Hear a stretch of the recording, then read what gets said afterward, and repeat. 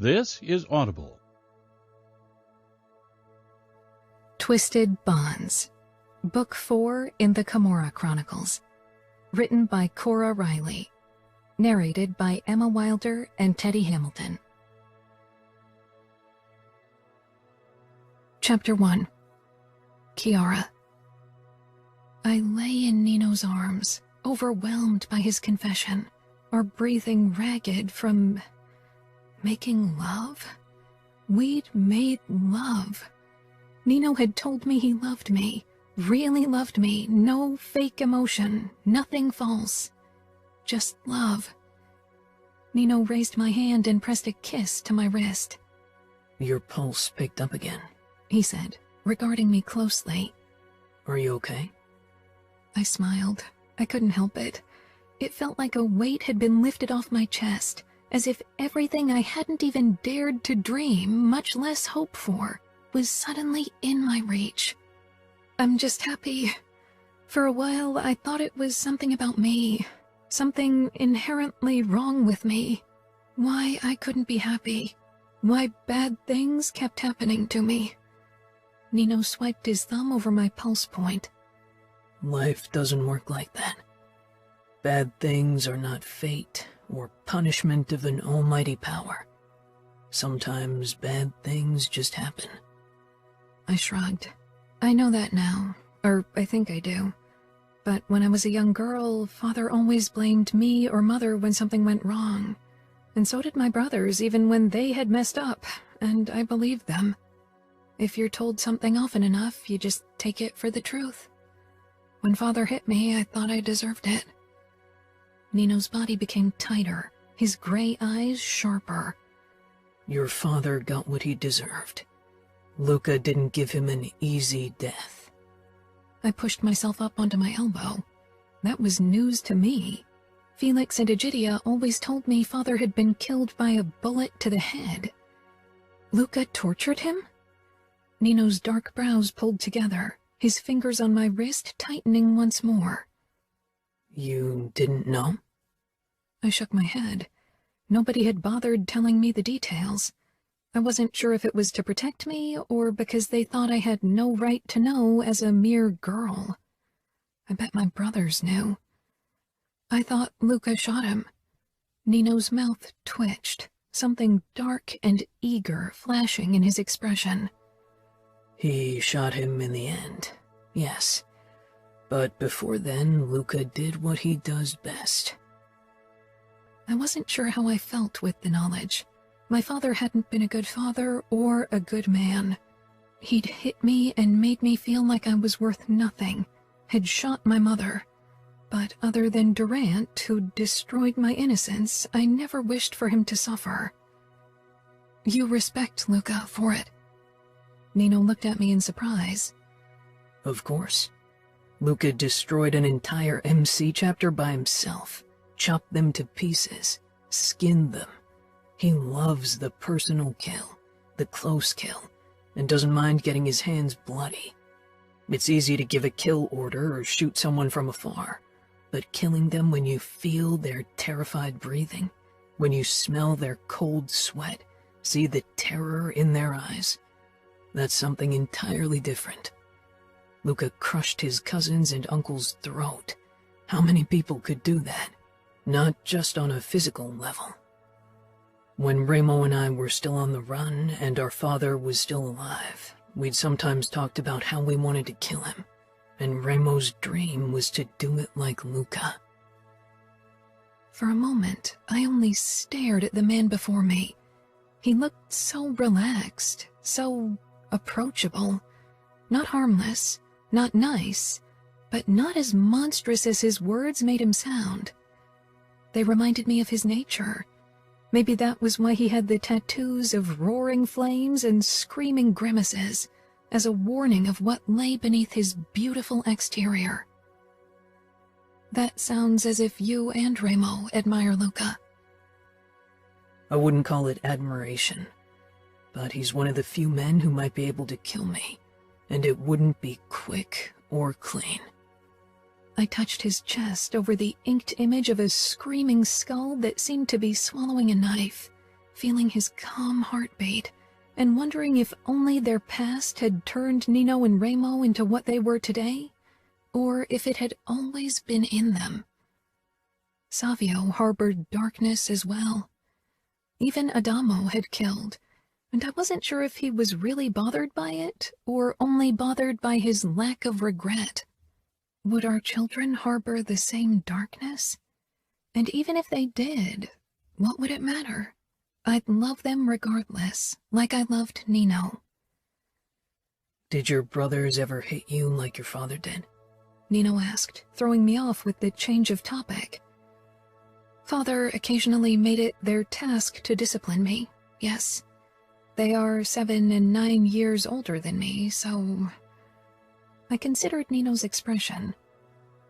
Nino, I said, quietly but firmly, I don't want you to kill them because of what they did when they were children.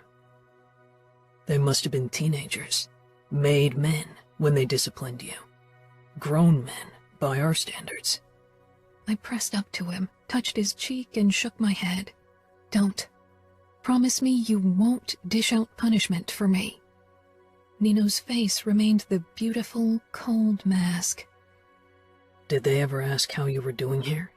Did they worry that I might abuse and rape you? Did they talk to you at all, at our wedding or since then? I swallowed. I tried not to think of my old family. All the memories connected to them carried the weight of hurt and sadness. They congratulated me. I could only remember seeing them for a few seconds during the champagne reception when everyone had congratulated Nino and me on our marriage, but I didn't remember much else of the day. I'd been too caught up in my terror. They hadn't contacted me since, and it wasn't because I was part of the Camorra either. We'd barely seen each other when I'd still been part of the Rizzo household. Promise me you won't hurt them. It should be my decision, not yours. Nino released a low breath and finally nodded. I won't hurt them. Remo either, and no one else from the Camorra. A small smile tugged at Nino's mouth. All right. I crossed my arms on Nino's chest, scanning his beautiful face. A few strands of his hair had fallen down his temple, and I pushed them back gently, then ran my fingertips over the undercut. How do you feel? So much has happened in the last few days. Remo can handle himself, and he's not alone. Fabiano will make sure my brother keeps his emotions in check. I didn't mean Remo leaving. I meant your emotions. Are you getting used to them? After the first flood, it's calmed down. I feel emotions, not always, not all of them, but they are there.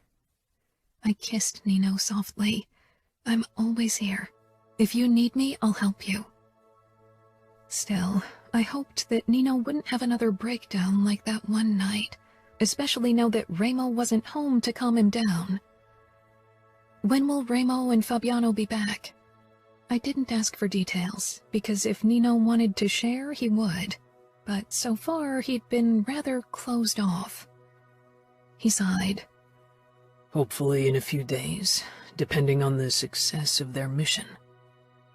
Curiosity burst through me, but I pushed it down. Go up to our bedroom, Nino said, startling me as I lay curled up on the sofa in the game room. It was 3 days after our conversation. What's the matter? I asked. His expression was tight, as close to anger as I'd ever seen it. I set down my book and stood, putting my hands up against Nino's chest. Is it about Remo? Remo and Fabiano had been gone for almost a week. Nino still hadn't revealed the details of their mission, only that it had something to do with the outfit. Nino's eyes held a hint of weariness. I'll explain later. Now I need you to go to our room, Kiara. I frowned, feeling like I was being treated like a child. I'm not weak. I can handle most things. He touched my cheek and kissed me briefly. I know, but this... He shook his head. I'm not sure if it's something you should say. My chest constricted. There was only one thing I definitely had a hard time handling. Don't ask, Nino said. Not now. I nodded reluctantly, grabbed my book, and headed into our wing. Dread settled in my bones as I closed the bedroom door. What had Ramo done? The sound of his sports car pulling into the driveway caught my attention, and I went to the window. I only saw a very small part of the front yard and couldn't make out anything. Despite my promise to Nino, curiosity gripped me, and I went back out, creeping to the main part of the house and peering through a window facing the driveway. I froze, my pulse throbbing furiously when I saw Ramo walking into the house. He was carrying a blonde woman, and they were both completely naked. The woman hung limply in Ramo's grasp, either unconscious or in shock. My throat tightened, my hands began to shake, and remnants of dark memories bit at my consciousness, wanting to burst forth and grip me. That's how Nino found me, still motionless before the window. Damn it, he whispered. He took my wrist, his fingertips pressing into the soft flesh. His other hand tipped my chin up, forcing me to meet his gaze. What did you say? Ramo carrying a naked woman, I said tonelessly. Nino shook his head. Come, he said, tugging me toward our wing. I resisted, needing answers. Nino, what's going on? I'll explain in our bedroom. No, I hissed, ripping out of his hold, breathing harshly. Explain now. Nino regarded me, his arms still raised, surprised by my vehemence. Slowly, he lowered his hand. I usually always tried to comply, to follow his decisions, but with this, I drew a line. Nino had said it himself. He wouldn't get angry if I stated my opinion. Ramo went to outfit territory and kidnapped Dante's niece. She was supposed to marry an underboss yesterday, but Ramo and Fabiano caught her on the way to church and brought her here. I shook my head, unable to believe what he was saying, and even worse, how he explained it as if telling me about the weather. What did Ramo do to her? I began shaking, wondering if he'd submitted her to the same horrors I'd gone through. I'd come to like Ramo for what he'd done for Nino and his brothers, but for this, I wouldn't be able to forgive him. Ever. Nino held my wrist again, tighter. Nothing. Now come. Nothing? I said incredulously, digging my heels into the floor. It didn't look like nothing. Why was she naked? I don't know everything yet. Savio mentioned that Ramo stopped one of our soldiers from assaulting her, and now she's here. That's it. That's it? I snapped. So he didn't rape her? The word felt like thousands of cockroaches crawling over my back, and I shuddered. No, Nino said. That's not part of Ramo's plan. Are you sure? Nino hesitated a heartbeat, and that was too much. I tried to storm past him, but he grabbed my arm. Don't. Let me handle this. Let me go. Nino shook his head and pulled me toward our bedroom again, ignoring my protests. I had no choice but to follow. The second we were inside, he stepped in front of the door, barring my way. It was the first time he had used his strength against me, and it made me unreasonably angry. Stay here until I've talked to Ramo. I won't let Ramo hurt a woman like I've been hurt, I whispered harshly. He won't, Nino said simply, trying to touch my cheek, but I took a step back. You knew about his plan all along, didn't you? Yes, I did. The kidnapping is meant to bring us Scuderi in exchange for Serafina. I blinked back tears. Serafina? You killed Durant because of what he did, but you allow your brother to kidnap an innocent woman? My voice broke, but I didn't let the memories of the past resurface. I was stronger than that. Nino cupped my cheeks, always so gentle when he handled me. It was at odds with the things he did to others. Kiara, it's not the same. I know Remo. Don't compare Serafina's fate to what happened to you. Trust me. I searched his eyes, beckoning and soft. I wanted to trust him, and I did, but I wasn't sure if I could trust Remo, not around a defenseless woman. Too much was broken inside him. "Okay," I said quietly. "Talk to Remo and tell me exactly what he said. I need to know. No more secrets, please." Nino kissed me. I'll head downstairs and have a word with him.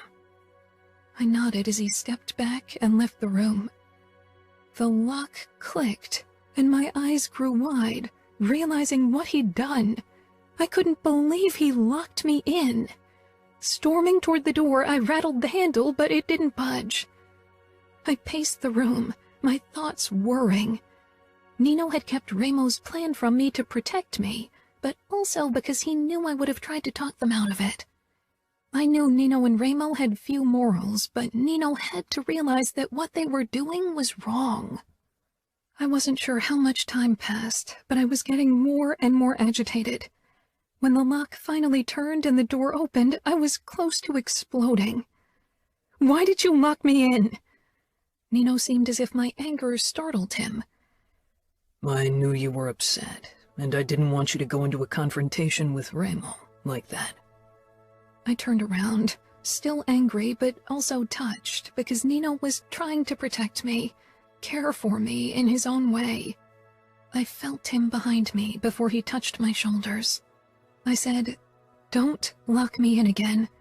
I don't like it. It makes me feel powerless and trapped." Nino's fingers tightened. He leaned down and kissed the crook of my neck. I won't. He paused, choosing his words carefully, which in turn raised my worries again. Do you have a few clothes and a white nightgown for Serafina? I raised my eyebrows. Why the white nightgown? Kiara? Nino's voice was strained, carrying the unvoiced pleas with it. His eyes begged me to trust him. Trust. I went over to my closet and took my silver nightgown out of a drawer. "I've got this." Nino nodded and took it from me. That should do. I gathered a few floor-length dresses, shirts, and shorts, and then hesitated in front of my underwear drawer. It was kind of icky to wear someone else's underwear, but I assumed Serafina preferred it to not wearing any at all. Nino took everything from me. Promise me to stay in this room and I won't lock it. I'll make sure the girl is safe, all right? All right. The word tasted bitter in my mouth, like a betrayal of the old me, like I was failing myself. Trusting Nino when it came to my well-being was easy. Without a doubt that he'd never hurt me intentionally, but Nino didn't feel pity, even now. Not for others. Never for others. Nino was gone for a long time. My resolve to stay in the bedroom was slipping away with every passing second when he finally stepped back in, a deep furrow of displeasure between his brows and much of his hair fallen out of his short ponytail, as if he'd ran his hand through it one time too often. I asked immediately, "What's going on? What did Remo say? And what does he need the nightgown for?" Nino closed the door. Remo will keep her here for now. He thinks she's safer in the mansion. Safer? She's a captive. Who says she's safe so close to Remo? Nino didn't say anything. I could tell he wasn't happy about this development, but he was loyal to Remo. Nothing would ever change it. I doubted Remo could do anything that would make Nino ever go against him. "You have to stop him if he tries to force himself on her. Promise me," I said fiercely. Remo can't be stopped if he's made up his mind. Not even by me. But as I said, I don't think you have reason to worry about that. What happens if the outfit's capo doesn't do what Remo wants? What is he going to do to her then? I didn't know much about Dante Cavallaro, only the rumors I'd picked up when I'd overheard Felix and Egidia discuss the outfit, or the few times Remo and Nino had talked about him in my presence. He seemed to be a logical man who based his decisions on facts, not emotions, and that didn't make me hopeful about Serafina's fate. It went against logic to exchange a mere girl for a consigliere, a man who carried the secrets of the entire outfit and probably Cavallaro himself. But Remo and Nino must know that, which left the question, why Remo had kidnapped the girl anyway? Nino opened his watch band with steady fingers, getting ready for bed. Kiara, this is Remo's game. He hasn't been as forthcoming with information as he usually is. Are you sure? Or are you trying to protect me, again? His face locked down as he put the watch on the nightstand. I'm telling you the truth. And you have to remember that this war was initiated by the outfit. They attacked our territory. They tried to kill all of us, even Adamo. Remo won't stand back and have his territory breached like that. Dante will have to pay the price for it. But he isn't, I said softly. An innocent woman is. Nino didn't contradict me. I wished he had. What about the nightgown? You didn't answer my question. If it was only so Serafina had something to sleep in, he wouldn't have asked for a specific color. He wants her to wear it when he records a video message for her family tomorrow. His emotionless eyes searched my face. We ordered pizza. Should I bring you some up? For a moment, I could only stare. Sometimes I tended to forget how Nino dealt with matters, how easily he could push aside the bloody part of the business from his mind because they didn't bother him. I'm not hungry. I'll take a bath. I don't feel so good. Nino didn't stop me when I walked into the bathroom, but his eyes followed me. I drew a bath, slowly slipping out of my clothes. When Nino had told me he loved me, I'd thought about bridging the subject of having kids. I'd started taking the pill before my marriage because I hadn't been sure if I could risk getting pregnant as Nino's wife. Now I knew that I and a baby would be safe in the Falcone mansion, well protected and even loved. But this new development with Dante's niece raised new doubts. Nino had only recently discovered his emotions, and Remo had a woman locked in his wing.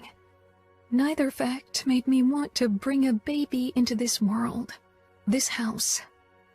I turned off the faucet and tested the water with my fingertips before I stepped in. Nino entered the room, his eyes roaming my naked body. I didn't hide myself from him.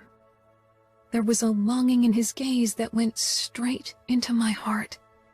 I sank into the water, flinching at the hot temperature. You can join me, if you want. Nino tugged his shirt over his head, then slipped out of his pants and boxers. The muscles and colorful tattoos that had scared me not too long ago now brought a familiar warmth to my belly, but it was only a brief burst.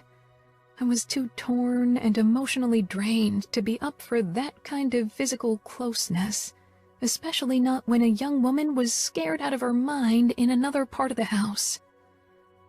Nino joined me in the bathtub, then opened his arms.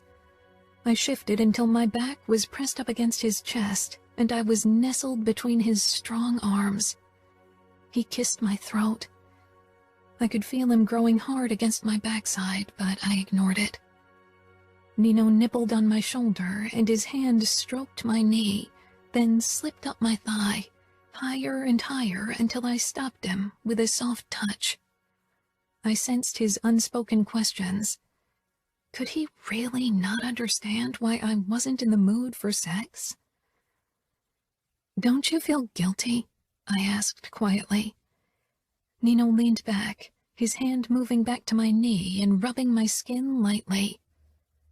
Kiara, he said tiredly. I'm not a good man. I'm not a decent man, either. I don't feel anything in regards to other people, which makes me so good at what I'm doing for the Camorra.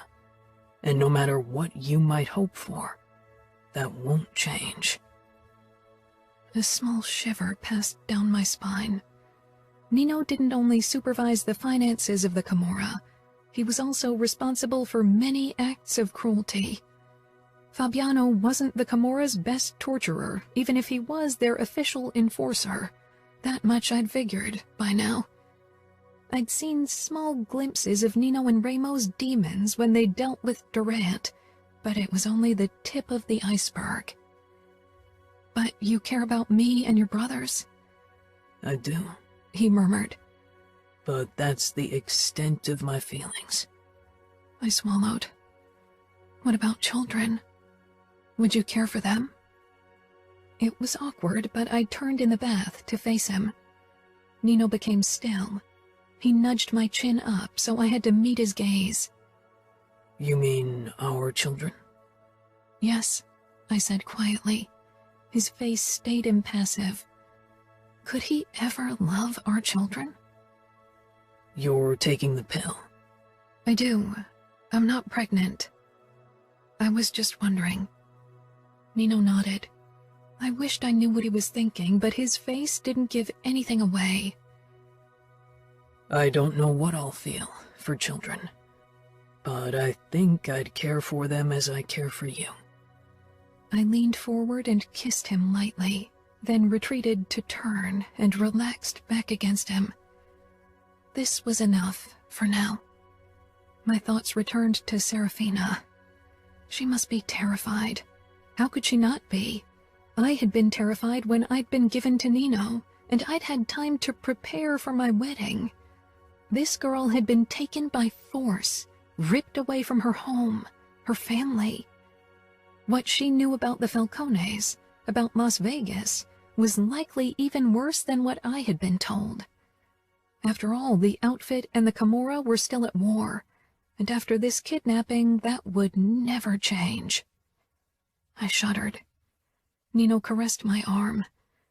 Kiara, he said quietly. Don't let this drag you back into the past. It won't, but it's difficult for me to bear the thought of the girl's terror.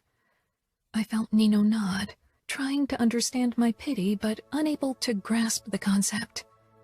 He didn't care about Serafina. He couldn't. I linked our fingers. I'd try to be our conscience. The water soon grew cold, and Nino helped me out of the tub, then proceeded to rub me dry. His touch left tingles in its wake, as always, but I didn't allow myself to relax into it. We settled in bed, both naked, wrapped in each other. Nino was still aroused, but he made no move to initiate intimacy again. I fell asleep in Nino's arms, marveling at the power of love. Despite what I knew of Nino, of what he was capable of, I loved him. Chapter 2. Kiara.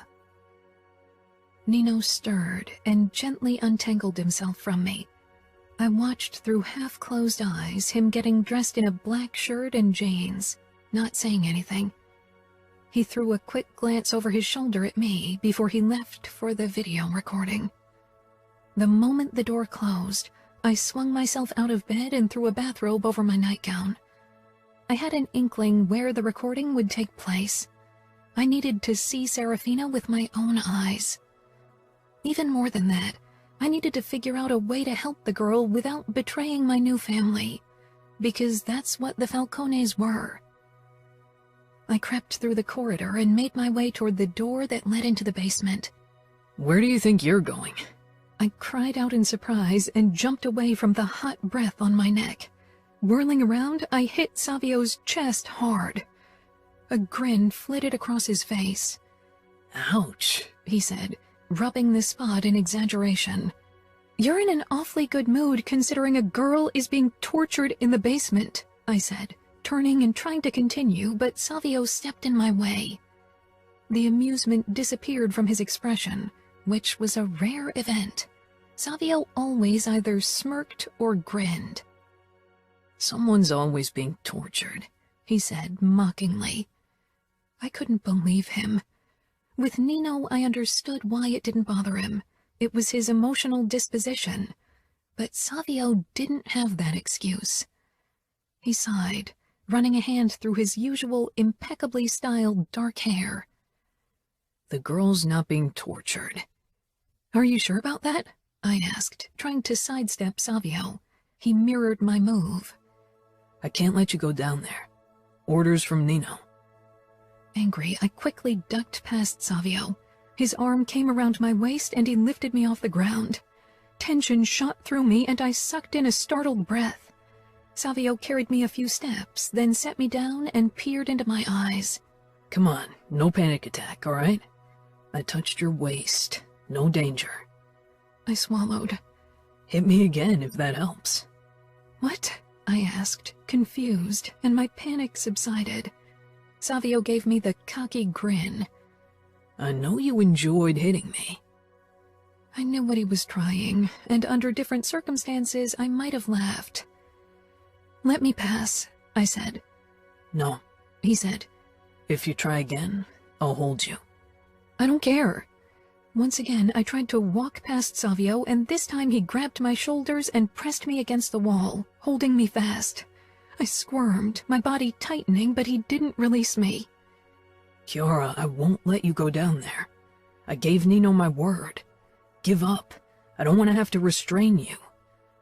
I shivered at his proximity. "Fuck," he breathed. "You know I'd never hurt you, right?" I looked up into his face, into brown eyes that had held wariness in the beginning, but were softer now. I gave a sharp nod and began to relax in his hold. He let go of me and stepped back, then ran a hand through his hair again. He looked at me. "I really wish I could have been there when Nino and Remo dismembered him." I knew who he meant, and I was surprised by his admission. Savio and I had gotten off on the wrong foot, and I often still had the impression that he resented the new restrictions my presence had brought. He leaned one shoulder against the wall beside the basement door. "Remo would never hurt an innocent woman like your uncle hurt you." There wasn't the hint of doubt in his voice. "How can you be sure?" "I know Remo," Savio said simply, for a moment again dropping his arrogant smirk. Like Nino, he had unfailing trust in Remo. I huffed, wishing I could share their convictions. "I want to go into the kitchen, if that's still allowed." Savio stepped back after a moment of hesitation. I walked past him toward the kitchen. He followed me like an annoying shadow. I whirled on him. "Am I a captive in this house now, too?" Savio raised his palms. "This is Remo's game, not mine. Talk to him if you don't like what's going on." He smiled in a way that suggested I wouldn't. Maybe the arrogant smirk was his protection. They all wore different masks. Nino, his lack of emotions. Remo, his anger. And Savio, his arrogance. I wasn't quite sure about Adamo's mask yet, but he was wearing one too. I was sure of it. I turned on my heel and continued into the kitchen, wondering why these twisted Falcone men wormed their way into my heart a bit more every day. After a quick breakfast, I moved into the library, pointedly ignoring Savio, who leaned beside the basement door, typing on his phone. I wouldn't spend all day in the bedroom while Remo played captor, and I couldn't stop thinking about Serafina. I was lounging on the couch when Nino came in. The moment I saw the haunted look in his eyes, I knew something had gone horribly wrong. Dropping my book, I pushed to my feet and hurried over to him, trying to suppress my rising worry. "Are you okay?" Nino cupped my face and kissed me fiercely, catching me by surprise. My body sprang to life, answering to the need in his kiss until it became more, heated, too much. I tore away from him, shaking my head, even as my body throbbed with desire. "Tell me what happened." Nino's gaze dropped to his forearm, where his fingers traced the scars. He frowned, pain and sadness flashing in his eyes before emotionless calm wiped them away. Remo recorded a live video for Cavallaro and Serafina's family, but her choice wasn't the one Remo had anticipated. There was no emotion in his voice, only that terrifying calm. I backed away. "Don't tell me you gave Serafina that choice." My insides convulsed, twisting tighter and tighter. Nino continued to regard me with that quiet scrutiny. Remo is playing mind games, but Serafina is strong-willed. She chose pain, forced his hand in front of Cavallaro. His gaze flickered to the scars on his wrist. She chose her wrist for the cut. Remo cut her? I took another step back, then turned around. "I'm sick of it.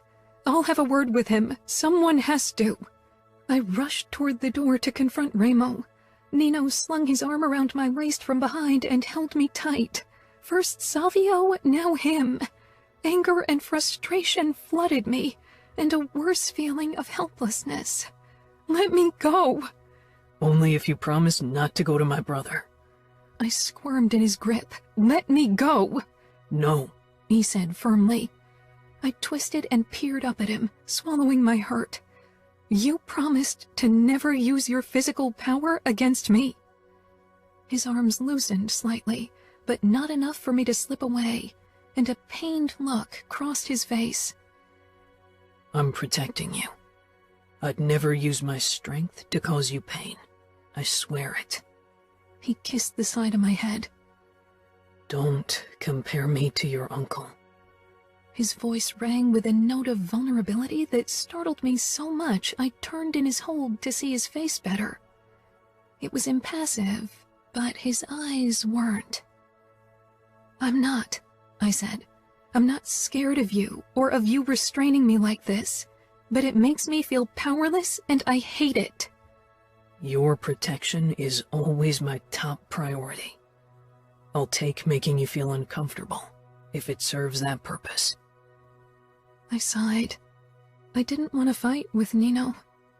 In his mind, his reasoning made sense. "Where is she?" I asked Nino, who followed close behind me as we headed into Remo's wing. My pulse was still up from my confrontation with Remo, but I was glad that I'd managed to talk him into letting me visit Serafina. Nino motioned toward a door to our right and stopped me before I could go in. "Be careful. People who are backed into a corner are dangerous." "Don't worry. Everything will be fine." "I know." He said it in a way that made me pause because of this steely undertone. I knocked, and when no protest sounded, I turned the key and pushed inside. Serafina was on the bed, her eyes filled with surprise. She was beautiful in an angelic way. Long blonde hair, blue eyes, pale skin. "Chiara Vitiello," she said. My name coming from her lips. I could practically hear all the stories she'd heard about me. People whispered about the bloody wedding, about what Remo and Nino had done, about the reasons for their actions. Chiara Falcone now, but yes, that's me. Nino stood close behind me as if he expected an attack any moment. His worry warmed my heart and annoyed me equally. I doubted Serafina would talk to me as long as he was present. She didn't have reason to trust me, but she had plenty of reason to mistrust him and his brothers. I told him, "You don't have to stay. Serafina and I are going to talk. She poses no danger to me." Nino wasn't looking at me, his calculating eyes firmly focused on Serafina. "I will stay. He closed the door after him and leaned against the wall to watch everything. And if you make a move toward my wife, the consequences will be very unpleasant. How could he say something like that? I gave Serafina an embarrassed smile before I moved close to Nino and pressed my palms against his chest. He lowered his gaze to me, the remnants of harshness still in his eyes. She's an innocent woman, Nino. You shouldn't threaten her, much less consider hurting her. Nino's expression remained hard. I don't care who she is, woman or man, innocent or guilty. If she poses a threat to you, I'll cause her the amount of pain necessary to make her back off. I swallowed at his voice. When Nino was around me, he made it so very easy to forget what he was capable of. To me, he was loving and gentle, but not to others. I don't want you to hurt her. I always respect your wishes, but this is something I won't promise you. Protecting you is the only thing I care about. As long as she acts accordingly, she's safe from me. Nino, I tried again. He shook his head and made it clear I wouldn't be able to change his mind about the matter. I moved closer to Serafina, who eyed me as if I was the enemy. I was probably the only person in the house, except for Adamo maybe, who cared about her well-being, but our conversation showed that she had no intention of opening up to me. I doubt you've come to offer your help. You are loyal to the Falcones, she said at last, sounding almost accusing. I am. They are my family. Nino. Hearing Kiara say that she was family, my chest felt lighter, and some of the tension slipped away. She smiled softly at me, still loving and caring despite what she often witnessed us doing. I'd been content with our family, of just my brothers and me building a tight-knit unit. I hadn't seen any necessity to extend it, and still hadn't considered it when I'd been set up to marry Kiara for tactical purposes. It had seemed impossible that anyone could fit into our family, that anyone could become part of our life and gain our trust, especially a woman. But Kiara had surprised us all. She found her place in our family, in her own quiet, thoughtful way, accepted us despite our many faults, and tried to better us in subtle ways. That she considered us capable of being better men was something that filled me with contentment, even if her attempts were bound to fail. Kiara turned back to Serafina and leaned close to her. I took a step in their direction. Sitting so close to the enemy was foolish. What was she telling Serafina? Vigilance and distrust were the foundations of my nature, but I couldn't imagine Kiara betraying us in any way. I didn't want to even consider the option that she could. After their talk, I led Kiara outside and locked the door. What did you tell her? Kiara peered up at me, frowning. Don't you trust me? I do, I said quietly, then cupped the back of her head, trying to remind her that she trusted me enough to touch her there. You remember the rule we established at the beginning of our marriage? No lies. Don't keep secrets from me, Kiara. Secrets aren't necessarily lying.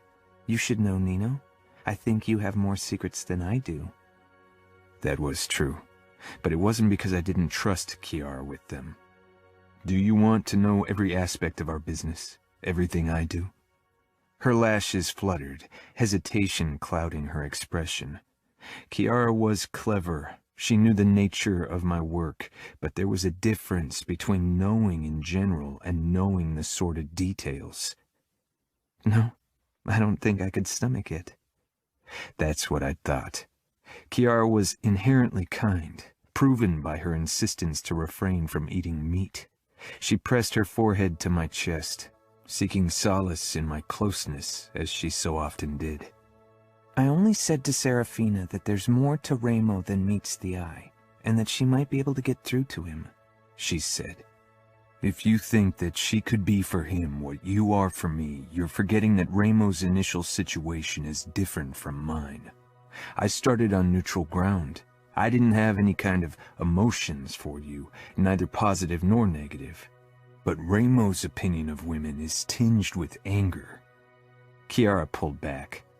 That doesn't mean it can't be changed. He seems to get used to me, so who's to say he can't get used to someone else?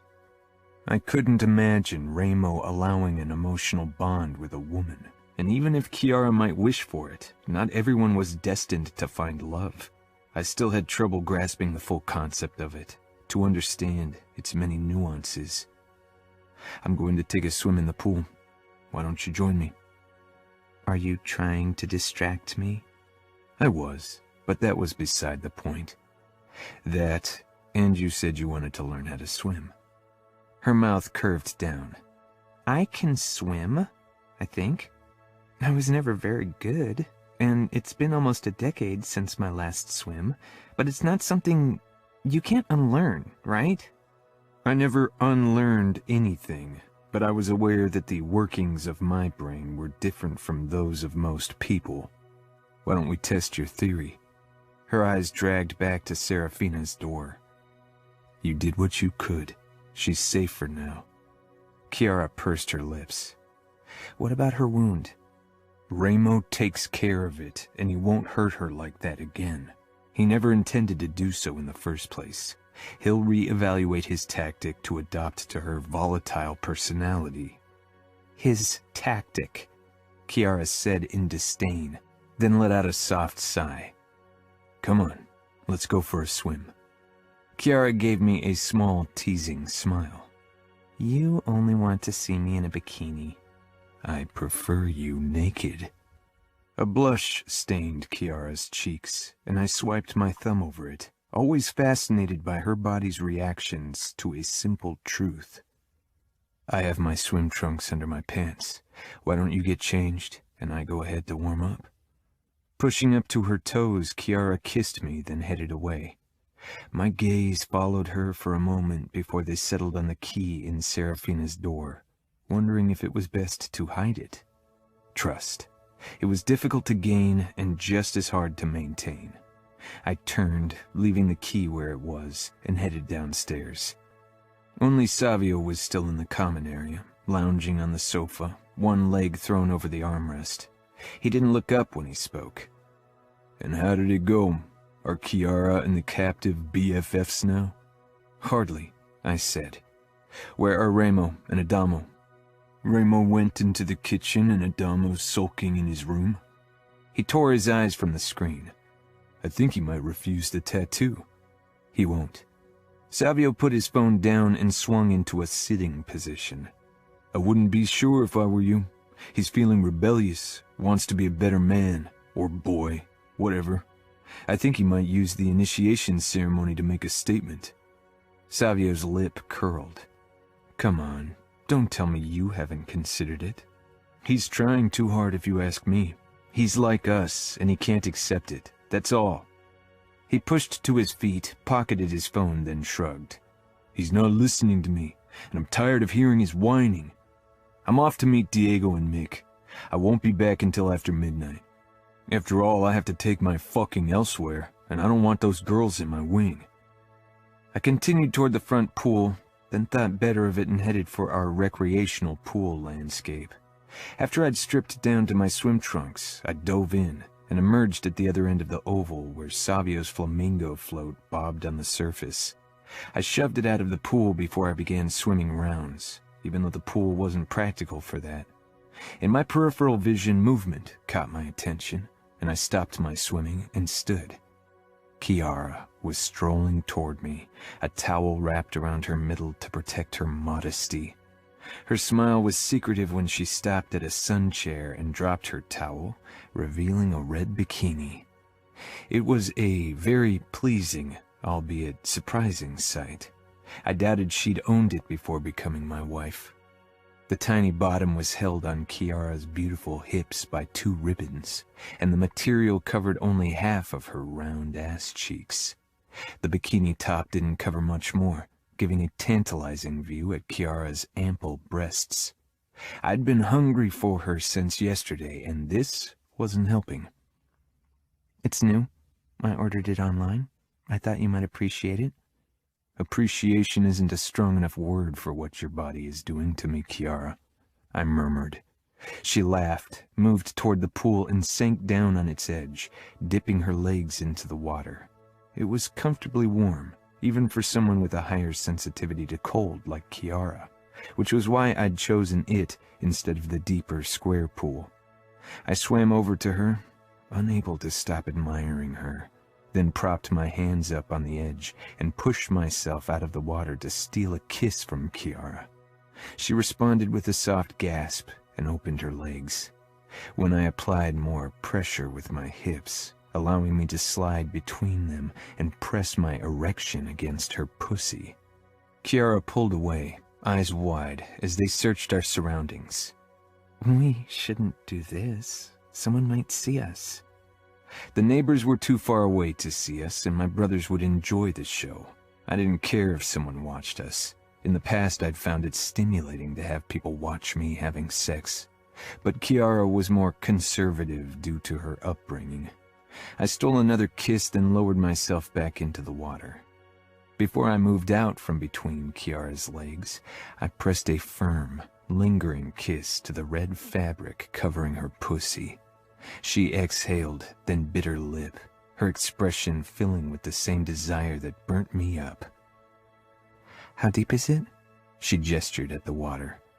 The pool has different depths. Here it reaches my chin, so you won't be able to stand. But back where the waterfall is, it's only about chest level for me.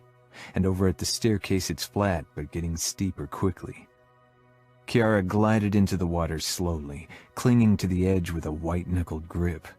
I gripped her waist. I have you. I'll make sure you don't go under. She released the edge only to grip my shoulders with the same fervor. I carried her through the water, floating on her belly, allowing her to get used to the feel of it, to relax. Eventually, Kiara began to move her legs, and she could have swum on her own, but I was reluctant to release her. One of my hands glided down her body, taking in the curve of her ass, before I slipped 2 fingers under her bikini bottoms and began stroking her. She was slightly aroused. Nino, she warned. I kept rubbing her folds and clit, lowering her slightly into the water so she felt less on display. Keep swimming, I said, as I circled her clit slowly. Her eyes flitted to me uncertainly. Nobody can see us, but if you want me to stop, I will. I really thought she'd enjoy it if she'd allow herself, but I wouldn't push Kiara past her limits, not with her hurtful past. She didn't say anything, and I kept teasing her until I could feel her become slicker. Kiara's strokes became less coordinated, and she kept swallowing water when she moaned. Turn over. Her arms slung around my neck as she drifted on her back in my arms. I nudged her bikini top aside with my mouth and latched onto her pink nipple while sliding a thumb into her. Kiara let out an astonished moan. Is this good? I asked against her breast, then drew it back into my mouth, my thumb rotating in her pussy. Yes, she whispered, eyes focused on my face as I sucked her breast. Then she averted her gaze shyly. Watch me. It turns me on if you watch me give you pleasure. Kiara smiled slowly, her breathing deepening, and her arousal quickly rose. Sometimes her eyes still darted back to the mansion, and I made sure to keep her distracted. Her muscles began to quiver as her fingers on my neck tightened, and then she tensed with a beautiful moan. Yes, I growled, moving my finger faster and sucking her nipple once more. My own arousal throbbed through my body, turning my swim trunks into an uncomfortable prison for my cock. When Kiara became slack, I raised my head and kissed her mouth. She gave me a sex-drunken smile. I kept teasing her pussy even as I released her body, and she hovered before me. She was always very sensitive after her orgasm, so this brought her additional pleasure. Can we have sex here? I paused briefly, surprised by her request, and a bit concerned due to her body's tendency to clamp up. She flushed bright red as if she'd said something wrong. I pulled her against me so her legs wrapped around my middle. Of course. But contrary to common belief, water isn't a lubricant. It dilutes your body's very own lubricant. That can lead to discomfort. Kiara let out a small giggle, then pressed her lips together. Sorry. I raised my eyebrows, trying to figure out what she found funny. I thought I should warn her and not plunge into her and cause any pain, which could lead to unpleasant memories. Your sexy talk is a bit strange. I can talk dirty, don't worry. Curiosity filled her eyes. Really? Yes. I tend to be a dominant and vocal lover, but I figured it would be better to tone it down for you. Her face fell. Oh, right. She cast her eyes down and she laughed again, but this time it was a tense, joyless sound. I guess our sex life isn't very fulfilling for you. I frowned. I didn't say that. I enjoy sex with you, and we've only begun. You'll grow more comfortable, and we'll discover your limits together. I released my hold so she sank lower until my erection pressed up against her center, causing her to moan softly. Would you like to try sex in the pool now? She nodded. I slid first one finger, then a second into her. It was a tight fit. Like I had suspected, the water wasn't helping. I swam toward the pool's edge and hoisted Kiara out before sliding her bottoms to the side and kissing her pussy. Nino. Let me help your body. I want to lick you. I pushed the flamingo into a position where it covered most of Kiara, if someone were to glance toward the pool from the mansion. Then I ran my tongue along her crease, tasting hints of her arousal, but not enough. That would soon change. Kiara was always very responsive when I ate her pussy. Watch me, I said, deciding to test how much of my dominance she could deal with, and Kiara obeyed. I took my time licking around her outer lips, then sucking them into my mouth, one after the other, before I used the tip of my tongue to play with her sensitive inner lips. Kiara's fingers tangled in my hair, her hips rocking slightly, and the sweet taste of her arousal became more prominent. My cock jerked when Kiara's juice swiveled on my tongue. I groaned against her. Kiara, I love your taste. She shuddered when I parted her with my thumbs and dove back in, even slower than before, really savoring her pussy. But soon she began clenching, a sure sign of her impending orgasm. Hold back. It'll be more intense if you fight your release for a while. Trust me. I ignored her clit and focused on her opening. Even that made Kiara tremble. Hold back, I said again. I can't, Kiara gasped, her face twisting with pleasure. It feels too good. I gently eased 2 fingers into her, and when my lips finally closed around her clit, a tremor went through her, and she moaned, her hands tugging at my hair with enough force to send a wave of pleasure through my body. I pumped my fingers into her, quickly, enjoying the way her walls contracted around them with every pulse of her orgasm. Fuck, you're so wet. I shoved down my swim trunks before I helped her back into the water, and Kiara clung to me, a dazed little smile on her face as I lowered her to my erection. I'll go slowly. Tell me if you feel discomfort. She kissed me, and I slid into her, feeling no resistance. I halted as I was sheathed in her. Kiara was already pressing into me, rocking encouragingly, so there really was no question about if she felt discomfort. Holding on to her waist, I started bouncing her up and down on my cock. Kiara forgot everything around us as I fucked her, and I had to hold back not to come as she ground herself against me, over and over again, her walls clenching. and she threw her head back with a breathless moan, coming around me. I licked water off her elegant throat, enjoying the feel of her erratic pulse against my tongue. My balls clenched, but I fought my release with gritted teeth and carefully slid out of her. Kiara stared at me in confusion. You didn't come. Not in the pool. I know your brothers have used the pool for their activities, especially Savio. Don't tell me they never come just to keep the water clear. Her lips curled and she glanced around. They do, but with the whores they use condoms, and if they get a blowjob the women swallow. Kiara gave a small nod. Right. Then she tilted her head up. Did you like it if a woman did that? Gave me head? Yeah. Her voice was a bare whisper. Were there men who didn't enjoy the feel of a hot mouth? I stroked my palm down her spine, trying to gauge her mood. She seemed self-conscious. Was it because she'd never gone down on me? I had never asked her to, even if I missed it, because it was obvious that she was scared of doing it. I did, I said, opting for the truth. Let's go inside. I want to be inside you again. Kiara followed me back into the house. She was tense, but the moment I lowered her to the bed and kissed her, she softened. I traced her thighs, then raised one over my back before I inched into her, savoring the slow tempo of her walls hugging my cock. Perfection, I rasped. This is fucking perfection, Kiara.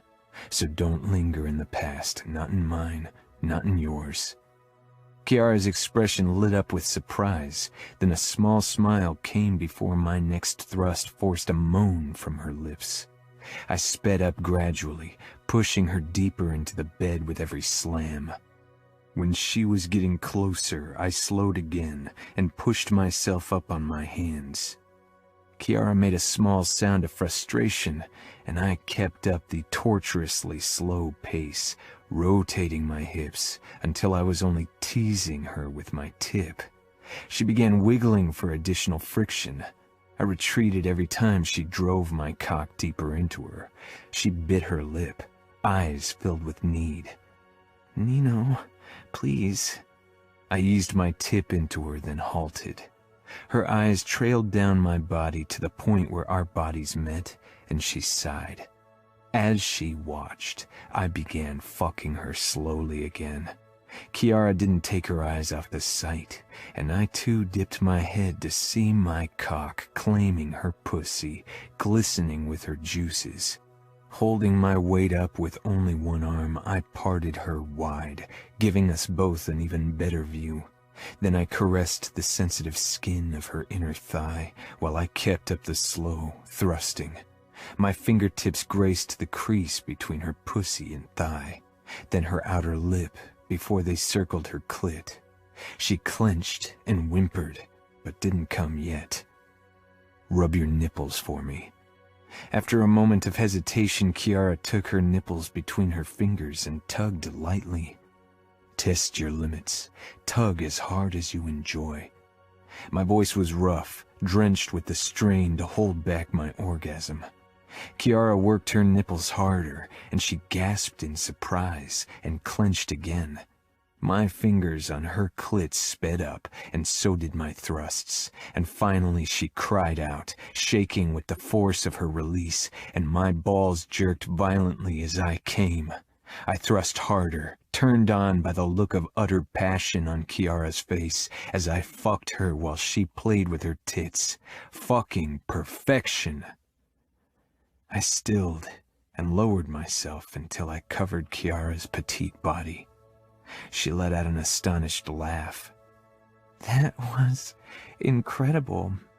Whenever I think sex can't possibly get better, you do something new and just wow. I chuckled at the innocent wonder in her voice, raising my head to look at her flushed face. Trust me, Kiara. We've only just begun. Chapter 3. Nino. Adamo had mostly been hiding in his room since Remo had brought Serafina home. His initiation was in 3 days, and I wanted to make sure his current mental state didn't lead to a decision he'd come to regret. I knocked on his door and didn't get a reply. I knew Adamo was inside and could only assume he had his headphones on, like so often. I pushed the door open and found him lying on his bed, listening to music and glaring at the ceiling. When he spotted me, he frowned and sat up, pulling his headphones off. "Ever heard of privacy?" I took in the mess on the floor, crumpled clothes, dirty dishes, half-empty Coke bottles with cigarette stubs inside of them. "No smoking in the house, you know the rules." Adamo rolled his eyes and gave me the finger. I advanced on him and grabbed his arm, jerking him to his feet. "Remo and I give you a lot of leeway, Adamo, but don't forget who puts food on the table, who pays for all this, who makes sure you are safe. Show some respect or I'll have to teach it to you." Remo and I didn't like to punish Savio or Adamo with violence, but Adamo was testing both our patience. Adamo jutted out his chin. "Are you going to try out a few new torture methods on me?" "I don't need to test out new methods. I've been using the same for many years, and they are very effective." Adamo had never been subjected to our father's torture. Only Savio, Remo, and I. It was a good thing, but it also made him weaker and an easier target. However, neither Remo nor I would raise his pain tolerance by torturing him. Adamo grimaced. "Do you use them on the girl?" "No." "Will you?" "No." As I'd said to Remo, Serafina was an innocent woman and didn't deserve the choice he'd given her, or being the victim of my very particular talents. "Can you say more than no?" he grumbled, trying to free himself from my grip. I didn't release him, tightening my hold. "I can, and I would if your questions required more than a simple no answer." "I feel bad for her. She's just a girl. Why does Remo want to hurt her?" The insolence was gone from his voice, and he sounded like the little boy I'd read Harry Potter to. I dropped my hand and he rubbed the spot, avoiding my eyes. I said, "I'm not sure if he wants to hurt her." I didn't think even Remo knew what exactly he wanted with the girl. Adamo snorted. "Yeah, right. When did Remo ever not want to hurt someone?" "He doesn't want to hurt you, Adamo. You know that." "Yeah? Your initiation is an important day. This is about more than loyalty to the cause, to the Camorra. This is about loyalty to our family, to Remo. Will you turn this into a guilt trip so I take the oath?" "Guilt is an irrelevant notion to me, you know that." Adamo let out a choked laugh. "Yeah, I got that. For you and Remo both, and for Savio whenever it suits him best." "Do you feel guilty for killing the outfit soldier?" Adamo sank back down on the bed and fiddled with his headphones, giving a small shrug. "Kinda." "Kinda? What does that mean?" "I know you're all keeping something about our mother from me. I want to know what it is. If I'm old enough to become a made man, I'm old enough for that, right? Now isn't the right time. Don't concern yourself with the past." Adamo reached for a packet of cigarettes on his nightstand. He seemed to catch himself, darting his eyes to me and withdrawing his hand. I grabbed the packet and stuffed it in my back pocket. "Hey!" I raised one eyebrow, daring him to say more. He'd buy more cigarettes. Still, he needed as much discouragement as possible to stop this unhealthy habit. "Answer my question." "I feel guilty for not feeling guilty." That was completely unreasonable. Adamo groaned. "Because I should feel guilty. But why do I bother explaining that to you?" He tilted his head, making a few of his curls fall into his eyes. "How do you make sure not to hurt Kiara? I don't get it." "By monitoring her reactions and adapting my behavior accordingly." He shook his head. "Even your marriage is pure logic." It wasn't, not anymore. but neither Adamo nor Savio knew of the recent changes I'd experienced. I didn't want to explain them to my younger brothers until I was sure of their extent and understood them better. Maybe it would do you good to control your emotions on occasion. Logic might help you navigate your current emotional instability. Adamo's face scrunched up. He threw himself back on his bed and put his headphones back on. Stifling my frustration with his irrational behavior, I turned and left him to his sulking. Kiara, are you worried Adamo will refuse the tattoo today? I asked as I lay in Nino's arms after sunrise, tracing his tattoos and the hard ridges of his abs. Not exactly worried, no. I think he'll see reason. I shook my head, and Nino pulled back to regard me with a frown. Did he tell you anything? There was definitely a hint of concern in his voice. No, I said. But I don't think Adamo will do it because he sees it as the reasonable choice. He isn't like that. Adamo is driven by emotions. He'll take the tattoo because he loves you, Remo, and Savio. Because he's loyal to you. Nino nodded, and gradually his expression softened before he bent down to press a kiss to my mouth. I smiled against his lips and touched his cheeks, enjoying the feel of his beard against my palms. We stared into each other's eyes, and I could hardly resist telling Nino I loved him again.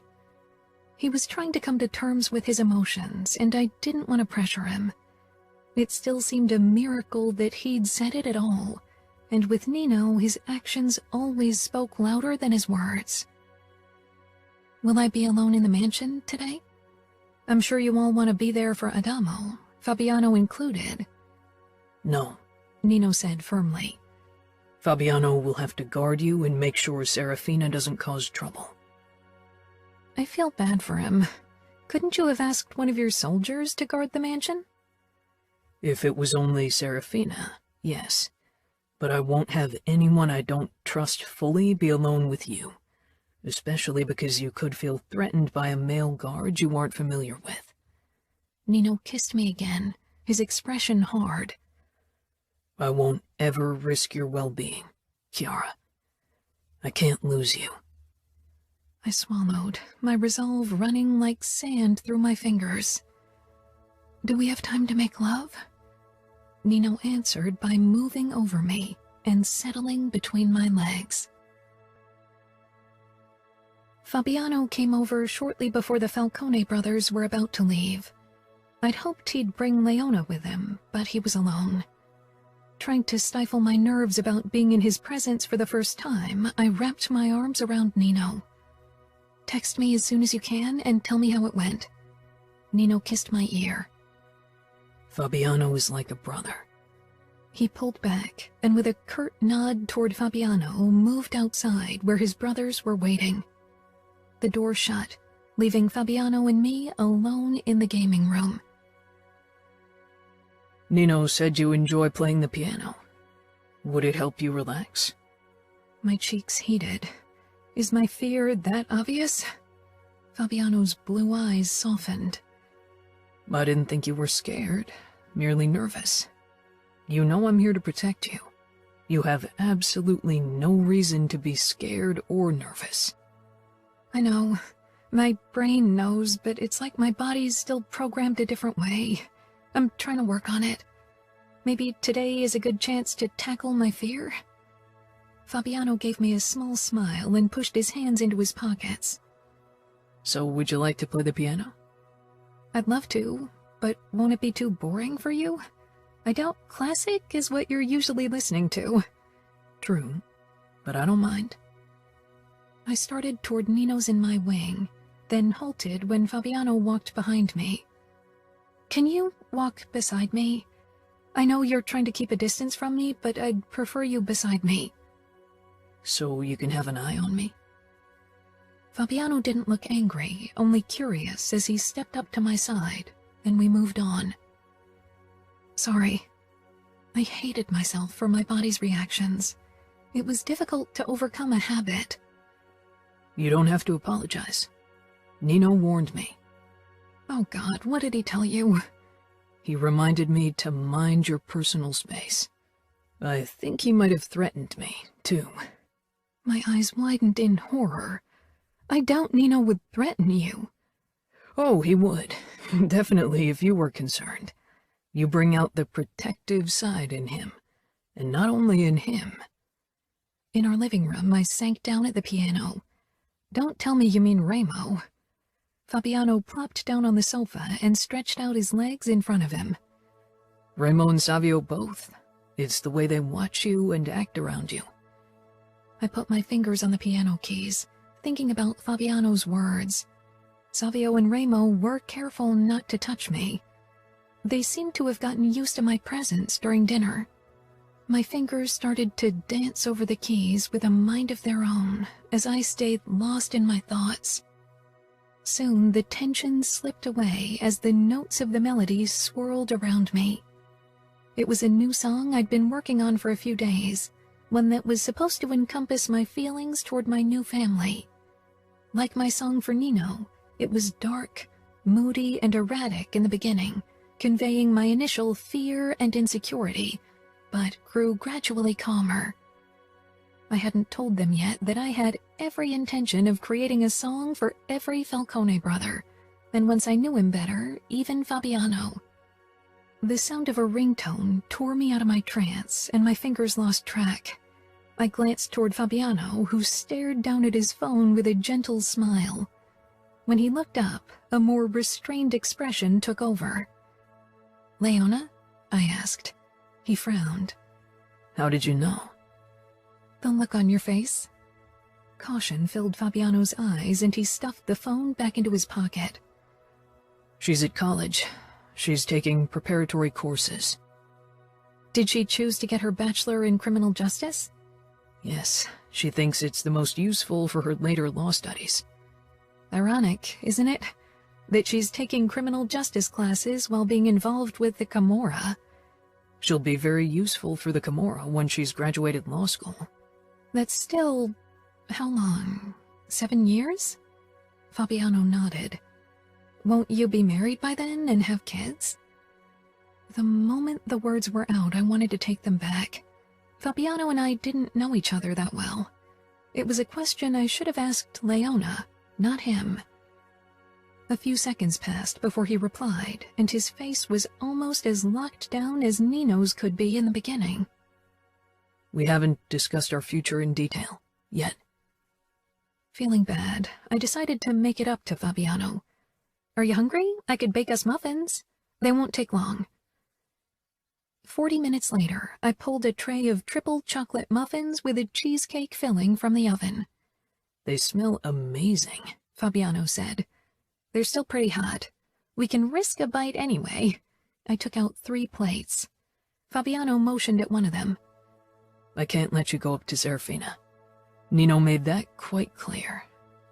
Sighing, I put a muffin on each plate, then put one of them to the side so Remo could take it up to Serafina later. 2 plates in hand, I headed over to the table and sat across from Fabiano. I hope you like it. Fabiano dug in immediately. Perfect. It's strange that we're sitting at this table, eating muffins when we were raised to hate the Camorra. But we both found a family here. Fabiano regarded me. To be honest, I felt pity for you in the beginning. Even before I knew what happened to you, I thought living under a roof with the Falcones would be the end for a girl like you. Did you think they'd abuse me? No, I thought they wouldn't know what to do with you.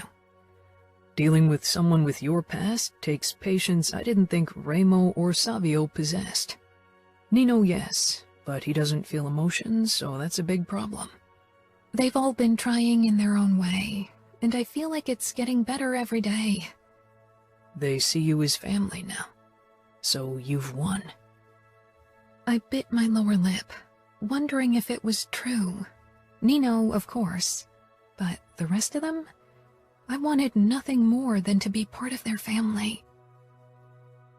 We were still in the kitchen when Remo, Adamo, and Nino returned. Nino immediately scanned me from head to toe, which led to Fabiano rolling his eyes and saying, "She's in one piece." Nino came over, bent low, and kissed my ear. "Are you all right?" I nodded. "I made muffins. They're still warm." I looked to Adamo, who appeared a bit pale. "You should eat one. The chocolate will make you feel better. Trust me, and I didn't make them very sweet." I stood, headed over to the tray, and scooped 4 muffins onto the plates, then handed them to each man. Remo cocked his eyebrow. "You know I hate sweet things." "Maybe you haven't had the right kind of sweet yet." Not waiting for his reply, I moved on to Adamo and gave him the plate. His forearm was wrapped with a bandage. "How did it go?" I asked softly. "Okay," he said with a hint of relief. Maybe he'd come to terms with everything now that he was initiated. I handed the last 2 plates to Nino and Fabiano. "Where's Savio?" "With 2 whores," Nino said, and I nodded. I shouldn't have been surprised. Remo and Nino both only ate half of their treats, and I finished Nino's, then stopped Remo from throwing away his. I took the half-eaten muffin and took a huge bite. "You realize I bit into that before." And now I'm biting into it. That's what muffins are for. Remo shook his head. For once, his face didn't hold this scary harshness it usually did. "And you say you don't like sweet things, Remo?" Fabiano said in a teasing voice. Remo and he exchanged a look I didn't understand. "You're full of shit, Fabiano." Chapter 4. Kiara. On Remo's request, early the next day I went clothes shopping for Serafina. Nino was busy visiting a drug lab in the suburbs to discuss new designer drugs, and Remo hated shopping, which left Savio with the task of playing babysitter. He was munching on one of the muffins when he swung himself behind the wheel of his Ferrari. "If you're bored, I wouldn't mind if you bake again." I smiled, happy that they all enjoyed my cooking, when in the past I'd barely had the chance to try my hand at it. "What's your favorite?" "Red velvet." "Then I'll make those next." Savio tore his eyes away from the traffic to give me a curious look, but didn't say anything. "You have to turn right there." "I know Vegas by heart, don't worry." "Even boutiques?" "I like nice clothes." I tilted my head in agreement. Savio was always impeccably dressed and styled. He said, "Your new style works better for you, by the way." I flushed, glancing down at myself. I'd chosen a red, off-shoulder summer dress with white dots that ended above my knees. Because of the red? That, and you're not hiding your body anymore. With curves like yours, it was a fucking shame to hide them under those wide dresses. I laughed uncertainly. "Don't worry, I'm not coming on to you," he said with a smirk. "Nino would chop my balls to pieces like a tataki master. And you're like a little sister to me, I'm not that kinky." My cheeks burned, causing Savio to chuckle and shake his head after catching a glance at me. He said, "That you can still blush like that, living under a roof with my brothers and me?" I couldn't get over the fact that Savio had compared me to a little sister. It made me emotional, and I really didn't want to cry. It would only freak him out. If anything, I'd be the older sister. You're younger than me. "Yeah, but you've got the whole little sister vibe going. Needing protection, being tiny as fuck and all." "Tiny as fuck?" I repeated. Savio laughed again and pulled the car up in front of a boutique. "Let's go. I don't want to spend all day shopping with you. I'm meeting Mick and Diego later." "Mick? That doesn't sound very Italian." "Short for Michelangelo. His parents must have been high on something when they chose that name." Savio got out of the car and walked around it so he was by my side. With my flats, I only reached his chest, so I understood his tiny comment. As we strolled toward the boutique, I caught a group of 3 teenage girls checking Savio out. Of course, he noticed and winked at them, causing them to giggle, then look at me guiltily. Do you know them? Savio dragged his eyes back to me and held the door to the shop open. We went to school together. Wasn't it strange for you to drop out early? He gave me an odd look. Why? It was a waste of time. I need to help my brothers and protect the Camorra's interests. Nino homeschooled me a lot of the time, and I did graduate. I was advanced in most classes anyway. We stepped into the shop, and at once the vendor who'd served me the last few times appeared at our side. After a nervous glance at Savio, she smiled at me. I have a couple of new red pieces I could show you. Actually, I need clothes for someone else. I paused. But I'll try the red pieces as well. Savio huffed and headed over to one of the chairs in front of the changing room, sank down and pulled out his phone. The other chair was occupied by a middle-aged man whose wife was likely getting dressed. I'll put these in a changing room for you, the vendor said as she walked past me with 2 red pieces. I nodded distractedly as I perused the clothes for something Serafina might like. I didn't know Serafina, but she seemed the type who wasn't shy about her body. Taking a few shorts and summer dresses as well as shirts from the rack, I asked the vendor to get them for me in the size I suspected Serafina needed. Then I headed into the changing room to try on the other clothes. The first dress was an instant buy. The second piece, a jumpsuit with tight shorts and a wraparound top, I wasn't sure. Do you think that's something Nino would like? I asked.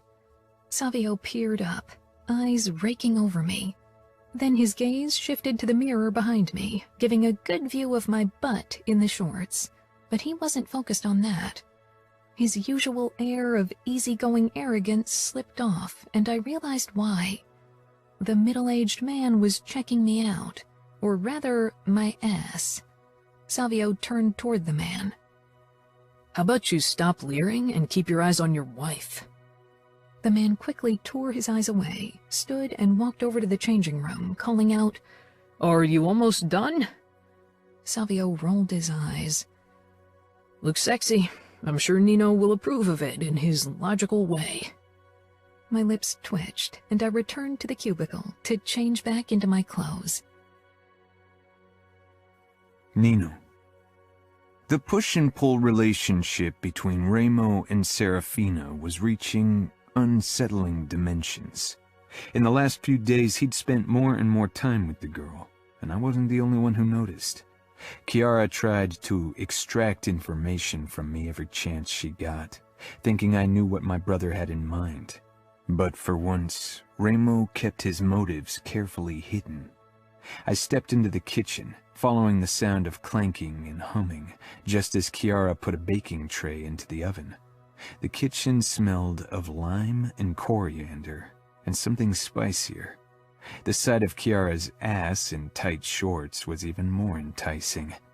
Walking up to her, I caught sight of what looked like tacos. I wrapped my arms around her from behind, kissing her neck. That looks good. What is it? Enchiladas verde? I hope they aren't too spicy. I gripped her hips, turned her around, and hoisted her on top of the counters, then stepped between her legs. Before she could utter a protest, I kissed her, my fingers stroking her smooth thighs. In the last few days, my own emotions had been erratic, maybe triggered by Remo's irrationality. Kiara's closeness always eased the pressure in my chest until I felt a familiar calm. Savio sauntered in, letting out a scoff. Okay, just to get this straight, I'm banned from any kind of fucking in the communal space of the mansion, but you're getting it on in plain daylight on our kitchen counters? Kiara drew back, her cheeks turning pink. We were kissing, I said, not bothering to step back. Savio leaned against the counter, arms crossed. Looks like that won't be the end of it. Hypocrite much? Kiara gently pushed against my chest, trying to make me step out from between her thighs, but I resisted. Nino, if you ever bring a girl you're serious about, you can get it on like this too, I said. Savio smirked. I take my fucking very seriously. Does that count? Kiara poked my side and I finally moved back so she could slip off the counter, avoiding Savio's eyes. "The blush goes well with the red of your shorts," he said. I sent him a warning look, but he was immune to my threats. Kiara checked the enchiladas, bending over, and Savio's gaze followed the movement of her ass before he gave me a thumbs up. I moved forward, but Kiara beat me to it, whirling on him and stabbing her finger against his chest. "Stop staring at my backside." Savio raised his hands with a grin. "All right, Tiny." Kiara shook her head, smiling. I frowned, trying to understand what was happening between them. She told Savio, "I hope you'll find a nice girl soon who will teach you some manners." "Not going to happen. Girls in relationships are too much work. They start thinking they can boss you around and make demands. I prefer it when girls do what I want." "How would you know? Have you ever had a relationship?" "I don't need to.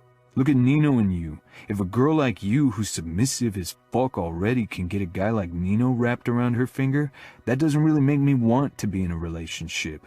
I like my freedom." He pushed away from the counter and headed for the door. "Call me when the food's done." Kiara scowled after him. "Submissive as fuck?" She turned to me.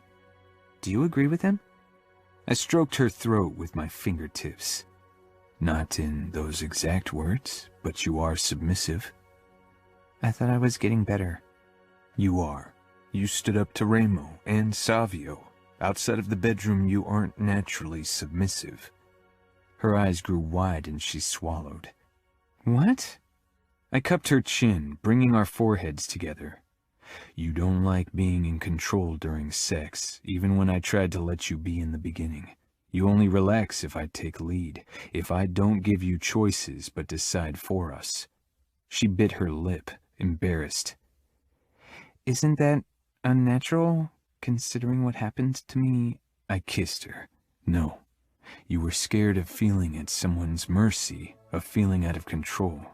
But you trust me, and know you can relinquish control without fear, because I only want to give you as much pleasure as possible." Kiara released a shaky breath, licked her lips, and from the look in her eyes, she was aroused. The oven beeped, announcing the end of the baking time. I leaned into Kiara, letting her feel my erection. "Later," I promised. Kiara. I watched the cage fight of Savio's next opponent with Nino and his brothers, even though I'd have preferred spending the evening with Serafina, talking. Nino refused to let me be alone with her.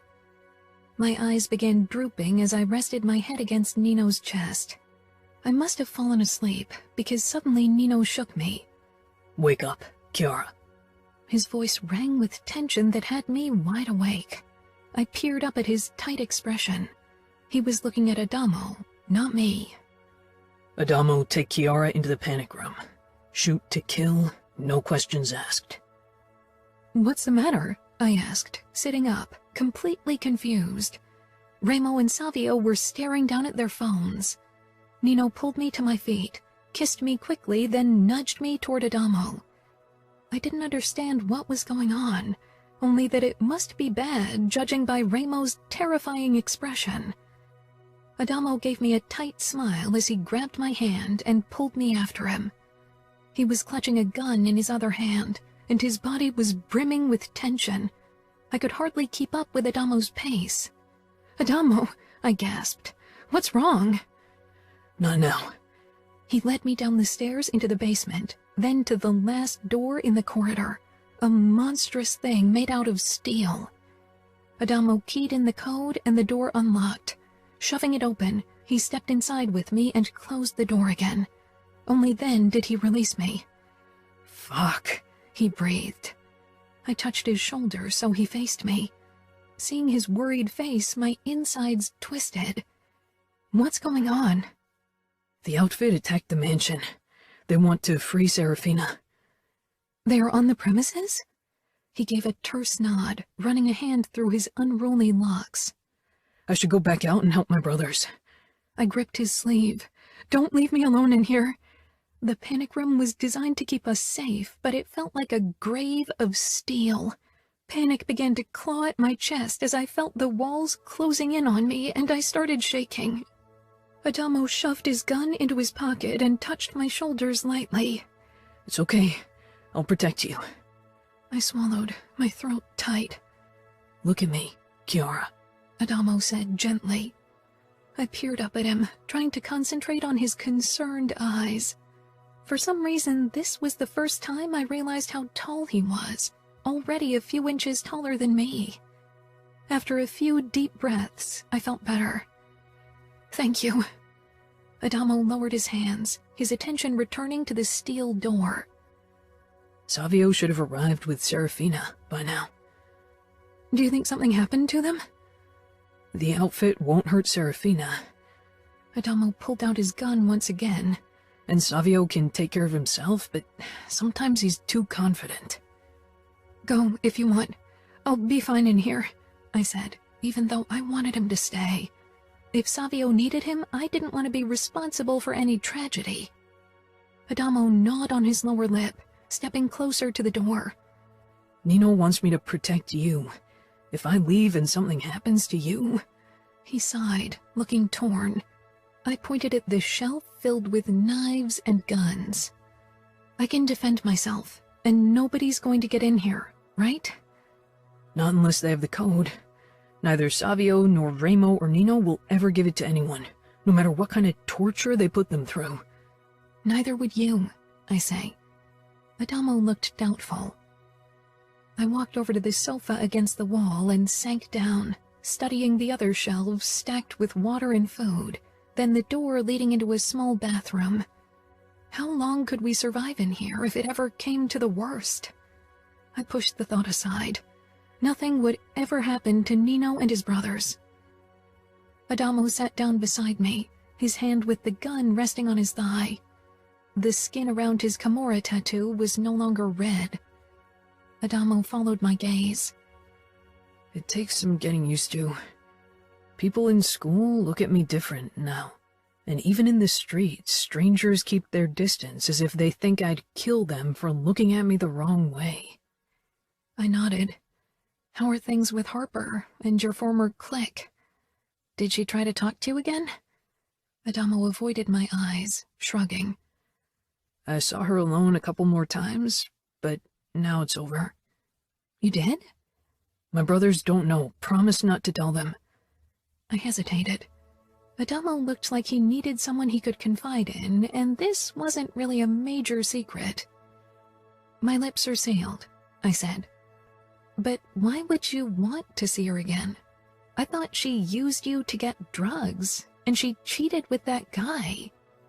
Mason. Adamo frowned, clenching and unclenching his hand, watching the way his muscles flexed. Every day he seemed to grow more. In moments like this, he didn't look the 14-year-old. I don't even feel guilty. That's okay. Adamo tilted his head up with a grim smile, and for the first time I saw his resemblance to Remo. Is it also okay that I only went back to Harper because I wanted to get another blowjob and screw her after what she did to me? Pretending I didn't know where Mason was when I'm the one who killed him?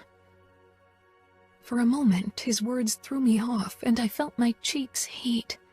Adamo sank against the backrest with a grimace. Sorry, Kiara. I shouldn't have said that. I didn't want to upset you. Forget what I said. He leaned his head back and glared at the ceiling. Why would I be upset?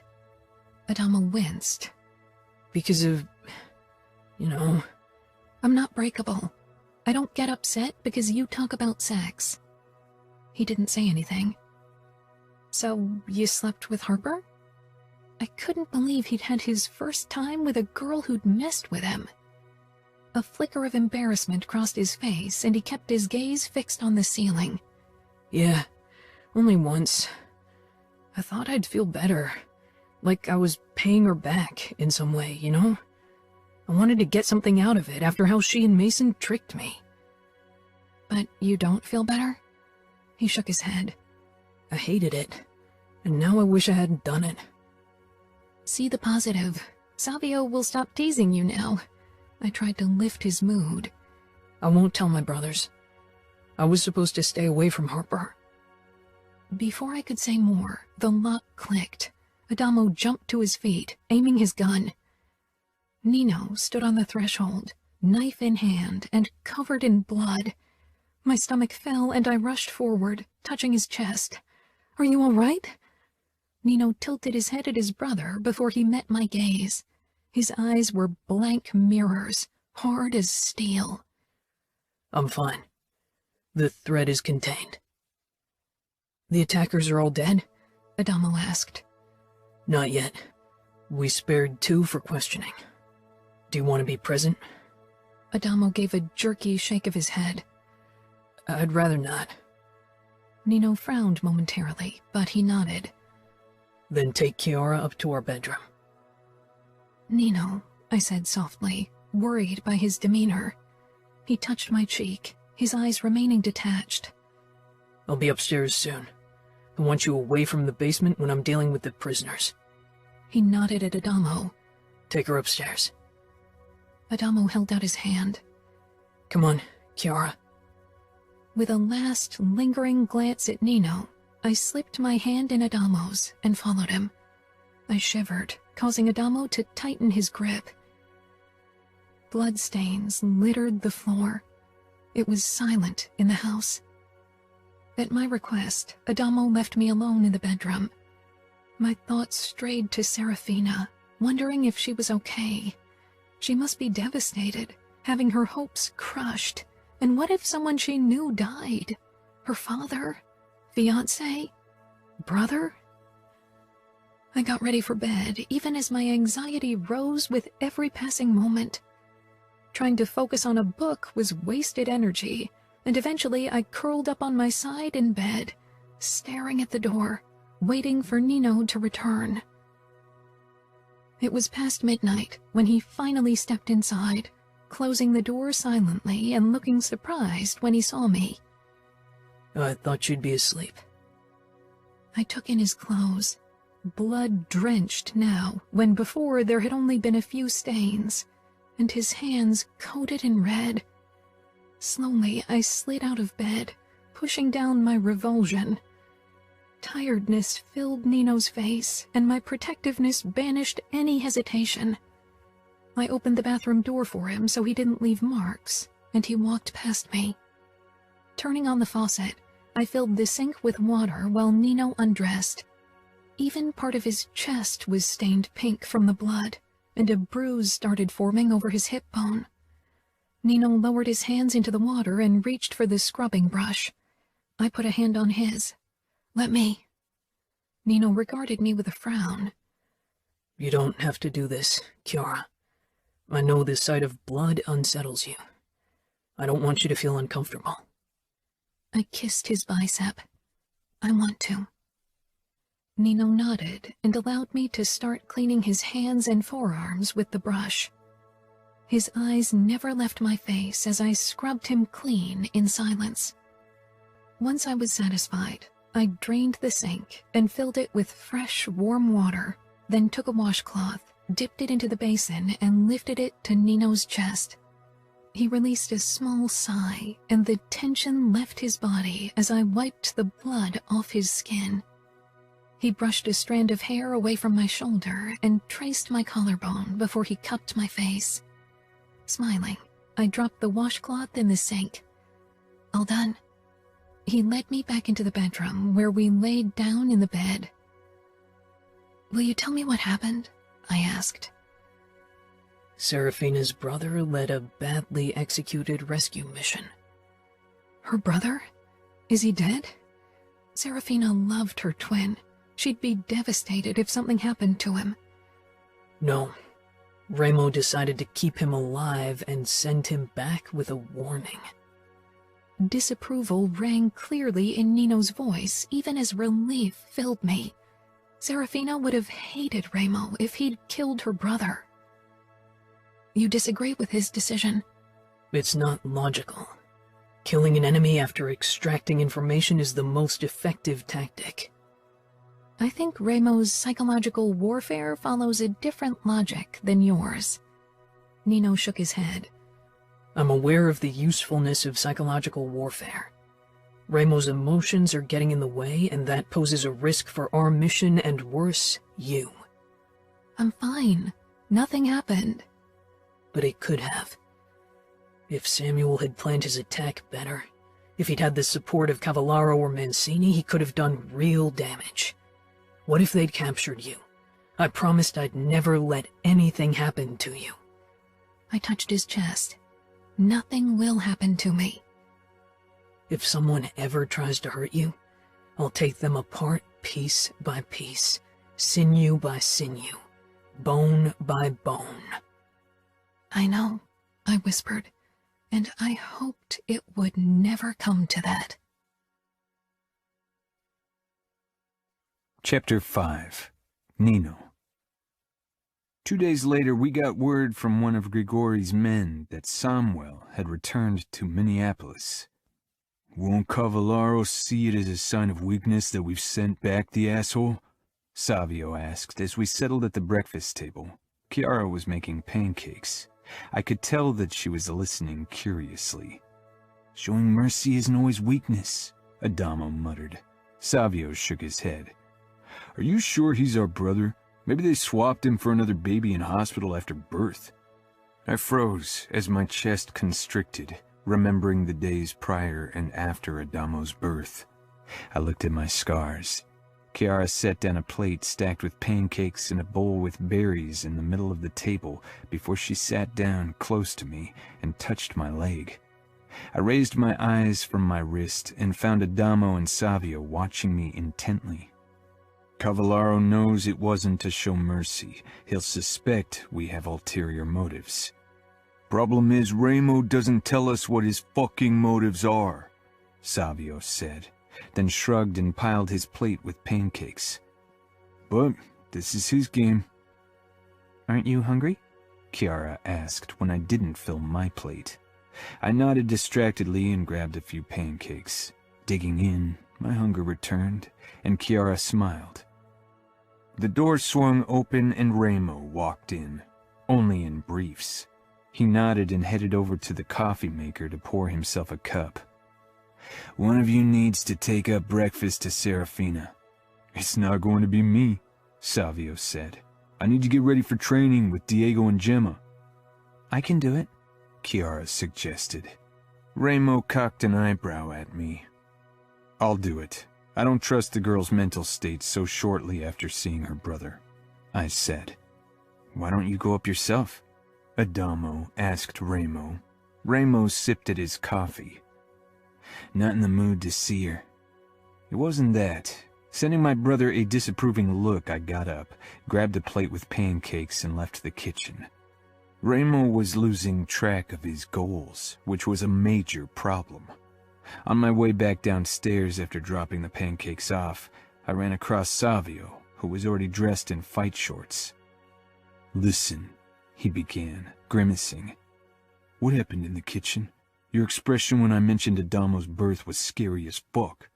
My defenses rose. Ramo and I had tried to keep most of the horrors of the past from our younger brothers. Telling them everything didn't serve any purpose. "You know as well as I do that Adamo wasn't mixed up." Savio groaned. "Come on, stop the shit. You know it was a joke. Don't use this I don't get your emotions shit on me. I noticed that you changed in the last few weeks. I'm not blind." I frowned. "It's nothing." "Sure it is," he said. "I don't remember what happened, and you and Ramo do, but that doesn't mean I don't want to know the truth." Savio wasn't a kid anymore, far from it. He'd been fighting at our side for years now.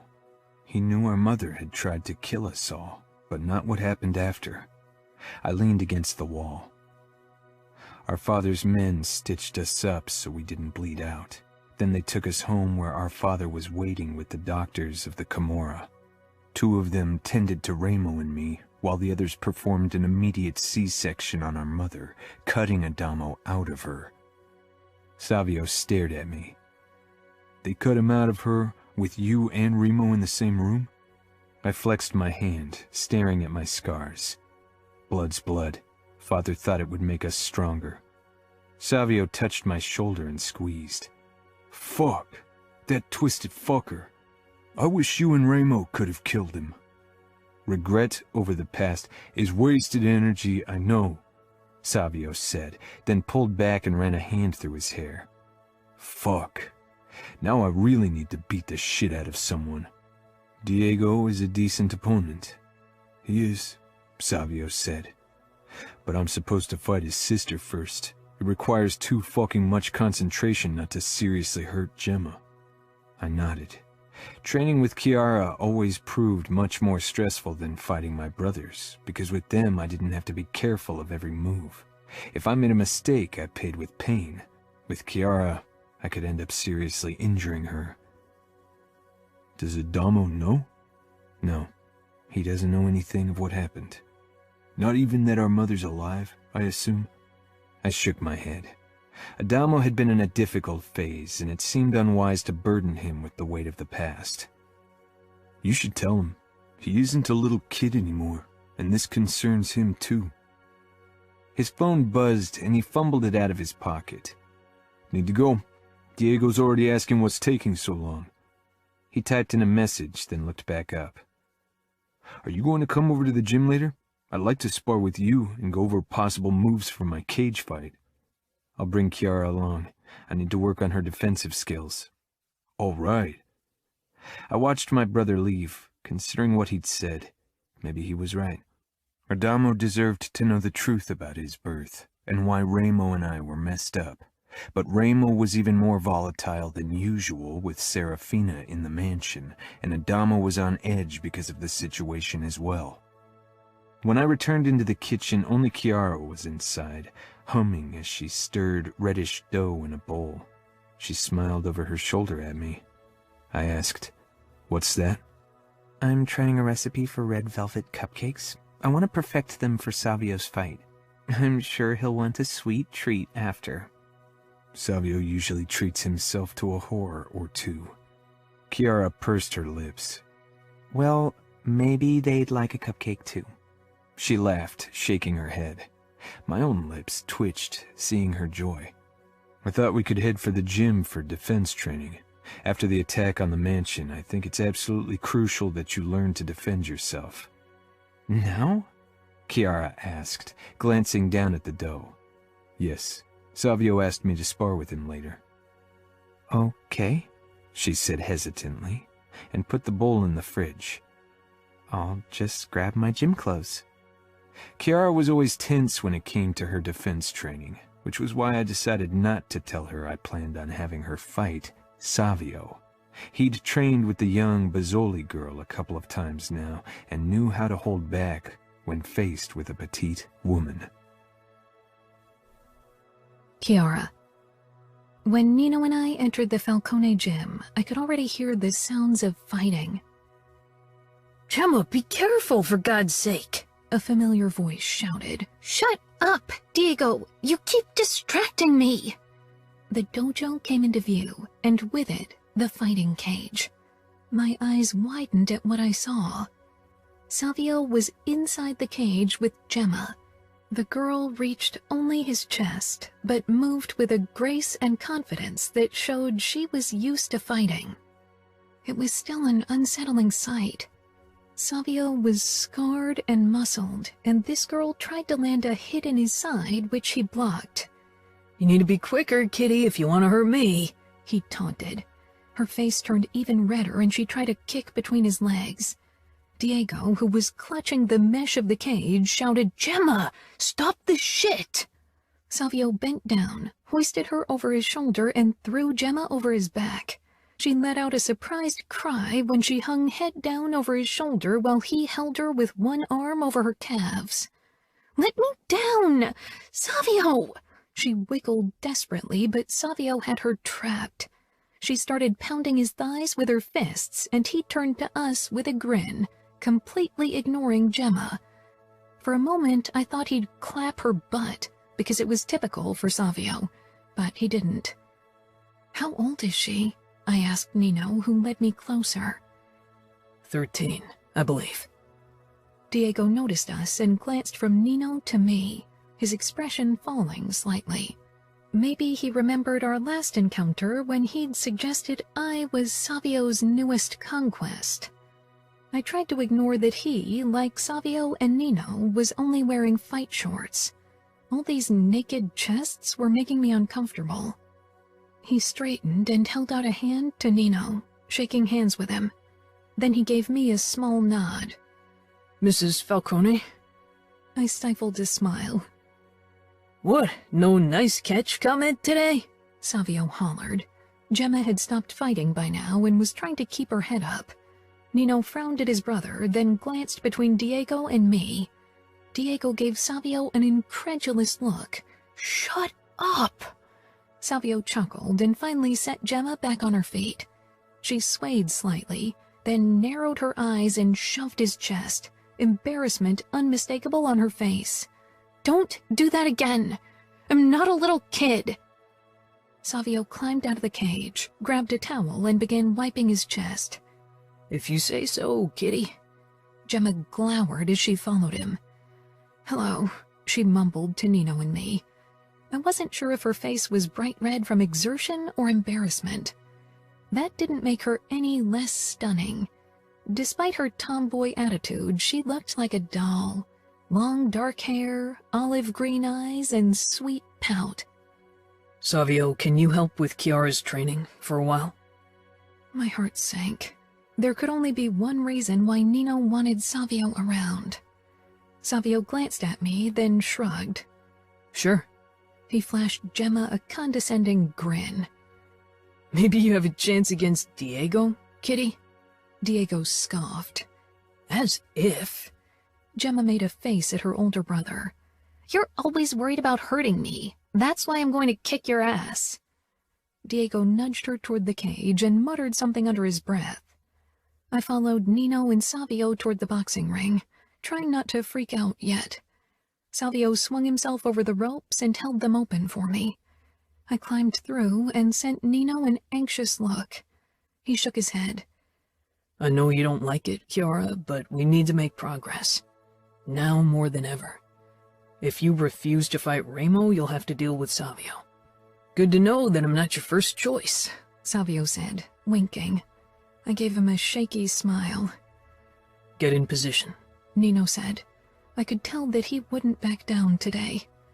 Swallowing my nerves, I faced Savio. Had he always been this tall and muscled? Like what you see? He asked, stretching out his arms. My mouth fell open. I didn't... Check me out? Sure. I glanced at Nino for help. He looked slightly amused. My brother needs a good ass kicking. Maybe you can give it to him. Ready? Savio asked. I nodded, but the moment he advanced on me, my muscles started freezing up. Tiny, this is your chance to grab a feel. Don't waste it. I glared at him in indignation. He was smirking, but cautious. I tried to block his hands, but he was too quick and strong, and then I was on my back, and he had my wrists above my head in one of his hands, the other hand on my waist holding me down. My chest heaved, and I tried to push through it. Savio released my wrists without backing off, still hovering over me. Try to push me off. I reached out with shaking hands. For some reason, I couldn't bring myself to touch his bare chest. Savio jumped to his feet and held out his hand, pulling me to my feet. Kiara, I know this is difficult for you, but we need to condition your brain to unfreeze in situations like that, Nino said. Savio regarded me. All right, let's try a different approach. Come closer. He waved me toward him until our feet were almost touching, and I had to tip my head back to look up at his face. You have a problem with my closeness, right? I nodded. Touch my chest. I glanced toward Nino, who was looking thoughtful. Savio stepped into my line of vision. Eyes on me. Nino can deal. You're not grabbing my dick, only my chest. I huffed out laughter and hesitantly pressed my palms against Savio's chest. Of course, I could feel a blush rise into my cheeks. Savio's mouth twitched, his eyes darting to Nino. Does she blush like that whenever she touches you? She must be lightheaded when she touches your cock. Without thinking, I slapped his chest. Savio grinned. See? Was that so hard? No. The amusement disappeared from Savio's expression. All right. I'm going to wrap my fingers around your wrists. Now. Savio gripped me like he'd said. I concentrated on his eyes, which held my gaze steadily. I'm going to force your hands down my body. Not lower than my waistband. Calm down. And you're trying to break my grip or stop me in some other way. Doesn't matter how. I'll move slowly, giving you plenty of time to consider your options. He cocked an eyebrow. Ready? Yes. Savio tightened his grip and pushed my palms down his pecs to the beginning of his six-pack. My gaze darted down to his fight shorts. Eyes off my dick. He's not your problem. I snorted, and that seemed to do the trick. I tugged at Savio's hold, but he didn't budge. Without thinking, I let myself fall back, startling Savio. His hands tightened to stop my fall, and I used the momentum to bring my leg up and aim a kick at his groin. In a stunningly fast move, he released one of my hands and blocked my kick with his hand and raised knee. He jerked me back to my feet. Not bad. I smiled proudly. Now we're turning the tables. I'm going to put my hands on your body. Shoulder blades to ass or hips to tits. What do you prefer? I blinked as if he'd spoken a foreign language. What? Savio stepped closer and slowly curled his fingers over my hip bones. Like this, and I'll move up. He explained quietly. I swallowed, having become completely still. He moved his arms around me so his palms rested on my shoulder blades, bringing us even closer. My breathing quickened as I craned my neck to hold his gaze. Or like this, and I'll move down. The first, I said. Savio nodded and dropped his hands. Okay, let's choose a safe word. Safe word? That's a word kinky people use because stop turns them on. I shook my head, not sure if I was on the verge of a giggling fit or hysterical breakdown. Maybe both. Let's choose a word, one you'll be reluctant to use. You should only use your safe word to stop our simulation if you really can't bear another fucking second of my touch. I want you to cross your boundaries. Okay. Savio tilted his head to the side. What would make you extremely uncomfortable? How about lick my pussy? I pressed my lips together and turned to shoot a desperate look at Nino, but he was gone. Savio nudged my chin, so I faced him. It's only you and me, Tiny. Focus, all right?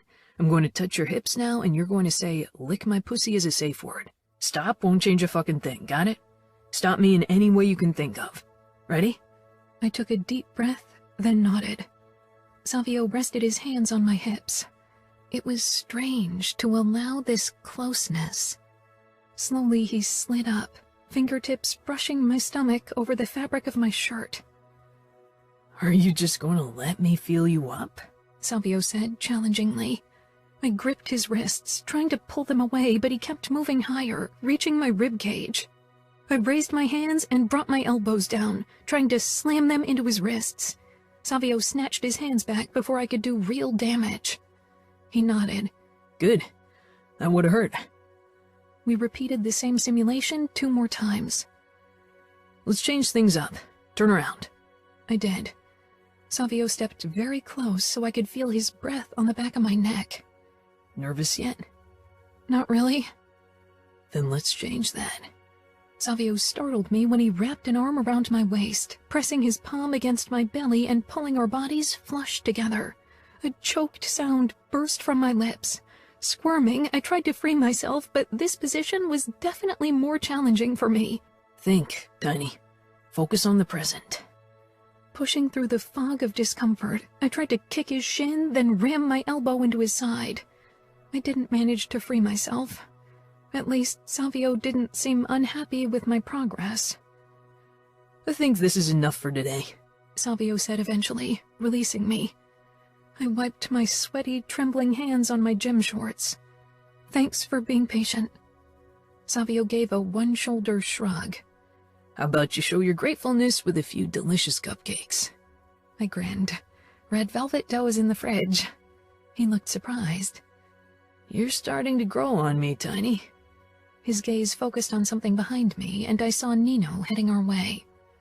Nino's going to work with me in the cage now. Savio and I climbed out of the boxing ring when Nino arrived. He wrapped his arm around my hip and regarded me questioningly. How did it go? Good, I said proudly. You'll probably have to deliver tonight, Nino. I riled her up with my magical hands. I pressed my forehead against Nino's chest as I laughed. You're impossible, Savio. I've been called worse. He nodded toward the cage. I'll go ahead and warm up while Nino makes sure I didn't misbehave too much. He sauntered off. You seem to be taking Savio's approach really well. Maybe I tackled your problem wrong, Nino said. Savio was really patient, and his humor helped loosening me. Nino nodded. Savio has a way with words and women. I huffed. I don't think he'd need to rely on whores if he bothered to use his charm on normal women. Savio is lazy. He rarely bothers charming women. But when he does, his success rate is impressive. He could take over Stefano's job without trouble. My lips curled, thinking of the Camorra's romancer. Nino kissed me. It's good to see you improve. You've come far. So have you. Hey, lovebirds, I have a fight. I need to win. Shaking his head, Nino led me over to the cage. Diego and Gemma had pulled up chairs and were waiting for this spectacle to begin. Nino followed Savio into the cage, and I sat down beside Gemma, who gave me a curious look. Diego, too, regarded me for a moment. I supposed by now they knew all the rumors. In the past, it had always been my biggest fear that the truth about the rape would come out, that I'd be regarded as less because of it. But now I was glad everybody knew. It was freeing. Savio and Nino assumed their fight positions. They both looked impressive with their focused expressions and tight muscles. Go! Diego shouted. Savio was the less restrained fighter. He taunted and challenged Nino with words and his expressions. It didn't make his kicks and punches any less focused. I mainly watched Nino, the eager look in his face, the way every muscle was conditioned in fight mode. It was a surprisingly even fight. I wasn't sure if it was because Nino was holding back or because Savio had become an equally lethal fighter. I wasn't familiar enough with fighting to tell, and they both weren't giving 100% because they couldn't risk injuring Savio mere days before his cage fight. I glanced at Gemma, who leaned forward in her chair, arms propped up on her knees and lips parted as she followed the fight. I could tell that her focus was solely on Savio. It was obvious that she had a major crush on him, and it made me feel protective of her. Savio was an absolute womanizer, and while I doubted he'd go for a girl that young, I worried she'd get hurt. Noticing my attention, Gemma's expression became less infatuated, and she sat back in her chair, crossing her arms. After training, Savio stayed back with Diego and Gemma while Nino and I drove home. In the car, I touched Nino's thigh. Gemma is head over heels for your brother. Nino slanted me a look before he returned his attention to the traffic. And that worries you? Yes. For Savio, girls are meaningless fun. She's young and easily influenced. You can't protect everyone. I know you're sensitive because of what happened, but Savio won't make a move on the Pozzoli girl. Because of her age. That, and because Remo honors the traditionalists among our followers, and the Pozzolis are as traditional as they come, like the families in the Familia. I frowned. Really? But Gemma is allowed to fight, and she doesn't seem very docile. When we took over power, her father asked Remo for his opinion regarding the matter. Remo said it would be good to show a girl how to defend herself because it would also make sure that she could ward off advances before marriage. That convinced Pozzoli. Since then, Gemma has been learning how to fight. Diego is always with her, though. Nino covered my hand. You're too kind for this world. Kiara. I can't help it. You aren't supposed to change. It's good that you are kind and caring, and inherently good. It balances out what my brothers and I are. You make me sound like I'm some kind of saint. I'm not that good. Nino pulled into the driveway of the Falcone mansion, killed the engine, and pressed a kiss to my knuckles. I doubt there's someone who's better than you. He said it so honestly, as if it was the unfailing truth, that tears sprang into my eyes. I tried to blink them away before Nino could see them. His eyes lingered on mine, and he leaned forward, cupped my head, and pressed a kiss to my temple.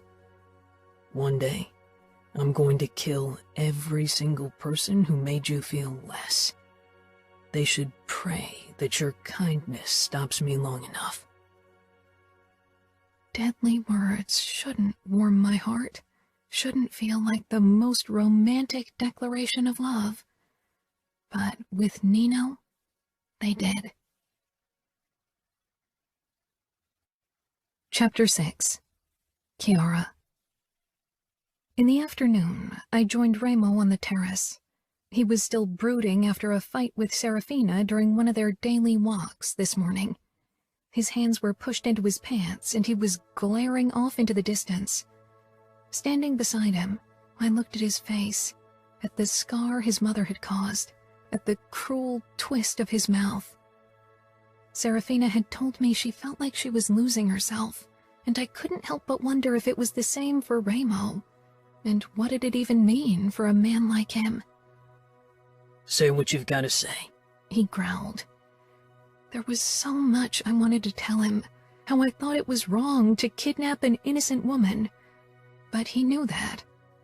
And deep down, I wondered if maybe this was the only chance for Remo to ever be close to a woman, for him to overcome the hatred that had carried him through the years, that still carried him. I wanted to tell him that he needed to stop this game so he could be strong for his brothers, particularly Nino. I wanted to tell him that I wished to see him happy one day, even if he didn't believe in happiness. Remo growled, anger flashing on his face. He grasped my upper arms and brought our faces close. Say something. Don't just stand there with that fucking sad look. It's fucking annoying. Despite my body's tension, I didn't pull away. Do you think Nino could love a child? Remo released me with a jerk, eyes widening as he stepped back. Are you... No, I said quietly. But I want a baby. I've always wanted to be a mother. I want to hold a baby in my arms, cuddle it into sleep. I want to protect and love it. I want to give this baby everything we all never had. If there's only one thing in my life I can achieve, then that's it. Tears filled my eyes. I wasn't even sure why I was telling Remo this. Maybe because I could feel that he was on the verge of something either better or far worse. Remo looked like I had shaken him to the core. Silence stretched between us. I'm sorry, I said eventually. I turned, but Remo stopped me and leaned down, his expression fierce. Nino loves you. I don't understand how it's possible. I thought the part of him capable of that shit was lost, but you dug it out. I don't know what he can or cannot feel, but every child that grows up in this house will be cared for, will be safe and as fucking happy as it can be in our fucked up world. He straightened. And with you as a mother, it'll drown in love and sweets, that's for sure. Remo turned and left me standing there. I wrapped my arms around myself. Nino found me like that a few minutes later and pulled me against him. I'm fine, I said before he could ask. I smiled up at him and his frown smoothed. Once things had calmed down, once Serafina was back home, I'd ask Nino if we could have a baby. After following our new routine of swimming a few rounds in the pool together, Nino and I retired to our room to change. I watched Nino get out of his swim shorts, taking in his muscular, tattooed thighs, his narrow hips with the delicious V leading down to his hardening cock. He stalked toward me as I admired him, feeling the familiar tugging of desire. Nino kissed me, taking the lead as he always did. He unfastened my bikini top and bottoms, which fell in a wet heap on the floor, before he steered me backward until I fell on the bed. He climbed over me, his strong body pressing into me as he captured my lower lip in his mouth and sucked as he rocked his erection against me, sending a shockwave of desire through me. My mind wandered to the one thing I'd been thinking about often in the last few days. Finally going down on Nino. I'd been meaning to do it for a while, but always lost courage. For some reason, I couldn't forget how degrading and disgusting it had been to go down on my uncle. He'd forced himself into me until I felt I was choking, until my throat and mouth were tender. Whenever I considered pleasuring Nino with my mouth, the same horrible images flooded my mind, followed by a nagging worry that I'd still feel degraded and dirty when going down on him.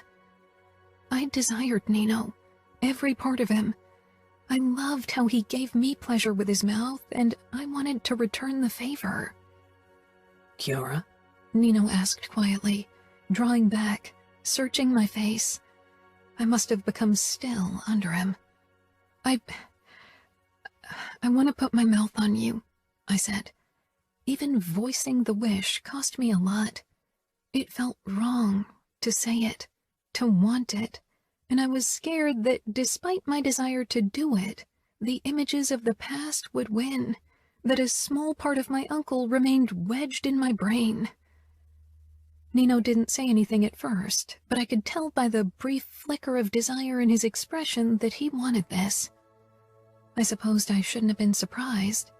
He'd been on the receiving end of that kind of attention in the past, with other women. And he pleasured me with his mouth almost daily. Of course he'd want it. On my cock? He asked carefully. Flushing, I nodded. I want to try to give you head. Nino's face softened. Okay. He rolled off me and lay down beside me. Come. I sat up and knelt beside his hips, then curled my hand around his shaft. Would you like me to tell you what to do? I considered that. I don't know if I... Nino squeezed my thigh gently. Take your time, and if you want to stop, stop. You won't go down my throat, right? I whispered, feeling a wave of shame wash over me. I won't thrust into your mouth unless you want me to. I'll try not to move at all. Okay, I said softly. I stroked him for a while, enjoying his silkiness and feeling my own arousal spike once more just from touching him. I loved Nino's body, the way he made me feel, the way I could make him feel. Gathering my courage, I bent my head down and cupped the tip with my lips, tasting him for the very first time. He twitched, and I tasted a hint of saltiness. I looked up, finding Nino watching me with unabashed hunger. Emboldened by his reaction and my body's need, I swirled my tongue around his tip before I began to bob my head up and down slowly, testing my limits. Nino brushed my hair away, then touched my neck. I became still, slowly pulling away, fighting the images of the past. My gaze darted up to his face, and as usual, I found solace in his calm. I wanted to hold your hair so it doesn't bother you. I won't tug at it, and I won't push you down. Nino said quietly, his thumb rubbing my neck. I know, I said, because I did know. My body reacted before my mind could catch up. With a small smile, I tasted him again, then ran my tongue around his tip, enjoying his softness, his scent, his taste. Everything kindled my own desire, and I could have cried from relief. I established a slow rhythm. Nino stayed true to his promise, lying completely still beneath me. Only his hand fisting the blanket gave an indication how much he struggled to stay put. Nino moaned, his muscles tensing. His hand on my neck tightened, then he relaxed it quickly. I'm going to come if you keep it up. I nodded and kept on sucking. My mind began whirring when I felt his muscles twitch. I tensed as I tried to decide if I could swallow, if I could do this for Nino. Kiara. He gritted out another warning. I didn't pull back.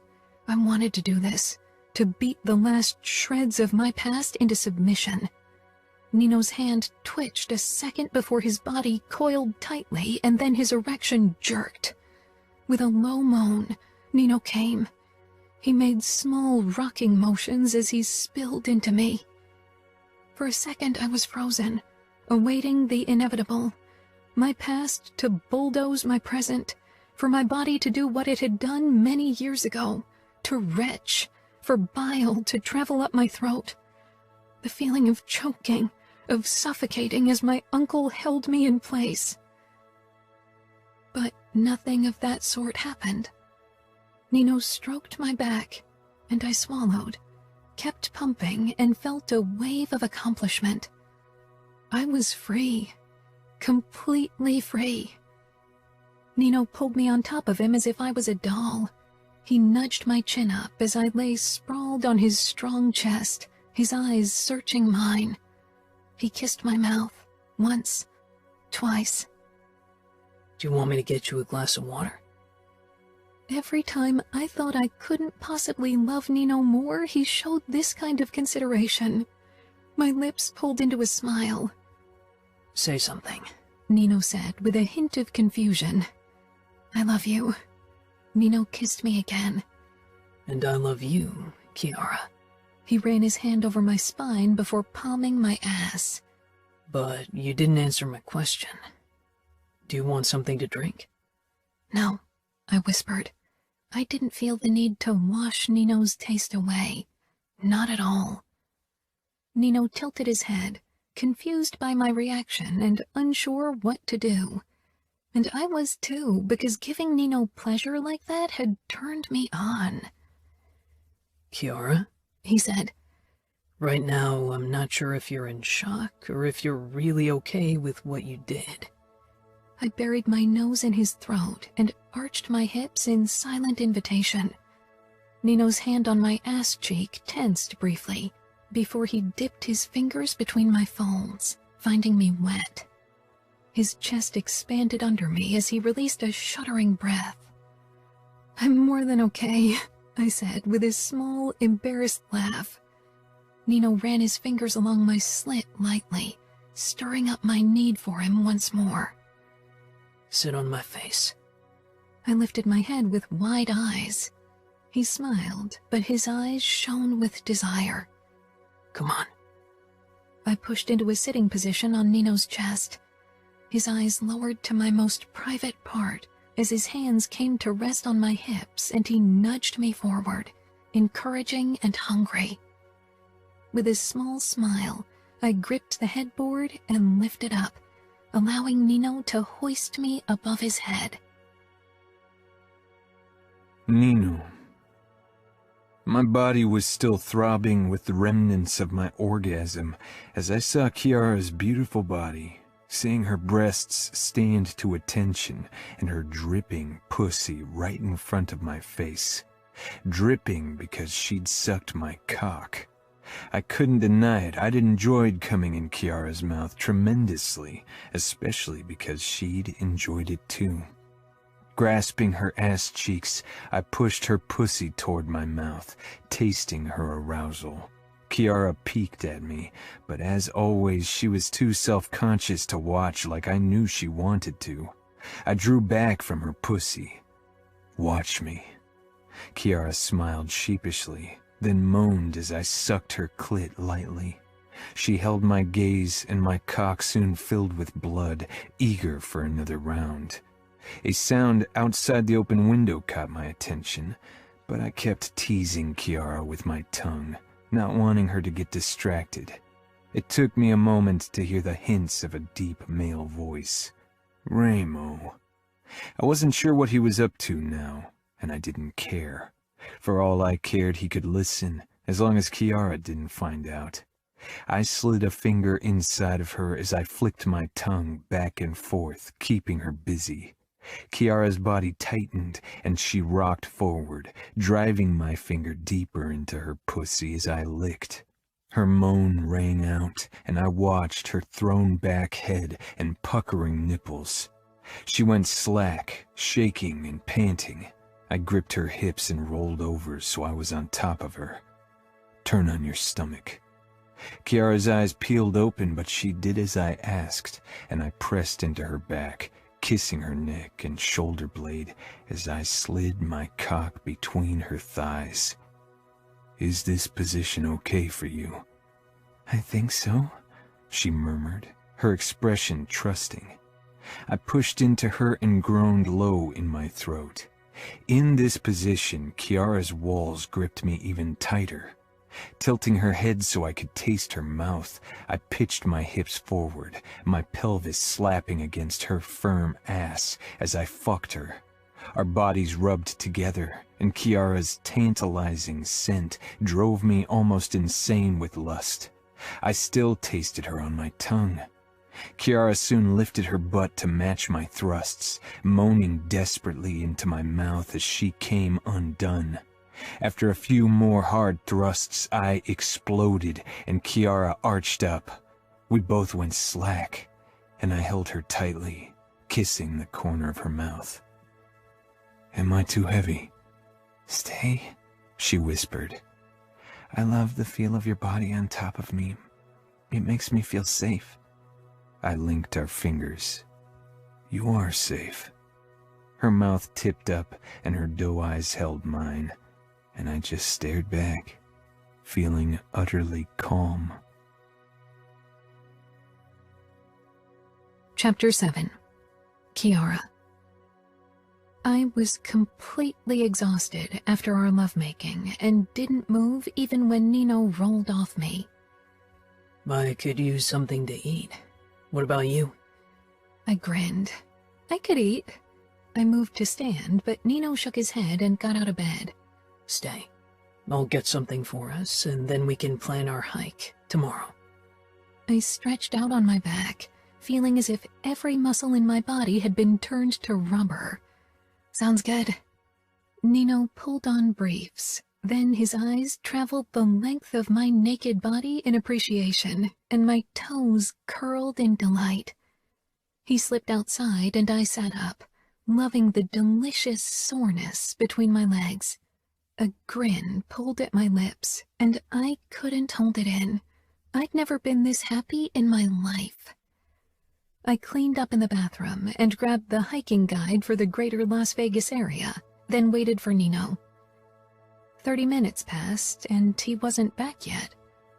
Confused, I considered going after him, but I didn't want to appear like a mother hen, so I occupied my mind perusing the pages of the book.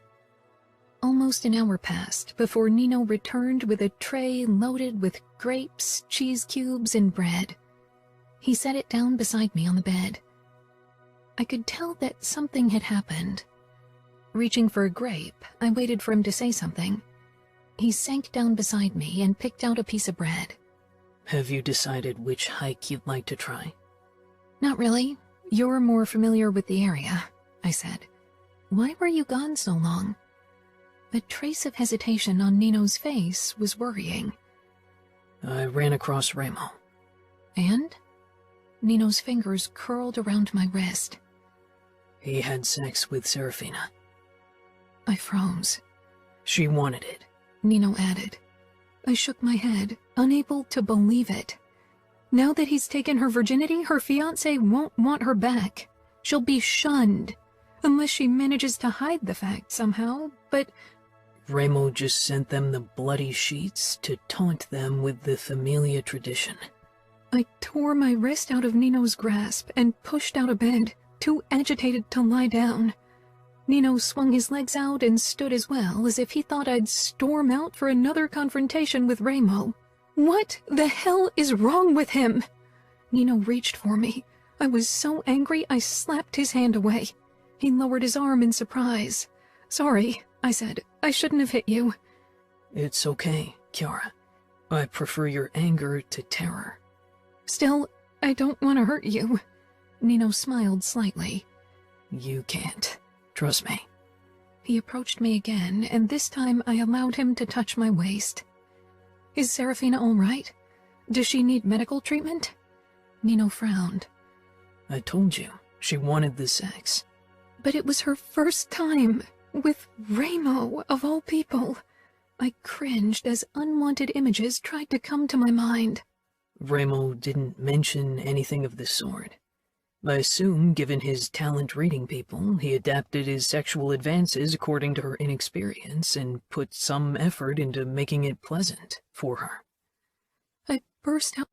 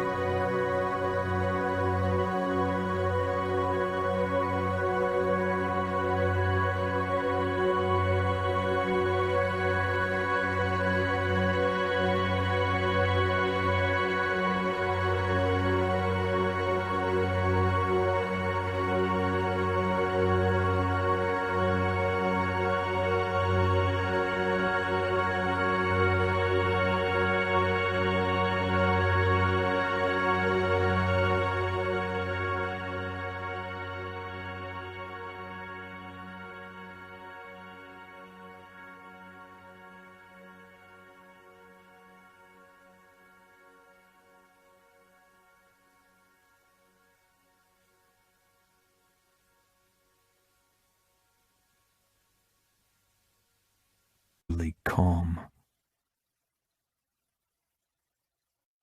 Chapter 7. Kiara. I was completely exhausted after our lovemaking and didn't move even when Nino rolled off me. I could use something to eat. What about you? I grinned. I could eat. I moved to stand, but Nino shook his head and got out of bed. Stay. I'll get something for us, and then we can plan our hike tomorrow. I stretched out on my back, feeling as if every muscle in my body had been turned to rubber. Sounds good. Nino pulled on briefs. Then his eyes traveled the length of my naked body in appreciation, and my toes curled in delight. He slipped outside, and I sat up, loving the delicious soreness between my legs. A grin pulled at my lips, and I couldn't hold it in. I'd never been this happy in my life. I cleaned up in the bathroom and grabbed the hiking guide for the greater Las Vegas area, then waited for Nino. 30 minutes passed, and he wasn't back yet. Confused, I considered going after him, but I didn't want to appear like a mother hen, so I occupied my mind perusing the pages of the book. Almost an hour passed before Nino returned with a tray loaded with grapes, cheese cubes, and bread. He set it down beside me on the bed. I could tell that something had happened. Reaching for a grape, I waited for him to say something. He sank down beside me and picked out a piece of bread. Have you decided which hike you'd like to try? Not really. You're more familiar with the area, I said. Why were you gone so long? A trace of hesitation on Nino's face was worrying. I ran across Remo. And? Nino's fingers curled around my wrist. He had sex with Serafina. I froze. She wanted it, Nino added. I shook my head, unable to believe it. Now that he's taken her virginity, her fiancé won't want her back. She'll be shunned, unless she manages to hide the fact somehow, but... Remo just sent them the bloody sheets to taunt them with the familia tradition. I tore my wrist out of Nino's grasp and pushed out of bed, too agitated to lie down. Nino swung his legs out and stood as well, as if he thought I'd storm out for another confrontation with Remo. What the hell is wrong with him? Nino reached for me. I was so angry I slapped his hand away. He lowered his arm in surprise. Sorry, I said. I shouldn't have hit you. It's okay, Kiara. I prefer your anger to terror. Still, I don't want to hurt you. Nino smiled slightly. You can't. Trust me. He approached me again, and this time I allowed him to touch my waist. Is Serafina all right? Does she need medical treatment? Nino frowned. I told you, she wanted the sex. But it was her first time, with Remo, of all people. I cringed as unwanted images tried to come to my mind. Remo didn't mention anything of the sort. I assume, given his talent reading people, he adapted his sexual advances according to her inexperience and put some effort into making it pleasant for her. I burst out laughing, pressed my head against Nino's chest, and closed my eyes. Everything about our current situation was surreal, but with the Falcone brothers, I should have come to expect nothing else. Tomorrow, I'd try to talk to Serafina in private, and make sure she was truly okay, on a physical level, at least. I could only imagine her inner turmoil over sleeping with her captor and family's enemy. Nino stroked my back. Kiara? I'm okay. Let's plan our hike now. I pulled back and gave Nino a tense smile. Nino's grip on my waist tightened, holding me in place. Serafina chose to lose her virginity to Remo. It's her choice, so you don't have to feel pity for her. Nino couldn't understand. It was her choice to sleep with him. That's true. And I'm glad she got to choose, and that's not why I feel sorry for her. Remo is playing a game, and for him this might be nothing. But if she decided to give him what she promised her fiancé, then whatever she feels for Remo isn't just nothing. Nino thought about that. You didn't get to choose. Not when you were a girl, and not even now. You knew you'd have to sleep with me at some point. Nothing was your choice. My throat tightened, realizing Nino's thought process. Standing on my tiptoes, I cradled his head. I didn't choose you on our wedding day, because I didn't know then what I know now. If I had, I would have chosen you. And since our first time, and even before then, everything was my choice, because you allowed it to be so. And because of that, and because of how you always treat me right, I'll always choose you. Nino pressed our foreheads together, and he swallowed. Sometimes I feel like my insides are a raging flood of emotions when I look at you. But I don't mind drowning. After our hike, I headed into the kitchen to see if we had something I could turn into a proper lunch, but Nino and I had forgotten to go grocery shopping. The kitchen door swung open, and glancing over my shoulder, I saw Remo stepping inside. I closed the fridge, considering what to say that wouldn't lead to a fight, so I said the first thing that crossed my mind. "We need to go grocery shopping. We have nothing for lunch." Ramo raised his eyebrows, amused that I thought that was his business. Then order something. "How's Serafina doing?" I asked pointedly. Ramo smiled twistedly and came toward me. I didn't know Nino had turned into such a gossip. "I hope you treated her right." Ramo leaned down so we were eye level. If you want to know details about my fucking, then you'll have to share too. I'll show you mine if you show me yours. His smile widened at the look on my face. No? Then what I do with Serafina is none of your business. He stalked toward the door. If you order food, order something for me as well. I grabbed a flyer for a new sushi restaurant and ordered enough to feed everyone in the house. Then I headed into the communal space. Nino sat on the couch, talking to someone on the phone. We have it under control. A truce doesn't entitle you to meddle in our matters.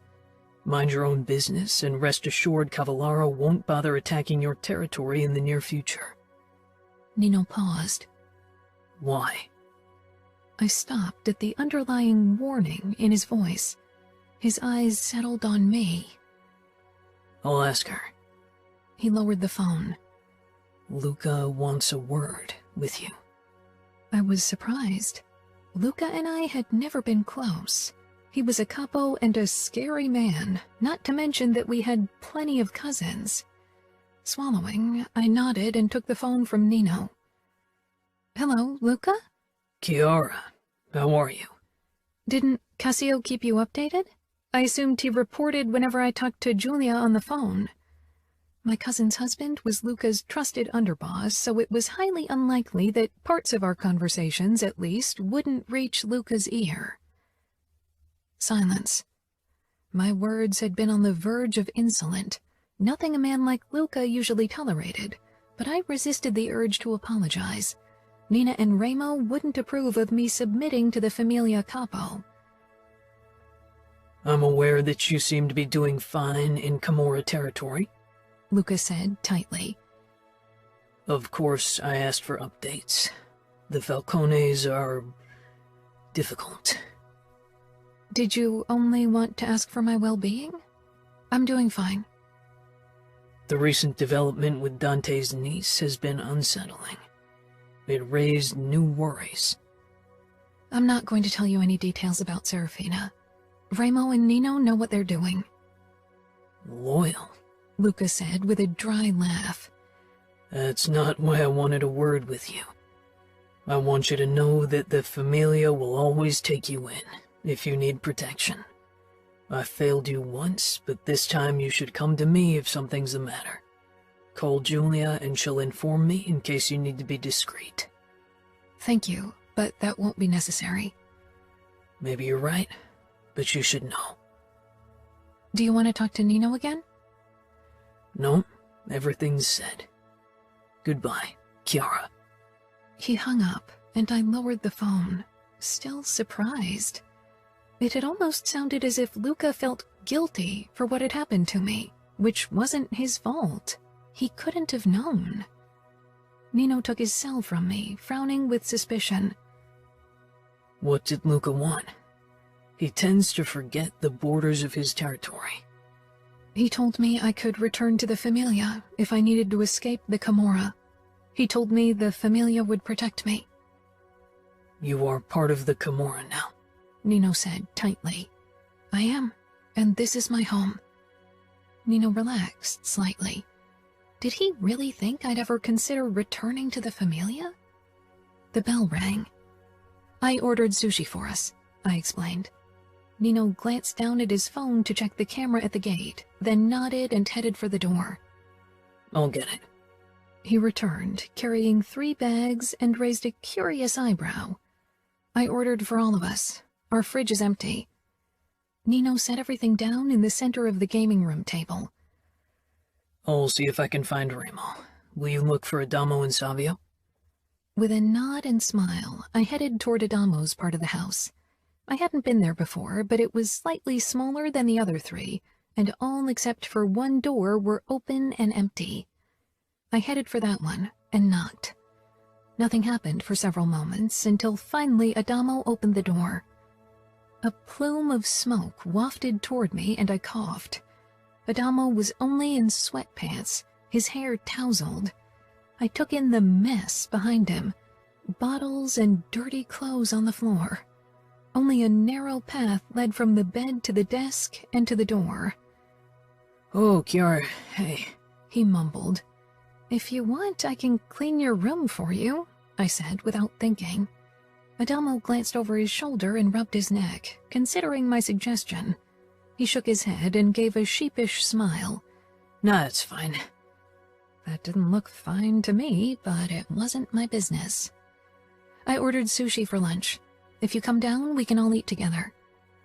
"I'll get dressed, then come down." Tearing my eyes from the mess, I turned and headed to Savio's wing. For some reason, I was more nervous to enter his territory because I had a feeling he was more private than Adamo, and I was worried about the state his room would be in. If it was worse than Adamo's place, then I'd ask Nino to send pest control. It wasn't difficult to find Savio. The door to his room was open, and he hung head down from a bar he'd attached in the doorframe, doing crunches. He stopped midair when he noticed me, then finished 2 more reps before he gripped the bar and swung himself down. Like Adamo, he was only wearing sweatpants.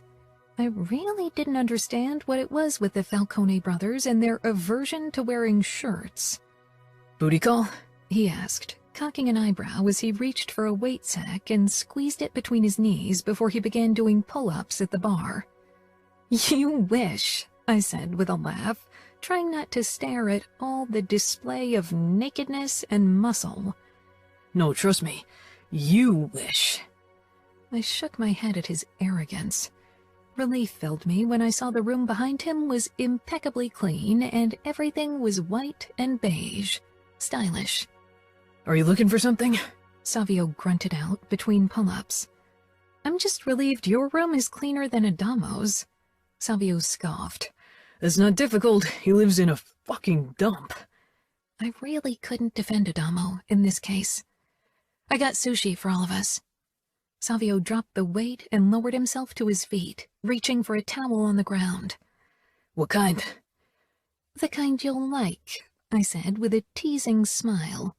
Savio rolled his eyes. "That means only greens, right?"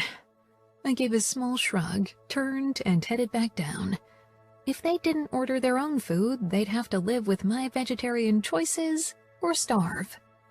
When I entered the gaming room, Nino and Remo sat on the couch, and I sank down beside Nino. Scanning the sushi boxes, I picked up one and set it off to the side. "Are you trying to bribe Serafina with sushi so she'll spill the beans?" Remo said. He was in a strange mood. "Feeding her is not bribing." Adamo and Savio joined us in that moment, both still without shirts. I shook my head. They plopped down on the sofa across from us and reached for the chopsticks and boxes without a word. "How about you leave the boxes in the middle so we can all share?" Remo snarled. I chanced a glance at him. "Considering that you got into the bitch's pants, you're in a shitty mood," Savio said. Remo's face flashed with anger. "That's the fucking last time you call her bitch. Got it?" Savio raised one eyebrow, and even Adamo froze with his chopsticks against his lips. I looked at Nino, who was frowning at his brother. We'd all heard it. That was protectiveness in Remo's voice. "Come on, she earned the name," Savio said. Remo rose, his body shaking with barely restrained fury. What had gotten into him? "What?" Savio said. "Now you want to hit me because of a woman? She's your captive and the enemy. Or did she get under your skin?" Remo gave a twisted grin. "As if that's ever going to happen. You just piss me off." He sank back down as if he hadn't been on the verge of attacking Savio a moment ago. I snatched up an avocado maki and pushed it into my mouth while the men pounced on the California rolls and summer rolls. I kept sneaking a look at Remo, trying to figure out what had gotten into him, but attempting to glimpse behind his mask was bound to fail. Nino and I settled at my piano in the afternoon to play together. It had become a ritual I enjoyed tremendously, and something we tried to incorporate into our daily routines.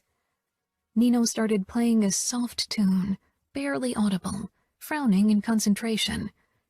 I wasn't sure if it was because he was trying to focus on the music or make sense of his emotions.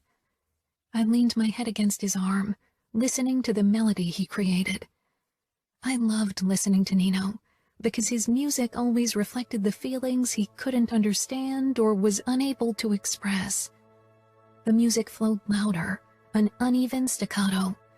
It filled my body, engulfed my heart, every fiber, until my pulse sped up, living what the melody tried to convey. "Are you worried about Ramo?" I whispered. Nino regarded his fingers on the keys with a calculating expression, as if he didn't trust them to show his true feelings. Ramo is too emotional. He lets whatever he feels consume him. He and Adamo are similar in that regard. Until now, Ramo mostly thrived on anger and hatred. Whatever connects him to Serafina, it can't persist, and I worry that it'll tip him over. "Ramo's got you," I said, propping my chin up on Nino's shoulder. The frown eased. Nino and Ramo had survived so much together. They'd get through this as well. I grinned when I saw the setup in the living area in our wing. Nino had bought a TV and set it up across from the sofa.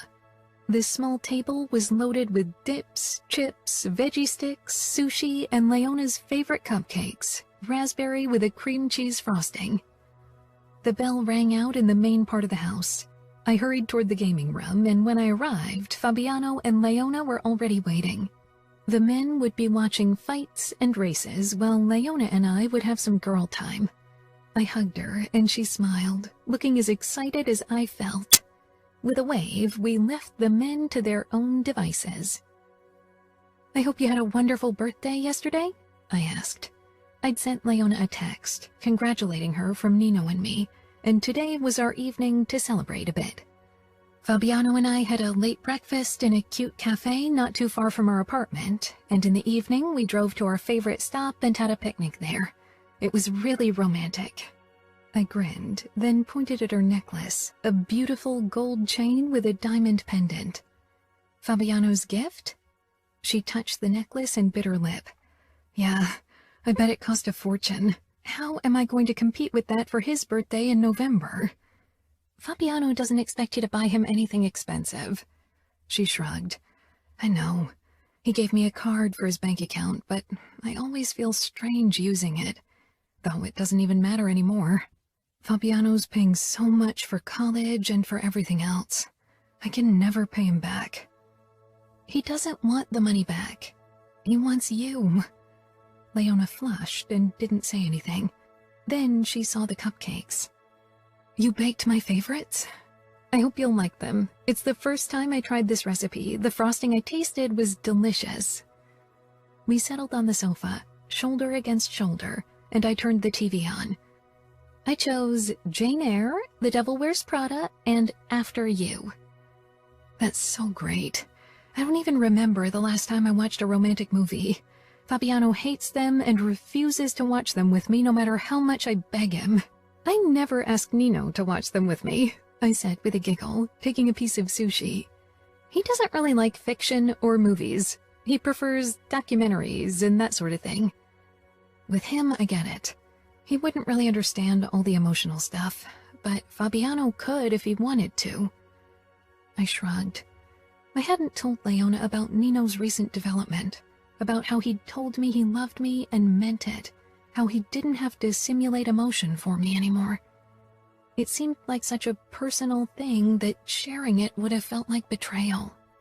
Leona dipped a carrot stick in the sweet potato hummus I'd made. Then her gaze went to the ceiling, as if she was looking at something above us. It feels weird that we have a girls' night while another girl is locked up in Ramo's bedroom somewhere on the upper floor. She's got her own bedroom, I said, as if that made things better. Leona raised an eyebrow, and we both started laughing. Leona covered her eyes, shaking her head, and her smile fell. I really can't believe this is reality. My life's always been different, but now it's reached a new level of weird. I sobered. I know, but Serafina is well, considering everything that's going on. I wish she could be down here with us, but Ramo and Nino would never allow it. Leona nodded. Fabiano warned me not to talk to Ramo about it. He says his capo is a bit tense at the moment. He is. Things with Serafina are complicated. Leona tilted her head, regarding me with a confused look. Complicated how? I bit my lip. I don't know. I think there might be feelings involved on both sides. Leona choked. You think Ramo Falcone has feelings for a woman? I reached for the bottle of Sauvignon Blanc Nino had opened for me and poured both Leona and me a generous amount. Leona didn't know Ramo as well as I did. Not that I really knew him. Maybe I'm wrong, but just forget it. Let's not talk about it. I raised my glass, and Leona clinked hers against mine. I turned on the TV. My own eyes occasionally strayed to the ceiling, wondering what Serafina was doing and feeling guilty. But eventually the amount of alcohol that Leona and I consumed made me forget everything else. I wasn't sure what time it was when Nino and Fabiano walked into the room. Leona and I still sat shoulder against shoulder, temple against temple, hardly able to hold our glasses. The Devil Wears Prada was running on the screen, but I barely noticed anything. Too drunk. 2 empty wine bottles littered the table. Nino and Fabiano exchanged a look before moving over to us. Nino picked up the remote from the floor where I dropped it half an hour ago, but couldn't retrieve it because my head swam the second I looked down. He turned off the TV while Fabiano tried to get Leona into a standing position. He gave up, eventually, and lifted her into his arms. With a smile at me and a nod toward Nino, he carried her out. Leona gave a small wave before she closed her eyes with a sick look. Nino sank down beside me and gently pried the wine glass from my hand before he tipped my head up and scanned my face. I grinned. Couldn't help it. How much have you had? I nodded toward the empty bottles, then groaned when my vision swam. Nino touched my forehead, then got up. Wait here. Don't move. I'll get you some Coke to drink. It might help. Don't go, I slurred. Nino hesitated, then he unscrewed one of the water bottles we'd ignored and held it out to me. I only stared, too tired to even lift my arm. Nino hunched before me and brought the bottle to my lips. Small sips. I don't want you to choke. I did as he asked, all the while watching his serene, beautiful face. In the beginning, your beauty almost terrified me. All that cold beauty and the tattoos. It was almost too much to take in. With a small, amused smile, Nino lowered the bottle. You've drunk too much. I need to get you into bed. I mean it. I fumbled with the buttons of his shirt and finally got a few undone. This one, it terrified me in the beginning. I pointed at the skull swallowing the blade. And the one on your back, that one too. The phoenix rising from the flames is something positive, isn't it? Nino asked curiously. Show me. You've seen it many times, Nino said gently. Show me. He stood and unbuttoned his shirt, then shrugged it off before turning around. I stumbled to my feet and had to grip Nino's hips to steady myself. Now I think it's beautiful. I traced the intricate orange feathers of the fantastic bird, its parted beak, his fierce, dark eyes, the talons dripping with red. Part of the tattoo disappeared into Nino's waistband. I reached around and tried to unbutton his pants, but failed with my unsteady fingers. Nino's hands came to my help, and finally I could pull it down, revealing the long, burning tail of the phoenix and the angry flames he'd escaped.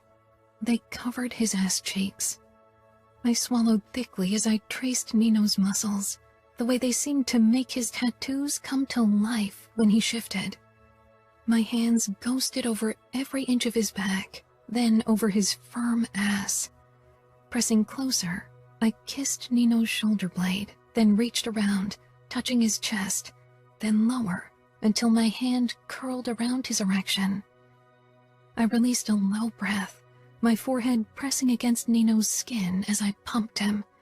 His breathing deepened, and his familiar musky scent sent a wave of desire through my drunken haze. He turned slowly, leaving me no choice but to release him. I let myself drop back down on the couch, bringing me eye level with his length. Nino's chest heaved as I leaned forward and took him into my mouth. Any hesitance evaporated from his face, and gradually he began to thrust lightly into my mouth, never taking his eyes off me. Neither could I take mine off him, the way his abs flexed with every shift of his hips, his intense expression. I didn't think I'd ever grow tired of admiring this man. I didn't remember how I got into bed, only that after Nino came, he wanted to return the favor, but then I blacked out. A soft tongue slid along my crease, and I arched up toward the familiar mouth, realizing what had woken me. I looked to find Nino, gloriously naked, sprawled out between my legs, his head buried in my lap. His tongue and lips banished the last remains of sleep, sending shockwaves of pleasure through every inch of my body. "Nino," I rasped, opening wider, desperate for more, but Nino didn't comply. He loved to draw my orgasms out until I was almost shaking with the need to come. His eyes fixed me with a dominant look, his fingers clamping down on my hips to stop me from grinding myself against him. "No, not yet. We'll draw this out." I stopped fighting it, surrendering to Nino's gentle torture. The way he guided me toward the edge of the cliff made me desperate for the fall, only to pull me back. I was panting, gasping, completely boneless. "Happy birthday, Kiara." He half growled before finally he pushed 2 fingers into me, hitting that sweet spot I never even dared dream about. He sucked my clit and I exploded. My vision sparked with stars, my muscles clenched, and I cried out, really cried out for the first time, losing control, and it was glorious. "That's number 1. Nino said in a low voice, kissing the inside of my thigh. "One of many." He stayed true to his promise.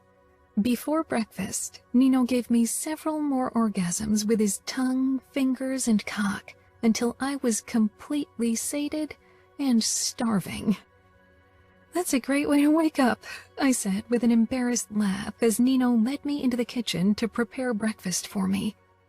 Despite his brief protest, I helped him, because really, cooking wasn't a chore for me.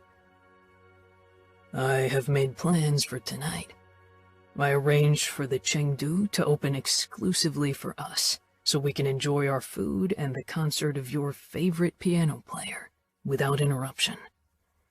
I almost dropped the whisk I'd used to beat the eggs for the French toast.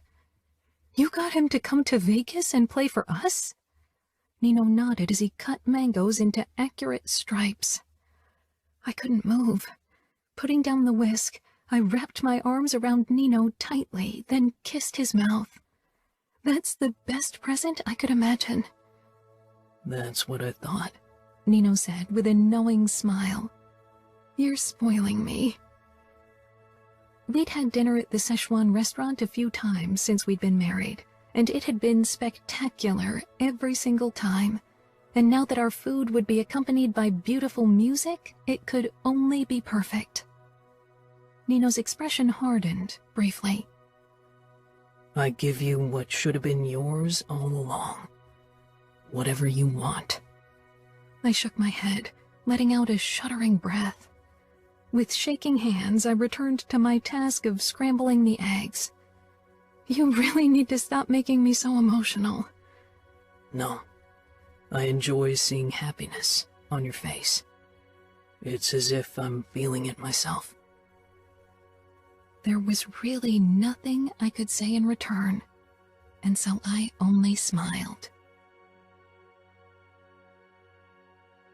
Chapter 8. Nino. Ramo had finally decided to send Serafina back after 2 months. If he'd acted according to our original plan, he'd long given her back. But with my brother, plans always got ignored. Yet this time, with Serafina, he should have listened to my advice for once. Things between them were progressing in a dangerous direction. He knew that as well as I did. Sitting on the sofa, I took out my phone and dialed Luca's number. Kiara was playing a new song, an erratic, moody melody. I wondered if it reflected her feelings about Ramo's decision to send Serafina back. But she should be relieved.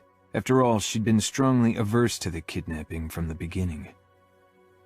Nino, what do you want? Luca never bothered with pleasantries. He was lucky I'd convinced Ramo that war with the Familia was the last thing we needed at the current time. We have a present for you. Silence. A present? Suspicion rang in Luca's voice. We'll have Scuderi soon. Dante agreed to exchange him for his niece tomorrow. Fuck. I can't believe your insane plan actually worked. You and your brother are as cunning as you are crazy. My lips tightened.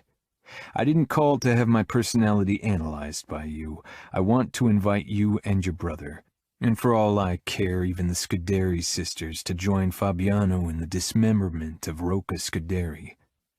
That's a generous offer, Lucas said carefully. What do you expect in return? I smiled, leaning back. Nothing. At least not at this point.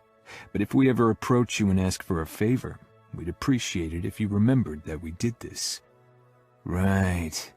I bet your kind of favors won't be for the faint-hearted. You aren't faint-hearted. Luca huffed out a deep laugh. I'll have to talk to my brother. I'll call you back in a couple of minutes. Don't take too long. You'll need to fly over. Don't worry. Luca hung up. I put my phone down on my lap and watched Kiara as she played the same sequence for the third time, unhappy with her creation. The low, haunted hums of the piano reverberated in my chest, and when her fingers moved faster and the notes rang higher, sounding almost angry, my pulse spiked. Every song Kiara created overflowed with emotions. Her eyes were closed, those dark lashes fluttering against her smooth skin. Like her music, Kiara was a piece of art, and always tore emotions from the darkest recesses of my soul. Less than 5 minutes later, Luca called again, but I waited for the last note of Kiara's song to fade before I bothered picking up. Matteo and Romero are preparing everything for their flight. They'll take part in Scuderi's last hurrah. Surprise washed over me. You won't? I hate the man and would certainly enjoy cutting off a few pieces of him, but my brother and Romero have a stronger incentive. What about the Scuderi sisters? Arya and Lily are too kind-hearted for that kind of thing, and Gianna can't stand the sight of blood.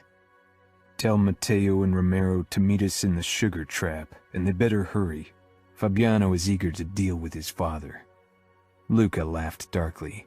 I bet he is. I can only imagine how pissed you and Ramo are that you never got the chance to rip your own goddamn father to shreds. My hold on the phone tightened. Rumor has it your father didn't get the end he deserved either. I'm sure if it had been up to you and Mateo, his demise would have been less abrupt and more creative. That's the past, Lucas said in a clipped voice. True. And now you have a beautiful wife and children to take care of, which makes our cooperation even more important. My family stays out of this, and if that was a veiled threat, Falcone, you'd better choose your words more wisely next time. I'm not the only one with people to protect. It wasn't a threat, just a reminder, Luca. We have no intention of attacking your family, and I'm sure you won't attack our family either. After all, my wife is your cousin, and Fabiano is your brother-in-law. That might be true, but I'd gladly wade through their blood and that of every fucker in Vegas to protect my family, and you'd better remember it.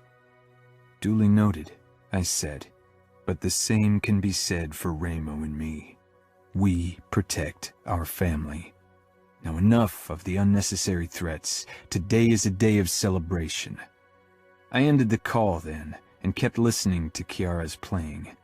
When she was done, she twisted around to face me. You're going to torture Fabiano's father to death? Her voice was carefully controlled, devoid of emotion, which was unusual for Kiara, and showed me how difficult a topic it was for her. Not me, no.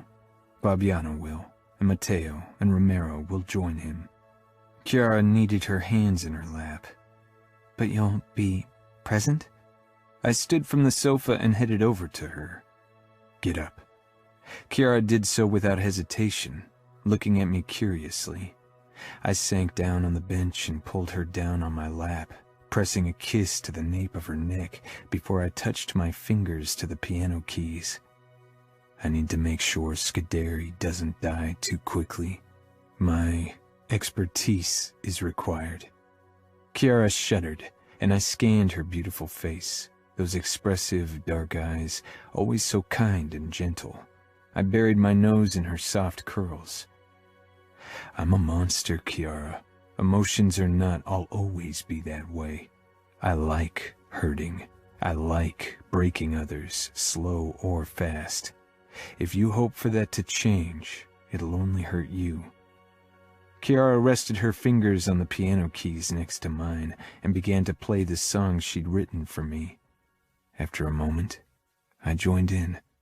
When the last chord floated away, she turned her head to me and kissed my cheek, then the corner of my mouth. I love you exactly as you are, and maybe you are a monster, but you are my monster. I wrapped my arms around her. I still can't believe he's sending her back. I didn't think he'd go through with it, Kiara said the next morning as we were getting ready in our bathroom. She brushed her hair and regarded me in the mirror as I trimmed my beard. It was bound to happen. We have Dante where we wanted him. We get Scuderi, and he gets Serafina. Nino, you can't really believe it'll be as easy as that. Ramo's connection to Serafina was definitely unsettling and intense. Ramo's determined to set her free. Kiara set the brush down, turned around and leaned against the marble counter. What's that supposed to mean? I shook my head. Ramo's mind worked very differently from mine. Kiara sighed, looking concerned. Promise to be careful. Don't get hurt. I don't like the idea of you meeting with the outfit, especially not when Ramo isn't himself, and Fabiano will be unfocused because he gets to see his father. Setting down my electric razor, I touched Kiara's face. We've got it under control. Trust me. We'll be back soon, and then things will return to how they were before the kidnapping. Kiara smiled strangely and kissed me. Okay. Savio and Adamo will make sure you are safe. I kissed her again. Then we headed downstairs to where Ramo, Fabiano, and Serafina were getting into the car. Kiara stiffened upon seeing them all. I wasn't sure what had her react that way. Serafina was dressed in her torn wedding dress and looked pale. Maybe it was that. I squeezed Kiara's hand, but she didn't react, only watched as Serafina got into the back of our SUV. Serafina gave Kiara a small smile, who lifted her hand in farewell. I didn't understand what went on between them. They didn't know each other well enough to be sad about parting ways. Ramos scowled and closed the door. "Nino, will you take the seat beside Serafina?" I nodded. Kiara wrapped her arms around her chest. I touched her arm. "Everything will be fine. Soon this will be over." Kiara looked behind me at Ramo before she met my gaze. "I really hope you're right." I pressed another kiss to her mouth as Savio and Adamo walked out into the driveway. "How come Mom always left out of the fun?" Savio asked. "I'd have loved to kick some outfit ass." "We're not kicking outfit ass, we're exchanging Serafino for Scuderi, that's all," I said. Adamo and Savio exchanged a look I couldn't read. Then Savio said, "Still more fun than being stuck playing babysitter." "I don't need babysitting," Kiara said softly. "You're guarding our mansion in case Cavallaro has anything planned." "How about you stop the gossiping and get in the car?" Ramo called from the driver's seat. "Come home safe," Kiara whispered, standing on her tiptoes and kissing my mouth. We were all supposed to meet at the Sugar Trap after the exchange. I was the first to arrive and nodded at Jerry, who was cleaning the bar. "Hey, Nino." I moved to our private rooms in the back where I left my rifle, then called Matteo. "Hey, Falcone, do you have the bastard?" Matteo said as a sort of greeting. "We do. How long until you'll be here?" "Not long. We landed 30 minutes ago, maybe 15 minutes. We can't wait. After that masterwork that you and Ramo created with that fucker Durant, I'm eager to show you fuckers how we do it in New York." "Maybe I'll learn something new." "I doubt it, knowing you twisted Falcone, fuckers." I doubted it as well. "See you later." I hung up and walked out of the back room, then continued toward the front, but Fabiano crossed my path. "Ramo's at the bar and in a fucking bad mood." He was dragging his father by the handcuffs and gave me a terse nod as he took the man down into our soundproof basement. Since my emotions had started returning, I'd been torn between appreciation and frustration. Emotions cost a lot of energy, understanding them, dealing with them, not only just bearing them. Knowing how much more emotional Ramo was, I reckoned we'd have a difficult time ahead of us as he dealt with Serafina's leave. I called Kiara while Ramo went ahead into the basement to help Fabiano with his father. I'd only sent her a short text so she'd know everything had gone to plan. "Nino, are you all right?" "Of course. I'm in the Sugar Trap with Ramo and Fabiano. We're waiting for Matteo and Romero so we can begin." "How's Ramo?" Kiara asked hesitantly. I considered how much to tell her. Kiara worried easily, and I didn't want her to be unsettled by Ramo's outburst. "He's tense." "When will you be home?" "Not before midnight. This will take time." Even if the police in Vegas and pretty much all of Nevada was on our payroll, we didn't talk details of our business on the phone. There was always the possibility that the FBI got involved. "Okay," Kiara said. "I'll try to wait up for you." "You don't have to." "But I want to." The familiar warmth only Kiara could summon spread in my chest. "All right," I said quietly. "Ask Savio and Adamo to take you out if you want." I hung up. Talking on the phone always unnerved me because I had trouble gauging another person's mood just hearing their voice. And with Kiara, I needed to know her emotions more than anyone else. It would be too easy hurting her by accident. With other people, my emotions were still safely bottled up. I wasn't sure if I wanted it to change. Coming to terms with my emotions when dealing with Kiara and my brothers was challenging enough. Chapter 9. Kiara. I must have slept through the night because Nino was in bed with me when I woke and the sun was already rising. Blinking back sleep, I turned around in Nino's arms. Slowly, his eyelids peeled open, and as always, the gray of his eyes sent a wave of calm through me.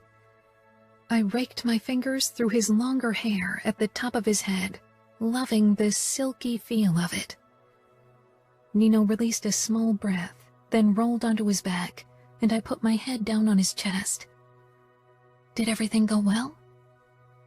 It was strange asking this, considering we were talking about the painful end of a man. Scuderi is dead. Remo and Fabiano killed him together. Fabiano really considers you his brothers. He does, but so do we. So you've forgiven him for everything that happened with Leona? It seemed impossible that Remo and Fabiano had really faced each other in a death match. I was glad I didn't have to watch it. Remo considered it betrayal, and so did I. But my view on things changed. Nino said slowly. We gave Fabiano an impossible choice, one we shouldn't have given him. I realize that now, and maybe Remo does too. To choose between loved ones is cruel. Nino tilted his head with his small frown. I can't imagine being given that choice. Goosebumps rose on my skin. It won't ever come to that. Oh no. The look in Nino's eyes sent a small shiver down my back. He kissed my forehead, then sat up. I need to set up a death fight for Remo. What? I blurted, stumbling out of bed after him. Why? Then it dawned on me. Remo couldn't deal with his emotional turmoil. The only way he knew how to handle it was by causing and receiving pain, by spilling blood and killing. You can't allow that. Nino pulled his shirt over his head and combed his hair back with his fingers. He won't let me talk him out of it. I tried. I got dressed in a hurry and followed Nino downstairs and into the kitchen. He talked to Roger on the phone, the man who owned the fight arena, while I prepared breakfast. My stomach was in knots as I listened to Nino discuss the details of the upcoming fight. Remo was going to fight 2 opponents at once, which was pure insanity even by his standards. "This is madness," I said, when Nino ended the call. Nino sighed. This is Remo. In the days that followed Remo's brutal fight, he acted almost like his old self, but sometimes there was a look of longing in his eyes that hadn't been there before. I couldn't help but wonder how Serafina was faring back with her family. I was playing the piano when someone knocked against the French windows. Looking up, I saw Adamo with the hood of his sweater pulled over his head and a cigarette dangling from his mouth. I waved him in. He never took the direct route through the adjoining corridor, always through the garden to get a smoke in. He came inside after having disposed of his cigarette, then shoved down his hood. His hair half covered his eyes, but I saw they were red. "Are you okay?" Can I listen to you play? "Sure," I said, and started playing the song I was working on. Adamo sank down on the floor right beside the piano and stared down at the Camorra tattoo on his forearm. Questions burned on my tongue, but I held them back. He'd tell me what bothered him if he felt like it. Turning away from him, I focused on the song. It was for Remo and almost done. I wanted to write songs for Adamo and Savio as well by Christmas, and give each of them their song as a present. They had everything money could buy, so maybe they'd appreciate the gift. I'd been playing the song twice when Adamo interrupted me in a dark whisper. Nino talked to me about our mother today. I froze. Adamo looked up, his eyes full of misery. Did you know? I swallowed, got up and made my way over to him before sinking to the floor beside him. Nino told me what happened. He had to, because of his emotional state. Adamo nodded. Why didn't they tell me sooner? They wanted to protect you. The truth is difficult to stomach. I can't believe she tried to kill my brothers. And you. She would have killed you by taking her own life. Adamo nodded. I don't get it. I want to understand. He looked at me. Some things are beyond comprehension. I covered his hand with mine. She's still alive. I thought she died years ago. I don't know how I feel, knowing she's somewhere. I didn't know what to say. It was hard to imagine how Adamo felt. How would I feel if I suddenly found out my father wasn't dead but locked up in a mental institution? I said so many shitty things to Remo because I just didn't understand how he could be that way. But now I get it. Some things change us, and no matter how hard we try to forget the past, some things just stay with us. Adamo wrapped his arms loosely around his legs and regarded me with a small smile. I'm glad you're part of our family. You never judge me when I talk to you. I have no right to judge you or anyone. Adamo laughed. That doesn't stop most people from dishing out judgment all the time.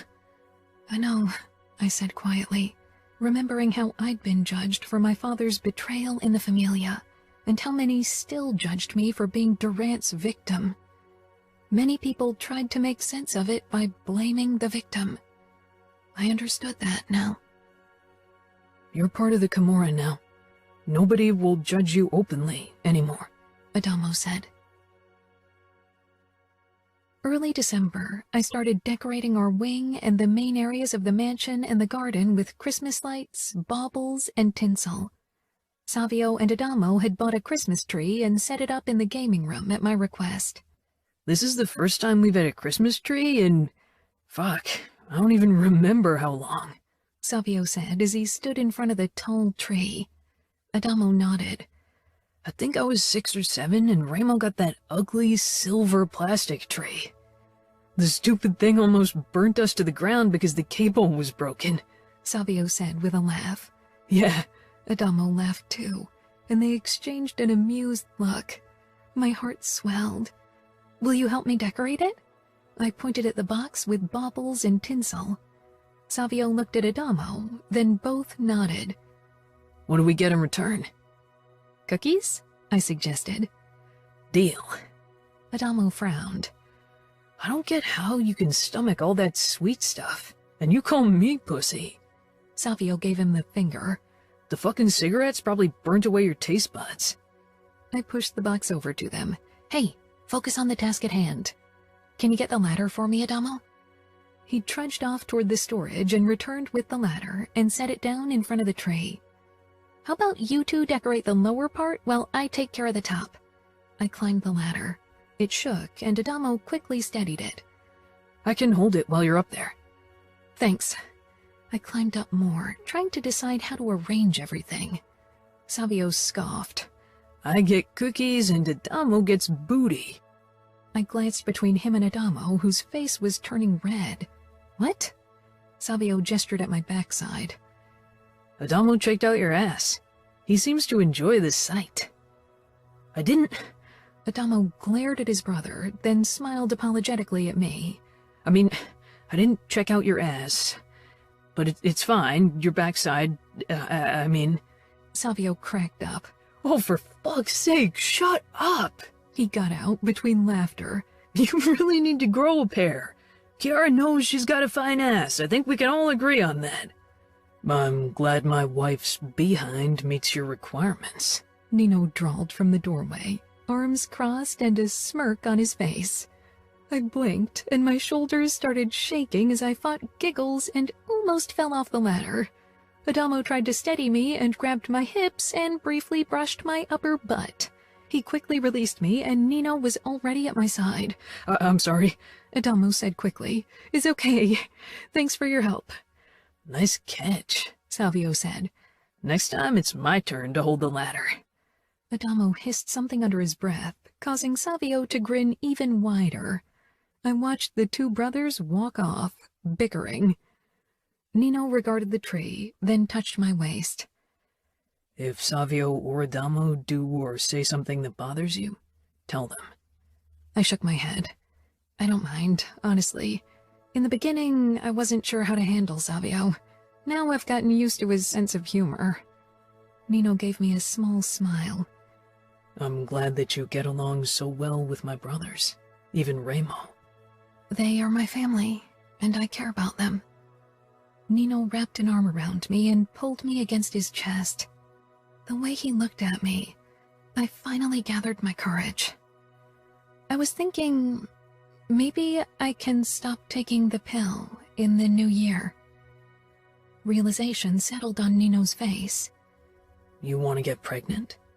Yes.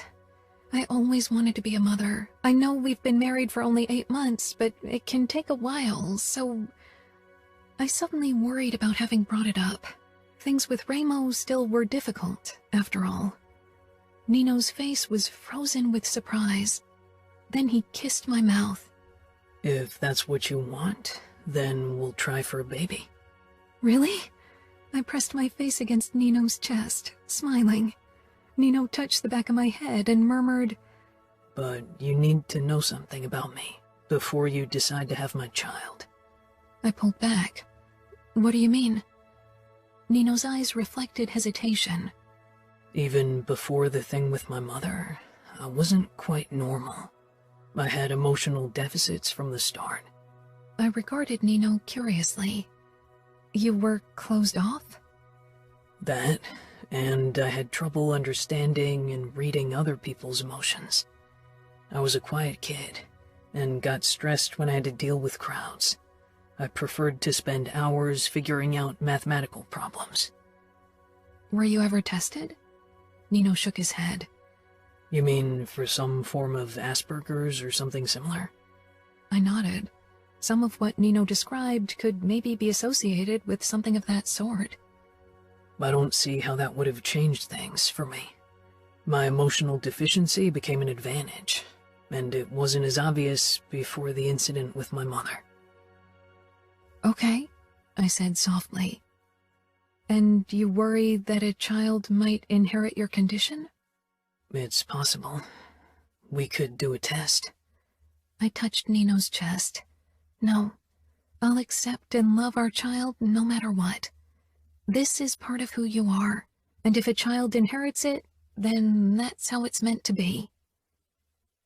Nino looked at me for a long time, and then he tilted his head, bringing my hand up and pressing a kiss to my wrist. Chapter 10. Nino.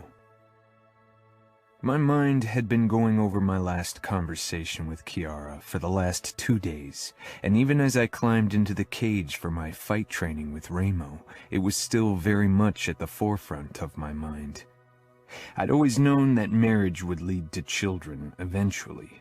I wanted them for the name Falcone to live on, and right now I was the only one of my brothers who had a woman who was capable of becoming a good mother. I didn't have a single doubt in my mind that Kiara would be a wonderful, caring mother.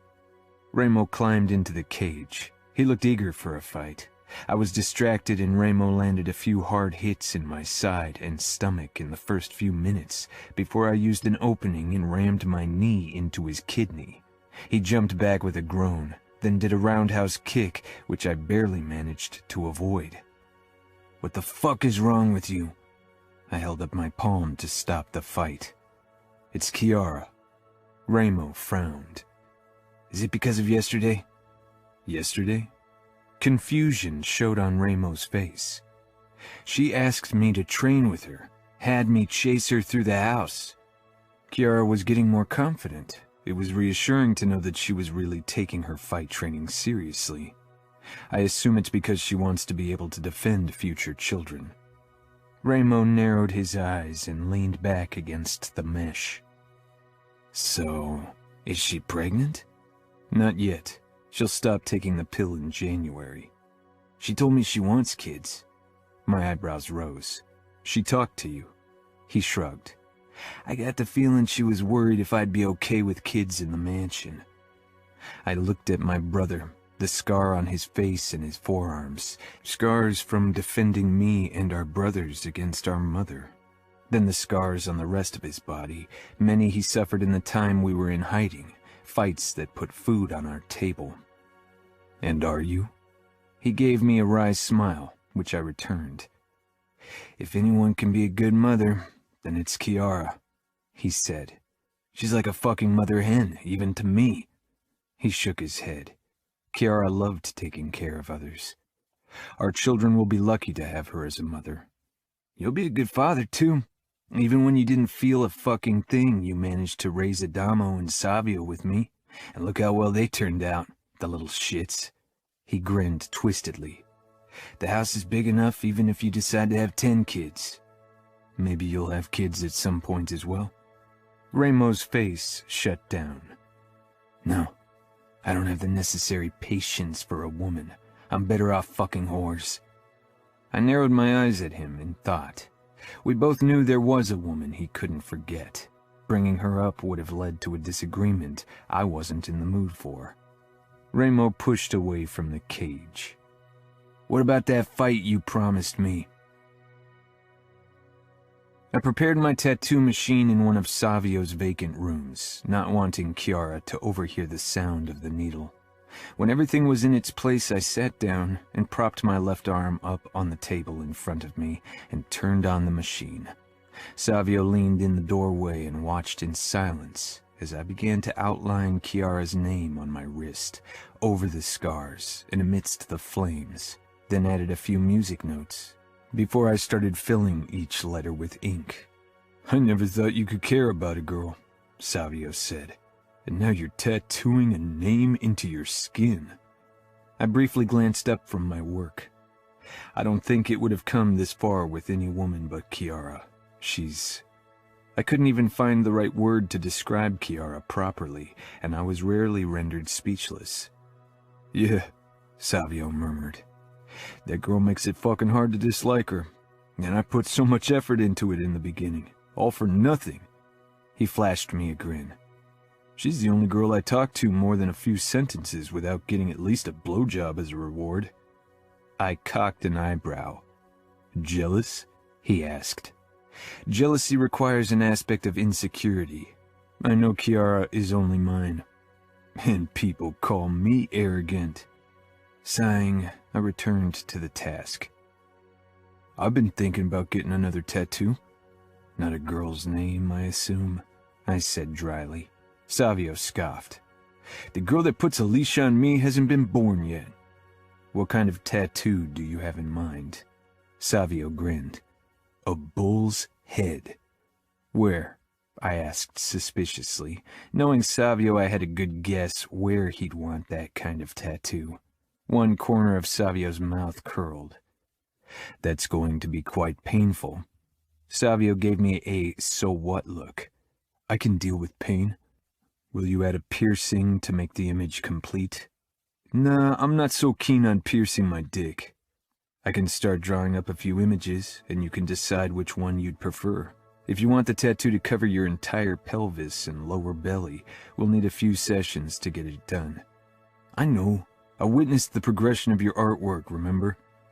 I should warn you that a tattoo in that area might stop your recreational activities for a couple of weeks, or at least make them quite uncomfortable. We'll see. Shaking my head, I returned to working on my tattoo. I wanted to get it done today to surprise Kiara with it as a sort of early Christmas present.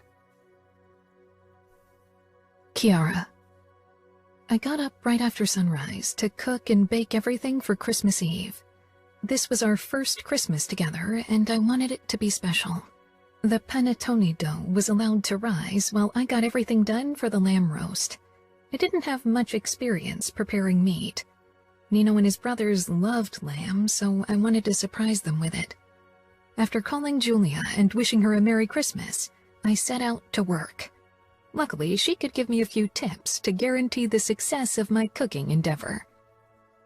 It was close to dinner time, and I had changed into a floor-length red evening dress and was setting and decorating the dining table when Nino came in, dressed in form-fitting black pants and a black dress shirt with the top buttons undone, giving view to his colorful tattoos.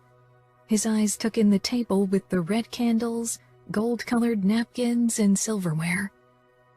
You should have asked one of us for help. It's too much work," he murmured as he ran a hand down my side until it came to rest on my hip. "And you look absolutely stunning." Smiling, I shrugged. I love cooking and decorating, so it doesn't feel like work.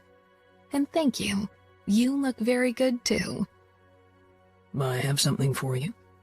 Part of your Christmas present. I hadn't been sure if Nino was the type to give presents.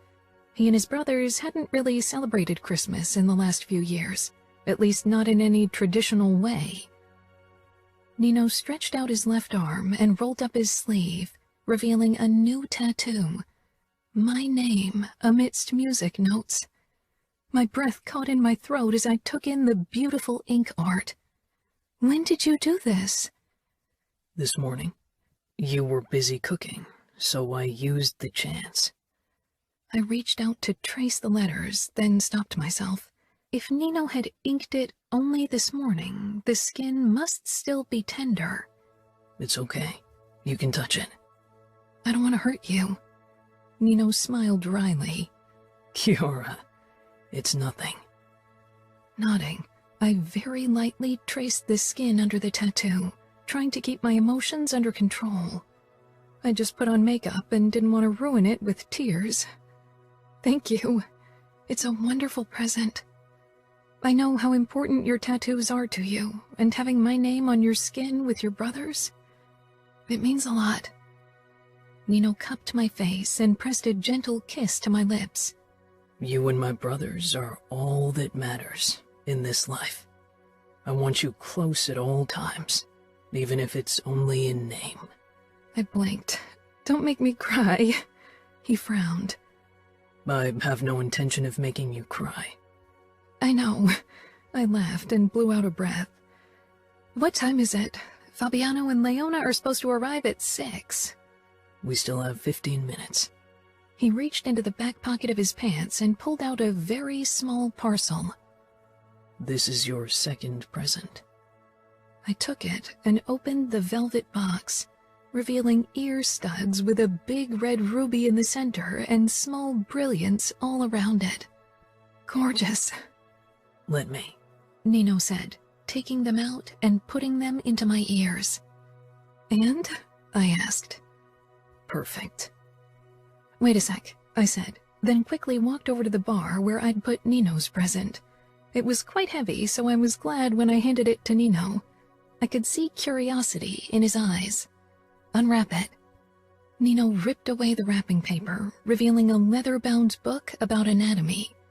It's a collector's edition from 1925 with hand-drawn images for all the body parts. I was hoping it was something Nino liked. Whenever we were in the library together, Nino was often drawn to medical books.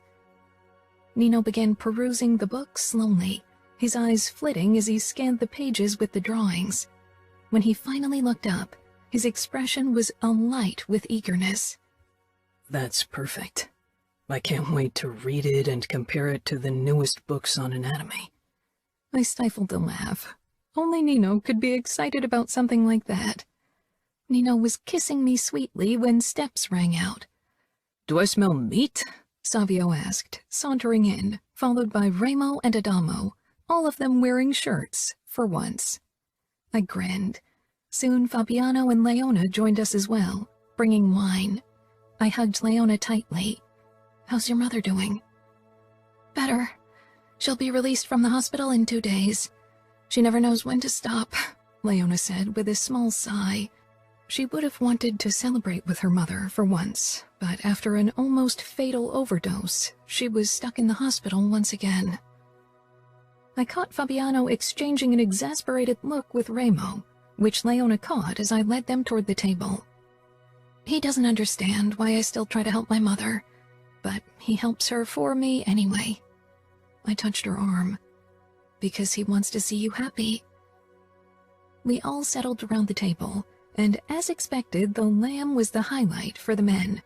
I enjoyed watching everyone more than the actual food. It was just beautiful having my new family at one table, celebrating together, and I couldn't help but wonder if next year at this time, I'd have a little baby to take care of as well. After dinner, I led everyone into the living area of Nino's and my wing, then settled at the piano. "Why don't you stand around the piano?" They all did, confused why I'd brought them here. "I composed music pieces for each of you. They aren't perfect yet, and they might develop over time, but I think they're not bad, considering the limited time I had," I said quickly. Nino squeezed my shoulder.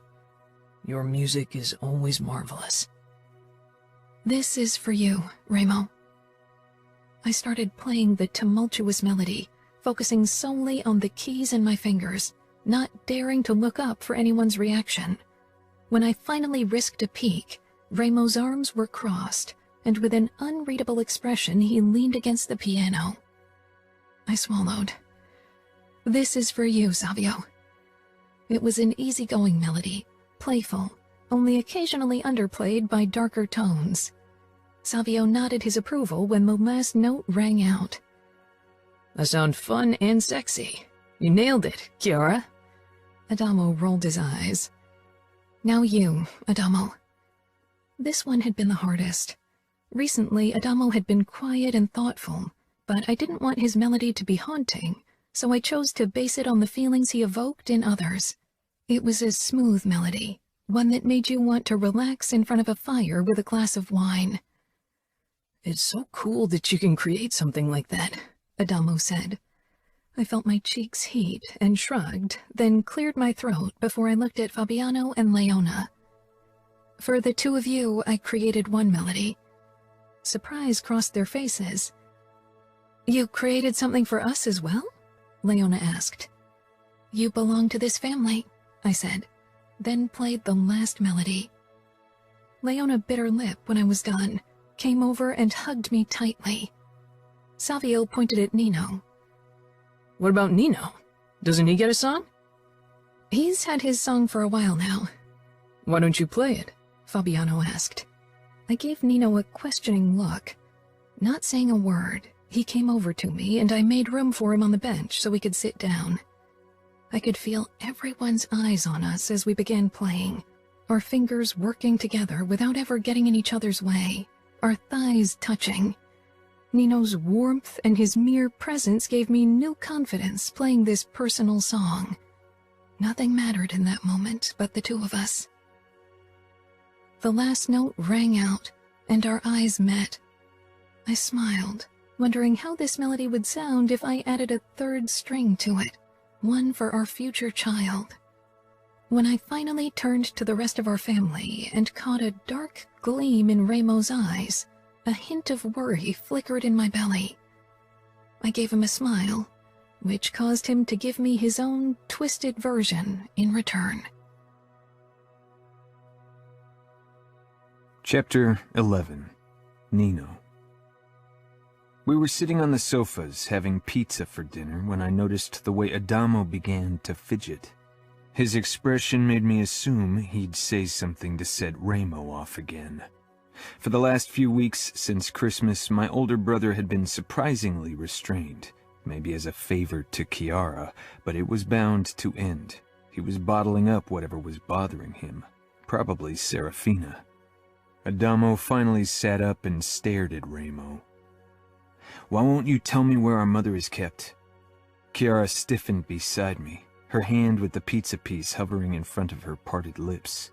She, like the rest of us, turned to Remo. His expression was worrying, his mouth twisting cruelly, his eyes flashing with the unbridled rage that had consumed him almost daily in the past. Savio jabbed his elbow into Adamo's side. "Shut up." "No," Adamo said. "I want to know." "It doesn't matter where she is. She might as well be in hell for all it concerns us," Remo gritted out. Adamo chose to ignore the warning undertone of my brother. This kid had tested our patience all our lives, but this time he really should know when to stop. "Why can't we visit her? I have a right to meet her. She's my mother, too. I want to get to know her." Remo pushed to his feet, his body shaking. "She's the woman who tried to kill you and the rest of us. That's someone you want to get to know? Maybe she changed. Maybe they could heal whatever was wrong with her. The only thing wrong with her is that she's a psychotic, murderous bitch. She doesn't deserve to take another fucking breath, Ramo snarled. That was a long time ago, Adamo said quietly. Maybe she changed. She's a crazy bitch who wants to see us all dead because we are our father's fucking sons. For her, we are evil incarnate, Adamo. When will you get it into your fucking head?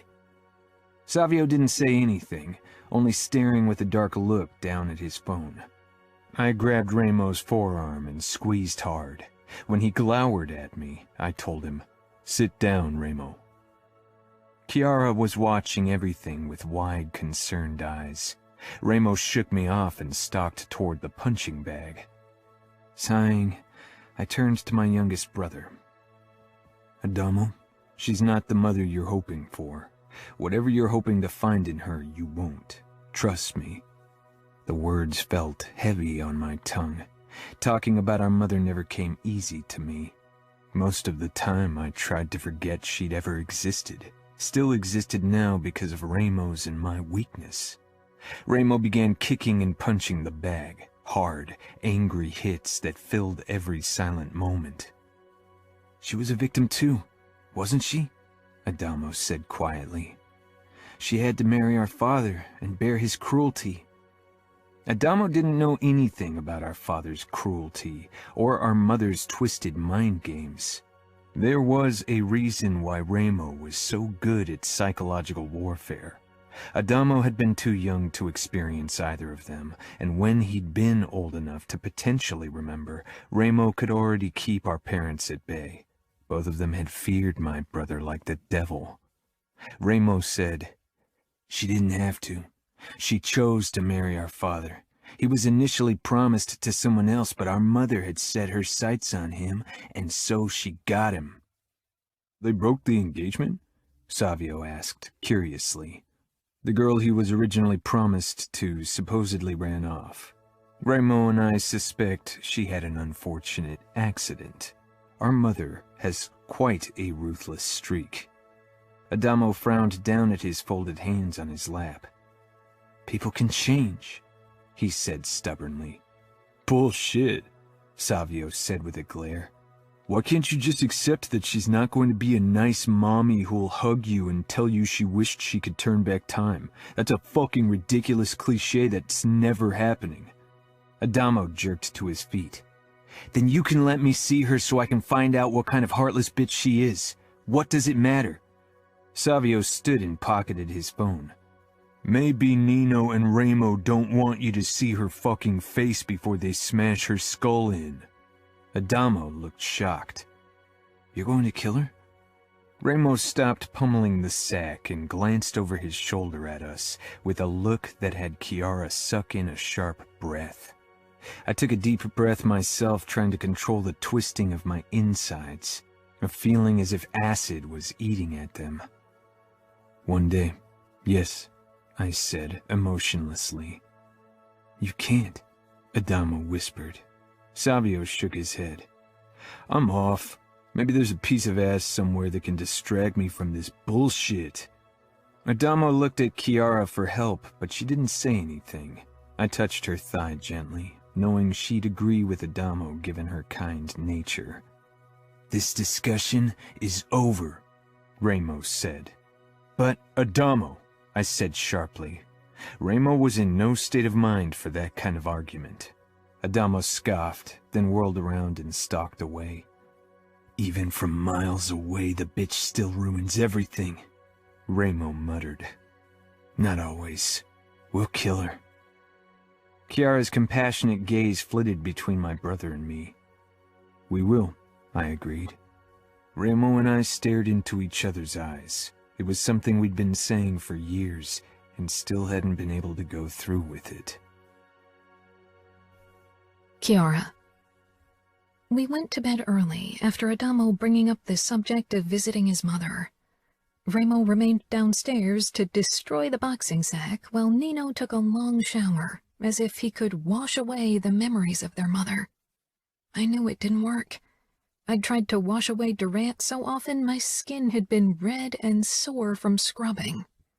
When Nino finally emerged from the bathroom, completely naked, hair still damp, I sat cross-legged on the bed, waiting for him. My plan to talk to him went up in smoke when Nino prowled toward me, already growing hard as he bent over me and pushed me back. His lips crashed down on mine, harsher than expected, harsher than ever before, as his fingers slipped between my legs, pushing under my panties and starting to stroke me.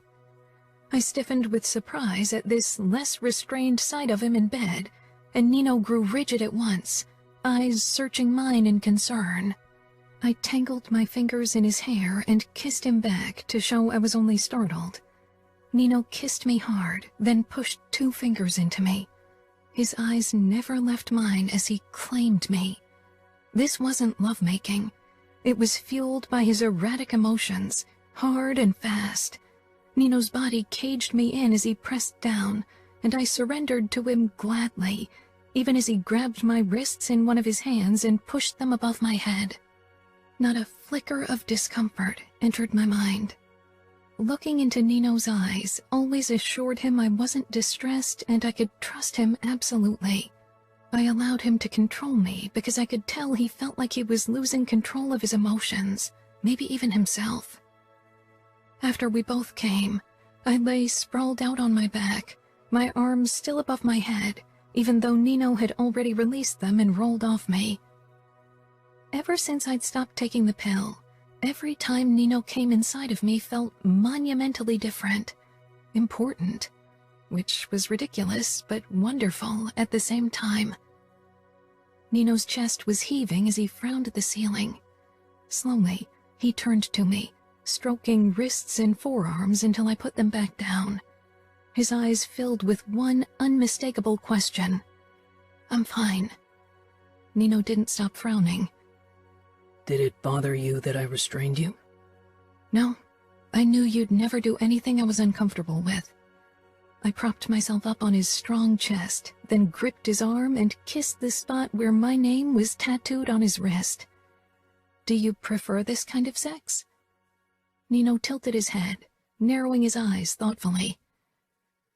No, not in general. At least not with you.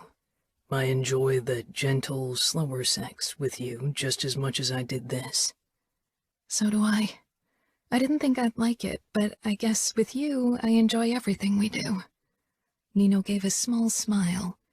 We've got a lot to discover. I laughed. Is there anything you haven't done? No, I've explored every sexual act I was remotely interested in. For a second, I felt the urge to ask for details, but then I decided it was better if I didn't know everything. Does that bother you?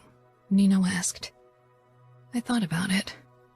When CJ told me she'd slept with Nino, it had briefly bothered me, but that faded quickly. Nino had probably slept with every whore in the sex clubs of the Camorra, not that I had asked. No, it doesn't really. I know you're mine now, and that's all that matters. I've never been anyone else's, Kiara. The women of my past, I didn't see them. They were there, but they might as well have not been. There's only you. All I've ever felt is only for you. I put my chin down on his chest, closing my eyes. This is too perfect. I'm always waiting for something bad to happen and take it away. It seems too good. Nino touched the back of my head. Nobody's going to take it away. I won't allow it. I'll kill everyone who dares to destroy what we have. We were silent for a while. I still wanted to talk to Nino about Adamo, even though it would mean breaking the moment. Can I say something regarding your mother? Nino stiffened. Of course. You can always say what's on your mind. I lifted my head, needing to see his expression. It was perfectly emotionless, the beautiful, cold mask he wore so often. Maybe you and Remo should reconsider how you handle Adamo's wish to see your mother. Nino's eyes flashed, and I quickly went on. I know you worry how he'll handle it, but if you allow him to live with a fantasy of how she might be, That could cause more damage than letting him see the truth. You can't keep this from him. He's been a made man for almost 6 months now, and he's been trying to do what you and Ramo expect of him. He isn't a kid anymore. If he wants to see your mother, you should give him the chance. It isn't Ramo's and your decision alone.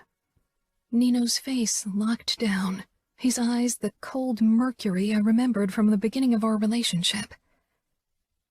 Ramo won't ever allow it. He wants to protect Adamo and Savio from our mother. Has Savio ever visited her? No, he never wanted to. He prefers to live in the present and not dwell in the past. I wondered if it was true.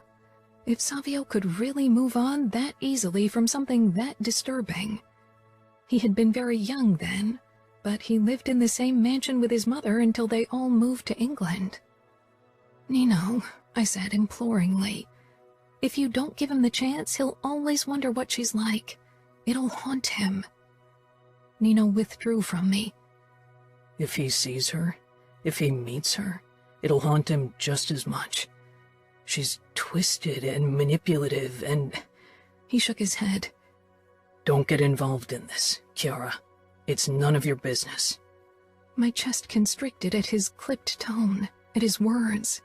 I rolled away from him, quickly sat up and stood.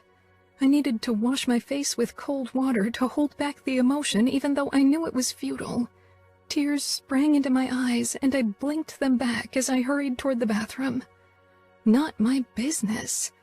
He made it sound as if I wasn't part of the family, as if I had no right to be. I didn't make it far before Nino caught up with me. He grabbed me around the waist and held onto me, his chest pressed against my back. Don't run from me, he murmured. I didn't mean it like that. How did you mean it, then? I asked in a raw voice. Nino embraced me tightly and released a low breath.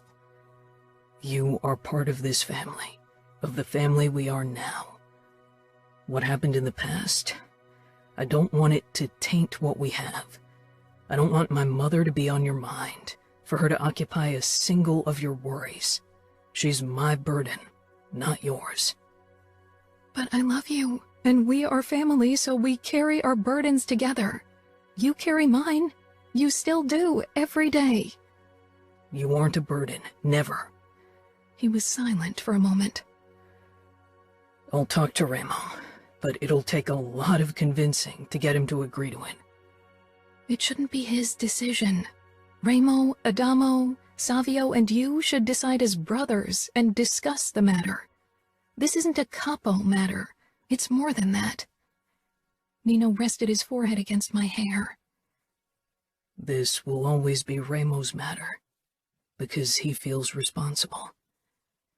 That's his burden. Nino. Ramo didn't sit down. He paced the gaming room back and forth, like a caged animal. The primal anger in his eyes only emphasized the impression. Savio said, "Let him see her. It's his decision. He needs to grow up, and you always coddling him isn't helping." For once he'd put away his phone and turned it off so we could talk this through, even if I had done most of the talking so far.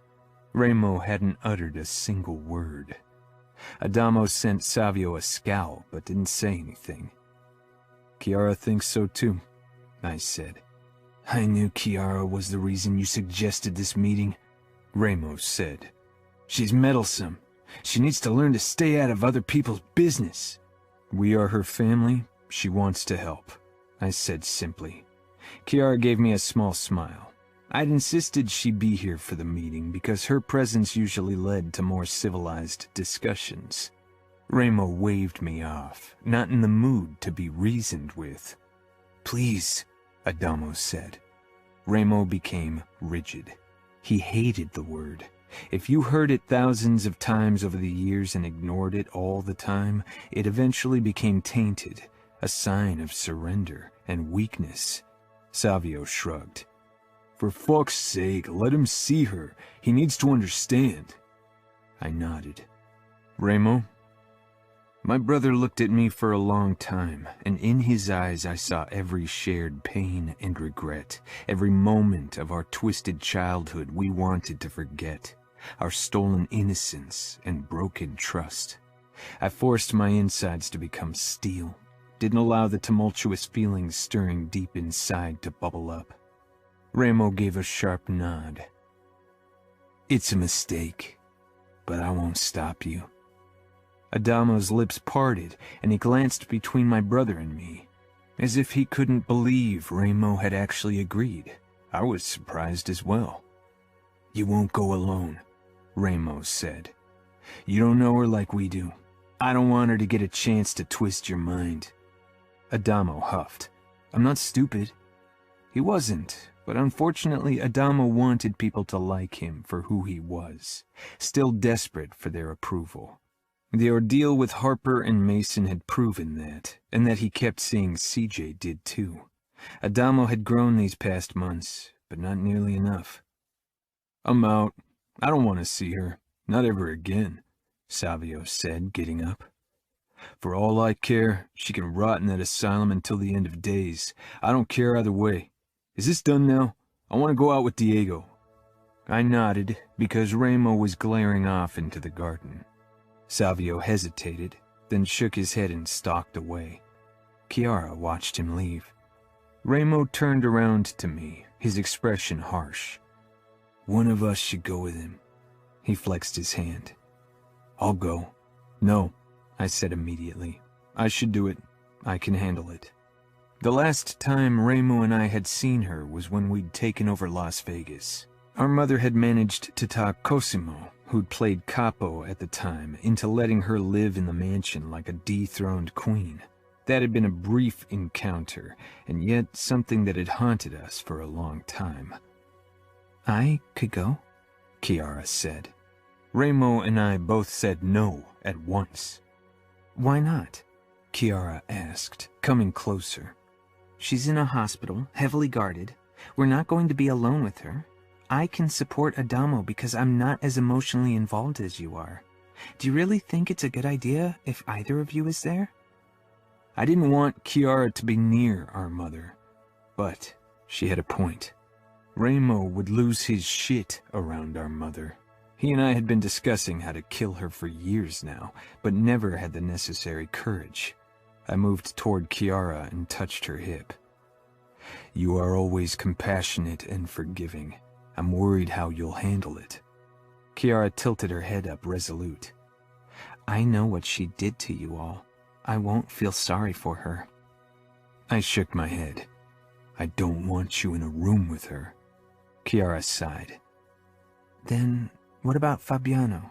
He won't feel pity for her no matter what she says or does, and he's capable of doing what's necessary in case she tries anything. That's a good idea. I'll ask him. It's a fucking huge mistake. It's all I'm going to say, Ramo said. One day, you'll see it too. Chapter 12. Kiara. I'm telling you, it's a fucking mistake. Ramo's words still rang in my head, clear and loud, as we pulled up in front of the mental institution. Adamo and Fabiano got out. Nino and I remained in the car. Will you come in with us? I asked Nino. Originally, Fabiano and Adamo were meant to do the visit alone, and then Adamo asked me if I'd join them, and so Nino, of course, insisted to come as well. A muscle in Nino's jaw flexed, and for a long time he only stared ahead before he gave a terse nod. I don't want you anywhere near her. Fabiano and Adamo are going to talk to her. I'll stay back. She can't hurt me. Nino pushed open the car door, and I followed. A man with a short gray beard, gray hair, and a white coat waited for us on the steps. From the outside, it looked like a normal mansion, but upon a closer look, I discovered bars in front of many windows, and the garden behind the building was separated from the driveway by a tall fence. The doctor walked toward Nino and shook his hand. I don't think we've met. I'm the new head psychiatrist, Dr. Mitchell. Nino barely reacted. Where is the meeting taking place? I thought the gardens would be a good option. The weather is nice, and the other inhabitants are in the cafeteria for lunch, so you'll have privacy. Lead the way, Nino said. Dr. Mitchell glanced from Nino to us, hesitating. Then he turned and led us inside the mansion. I wasn't sure what I'd expected. Something more prison-like, perhaps, and I was pleasantly surprised. Inside, the floor was sterile stone, and the walls were painted in a subdued yellow, probably for its calming qualities. She's already waiting outside, Dr. Mitchell said. Alone? Nino asked sharply. With her caregiver. Fabiano's eyebrows rose. He was tense, cautious. Nino and he were armed with guns and knives. Adamo hadn't been allowed to carry any because Nino worried their mother might get her hands on them. We arrived in a vast garden, and the doctor pointed toward a bench. A woman with short, dark hair sat with a big man in scrubs. Nino's demeanor changed immediately, a shift in his muscles and expression, something dark and primal awakening that had me worried.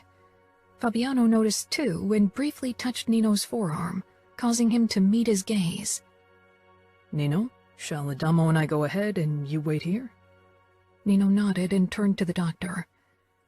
You can leave, and so can the caregiver. Dr. Mitchell looked like he would disagree, then thought better of it, and waved for the caregiver to come over. Adamo and Fabiano slowly headed for the bench. Eventually, only Nino and I remained at the beginning of the path, staring down toward the bench. Fabiano stopped right in front of it. Adamo spoke to his mother, and then sat down beside her. Nino walked a few steps closer, his body brimming with tension. We stopped still a good distance away, out of earshot, but close enough to see the burn scars on the woman's arms. Scars from when she'd tried to kill her boys by cutting their wrists and burning them alive.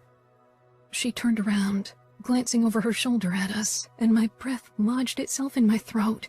Her eyes were gray like Nino's. Nino reached for his gun, but I touched his hand. His gaze flew to mine, foreign and hateful, but more than that, haunted. "Not today," I whispered. "Let Adamo have this moment." Nino nodded and lowered his hand. I linked our fingers, squeezing to show him my support. Mrs. Falcone was still staring toward us, though mainly at me. Her unfaltering attention made me nervous. Something about it was too intense. Adamo followed her gaze and said something, which made her nod and turn back to him. I released a shuddery breath. Nino watched everything closely, his eyes burning with hatred I usually only saw in Ramo's face. Fabiano eventually gave a sign, and Nino waved at the caregiver who waited in the door.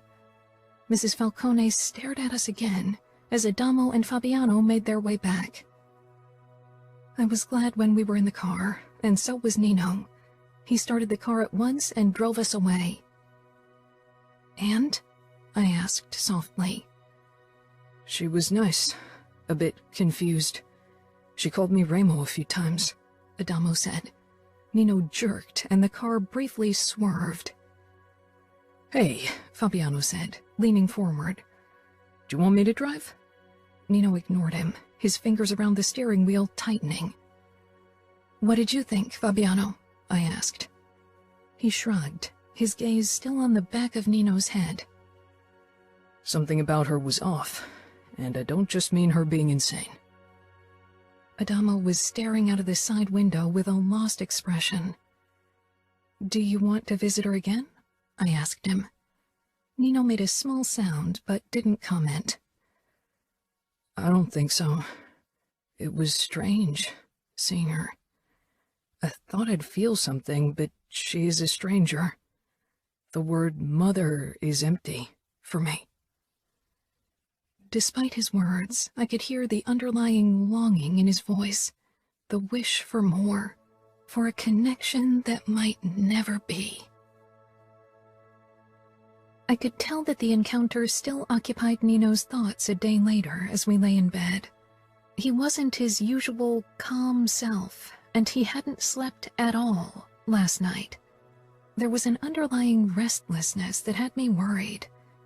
Ramo had gone off to work in the sugar trap when we'd headed out for the visit, and he hadn't returned to the mansion yet. He, too, had my stomach turning itself with concern. First the thing with Serafina, now this. Ramo was always towing the edge of a dangerous abyss. I had a feeling a small nudge could send him over the edge. I studied Nino's colorful tattoos, lingering on the shadowy figure amidst raging flames on his upper arm, and Ramo's name making up the glowing embers. This will give Adamo peace of mind. Now you can all move on. Nino turned toward me, his eyes emotionless. Now that I knew how different they looked when he showed emotions, seeing them like this always cut me deeply. Neither of us will have peace as long as she's there. Pretend she isn't there. She can't get out of the hospital, so you don't have to worry about her. She's the past, Nino. She's there. Always at the back of our minds. I sighed. I know, but it's because you and Ramo keep her lodged there. Because you treat her like unfinished business. Make peace with the fact that she's alive, that you won't kill her, and then you can move on. Nino frowned as if what I suggested was impossible. I kissed his bearded chin.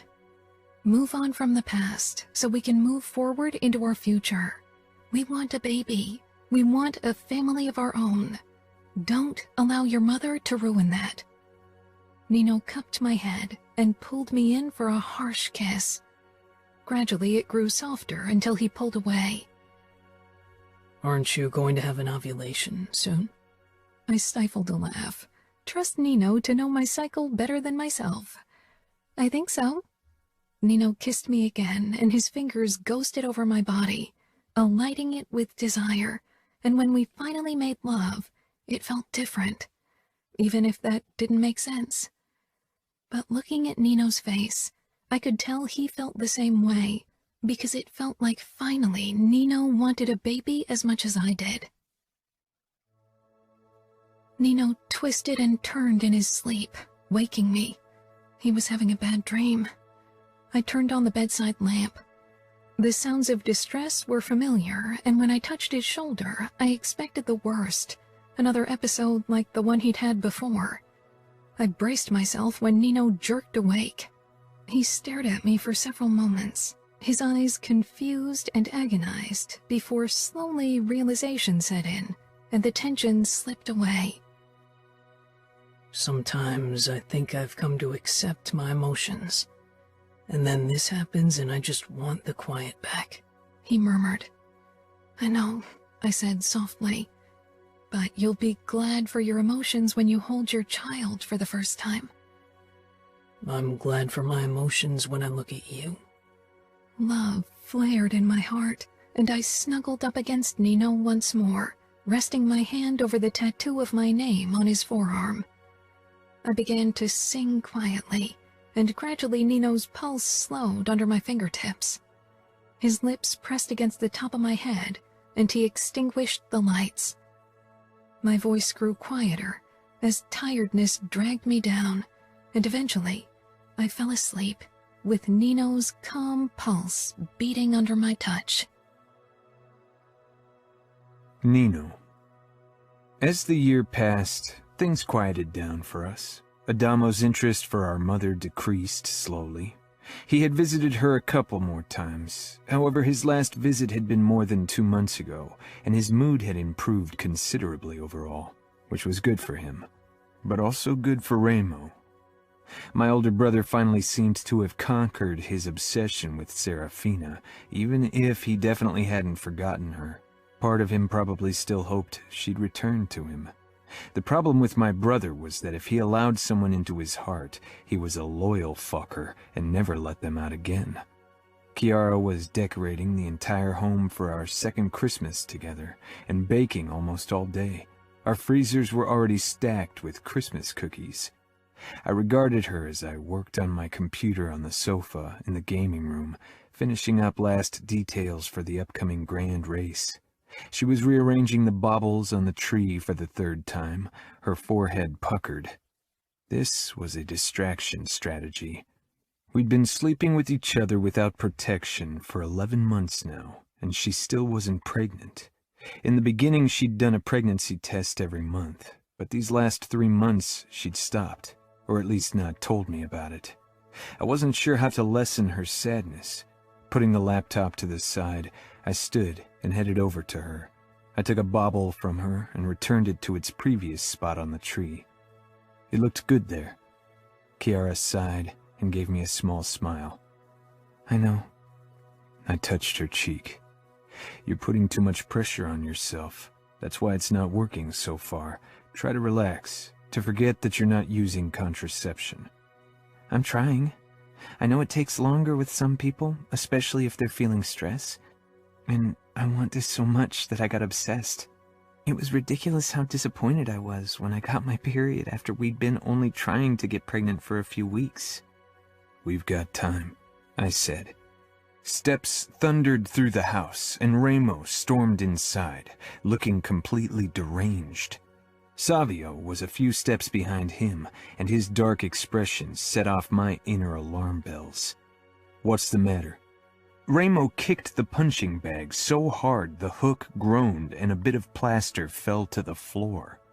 Cavallaro sent a fucking assassin to Kansas. He killed Russo, Savio said. Kiara was confused. Our underboss in Kansas, I explained, trying to understand the sensations taking hold of me, until I finally realized it was anger. Does Stefano know? I asked Savio. Ramo didn't appear like he was in the mood to speak. Savio shook his head, glancing toward Ramo cautiously. No, we just found out ourselves, and Stefano's off looking for new prey. He moved toward me. Should I talk to him? No, Ramo growled. You and him hate each other's guts. I couldn't give any less fucks about Stefano. He's the one who can't bear that someone's prettier, not to mention more successful with the ladies than him, Savio said with a smirk. I'll talk to him, I said. You both aren't fit to tell someone they lost their brother. Ramo nodded. I'll fly over to Kansas City right away to show presence. You come with me, Savio. When will you be back? I asked. Tomorrow. I don't want to leave Las Vegas for long at the moment, not when Cavallaro's discovered his fucking balls. I turned to Kiara. I'll have Fabiano come over to watch you. Adamo wouldn't come home from school for another 3 hours, and Kiara needed protection. I sent Fabiano a quick text, and as usual he arrived 5 minutes later. I'm starting to like these new living arrangements, Fabiano said, with a grin as he walked in, but sobered upon seeing our expressions. What? Cavallaro killed our Kansas underboss. Fuck, Fabiano snarled. That asshole! You want to strike back? His eyes found Ramo's, because if anyone went on a crazy revenge mission, then it would be my brother. Ramo bared his teeth. Not yet, but we will. Trust me, we will strike back. Can you guard Kiara while I search for Stefano? Fabiano nodded. How about you come over to my house? I want to catch a workout in my gym. Kiara nodded. Of course. When will Leona be home? In about 2 hours. She doesn't have many courses today. Kiara and Leona had grown even closer since Fabiano had bought the villa beside ours and was our new neighbor. The previous owners had sold the house after some convincing from Ramo. I kissed Kiara briefly, then headed out to find Stefano. It wouldn't be good if he found out from someone else. Word about what happened would already be spreading like wildfire among our men, and it was only a matter of time before the captains from Kansas called Stefano to give him their condolences and get in his good graces. I took my new Tesla sports car and drove over to Stefano's apartment at the Strip. I rarely headed this way. The tourists and advertisements for cheap buffets and booze weren't to my taste. I got out of my car and dropped my key off with the bellboy, then headed inside and past the concierge. Sir, you can't come in here without registering with me first. I stopped in front of the elevator and pressed the button, then turned toward the overweight concierge, stumbling toward me, his face turning red and the alarm button in his hand. I'd been here only once before, and there had been another concierge. "I need to ask you to follow me to my desk and register with me," he said, trying to sound authoritarian and failing miserably. His other hand moved to the pepper spray attached to his belt. "If you pull that, I'll break every single one of your fingers and empty that entire bottle in your face," I said calmly. "My name is Nino Falcone. Now return to your desk and get back to work." The man took a step back. I stepped inside the elevator and rode up to the top floor. Arriving at Stefano's door, I hammered my fist against the frame. Steps rang out, then stopped. He opened the door, dressed in only boxer shorts and holding a Glock. Surprise crossed his face. "Nino? What are you doing here?" "Can I come in?" Stefano shoved his gun into his waistband and opened the door fully. I walked into his open living area. A girl scurried out of the room, clutching her clothes to her body. "Looks young. Is she of age?" Stefano frowned. "Of course. I always make sure they are. It's rule number 1. He studied me with suspicious dark eyes. "Usually a visit at home from one of you means nothing good. I didn't break any rules, so I hope my Persian rugs stay clean." I nodded. "Cavallaro attacked Kansas City and killed your brother." Stefano stared at me as if he wasn't sure he'd heard me right, then walked over to the sofa and sank down. Slowly his hands curled into fists. I gave him a moment and found the girl in the bedroom. She had dressed. "Leave, and don't come back." She blinked. "What?" "Leave. He only fucked you for his job," I said. She grabbed her purse and ran past me without a word. Stefano didn't even look up. "Remo and Savio are heading over there now, dealing with the aftermath, but you'll have to join them." Stefano looked around. "I guess I'll have to move to Kansas City now." "Yes," I said. "You are the next in line. Kansas City needs a new underboss." "Dante will try to have me killed as well now that he's tasted blood." "Dante will try, yes." Stefano chuckled and stood. "My father's men won't accept me easily. There's a reason why I worked for you as romancer. It's what I'm good at." "Your father's men accepted your brother." "Barely. I'm younger and not very popular over there for what I've done." "It doesn't matter. The Camorra isn't a democracy. If Remo declares you underboss, his captains and soldiers will accept it, and if they don't, they'll pay the consequences. You only need to worry about making one man happy, and that is Remo. And so far, you have done a good job." "Doing a good job of fucking girls and making them fall in love with you is a different thing than leading men." "It is, and you'll excel at the latter because you don't want to disappoint us." Stefano grimaced. "I'll fly over to Kansas today." I gave a nod and left. This assassination would cause trouble. My brothers and I would have to keep it contained, show our underbosses that this was a one-time thing. Most of them were loyal to the bone, to Remo at least, but our territory was vast, and it was impossible to control everything absolutely, even if Remo wanted to. There were people amongst our men who might join a mutiny, men that had lain low when Remo had conquered our territory without mercy, who were scared to speak up back then. Maybe they'd get more daring now. It would give me the chance to weed them out. Anyone who thought he could take our territory from us would be met with the full cruelty of our natures. The Camorra was ours. We were the Camorra. We were Las Vegas. We were even the West. And it would always remain that way. Chapter 13. Nino.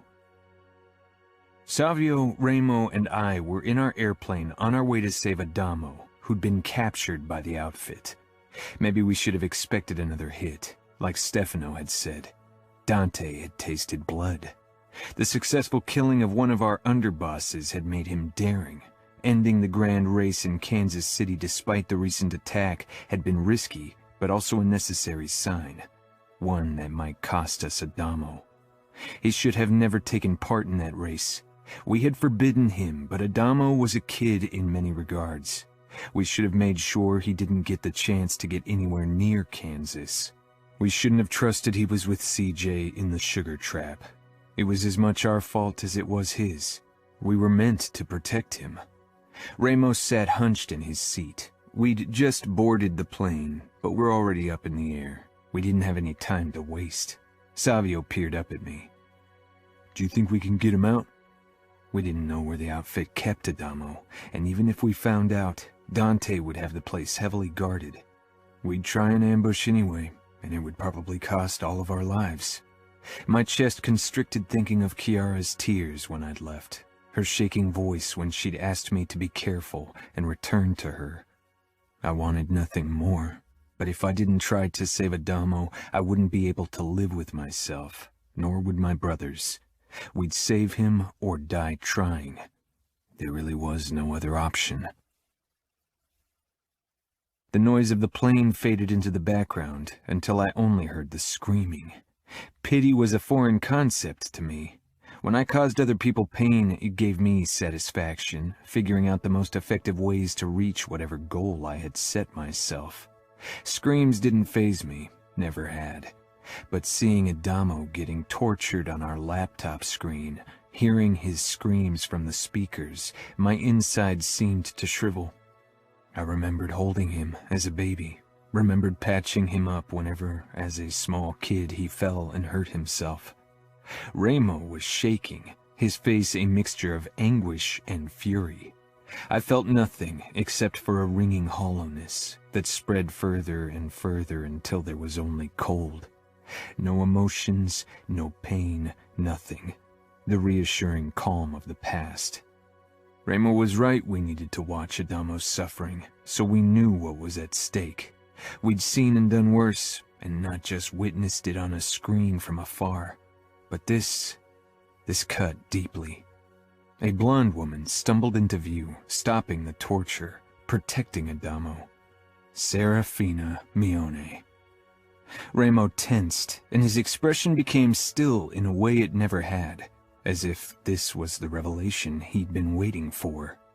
Savio darted a concerned look at me. "Fuck." "Ramo?" I asked, when he kept staring at the screen. He ignored me and lifted his phone. I had a feeling I knew whom he was calling, and more than that, what he was going to do. I shook my head, but he didn't see me, his eyes only for Serafina. "Dante, I'll give you what you really want. Tomorrow morning I'll be in Minneapolis and exchange myself for Adamo." Savio took a step closer, mouthing, "What the hell?" "It's me you want to see burn, not my brother, and you will get your chance." Relief showed on Ramo's face, and I knew Dante had agreed to the deal. The outfit capo wanted Ramo, not Adamo. "Understood." With a strange smile, Ramo lowered the phone. "They will kill you, Ramo," Savio said. Ramo nodded and met my gaze. "They will cut me, skin me, burn me, cut off my dick, and then maybe they'll kill me." "This is madness, Ramo." "Maybe, but it's what's going to happen, Nino. My decision is final." Ramo sank down on the seat, and Savio leaned close to me. "We can't allow this. Ramo needs to stop sacrificing himself. We need him." I swallowed. I'd never been separated from Ramo for more than a few days. We'd survived only because we had each other. I sank down across from him, hoping to talk sense into him, even if it had never worked in the past. Ramo shook his head. "Don't waste your time." I stood, too restless to sit. Savio was hunched in his seat, and I walked over to him. He raised his head with a dark laugh. "Fuck. The little shit always grated on my nerves, but seeing those assholes cut him and burn him, I want to smash their fucking heads in." "One day, we will." "Yeah, but first they're going to shred Ramo into pieces," Savio said. He ran a hand through his hair, staring up at me. "You're a fucking genius. Don't you have an idea how to sort out this mess?" Ramo was staring out of the plane window, brows drawn together and fierce determination on his face. I don't think Ramo will allow it. Ramo was the strongest capo there was. Without him, the Camorra would still be a collection of idiots struggling for power. Without him, Las Vegas would still be in the hands of unworthy men. Ramo was Las Vegas. Ramo was the Camorra. Ramo was a born leader. I was not. I'd never wanted to be. The Camorrista would follow me because they feared me, because of their unfailing loyalty to our family, but not because of me. They'd have no other choice if I didn't figure out a way to get my brother out of the clutches of the outfit, though. Ramo had said I needed to accept his decision, but as I watched Ramo being dragged away toward an outfit car, I realized it was something I could never do. I wouldn't rest until I'd killed every outfit soldier in the cruelest way possible for taking Ramo. I'd kill Dante last so he could witness one man after the other suffer for his mistake, so he'd live with the regret and guilt until I finally killed him. It would be an act of mercy after what he'd have to endure beforehand. Adamo groaned in pain when Savio and I carried him over to our car. Don't let them take Remo away." The cars behind me were already pulling away, taking my brother with them.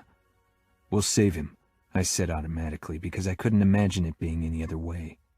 Savio sent me a questioning look, but I ignored him. We needed to get Adamo away from here as soon as possible so I could take a look at his injuries. His burnt skin was an angry red and would quickly get infected if not treated properly. "Is it a clean break?" I asked him as we hoisted him into the back seat. Adamo blinked at me, dazed. "Never mind," I said. I carefully felt his arm, not feeling any protruding bones at least. Savio and I got into the front of the car and we sped away. Savio was driving as fast as the traffic allowed to get us to our plane quickly. "We're staying close by, right?" Savio asked, slanting me an anxious look. "So we can figure out a way to help Remo?" I nodded slowly, although I wasn't sure what we could do.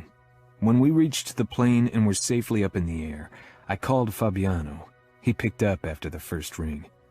"Is Kiara okay?" I asked immediately. Every Camorrista was on high alert. Still, I needed to make sure she was fine. "Yes, but she's worried. We both are. Do you have Adamo?"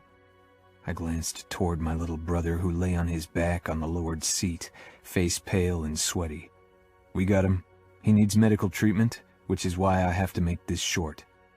"What about Remo?" Fabiano rasped, and my throat became tight. He handed himself over, as he'd intended. Fuck! Fabiano exhaled. "Fuck." We're going back and staying in Kansas for the time being, trying to figure something out. "Let me join you. Let me help. We need to save Remo. You need to protect Kiara. Savio and I'll try to figure something out with the underboss of Kansas." "All right. I'll take her back to the mansion," Fabiano said quietly. "Kiara just wants a quick word. Give her to me." "Nino," Kiara whispered desperately, "please be safe. All of you just be safe. You are my family." "We will be safe." My throat got tighter and I hung up, needing to keep a clear head. I headed over to Adamo and Savio. Savio was talking to him quietly and looked up when I stopped beside them. "We need to clean your wound and treat your broken arm. It's going to be painful." Adamo let out a choked laugh, eyes bloodshot. "I can deal with the pain." I nodded, taking in his bloody face, the cut on his arm, the burn. His body spoke a clear language of the torture he'd had to endure. His eyes, they showed me that it had left more than physical injuries. Kiara. I lowered the phone, my heart racing in my chest. They had Remo. I clamped a hand over my mouth and handed Fabiano his phone back. For once, his face wasn't controlled. I could see his worry, his pain, and it was just too much. I bent forward and cried out, "They need to save him! Nino can't be without Remo! They belong together!" Fabiano put a gentle hand on my back. We all need Remo. I nodded. The man who had scared me more than anything else. He was what kept this family together. Nino will figure something out. Fuck. Fabiano sighed. I should be there with them. This all started because Remo wanted to give me my father. That's not true. Remo would have gone through with the kidnapping anyway, but of course he also wanted to give you the chance to do what he could never do. Kill my father. Leona came in with a tray loaded with food she must have found in the fridge. The safe house was always kept stocked with food and water in case an emergency arose. It was a small, unsuspecting house in a middle-class neighborhood. She asked Fabiano, "What happened?" Remo exchanged himself for Adamo. The outfit got him. He stared down at his Camorra tattoo. His Adam's apple bobbed. Leona sent me a shocked look, then slowly came over to the dining table and set the tray down. She touched Fabiano's shoulder. She didn't say anything. No words of reassurance, because what could be said? The outfit had Remo. Their enemy, the man who kidnapped and dishonored another man's fiancée. Dante's niece. I wanted to stay hopeful, but for once, I only felt dread. Nino and Savio are going to attack outfit territory. Fabiano nodded. They won't rest until they've saved Remo or they know he's dead. And even then, they won't stop. Nino. When we arrived at the Russo mansion in Kansas City, Stefano waited for us, looking like he hadn't slept since his brother had been killed by Dante Cavallaro's men. Savio and I supported Adamo, who was too exhausted to walk on his own. "I prepared a room, and one of my doctors is around in case you need help," Stefano said with a curt nod. He'd officially taken over as underboss only 2 days ago, and his territory was already in uproar. It was his battle to fight. If he wanted his men's respect, he'd have to gain it by himself.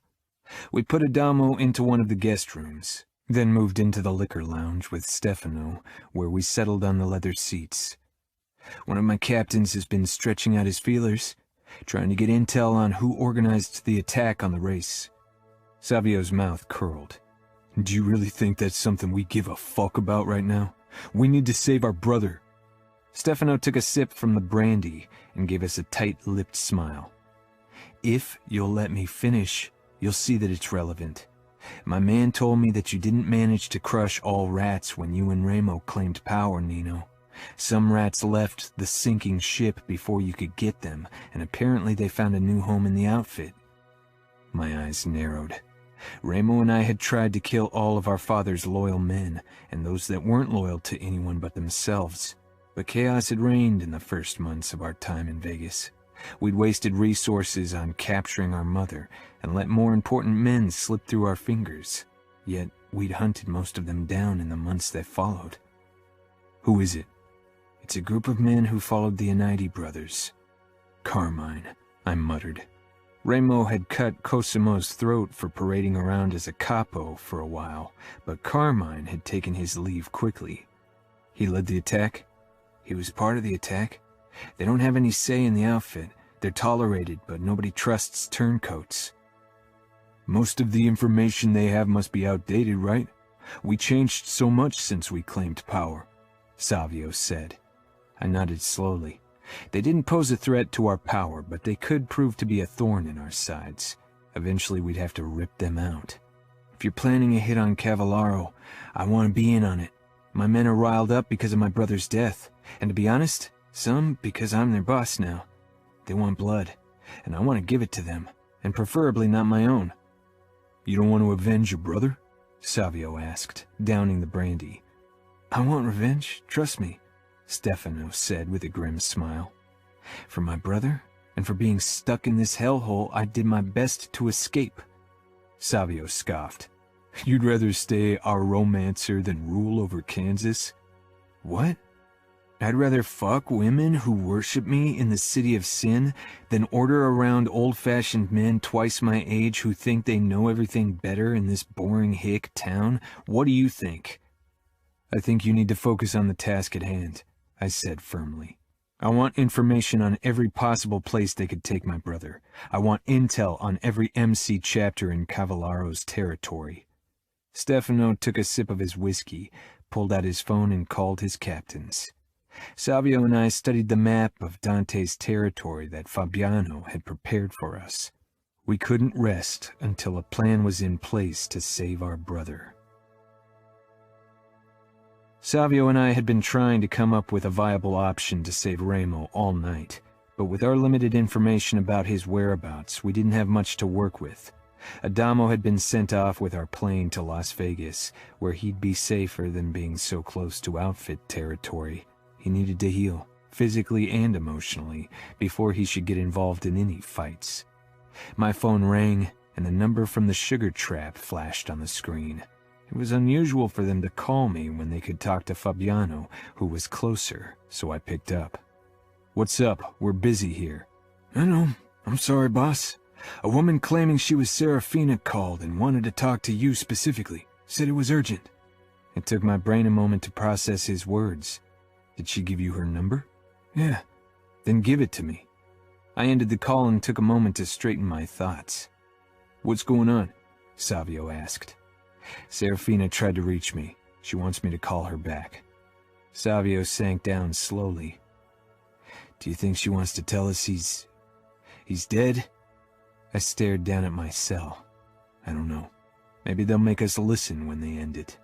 I curled one of my hands into a fist, trying to focus on the muscles in my fingers, on their flexing, instead of the throbbing in my chest, the tightness of my throat. My gaze lingered on my scars, and I sucked in a sharp breath through my nose. Savio closed his eyes, pressing his mouth together. "I'll hunt them all down, every fucker." After another deep breath, I dialed Serafina's number, trying to find my calm, but my insides seemed to twist and turn. The moment she picked up, I asked, "Is he dead?" Savio pressed his palms against his temples, his eyes reflecting the same fear I thought myself incapable of. "Not yet," she said tightly. Savio and I landed with the helicopter where we were supposed to meet Serafina. I gave the pilot the sign to keep everything prepared for immediate takeoff in case this was a trap. "I don't trust her," Savio said, scanning our surroundings, gun in hand. "Neither do I." Savio nodded. "It's a trap I'm willing to step into if there's a tiny chance we get Remo back." A car pulled up, a Mercedes limousine with tinted windows. I climbed out of the helicopter, and so did Savio, pointing our guns at the car. The driver's door opened and Serafina got out, a gun in her hand. I motioned for Savio to stay near the aircraft while I headed for the car. Her barrel was directed at me, but I was the better shot. She watched me, then glanced over to Savio before she sighed, lowered her gun, and walked around to the passenger side. I stayed a few steps back, still wary of her intentions. Savio came up behind me, as usual bad at following orders. "Will you help me, or do you want Remo to die?" Serafina hissed, glaring at us. I took a step closer and peered inside the car, spotting my brother covered in blood. I sheathed my gun. He was unconscious, cut and bruised and beaten, but breathing. I wedged my hands under his arms and Savio gripped his legs. We needed to get him to a hospital quickly. A high-pitched wail rang out. Tension shot through my body at the unexpected sound, and my head shot up toward the source of the noise. An infant, a girl judging from her pink clothes and longer, slightly curled hair. Beside her, a second baby woke up in his seat, a little boy with dark eyes, almost black. Remo's eyes. My gaze darted between the boy and the girl. Twins. Both Remo's children, no doubt. Savio inhaled sharply beside me. Holy fuck. They are Remo's. Remo was a father. I was an uncle. 2 new Falcones. Kiara would be ecstatic to have them in the mansion. I looked toward Serafina, who seemed frozen. Something had shifted in her posture. She was tense, protective, ready to pounce if we dared to do something to her children. She needn't worry, never again. Remo began to tremble in my hold. "Quick," I said, and Savio sprang into motion, helping me carry our brother over to the helicopter. We put him down on the floor of the chopper, and I crouched beside him, touching his throat. "I'll ask Serafina if she needs help with the babies," Savio said, stunned. "Do that." "They're coming home with us, right?" I glanced up at Savio. "It's where they belong." Savio turned and headed towards Serafina while I checked Remo's chest for broken ribs, finding 2, then felt his arms. Cuts littered his skin, some of them opening old wounds, others creating fresh ones. I sighed. This was the first time Remo was this helpless. I quickly attached him to a drip to make up for the blood loss he'd suffered. I'd checked every inch of his body for injuries when Savio and Serafina appeared in front of the helicopter, each of them carrying a baby. Savio held up the little boy to me, and I took him. His dark eyes peered at me, bringing back memories of raising Adamo.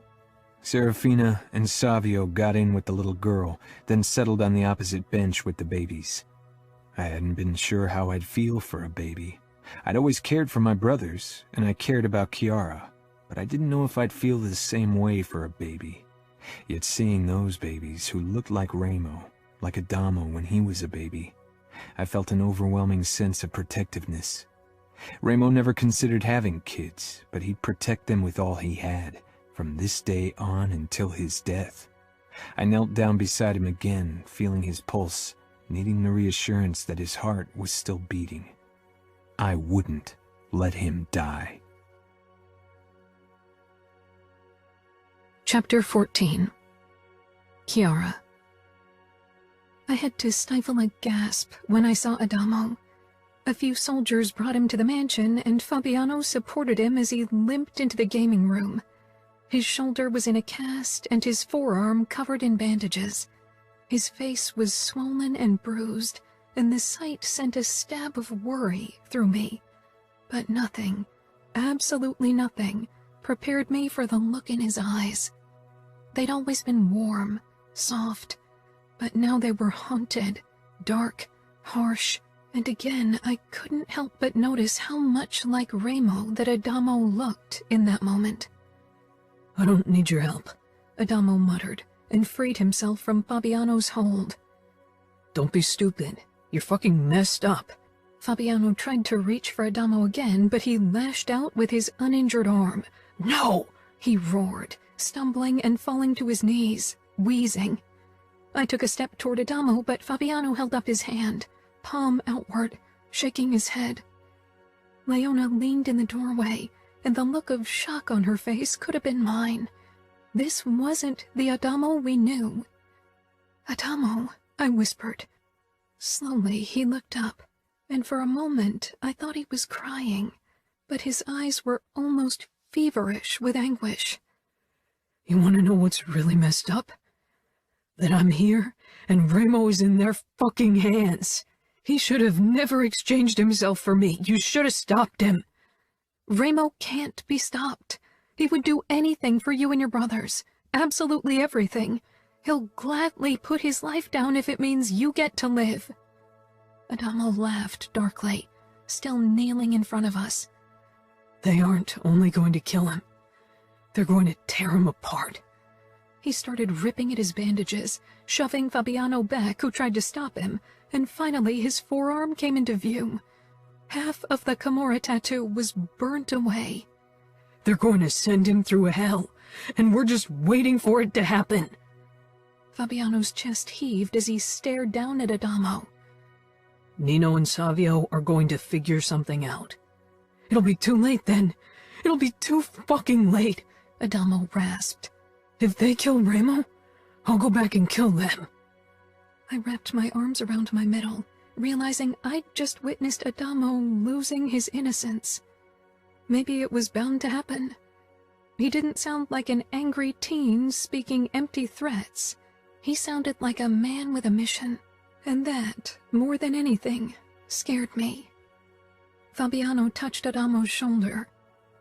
If they kill Remo, He swallowed, his mouth setting in a harsh line. if they kill Remo, which they won't, we'll walk into outfit territory together and kill every last man responsible for this. Adamo smiled grimly. We could shatter the outfit, and you could become underboss of Chicago under the Camorra's rule. Fabiano stared as if Adamo had completely lost it. He gripped his good arm and hoisted him to his feet. Come on. We'll get you into bed. You're exhausted. Adamo didn't resist, and I watched them making their way to Adamo's wing. Swallowing hard, I closed my eyes. A soft touch made me open them again. My God, Leona whispered. Whatever happened with the outfit? It broke him. I shook my head. It won't break him. It'll make him stronger like it did his brothers. Dante and the outfit created another enemy. Leona looked doubtful. You really think it won't haunt Adamo? It'll haunt him for a long time. Maybe always. But eventually he'll get through it. I was convinced of it, but I was scared of the time it would take for him to reach that point. But he won't be the same, Leona said. He already isn't the same. I took a deep breath, needing to distract myself, not just from my worry over Adamo's mental state, but also for Nino and Savio, and most of all, Remo. If the outfit killed him, it would crack Nino. He'd lead the Camorra into war, logical or not. He'd avenge his brother in the cruelest way possible. I wasn't sure if the man that Nino became afterwards would still be the man I'd come to love. I'm going to cook Adamo's favorite spaghetti. Will you help me? Leona nodded, and together we headed into the kitchen and began to work in tense silence. I knocked at Adamo's door, the spicy scent of garlic swirling in my nose. My stomach was knotted too tightly to consider eating anything. Come in. Pushing open the door, I stepped inside, carrying a tray with a bowl of spaghetti aglio e olio. I made your favorite pasta? Adamo lay on top of the covers, in sweatpants, revealing a bruised upper body. His forearm with the burnt tattoo lay on display as if he'd been staring at it before I'd knocked. Adamo awkwardly pushed into a sitting position. Thanks. I made my way through the narrow corridor of dirty clothes and positioned the tray across his legs. Can I stay? Sure, Adamo said. He picked up the fork and began eating. It's good. I'm glad you like it. I looked at the bluish marks over his ribs, his swollen cheekbone, the burnt eye of his Camorra tattoo. I'm sure Nino can fix it somehow. Adamo glanced up, then followed my gaze. No, it'll serve as a reminder. I nodded, even though I doubted he needed the additional reminder of what had happened. He'd see it in his dream for a long time. The past was a difficult enemy to beat. I never got what it meant to feel helpless, he said when he was done eating, looking at me with angry eyes. I was in their hands and they could do to me whatever they wanted. I was at their mercy. Bile traveled up my throat when I remembered that feeling, being at the mercy of another. Sorry, Adamo mumbled. No, I said firmly. I'm done running from the past. I'm strong enough to bear it. Adamo nodded. I never want to feel helpless again. I never will let it come that far again. Adamo glared down at his tattoo. I always thought my brothers were full of shit for insisting I work out and fight as much as possible. I thought they were trying to be annoying to show me who was boss. Even after the outfit attacked Rogers Arena and tried to kill us all, I didn't get it. Not really, because my brothers were there to protect me. They always were. All my life, they protected me. They had to, because I was weak, because I didn't want to own up to what I was. You were a child. But I'm not anymore, Adamo said harshly. And even back then, I could have been stronger if I tried. Remo and Nino had already fought for their lives when they were kids, and even Savio understood what it took to survive. He got what it took to make sure we all survived. But I didn't, because I didn't want to. And because of that, because of my selfishness, Remo is going to die, and I won't ever forgive myself for that. Neither will Nino, Savio, and Fabiano. I touched Adamo's hand. Of course they will. They shouldn't! He roared, startling me so much I got to my feet, away from his fury. Adamo stared at me with wide, anguished eyes. Then he dropped his head and began to laugh softly, shaking his head. Just go, Kiara. Go. Try to get some sleep, Adamo. Your body and mind have been through a lot. You need time to heal. Give yourself the time. Adamo didn't react, and I couldn't see his face because his hair hid it from my view. Before I walked out, I turned to him once more. Remo won't die. He just won't. I closed the door, then leaned against it and closed my eyes, allowing tears to fall. I cleaned the entire house and cooked several batches of cookies and muffins, everyone's favorite dish, then put everything in the 2 new freezers in the basement. Picking up a dish towel, I began drying the baking sheets I'd cleaned. The door to the kitchen swung open and Fabiano walked in, his expression caught between shock and relief. What is it? Nino sent me a message. I dropped everything and walked toward Fabiano, shaking with fear. Serafina contacted him. She claims she got Remo out. He's alive? Fabiano nodded slowly, looking almost hypnotized. It seems so. I don't know the details. I don't know anything, really. Nino's message was short, to the point as usual, and he didn't reply when I asked for more info. Could it really be? Had Serafina helped Remo? But how? Should we tell Adamo? Fabiano shook his head. He's unstable. If Serafina lied and this turns out to be some sort of twisted trap, I don't want to get his hopes up only to crush them later. He was right, but Adamo needed to see the light at the end of the tunnel, needed it more than anyone else. Still, I nodded. I had my cell on the kitchen table, in case Nino tried to contact me. He would be focused on a mission, and only contacted Fabiano to give us the details we needed. That was just who Nino was. He'd never waste time for messaging or phone calls if there was an important task ahead. Fabiano, Leona, and I sat on the sofa in the gaming room, not talking, waiting, always waiting. You knew Serafina better than all of us. Do you really think she saved Remo? Leona asked Fabiano. She'd been trying to read a book for her classes, but I could tell that she was too distracted, like the rest of us. I'd been counting the seconds since Fabiano had told me about Serafina and Remo. The more attention I paid to the time, the slower it passed. Fabiano pinched the bridge of his nose, looking exhausted. Fuck if I know. I knew her as a kid. She was good at getting her will, and she was loyal. But getting Remo out of Cavallaro's torture chamber and into safety? I shuddered at the thought of what they'd done to Remo. Adamo was hurt bad enough, and he wasn't the one who'd kidnapped Serafina.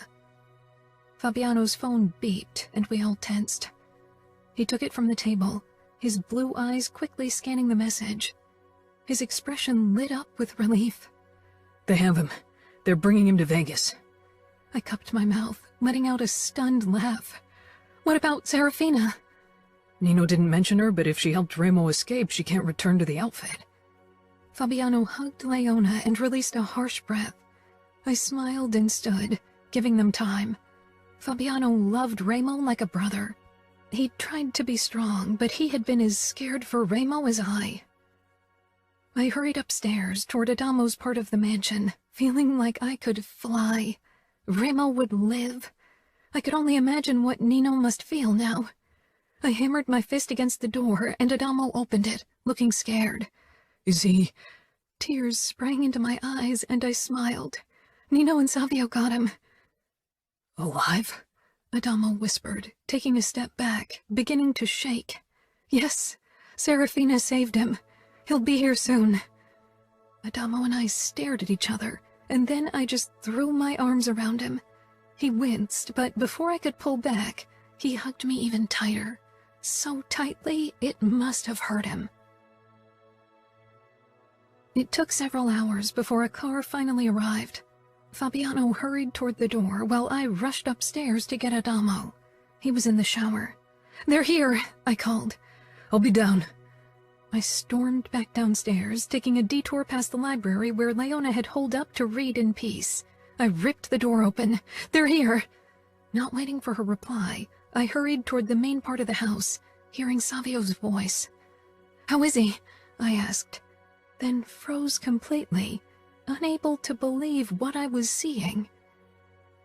"Nino took him to the hospital," Savio said, but I wasn't looking at him. Serafina stood in the gaming room with 2 babies on her arms, twins, and without a doubt Ramo's kids. They had his eyes and hair, and the boy even his facial features. For a moment I was sure I was imagining things. Leona appeared behind me and her mouth dropped open. Definitely not my imagination. Ramo was a father. They were the cutest little babies I'd ever seen. Those dark, expressive eyes drew you in like a moth to the flame. The little girl began to wail, her face turning red, and her twin began to squirm in Serafina's arm at the sound. "I need to feed them and change their diapers. Then they need a place to sleep," Serafina said, glancing between us uncertainly. I tried to imagine how she felt, returning to the place where she'd been held captive, to the people who had ripped her from her family and treated her like the enemy. Savio and Fabiano didn't seem to know what to do either. I gave Serafina a smile, hoping to reassure her. "Would it be okay if I took you to the bedroom you were in last time? I don't want to open the other rooms in Ramo's wing. Or would you prefer to stay in my and Nino's wing?" Serafina gave me an ironic smile. "I'll stay in Ramo's wing." I helped Serafina settle into the bedroom and prepared the formula she'd brought. As I held the boy, Nevio, in my arms and fed him, my longing for a child of my own returned with a vengeance that caught me off guard. Hopefully, things would fall into place now. I left Serafina and the children, even if I would have loved to watch the babies sleep, and headed downstairs. Savio, Adamo, Fabiano, and Leona were still in the gaming room on the sofas, still in shock over the newest addition to the Falcone clan. I sank down beside Leona. Savio had his head thrown back and looked like he was moments from passing out. Adamo gave me a curious look. "How's she?" "She seems to be doing fine. Tired, as are the babies. They're sleeping now." "Babies," Adamo repeated with a shake of his head. "I can't believe Ramo's got kids. I'll have to see them with my own eyes to wrap my brain around it." Savio nodded, then yawned. "I'm still not over it, and I've been staring at Dollface and little Ramo for hours." "Dollface?" I said with a smile. "Did you take a look at that face? If you put that kid up on a shelf, nobody would realize she wasn't a puppet." Fabiano laughed. "Fuck. This is the weirdest day of my life. And I've had plenty of weird living with you assholes. You were responsible for at least a quarter of the weird shit, so don't play saint," Savio said with a grin. Fabiano gave Savio the finger, which he returned. Adamo chuckled, then held his side with a wince. "Next ass-kicking is on me," Savio said, nudging Adamo lightly. "If anyone gets his ass kicked, then it's going to be you," Adamo returned, some of the darkness disappearing from his eyes. I blinked rapidly, trying to stop the tears, but I felt like a 10-ton weight had been lifted off my shoulders. "Oh, come on, no crying," Savio said with a grimace. Leona rolled her eyes at him, then took my hand. "You okay?" "I'm just happy." "When I'm happy, I don't bawl." I really hope you don't shed a tear every time Nino gives you a happy end. I snorted.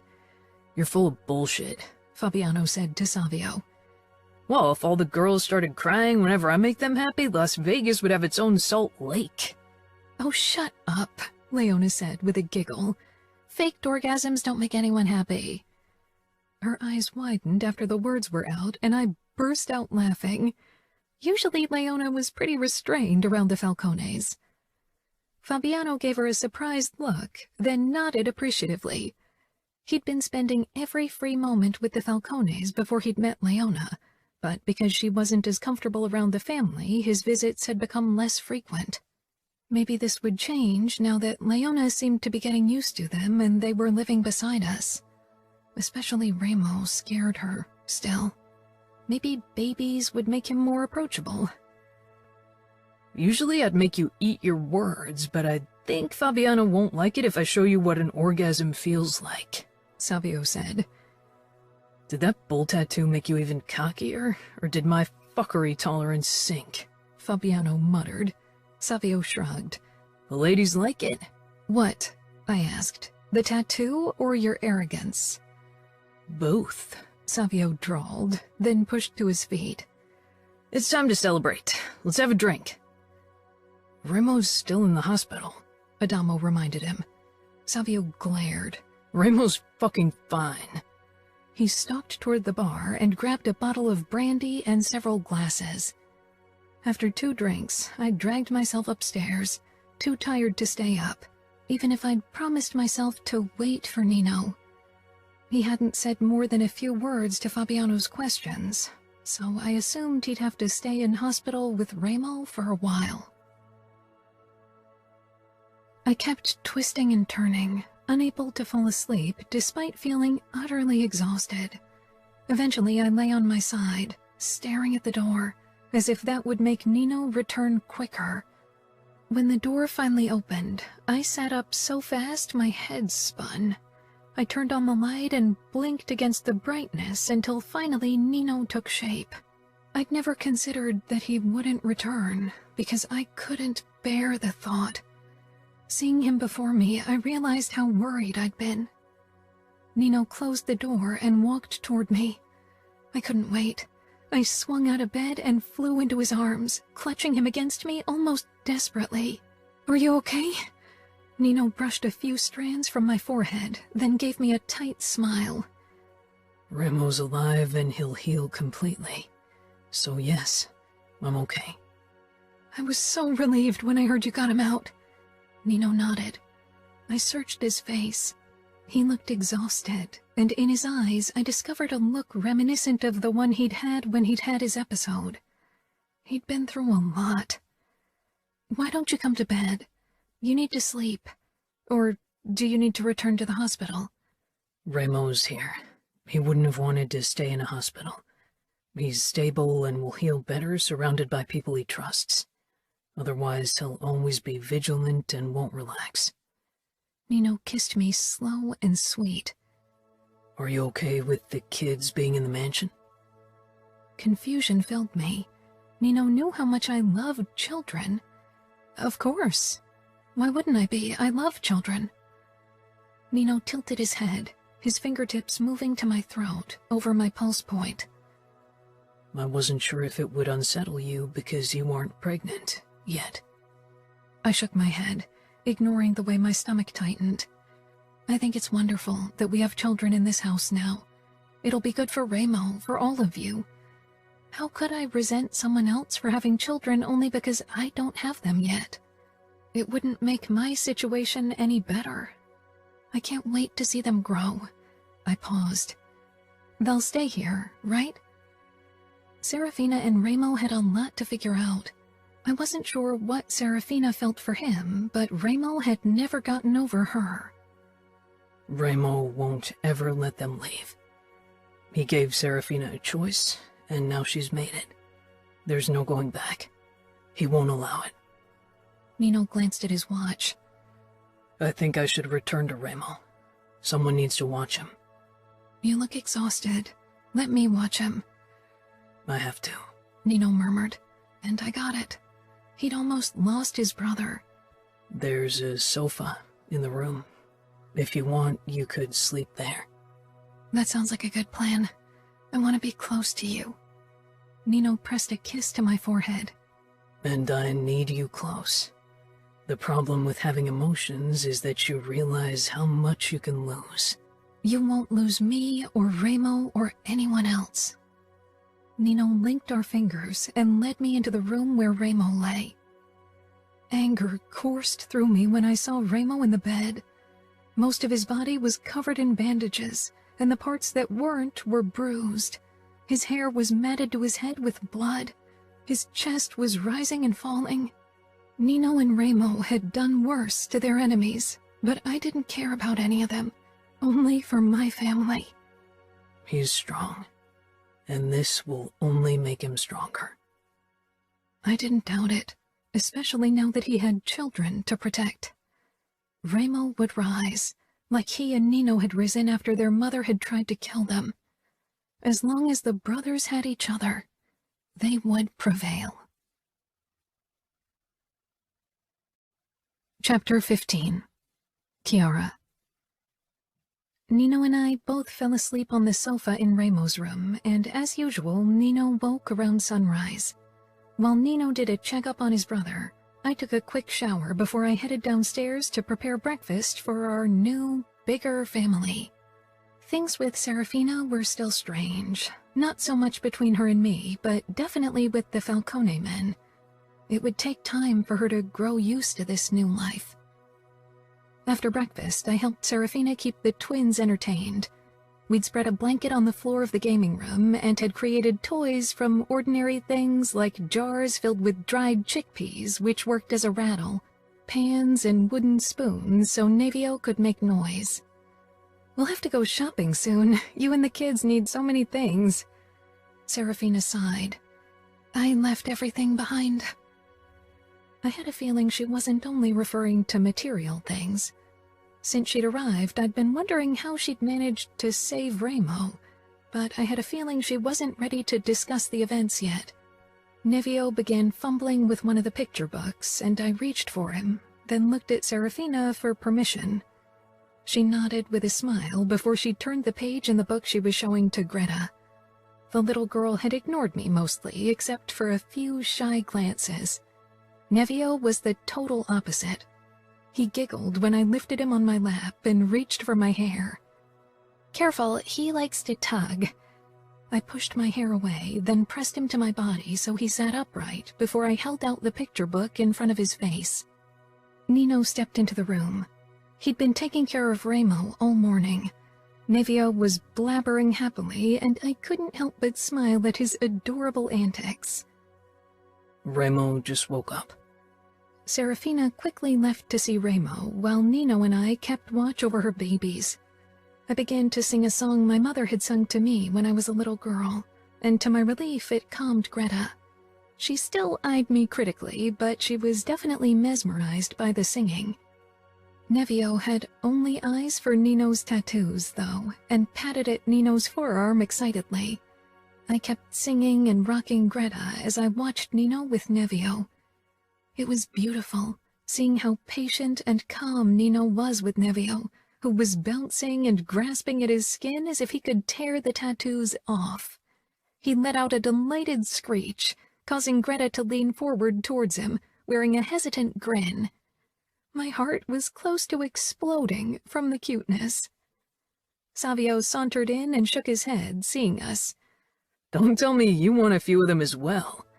Nino glanced at me, then glared at his brother, who seemed to realize something was up. A brief flicker of realization on his face smoothed into his usual pretty boy mask. Savio bent over Greta. Hey, dollface. Before I could warn him, Greta's face scrunched up and she began to cry, those chubby cheeks turning red. Savio jerked upright, raising his hands. Come on, dollface. Girls never cry when they see me. I gave him a reproachful look. Next time, don't lean over her. I think Nevio needs a new diaper, Nino said. Savio's mouth curled. All right, poo and crying girls, that's my cue to leave. I can change his nappies, I said, carefully getting up with Greta on my arm. She'd calmed down now that Savio was out of sight. Nino gave me an ironic smile. I've changed more nappies than you, I think. Adamo, I guessed. Nodding, Nino rose with Nevio, and together we walked into the guest bathroom that held a few nappies, then put a towel down on the floor. We need to buy everything for the babies and prepare a nursery. That's what Remo said, Nino murmured. I smiled down at Greta, stroking her arm. She peered at Nino, who was trying to undress a squirming Nevio. You don't have to worry about your brother, Greta. Nino's going to be very careful with him. Nino glanced over his shoulder at me. It's good that you talk to her and don't use baby babbling like some people do. I knew you'd approve, I said with a laugh. Nino nodded before he turned his attention back to Nevio, whose legs he was holding in one hand to stop the kicking. You'll be the best mother, Nino murmured. I bit my lip, watching as Nino finally removed Nevio's diaper and threw it into the trash. You will have a child, or as many as you want, Kiara. You will. Nino looked up, and the determination in his eyes calmed my anxious mind as it always did. I know. I was trying not to be nosy, but I was bursting with curiosity over how Remo's first encounter with his children had gone. Since I was eager to see him anyway, I grabbed a plate with a sandwich and headed up to his bedroom around lunchtime. After knocking, I stepped inside without waiting for a reply. Remo sat on the edge of the bed, perspiration glistening on his forehead and his expression strained. I hurried over to his bedside and put the plate down. "What are you doing? You're supposed to rest," I said, trying to push Remo back. Even injured, he was too strong. I'm not bedridden. "You're being unreasonable, that's what you are," I scolded.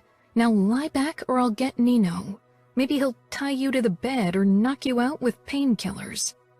Remo's mouth twisted. Are you worried about me? "Remo, lie down, please." Because you said please, he said, and slowly lay down, his legs still halfway out of the bed. "Do you need help?" No, he said firmly, then slowly dragged himself further onto his bed despite the obvious pain he was in. Happy? "Yes," I said softly. "Very." I held his gaze, not saying more because really I didn't have to. Remo was perceptive. Swallowing, I reached for the plate and handed it to him. "I got you pastrami because it's your favorite on a sandwich." You must have been really worried if you put meat on my sandwich, he said, then took a bite and nodded appreciatively. Nino would have been fine without me, eventually, you know? He's got you. He wouldn't have broken down. I shook my head and sank down on the edge of the bed. That's not the only reason why I was worried. Like I said, we are family, and I would have missed you.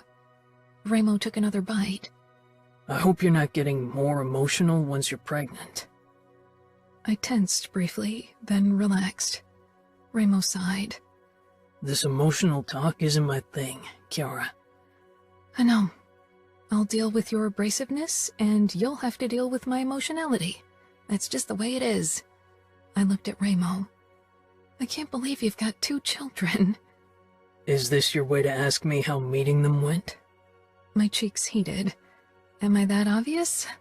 You're not the best at mind games. I don't want to be. I shrugged. I'm happy for you. Nevio and Greta are the cutest babies I've ever seen. I can't wait to see them grow up in this house. Realization settled in Remo's eyes. It's a fucking miracle, isn't it? And kind of ironic. Then he let out a dark laugh. The woman who hates me gives me 2 children. Serafina doesn't hate you, Remo.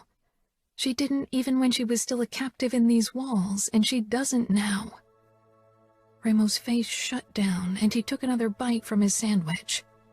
Get some rest, I said again, and pushed to my feet. I left, giving Remo some time to rest, even though he'd no doubt try another escape attempt soon. Nothing Nino or anyone else did would keep Remo in bed for long. Nino. Remo was a difficult patient, which didn't come as a surprise. He'd never liked to look weak in front of others, even me. Adamo didn't make it much easier for me. The first time I checked on him the morning after I'd brought Remo home, he wasn't in his bed resting, but outside smoking. Nicotine is a poison. Your body has to spend resources cleansing those toxins, which it should rather be using on healing your injuries, I told him. He glanced up. His face was still swollen, so it was difficult to read his expression. What doesn't kill you makes you stronger, right? I frowned at his bitter tone. I need to take a look at your injuries. I pointed at his forearm. You should have kept the bandages on. You're risking dirt getting into your burn wounds. Adamo took another long drag from his cigarette before he squashed it under his sneaker. I'm fine. You are not. Now let me check on you. I'd suggest we head inside. You should take care of Remo, not me. I did, and he's recovering, but we need you to heal as well. Adamo rose to his feet and followed me. Don't blame yourself for what happened to Remo, I said, as I led him toward the infirmary we'd furnished a few months ago. Who else should I blame? I got myself caught. They would have never got Remo without that happening. I didn't contradict him. Focus your anger on things you can actually change. Focus on getting stronger, on making wiser choices. On getting revenge? That too, I said quietly. You made CJ cover for you when you disappeared to that race against Remo's clear orders. No, Adamo said harshly. Leave her out of it. She didn't know where I was going. I asked her to pretend she was with me, that's all. I regarded Adamo for a long time. What's going on between you and her? Nothing, he muttered, turning his eyes away. Nothing wouldn't make her keep secrets for you. You're spending a lot of time with her. If this is so you can gather experience, that's understandable, but don't turn it into more than that, Adamo. People always try to gain something from being close to us, and a whore from one of our establishments certainly won't be the exception. Adamo ignored me in favor of glaring at his wound. He wouldn't reveal the details of his relationship with CJ to me. I'd have to talk to her myself. In the afternoon, I headed over to the sugar trap, knowing CJ had a shift. I nodded at Jerry in greeting as I stepped inside. Is CJ in her room? Yep, but she's with a John. They should be done in 10, only booked 30 minutes. I nodded and headed in the direction of the room, then waited by leaning across from the door. Like Jerry said, the door opened 10 minutes later to CJ and a middle-aged man with glasses and a slight paunch. I picked him as an insurance salesman, or something similar, with a pregnant woman at home who didn't want to put out for him in the last trimester. His face turned red when he spotted me, and he quickly excused himself. CJ looked at me uncertainly. I pushed away from the wall and stalked toward her. She backed off, clutching a towel around her body. I entered her room and closed the door, then took in the ruffled sheets of the oval bed and the condom on the ground. CJ picked it up and disposed of it, then said without looking at me, I can have someone change the sheets and take a quick shower if you don't mind waiting. I'm not here for sex, I have a wife. She tilted her head up, tensing. I didn't know. Honestly, I didn't. I just wanted to help him. I moved closer. What didn't you know? She swallowed. That he'd go to that race? I just wanted to help. Where did you think he'd go? It would have to be somewhere we disapprove of, or he wouldn't have to ask you to cover for him. Her pulse hammered in her throat, her chest heaving in rising fear. I didn't ask. Adamo always says it's better if I know as little as possible, so I don't get in trouble with you. I studied her face closely, trying to detect if she was lying. Her gaze rested on my chest. Look up. She raised her eyes. She was scared, but I didn't pick up any deceit. What's going on between you and Adamo? The truth, I demanded. He came to talk. Just talk in the beginning. About what? She blinked. About school, about Harper, about racing, anything really. Never business, I swear. I nodded. Go on. But then we slept together. I thought that's what I'm supposed to do. You have sex, all right, but that's not all. When we have sex, he doesn't just stay for the deed. We talk beforehand, and then afterwards, and... Her cheeks turned red. And we just lie in each other's arms sometimes. It's less like a work relationship and more like friends with benefits. I narrowed my eyes. Why are you doing this? If you think you can get something out of it, you better be careful. Her eyes widened. I'm not using him. Why would I not like to spend time with him? I get compensated for spending time with him like I do with every client, and he's nice and considerate, and I enjoy being with him. Her face turned even redder. So you're only doing this because sex with my brother is pleasant for you, and allows you to take on fewer of the unpleasant clients. She looked away. Yeah. All right. I don't have a problem with that, but don't cross any lines, CJ. Understood? She gave a small nod. Adamo might need you now more than ever, so take good care of him. I left, satisfied with my findings. I didn't care if Adamo only fucked CJ, even if his longer sessions cost a fortune.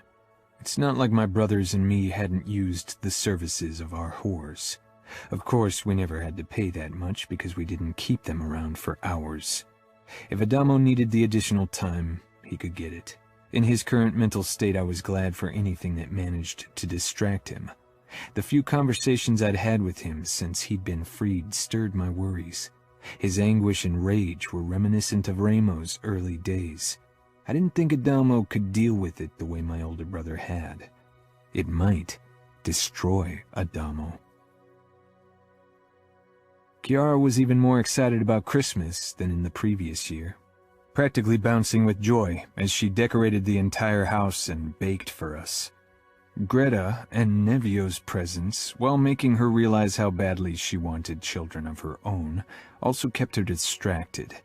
Those two were a lot of work, and Kiara gladly stepped in, helping Serafina, while Ramo had to heal. As Christmas rolled around, both Ramo and Adamo were doing better, and most of their outward injuries had healed. We were sitting in the gaming room discussing how to organize future races, having to get back to business despite events. Stefano insisted we keep his territory out of it in the next months, while he tried to establish his rule. His men had suffered enough losses, and another attack from the outfit could demoralize them.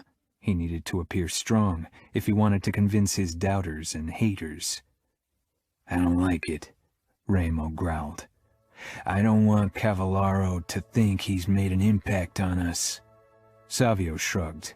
"What do we care what the asshole thinks? He'll pay soon enough for the shit he pulled."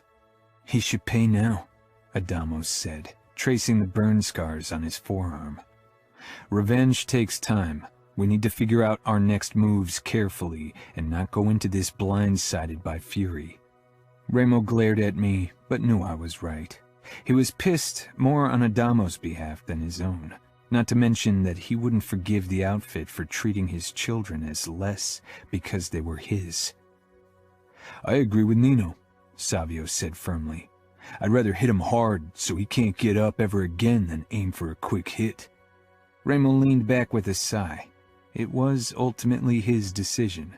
Despite him being capo, he often listened to what we had to say.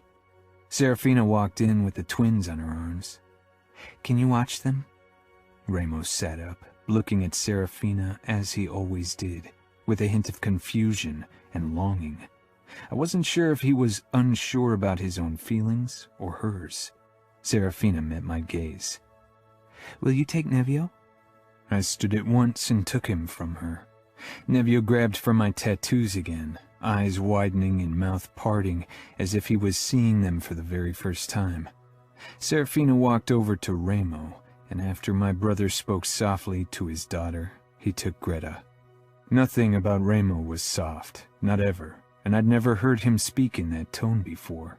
Savio and Adamo gave me questioning looks as I sat back down. Remo waved a rattle in front of Greta's face as he joined us and sank down beside me. The look in his eyes as he gazed down at his daughter gave me a better understanding why Kiara wanted children so badly. It spoke of an altruistic, untainted love that was rare in our world. "I suppose that's the end of my whoring days in the house," Savio grumbled. Remo looked up from Greta, his eyes narrowing. "I don't want a fucking whore anywhere near my children." Greta cried at the harshness in his voice, and Remo's lips tightened. He quickly managed to calm her again. Nevio began to chew on my forefinger. He didn't have any teeth yet, so he couldn't do any real damage. Greta eventually settled peacefully in the crook of Remo's arm and watched everything with those big eyes. Adamo gave her a small wave, and she watched quietly while Nevio was trying to crawl off my lap. I let him discover the sofa, holding him by his waistband whenever he got too close to falling off. "He's going to be a little PIA, I can tell," Savio said. Remo's mouth twitched as he watched his son try to take another nosedive from the sofa. "I've had practice with PIAs raising you and Adamo." Savio grinned, leaning back against the sofa and stretching out his arms. "I'm sure I've been a delight." He nodded toward Adamo, who hunched forward beside him. "He's got PIA written all over his forehead and MIA all over his crotch." "Fuck you," Adamo said, but he didn't look as pissed as he'd done in the past. He hardly seemed to care about the jab. Remo sent me a meaningful look. Of course, he'd noticed it too. Adamo was growing up faster than expected. "No reprimand for using 'fuck you' in front of your precious offspring?" Remo stroked Greta's arm. "Growing up in this house, my kids will probably say 'fuck' before anything else." "Or I could try to teach them a more interesting word," Savio mused, exchanging a look with Adamo, who shook his head with a small laugh. "If one of my children says pussy, dick, or cock as their first word, I'll send you to Kansas City to help Stefano get his people under control, got it?" "They could pick it up from someone else." Remo raised his eyebrows, and Savio smirked. "Kansas City, Savio." He sighed. "There's really no fun to be had in this house anymore." Chapter 16. Kiara. "Have you heard?" I asked excitedly as I headed toward Leona. She was sitting on their terrace with a book on her lap. I loved that I could go over to visit her whenever I wanted, now that the fence between the houses had been taken down. Remo asked Serafina to marry him. Well, it wasn't really a question, but with Remo that was to be expected. Leona looked up and nodded with a tight smile. "Yeah, Fabiano mentioned it. When are they going to marry?" I sank down in the chair beside her, confused by her mood. "May, after the twins' first birthday. I can't wait to organize everything. It'll be amazing. Will you help me?" Leona nodded again. "Sure." I caught the hint of uncertainty on her face and paused. "Everything all right?" "It's nothing. I mean, it's ridiculous. She shook her head. "I'm being stupid. Ignore me." "No," I said, leaning forward. "Is it because you want Fabiano to ask you to marry him?" "No. I mean, perhaps. We've been together for 2 years, which isn't long considering normal standards, but I know how things are in your world, even in the Camorra, which isn't that conservative. And Fabiano's been growing up in the outfit, and that is still very traditional, so I'm wondering what's holding him back. Maybe he's just waiting for the right moment." Leona stared down at the bracelet adorning her wrist. "What if he realized that he wants an Italian woman? Fabiano is traditional in many aspects, so maybe he decided I wasn't fit to become his wife, a Scuderi."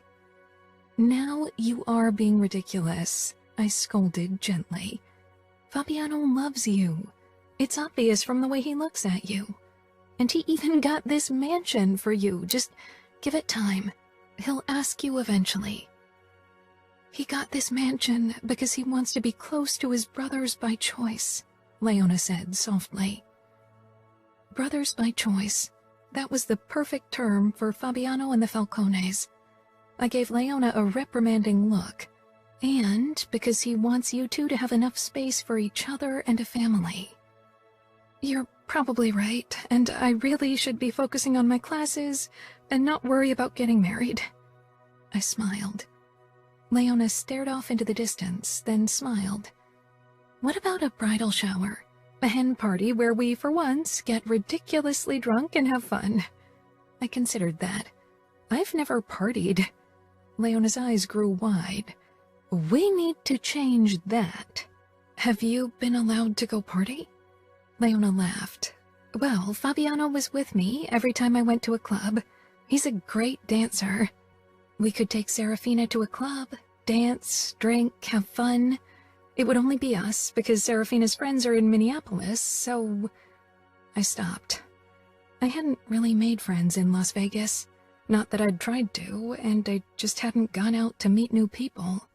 Leona and I loved spending time together, and I had a feeling that soon Serafina would be an important part of our close-knit group. You think you can talk Nino and Remo into letting you go party? I don't think they'd mind, if you disregard the security aspect. That'll be a problem. They'll insist we have guards, and they don't really trust many people around us. It's not a hen night if one of our men is there. Yeah, maybe Savio and his friend Diego could guard us. That could work. I'll try to convince Fabiano, and you work your magic on Nino and Remo. Serafina can't know beforehand. I sighed. Convincing both Remo and Nino wouldn't be easy. Leona and I talked about the latest series we watched until I finally left, so Leona could get a bit more reading in, and because I wanted to work on a new piano piece. I went to the bathroom because I had a slight headache. Opening the drawer for pills, I froze when I saw my stash of pregnancy tests. I quickly grabbed something for my headache. We had a bridal shower and a wedding to organize. There wasn't time to obsess over my troubles. Nino was right. I needed to relax. After I'd taken a pill, I settled at my piano and began to play, losing myself in the music like always. A knock sounded, making me jump, and the melody died in a low moan. Adamo stood in front of the French window, a cigarette in his hand. I smiled and motioned for him to come in. After he took a last pull from his cigarette and stomped it out on the ground, he slid open the door and stepped inside. Don't forget to pick up this stub later, or Nino will have your butt, I said with a smile. Adamo nodded. No smile, nothing.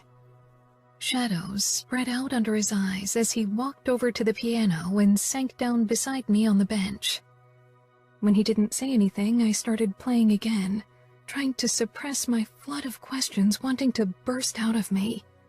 Months had passed since his capture, and his body had healed and scarred, but he had become more closed off. After the melody ended, silence descended on us until I couldn't take it anymore. You're gone a lot.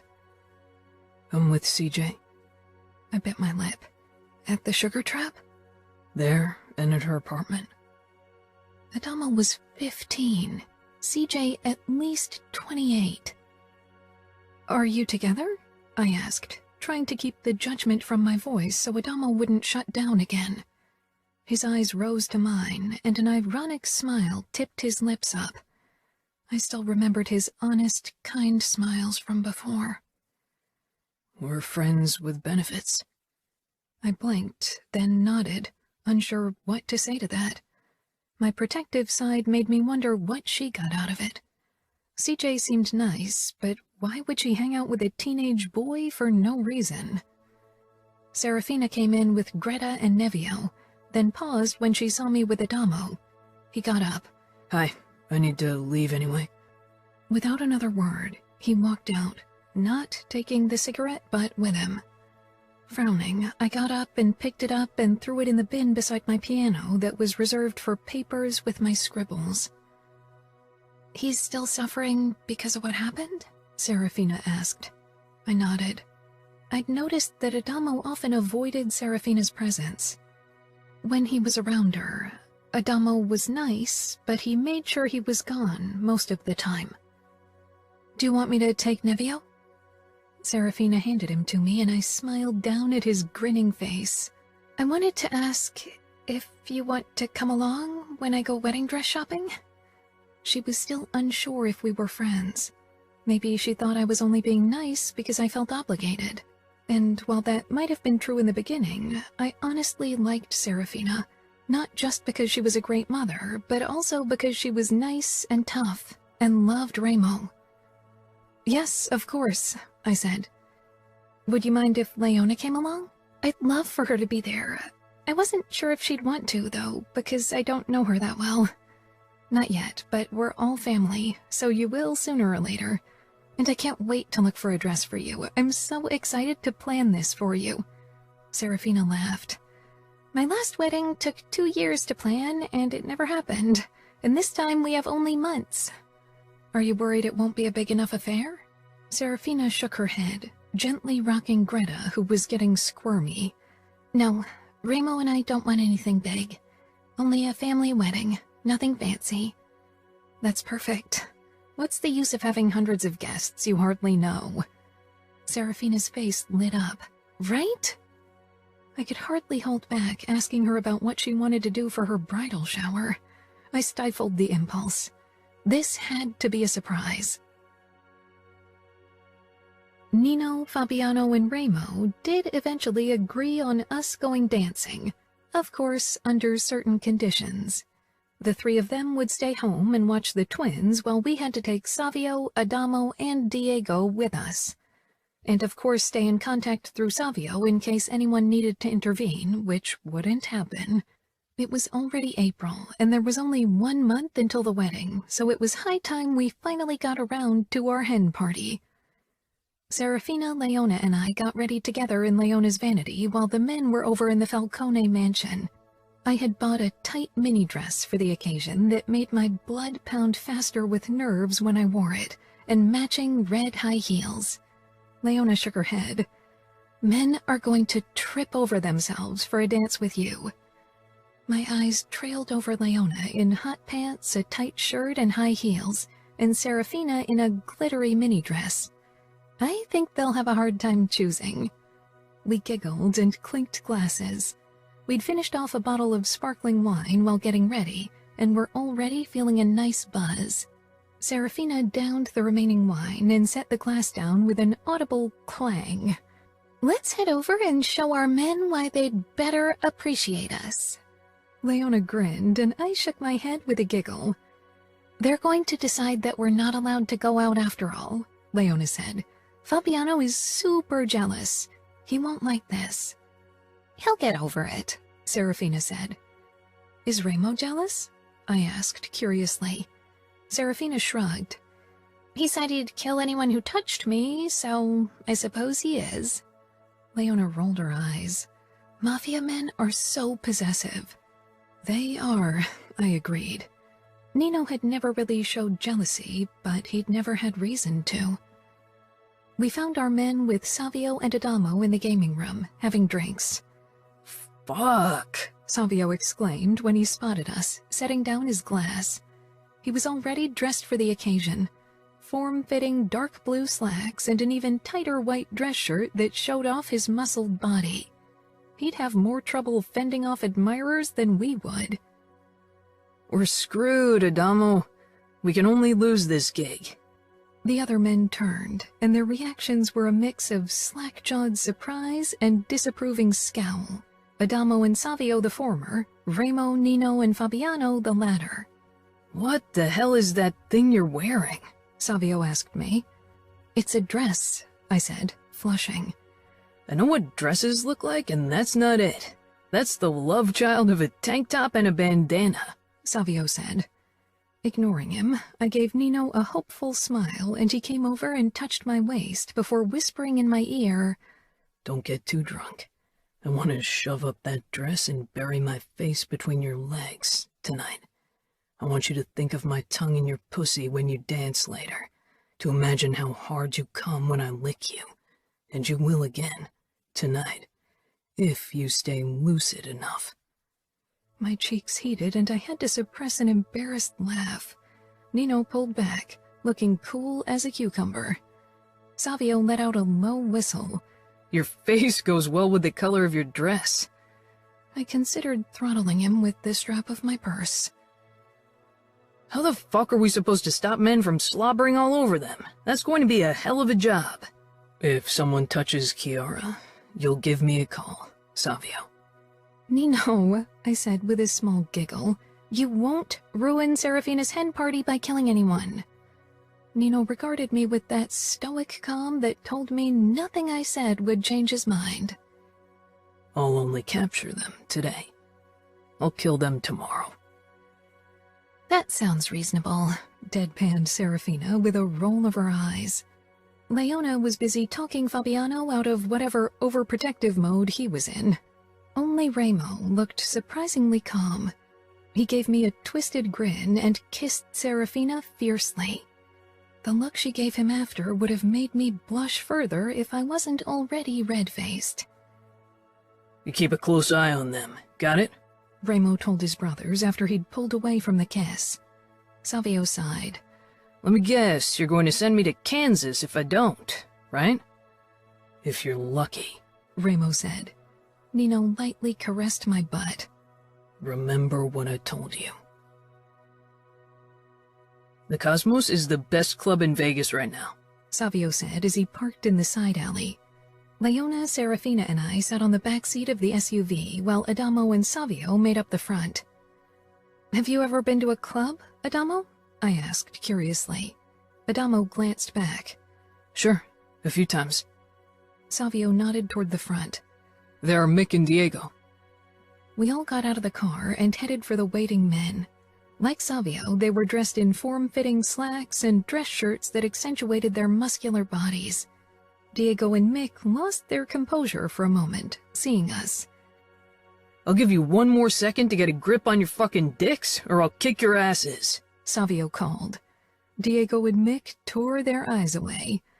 Diego was the bulkier of the two, broad-shouldered, wrestler-like, while Mick looked like a runner, tall, with more sinewy muscle. Savio clapped each hand briefly before he nodded toward us. Leona, Fabiano's girl, Serafina is Remo's wife, and Kiara, Nino's wife. I don't think I'll have to say more. Diego gave us a polite smile.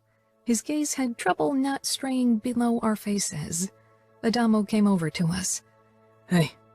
He shook their hands, then shoved his own back into the pockets of his black jeans and checked our surroundings. At the end of the alley, we saw part of the queue waiting to get inside.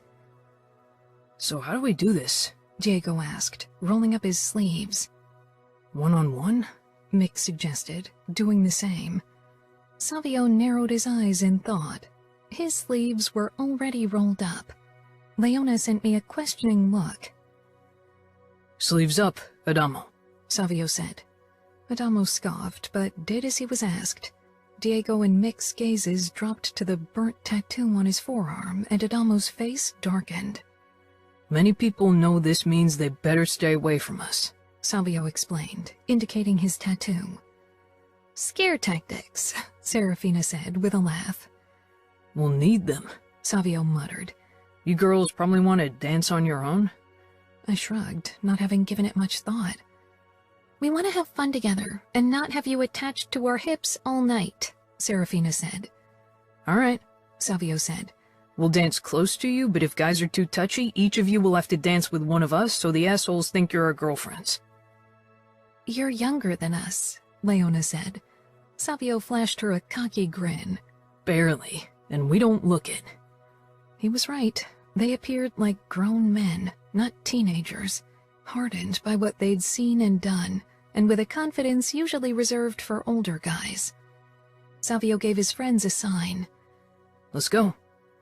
Together, we headed for the end of the alley and past the queue toward the two bouncers, tall, tattooed guys. Savio gave them a curt nod and they let us through. Does this club belong to the Camorra? I asked Diego because he was closest to me. Surprise crossed his face, then pride. Every club in Vegas does. The Falcones kicked the Russians and the MCs out when they claimed power. Savio turned briefly and smirked. Diego returned the look. A hard beat which pounded in my body greeted us inside the club.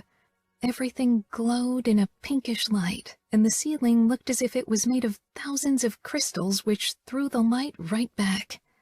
The club was crowded with convulsing bodies, trapped in the thrall of the music. I took everything in, the way everyone seemed to lose themselves to the bass, some of them with eyes closed. People rarely understood what music did to me, but in this moment, in this club, everyone was a slave to the melody. Excitement bubbled up in me, and my pulse picked up, caught up in the magic of the fast beat. Serafina flashed me a grin, and Leona, too, looked ecstatic. We headed over to the bar and ordered a cosmopolitan for each of us. "This is cool!" Serafina shouted over the noise. I nodded, sipping my drink, taking in everything. Savio, Adamo, Diego, and Mick were at the other end of the bar, pretending to be on a boys' night out, and maybe to strangers it looked convincing, but I saw the concentration and vigilance on their faces. I turned away from them, taking another sip, and began to bounce to the music. Soon all three of us were buzzing with the need to dance, so we drank faster. "Here they come," Leona shouted. I followed her gaze and saw a group of 3 guys heading our way, nicely dressed, smiling. I was trying to come up with a nice way to let them down. Serafina was quicker. She shook her head at them and lifted a finger, looking like the ice princess she told me she'd been known for in the past. The men came to a stop, unsure if Leona and I shared Serafina's opinion. I shook my head as well, and finally they turned away. I gave Serafina a grateful smile. I didn't think it would be this easy to keep them away. Serafina shook her head. "They'll return later, once they've had more drinks." We made our way over to the dance floor and began to dance close together, grinning at each other. I raised my arms, twisted and turned, letting the music guide my movements. Trying to ignore the looks of the surrounding men soon became difficult, and I noticed how several of them danced closer and closer to us, so Leona, Serafina, and I had to build an even tighter circle. Soon the presence of 2 guys behind me, the way they tried to dance with me, became overwhelming. I shook my head at them, but they smiled as if they thought they only needed to try harder. Serafina glowered at a guy behind her and shouted something. From the look on her face, nothing nice. Leona shoved a guy's chest when he came too close. One of the guys behind me danced even closer and reached for my hip. I shoved his hand away, my pulse picking up. "No, leave." He scowled at my rebuke. From the way his eyes shone, it was plain that he was drunk. He took a step closer and tried to bring our bodies in for a dance. A tall figure shouldered him out of the way, and for a moment I thought it was Savio. Then I saw the curls. Adamo faced off with the guy like Savio and Diego did with Leona and Serafina's admirers. Mick stayed a few steps back, keeping an eye on the general public. Adamo shouted something and the guy backed off. After that, Adamo danced close to me, while Diego danced with Leona and Savio with Serafina. I smiled up at Adamo, who moved easily to the music, and he gave me a small smile in return. Serafina and Savio had their own private dance battle, and they seemed to enjoy it thoroughly, and Leona was grinning too, even though Diego looked tense, dancing close to her. Eventually, my bladder asked for relief. I leaned up to Adamo. "I need to go to the bathroom." "I'll go with you," he shouted back. We motioned at Savio, who nodded. Adamo grabbed my hand, and we made our way through the crowd until we arrived in the back where the restrooms were located.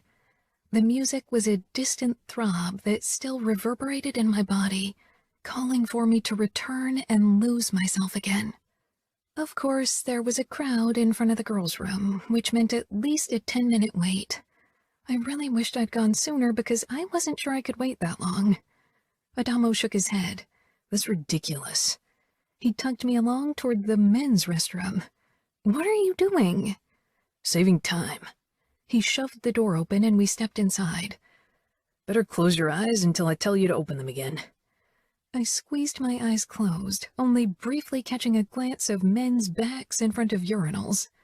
I let Adamo lead me along, trying to ignore the biting stench, until he stopped me with his soft touch on my shoulders. All clear. Opening my eyes, I found myself in front of an open toilet stall. I went inside and closed the door, then considered my options. Touching any part of the toilet was out of the question, so I started ripping off toilet paper to build my personal bird nest. It was strange, taking a pee surrounded by male voices who were guffawing and bragging, and even their bodily noises were louder than any girls I'd ever heard. When I was done, I hesitated. Adamo? No reply. Sighing, I opened the door, trying not to see anything I really didn't want to see. Adamo was nowhere to be seen. Stepping out of the stall, several guys glanced my way. If the same happened in a girls' restroom, everyone would start screaming, but these guys seemed not to care that I was there while they peed into urinals. Keeping my eyes straight ahead, I quickly went over to the sink and washed my hands, wondering where the hell Adamo had gone. I headed for the exit and stepped out into the dimly lit hallway. The girls' queue had barely moved. I caught sight of familiar brown hair further down the corridor. Adamo talked to two guys, and one of them handed him a small, clear bag, and Adamo handed something back to them. My heart sank, realizing what it had to be.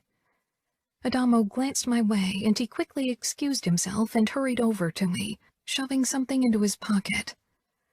Kiara, I thought girls needed longer in the bathroom. The men's restroom doesn't really make you want to linger. Adamo nodded, looking caught. He ran a hand through his unruly locks. Listen, please don't tell anyone. I'm not addicted or anything, it just helps me forget what happened.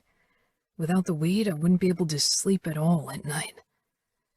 Only weed? I asked. It was bad enough, but there were many worse options he could consume. Only weed, he said. I didn't want you to see, to put you in a position where you have to keep a secret from Nino. You won't tell my brothers, right? His eyes begged me, and remembering the haunted looks he so often displayed, I nodded. I won't, but promise to try to stop completely. Talk about what happened instead. Maybe that'll help. Adamo nodded, but I could tell he wouldn't. Let's get back before Savio gets suspicious. We headed back to the dance floor, and Adamo started to dance at once, giving me a challenging smile. Pushing my worries aside, I returned the smile and danced with him. Leona laughed at something Diego said, and Serafina was holding a bottle of champagne in her hand. She took a huge gulp, then held it out to me. I grabbed it and tipped it back, letting the prickling liquid carry away my concern. I definitely wasn't lucid when we returned to the mansion. Leona was the only one who could still walk on her own, being more restrained when it came to alcohol. Except for her birthday bash. Adamo lifted me out of the car with a grunt and carried me into the building while Savio held Serafina.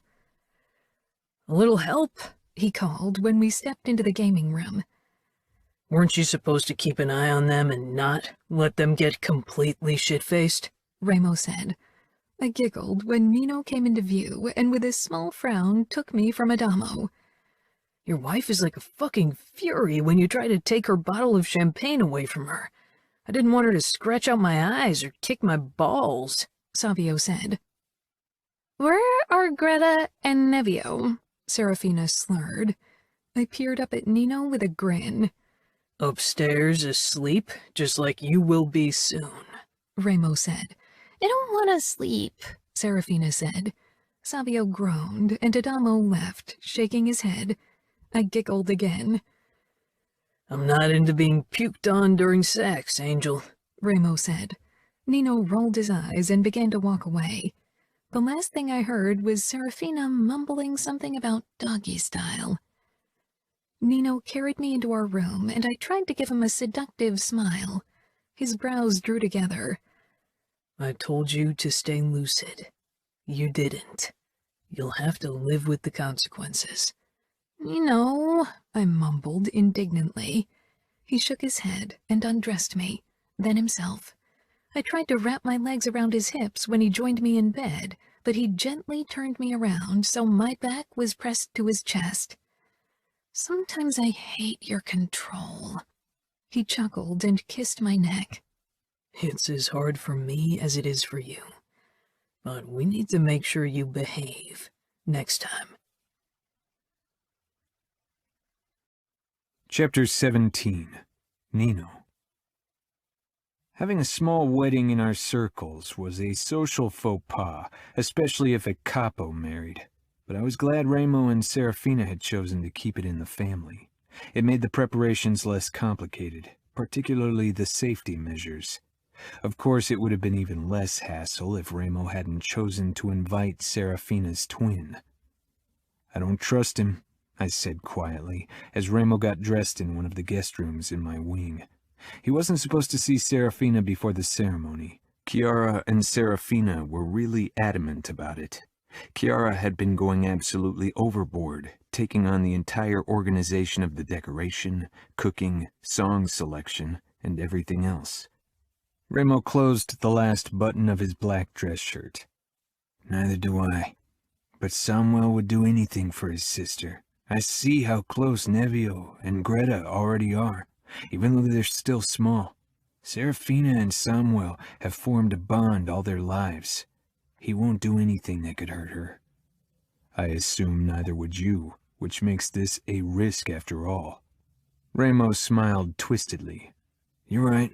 I won't lay a hand on Samuel unless he attacks Serafina, which he won't. But I know that nothing would hold you back if you considered Samuel a threat to any of us. I gave a tense nod. Letting the enemy not only into our city, but into our home, wasn't something I was comfortable with, and if Samuel acted out of turn, he'd pay the price for it. I would have killed him last time we captured him, if it hadn't been for Remo's veto. I glanced out toward the gardens, where an arc with white flowers had been set up by Kiara, who was now spreading petals in a path from the house down to it. She'd barely had a moment of rest these last few weeks, always caring for the twins, the wedding, for every member of this family, and while she enjoyed doing it, that wasn't the only reason why. We'd been trying for so long to get her pregnant, without success. I'd considered bridging the subject of seeing a doctor, and chose to wait until the festivities were over and we had some peace. Adamo joined her outside for a smoke. I sighed, then turned back to Remo, who put the small parcel with Serafina's ring into his pocket. I'm still concerned how Adamo will take it. Samuel was among his torturers. Familiar hatred burned in Remo's eyes. He was. I won't ever forgive the asshole. Before Serafina, I'll allow him to live, to be here. My phone beeped. It was a message from Fabiano. They're here. Then go down and keep an additional eye on him. Nodding, I headed outside. When I arrived at the Ark, Fabiano and Samuel were crossing the Scuderi premises toward our garden. Samuel's demeanor changed, becoming more vigilant when he noticed me. Sadly, he didn't reach for his gun. Kiara had disappeared from view, and she'd return soon. The idea of having Samuel close to my wife didn't sit well with me. Fabiano gave me a curt nod, then said something to Samuel, who shook his head and motioned to a spot a good distance to the side of the Ark, where he stopped, never taking his eyes off me. He and Fabiano looked distantly related, even though they weren't, both the blonde of the outfit they were famous for. Our eyes met, and I saw the same eagerness in his face that I felt, a desire to end this today, once and for all. But for Remo, I'd hold back. In my peripheral vision, I noticed Kiara coming my way with the twins on her hips. She looked beautiful in a red summer dress, with her dark hair flowing down her shoulders, and the babies on her arms. Her face was glowing with happiness, a sight that always stirred something in me, even on days when the emptiness of the past filled my chest. Salvio was a few steps behind her, stuffing his shirt into his pants and glaring towards Samuel. I met Kiara halfway and took Nevio from her, who squirmed and twisted, wanting to walk as usual. Kiara smiled, and her eyes darted toward Samuel. Do you think he wants to see his niece and nephew? We won't let him near the children without Serafina and Remo present, I said. Kiara nodded. I guess that's for the best. Nevio let out an angry screech when I didn't put him down. No, I said firmly. If you calm down, I'll set you down. Nevio's eyes flashed with anger, and he started wailing. Ignoring his tantrum, Kiara and I headed over to the Ark. I really prefer Dollface's quiet, Savio muttered, then poked Nevio lightly in the belly when he stopped beside us. How about you stop the bawling, PIA?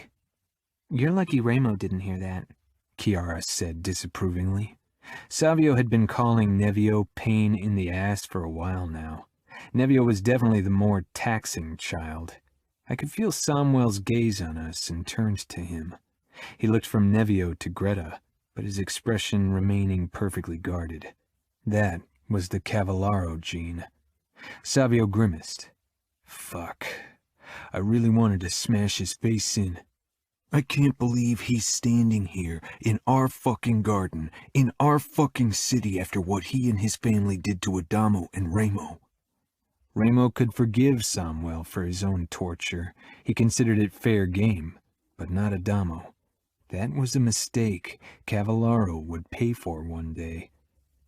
Maybe it's a first step toward peace, Kiara said, trying to put a white flower into Greta's locks. Greta followed everything curiously with her eyes.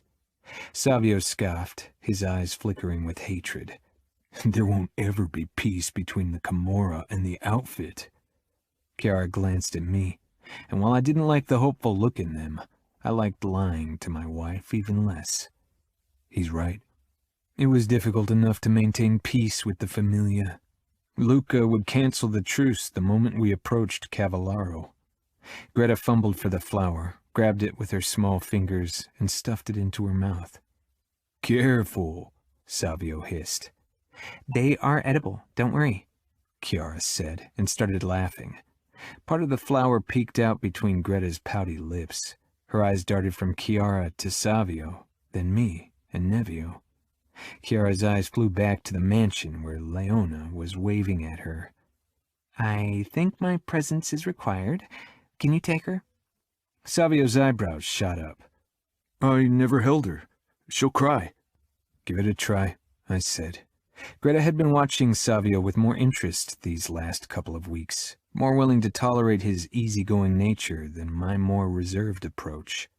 Savio leaned down so he was eye level with Greta, who still had 2 petals stuck to her mouth. All righty, dollface. I'm going to take you now. No crying.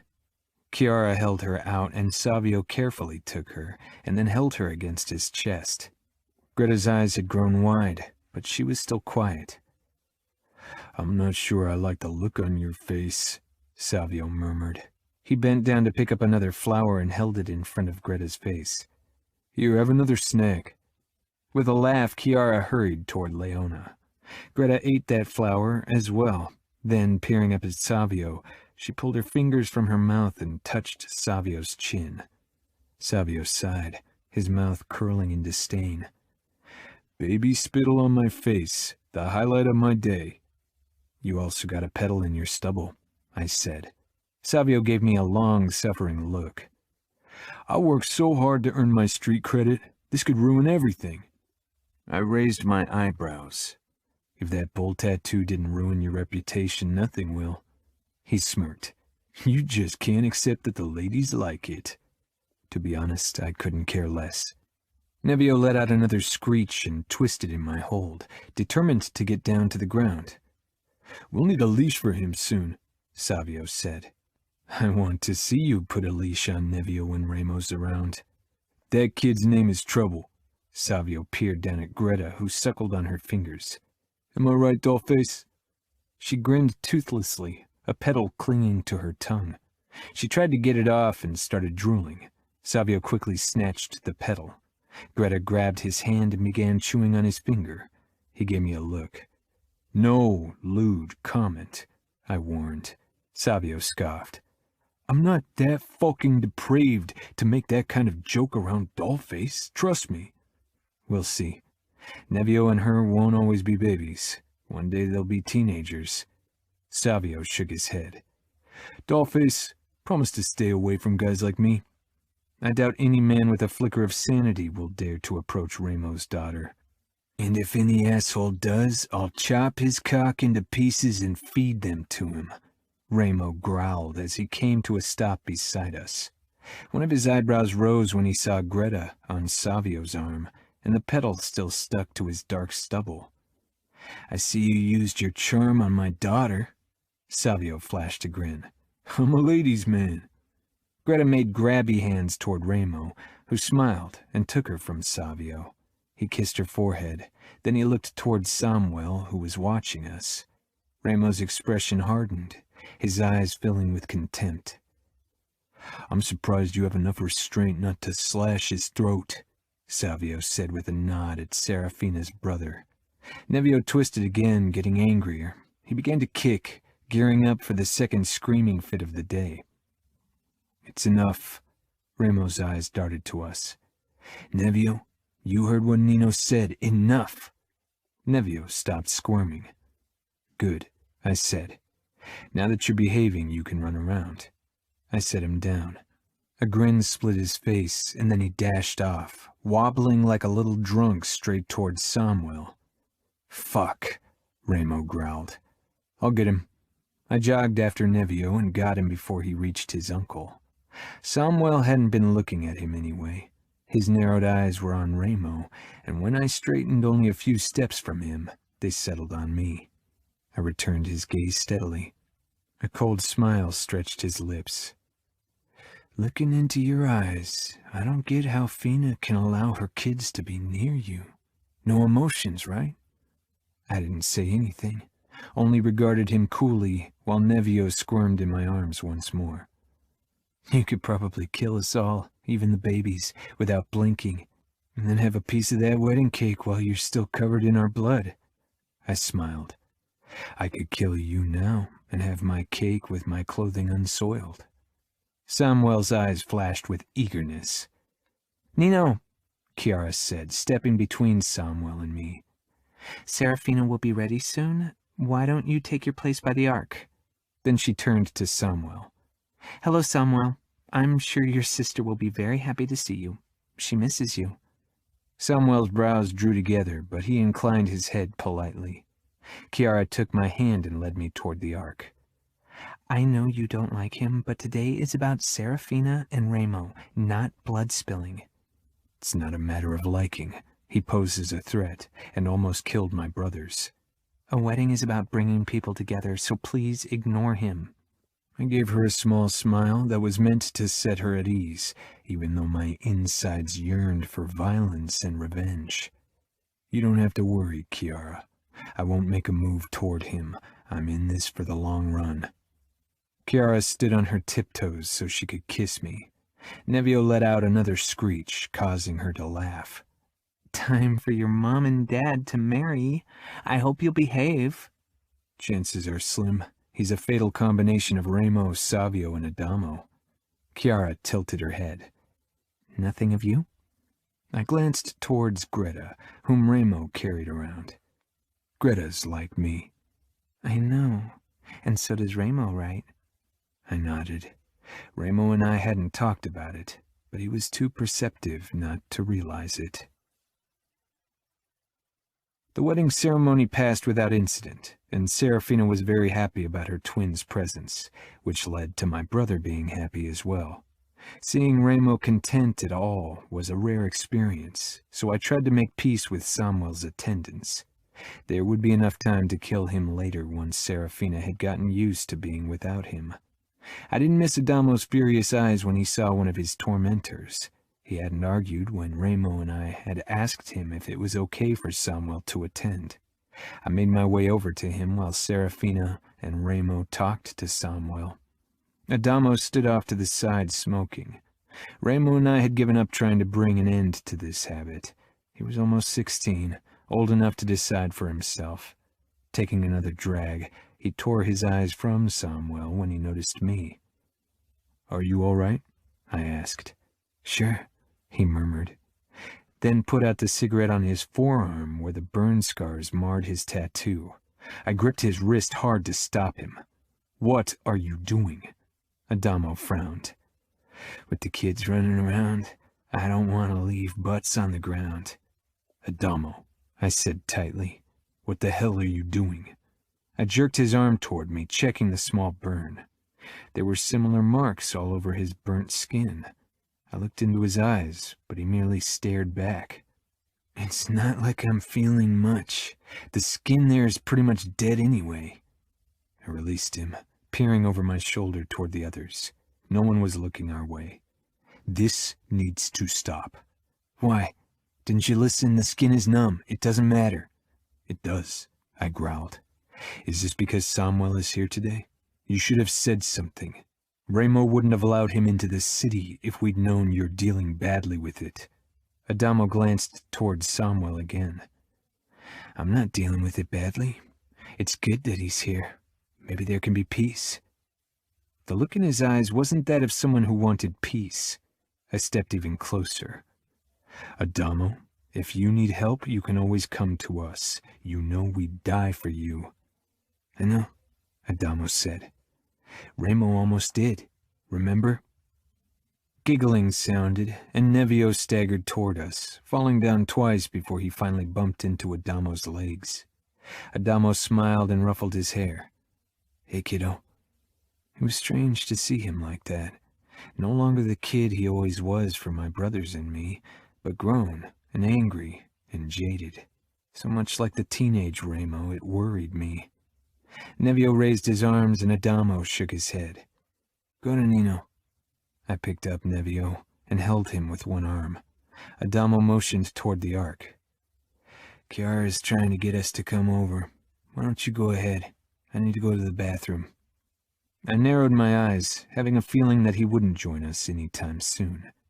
I decided to give him the space he needed and headed toward my wife and the others. When I stopped beside them, Kiara gave me a worried look. "Everything okay?" I nodded, not wanting to burden her with this. She had enough to deal with because of her problems, to conceive. "He's been pulling back," Fabiano said, watching Adamo. Savio grimaced. "He changed." Adamo disappeared inside the mansion. I should tell Remo about Adamo's new habit to burn himself. However, Remo had a certain way of dealing with problems that might not help in Adamo's situation. Keeping a secret from him and from Kiara wasn't something I liked to do, but maybe it was for the best, until I knew exactly what we were dealing with. Kiara. A couple of days after the wedding, Serafina, Leona, and I poured ourselves glasses of champagne and settled on the sun chairs.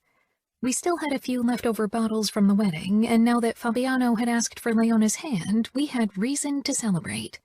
"I still can't believe he asked me to marry him," Leona whispered, beaming at the diamond ring on her finger. "The wedding seemed to motivate him," Serafina said with a smile. I raised my glass. "See? I told you he would ask." Within the first hour, we started our second bottle, and somehow we ended up talking about sex. The alcohol helped lower our inhibitions, though Serafina was definitely the one with the least problems to discuss those matters, which wasn't that strange considering who she was married to. Being around Remo all the time, you just got desensitized. "What was the strangest place where you've had sex?" Serafina asked over her glass, her eyes glowing with mischief. Leona considered that with pursed lips. "The fight cage in the Camorra gym? Or maybe in Fabiano's car on our favorite hill?" Serafina took a sip. "Fight cage, that sounds thrilling."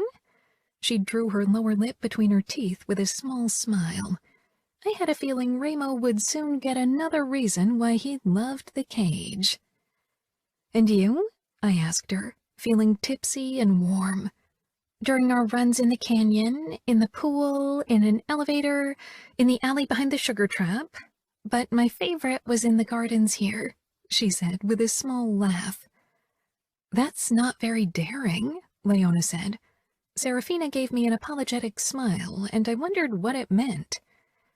When I was still a captive, Remo and I made out under your bedroom window, while you and Nino... Leona's mouth fell open, and she clapped a palm over it with a giggle. Acute embarrassment washed over me. Really? Serafina gave a small nod. Oh, God, what did you hear?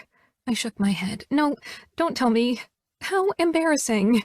I think the ones who should be embarrassed are Remo and Fina for spying on you, Leona said with a laugh. As if Remo would be embarrassed about that, I muttered. I nudged Serafina's knee. How can I face him again, knowing you listened to us? It was a long time ago, Serafina said, and clinked her glass against mine. And from what I heard, you're a lucky girl. She laughed at my expression. Had she heard when Nino had gone down on me? He likes to travel to down under, Leona said, her cheeks flushing even as she giggled. I drank the rest of my champagne. Don't Fabiano and Remo? I shot back, trying to pay them back, but they weren't as shy about these topics as me, especially Serafina. Oh, Remo loves it. Fabiano as well, Leona said with a conspiratorial smile. I let myself fall back on the sun chair and stared up at the sky. I was torn between laughter and acute mortification. Serafina nudged my thigh. Come on, no reason to be embarrassed. It's good that we have men who know how to make us happy, right? Right. I sat up. Serafina smiled. Okay, I'll tell you about another place to distract you. I swear, if you and Remo had sex in our bed, I'm going to freak. She shook her head. We had sex on Savio's flamingo. I burst out laughing. I've always wondered how that works, Leona mused. You can't really be both up there without the thing turning over. Serafina filled our glasses again, emptying the bottle. Luckily, there was a third one in the cooler waiting for us. I had a feeling I'd need more alcohol. Okay, we had a form of sex on there. It's really comfy relaxing in that thing with your feet dipping into the pool while the guy is dipping his tongue into your pool. Champagne shot out of my nose when I snort-laughed, my skin heating. TMI, Fina! Leona was grabbing the edge of her sun chair so she didn't fall off as she giggled and sloshed alcohol everywhere. Does Savio know? Leona asked. I doubt he'd care, I said. The flamingo has seen a lot, from what I hear. Serafina shrugged. We cleaned it afterward, so... I clamped a hand over my eyes, unable to believe the turn our conversation had taken. A few years ago, something like this would have been impossible for me. What about you, Kiara? What's the freakiest place where you had sex? I peered at Serafina through my fingers, then lowered them slowly, sending her an embarrassed smile. I ran my fingers along the rim of the glass as I contemplated how little I'd done so far. We hadn't ventured out of our bedroom often so far. We made out in the shower of the changing room in Roger's arena once, and in the pool, I said. But that's it. I think Nino's holding back for me. Serafina pursed her lips. Then you'll have to show him that you want to be more adventurous.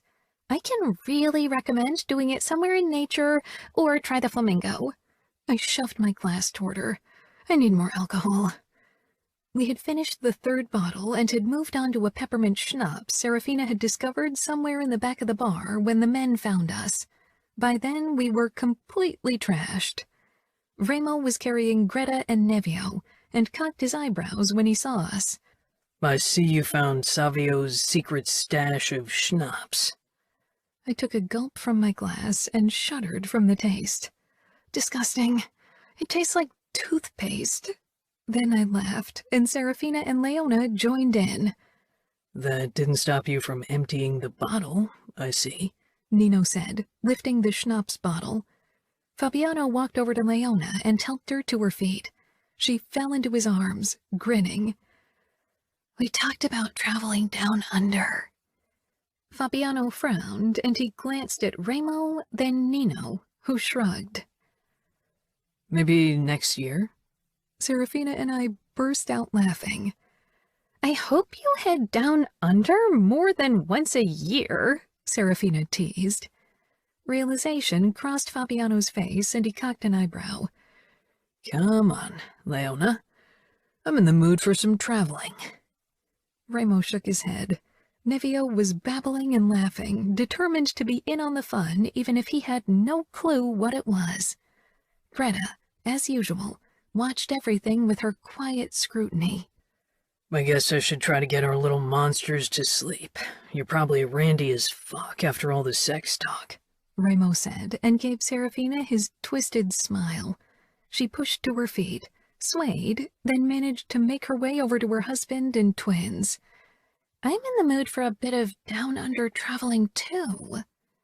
They disappeared, and I stumbled to my feet, but plopped back down on the chair again. Nino came over, and I smiled up at him.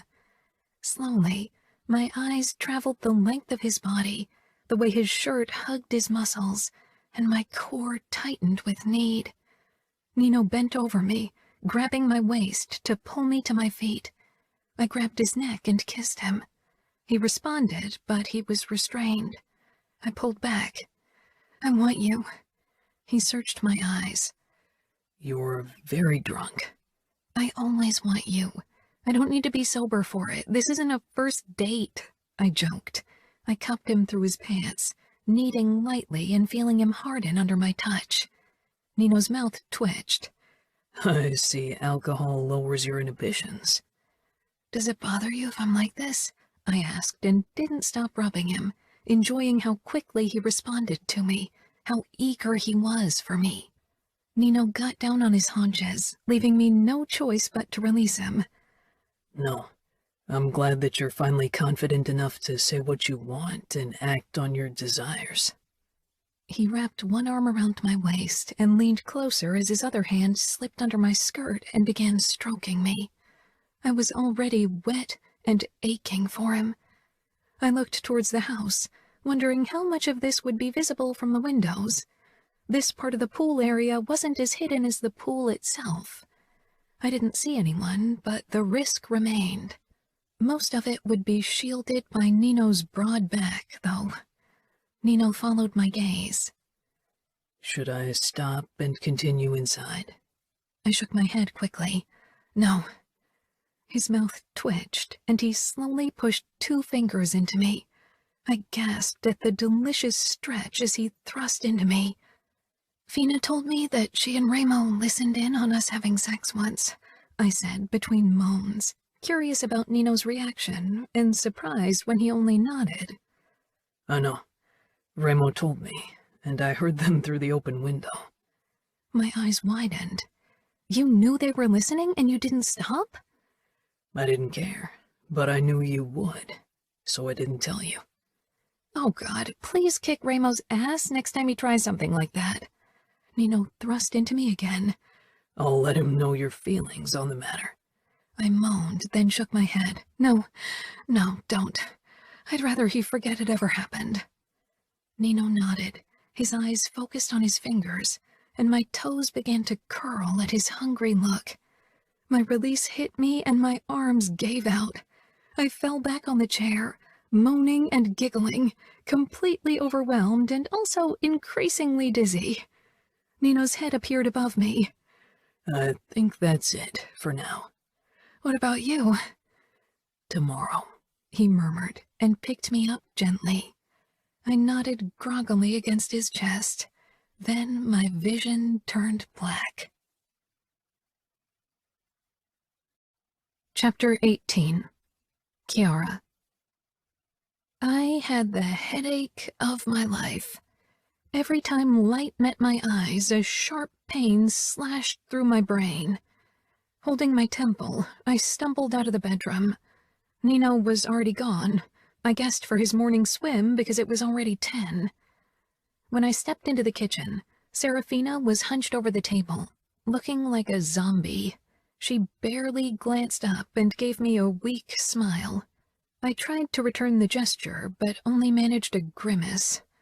Ramo's mouth pulled into his twisted grin. Nevio and Greta were busy picking at the food cubes on the plates in front of them. I trudged toward the coffee maker and poured myself a long black. For once, no milk or sugar. Making my way over to the table, I clung to my cup as if it was my lifeline. I'd never felt like this, and I definitely would never drink as much again. It had felt good to let loose yesterday, but the morning after...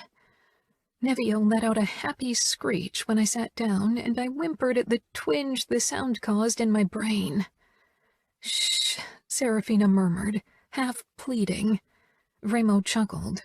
You two look like death warmed over. Neither of us reacted. I hope you don't expect me to make breakfast. I can't cook, and I have no intention of learning it. I glanced up. Maybe you should. Nope, that's the perk of being capo, he said, then smiled dangerously. Serafina mentioned she finally told you about us listening in. Ramo, Serafina hissed, then groaned and touched her head. I told you not to mention it. I shouldn't have. My cheeks heated and I grimaced. Don't talk about it. Ramo leaned forward.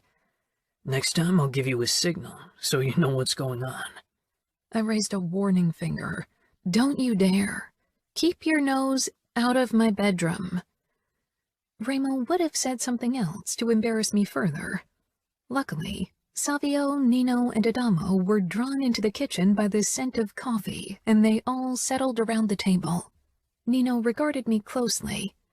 How do you feel? Horrible. Nino watched me a moment longer. Cause and effect. I really love you, but that's making me want to hit you with a spoon. Surprise flashed in Nino's eyes. Keep your kinky dominatrix shit in your bedroom, all right? Savio said, a bit too loudly. Can you tone it down? Serafina muttered. Savio grinned. What? Don't tell me you've got a headache. This time he spoke even louder. Don't we get any breakfast? Adamo asked after a moment. Our resident cook is nursing a hangover, Ramo said. I'll make omelet, Nino said, and got up. I sent him a grateful smile. Ramo was trying to feed Greta pureed carrots while Nevio fed himself. He hated it when someone tried to feed him with a spoon, so eventually we'd just given up and put a selection of cubed veggies, meat, and fruit down in front of him so he could choose what to eat. Sipping at my coffee, I watched Ramo with Nevio and Greta. How patient he was, even when Nevio acted like a little monster. Ramo noticed my gaze and raised his eyebrows, and I just smiled. He didn't like it when people saw his softer side. A few minutes later, Nino came over with a huge pan filled with scrambled eggs. I thought we'd get omelet, said Savio. If you're not satisfied with the provided food, you're free to cook for yourself, Nino drawled. Savio held out his plate. I see we're all in a bad mood this morning. I stifled a laugh, then winced. Despite my protest, Nino put some eggs on my plate as well. You need to eat. I sighed, then picked up the spoon and pushed a bite into my mouth. Everything tasted stale this morning. After returning the empty pan to the stove, Nino set down Tylenol and a big glass of apple juice in front of me. This might help. He sank down beside me. Nino squeezed my thigh gently, and I forced the painkillers and a large gulp of juice down my throat. When did you come home last night? Nino asked Adamo. Dark shadows spread under his eyes, and he smelled faintly of smoke and beer. Around 4. Tomorrow's school. I don't want you out all night again. It's almost the end of the school year. Holidays will start soon. It's not like anything exciting is happening. Adamo mumbled, clinging to his coffee cup. Savio's partying all the time. Savio's not in school and never gets shit-faced, Ramo said sharply. Greta peered up at him, her mouth smeared with puree, ignoring the spoon Serafina now held out to her. Savio's also of age, Savio said, rolling his eyes. Man, you look like shit. Even worse than our two beauties over there. I just had some fun, Adamo said defensively. Nino frowned. You can have fun, but you need to know your limits and not constantly cross them. Serafina and I exchanged a look. We hadn't set the best example last night, but it was only the second time we'd gotten drunk. All right, Adamo grumbled, raising my suspicions. Usually he was more confrontational with these matters. Remo narrowed his eyes. Greta leaned forward and made grabby hands for one of Nevio's avocado pieces. Nevio picked it up and held it up so Greta could grab it. The piece was smashed between their hands, but Greta brought the green mash to her face and stuffed her fingers into her mouth. I can't stand the cuteness, I whispered. Savio's lips curled. I guess table manners don't matter anymore. Serafina rolled her eyes, then kissed Greta's head. You'd rather eat what Nevio has? Greta didn't reply, and when Remo held out a piece of steamed carrot to her, she took it and shoved it into her mouth, then grinned. By the end of breakfast, both Nevio and Greta had food all over their faces and hair, but looked sated and happy. After that, Nino and Remo left for a meeting with Stefano, who was in town, while Serafina and I tried to clean the mess the kids had caused while they played on their blanket on the floor. I leaned against the counter and watched the two, how they interacted, peacefully sharing their toys, how Nevio quieted when it was only him and Greta. The constant longing became more prominent, and I squashed it. Some things took time. It was mid-June when I was on my way to take a swim. I'd come to love getting in a workout in the pool early in the morning like Nino, and it helped me relax. Spotting Adamo leaning against the wall all by himself, I went over to him.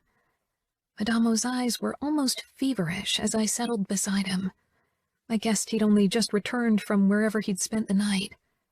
He'd been even more withdrawn since the wedding. Maybe seeing Samuel had done something to him after all. He took another drag from his cigarette before he glanced at me. It took his gaze several seconds to fully focus on me. He had taken something. The look in his eyes could only be from drugs, and I didn't think it was only weed. Adamo? Yeah, he croaked. What's wrong? You can tell me. You know you can trust me. He nodded toward the burn scars on his forearm. It was the first I'd seen him with short sleeves in a while, and my stomach tightened when I saw the many small cigarette burns that hadn't been there before. I can't forget it. I dream about it every single night. About the helplessness, the agony, and worst, the unrestrained hatred in their eyes. They wanted to destroy me in the most brutal way possible, only because I was a Falcone. My throat became dry. This was probably the first time he admitted it aloud. Because they knew it would break Remo. Adamo nodded. Sometimes I catch myself staring into Fina's eyes just to summon the memories of that day. They are like Samuel's, and close enough to Dante's. Oh God, what was I supposed to say to that? Adamo avoided Serafina, but for this reason I hadn't expected. Why do you try to remember? Because I can't forget. It gives me a sense of control when I choose the moment the memories arise. I understand, I whispered. He tossed away the cigarette. I thought I was different. I tried to tell myself that I was, but I'm not. What do you mean? I want revenge. I want to make them bleed, even if I know it's not going to change a thing, only lead to more violence, to more misery. He ran a shaking hand through his hair. What did you take? What? You're high, I said quietly. I could see his defenses coming up. Adamo had learned to keep secrets, and I worried how many he hid behind his mask.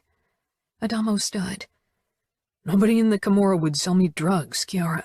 How could I be high? I saw you buy something from those guys at the club. He shook his head. That was a one-time thing. When they found out who I was, they refused to sell me anything. That was likely the truth, but he was lying now anyway. He had taken something. Adamo, your brothers love you. I rose and touched his arm. Don't let what happened break you. Don't let it change you. You are the kindest man I know. I'm not kind. He grasped my upper arms in a tight grip, his eyes flashing with despair even as they went out of focus. If he didn't get drugs from the Camorra, the only other options were the Bratva, the cartel, or a local MC, and that was utter insanity. Las Vegas was firmly in Camorra hands. It meant he had to get his supplies when he was allowed to race in other states. I'm not kind, he repeated, his fingers tightening further. You're hurting me. Adamo's gaze darted to his hands and he jerked away from me, shaking his head over and over again. I'm sorry. I'm messing everything up. He backed away slowly, a look of plain guilt on his face, and then he turned, ran away, and disappeared around the corner of the house. I'd sworn to Adamo that our conversations would stay confidential. It was why he'd opened up to me at all. Could I keep this from his brothers and everyone else? Should I? I closed my eyes. I'd wait a few days before I made a decision. The next day, I was on my way to my swim, but froze in the threshold to the communal space, surprised to find Nino in the gaming room with the twins. I thought he was already swimming his laps. Maybe Serafina had asked him to watch the twins while she got ready. I paused in the doorway.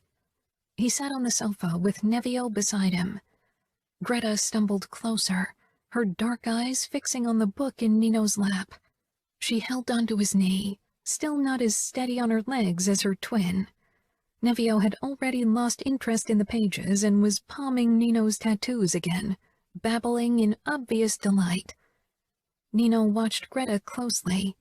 She tried to catch a glimpse at the book, but was too small, until Nino lifted the book in her direction, which in turn made Nevio unhappy, resulting in a warning cry that could very well lead to a full-blown screaming session. If I pick you up, you and Nevio can both see the book, Nino explained calmly. Greta peered at him with those huge eyes, melting my heart with her adorableness. Nino lowered his arms, moving slowly to give her time before he slid one hand under her nappy-clad bum, while the other steadied her back. He lifted her off the floor, eyes focused on her face as if he worried she'd start bawling any moment. For a long time, Remo had been the only one she accepted. Now that Savio had been allowed to hold her, it seemed that she'd grown to trust the men in this family.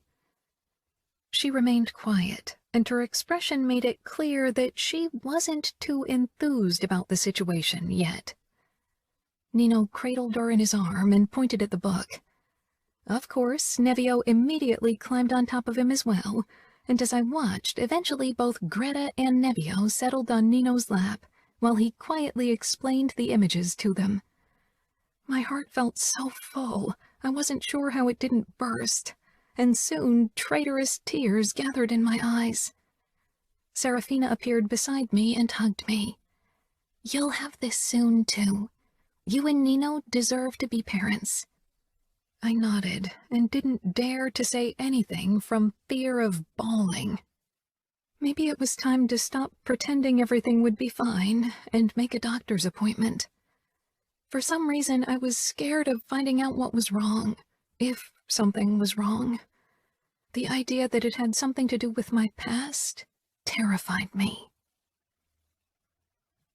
I came out of the bathroom, ready for bed, where Nino was already waiting for me. Kiara. Nino's voice was off and made me turn around to him. He sat up slowly in bed, his eyes flickering with something fierce and harsh, something terrifying. I followed his keen eyes to my upper arms and felt the color drain from my face. Adamo must have gripped me even harder than I thought, considering the bluish fingerprints blooming on my skin. Nino got out of bed, his body tense and predatory as he stalked toward me. He traced my bruises with his fingertips, making me wonder how his touch could be this gentle when there was murder in his eyes. Who did this?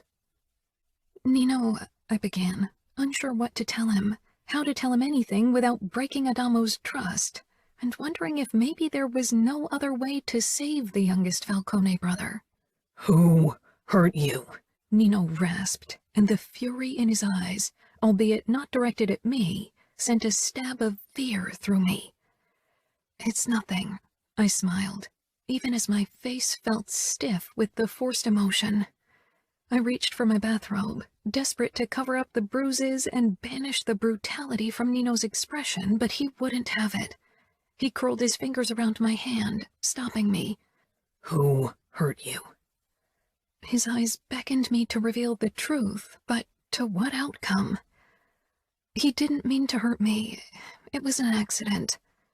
I swallowed because Nino's mouth pulled into a scary smile. An accident? He cupped my face, kissing my mouth sweetly, lovingly. Who did it? Don't you trust me? I trusted Nino with my life, knowing I was safe with him. But with the same certainty, I knew no one else was. He didn't mean it. He's hurting. Adamo. Nino breathed, closing his eyes, and the gentleness slipped off his face. He released my cheeks and stormed out of the room. Nino! I stumbled after him, but he was running too fast. Nino, don't! Adamo wasn't in his room, which was even messier than in the past. Without stopping, Nino whirled around and stormed downstairs. I managed to catch up to him when he halted for a moment in the doorway to the gaming room. Savio was on the couch, and so was Adamo for once, a fight running on the big screen. Remo looked over from where he was pummeling the boxing sack. What the fuck? He didn't get further. Nino advanced toward Adamo, who was stretched out on the sofa, gripped him by the throat, and thrust him to the floor. Nino, don't! Please! I rushed toward him, trying to stop him. Nino was kneeling over Adamo, fingers digging into his throat, a look of stark brutality on his face. The muscles in his naked back flexed, making the phoenix and the flames come alive. You hurt Kiara? Nino grated at Adamo. Remo saw my bruises. He asked harshly, Nino? Adamo's head turned red under Nino's choking hold. He made no move to defend himself, only stared up at his brother with eyes full of misery, looking almost desperate for Nino to end what he'd begun. Maybe Remo saw it too, because for an instant his expression flickered with a look he only ever showed when their mother was mentioned. Then he grabbed Nino's shoulder and pulled. Nino, stop this shit. Nino didn't unfasten his hold until Savio grabbed his second arm and both he and Remo tore at him. Nino released Adamo and let Remo drag him to his feet while Savio checked his younger brother. You okay? Adamo didn't react. He stayed on the floor, massaging his throat. His eyes came to rest on me, taking in my upper arms, and once more his expression twisted with guilt. I'm sorry, Kiara. I know, I said softly. I made my way over to Nino, whose shoulder Remo was still gripping hard, and touched his chest. After several moments, Nino tore his gaze away from Adamo and faced me, and as always the anger disappeared in favor of something gentle. I'm okay, all right? Adamo didn't mean to hurt me. What happened? Remo asked his brother and me. Adamo sat up slowly, and keeping a close eye on Nino, he dared to stand. It was an accident. Nino took a step in his direction. That's an excuse someone who hasn't fought most of his life could use. Someone who wasn't familiar with violence and pain. But you, like me, don't cause pain by accident, Adamo. Not everyone is as good at giving pain as you, at controlling how you dish it out, Adamo muttered. I want to know what happened. Remo snapped, forcing me to meet his harsh gaze. Nino moved between us, pushing Remo away. "That's enough," I said, sidestepping Nino to face Remo. "Nino, you know Remo won't hurt me." Remo smiled without humor. "Why did Adamo leave bruises on your arm?" Adamo regarded me with trepidation, fearing what I'd reveal. What would be the consequences? Remo had made it clear that he wouldn't tolerate Adamo taking drugs. But Adamo did.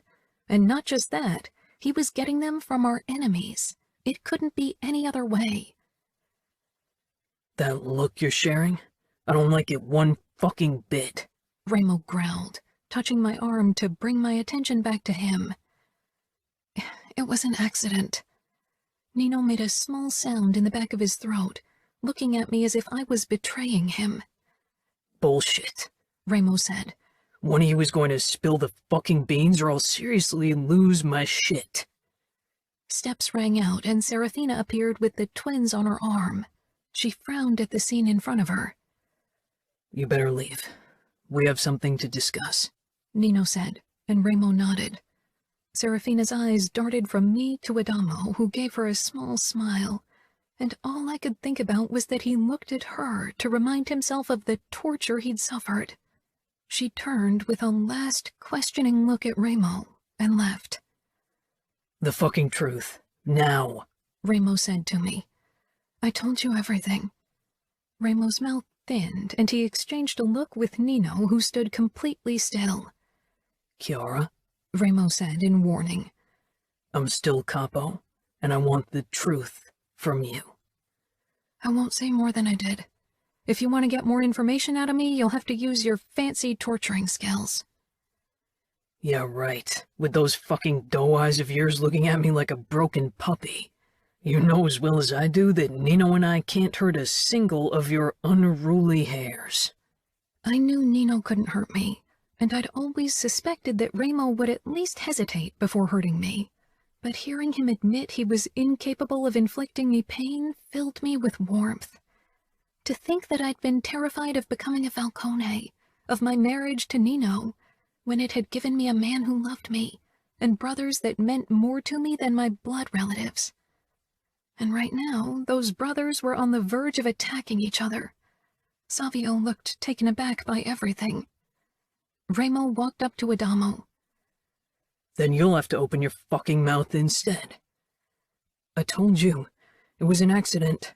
If you don't believe me, why don't you finish what Danilo began and burn off the rest of my tattoo?" Adamo shoved his forearm toward Remo.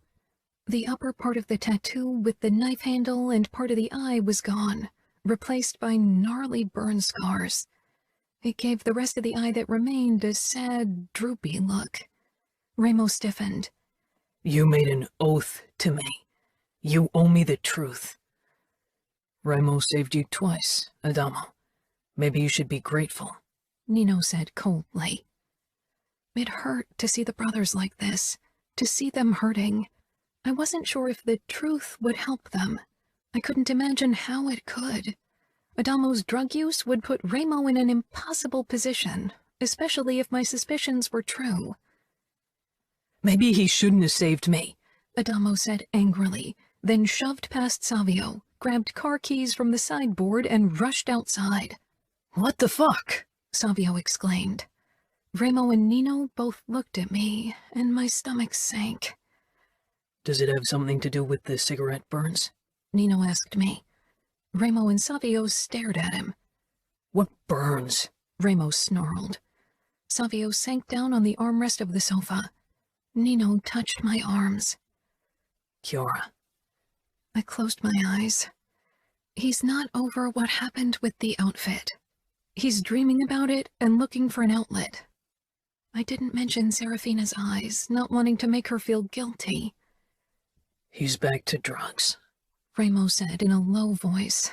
Of course, he'd figure it out. I looked at him and nodded.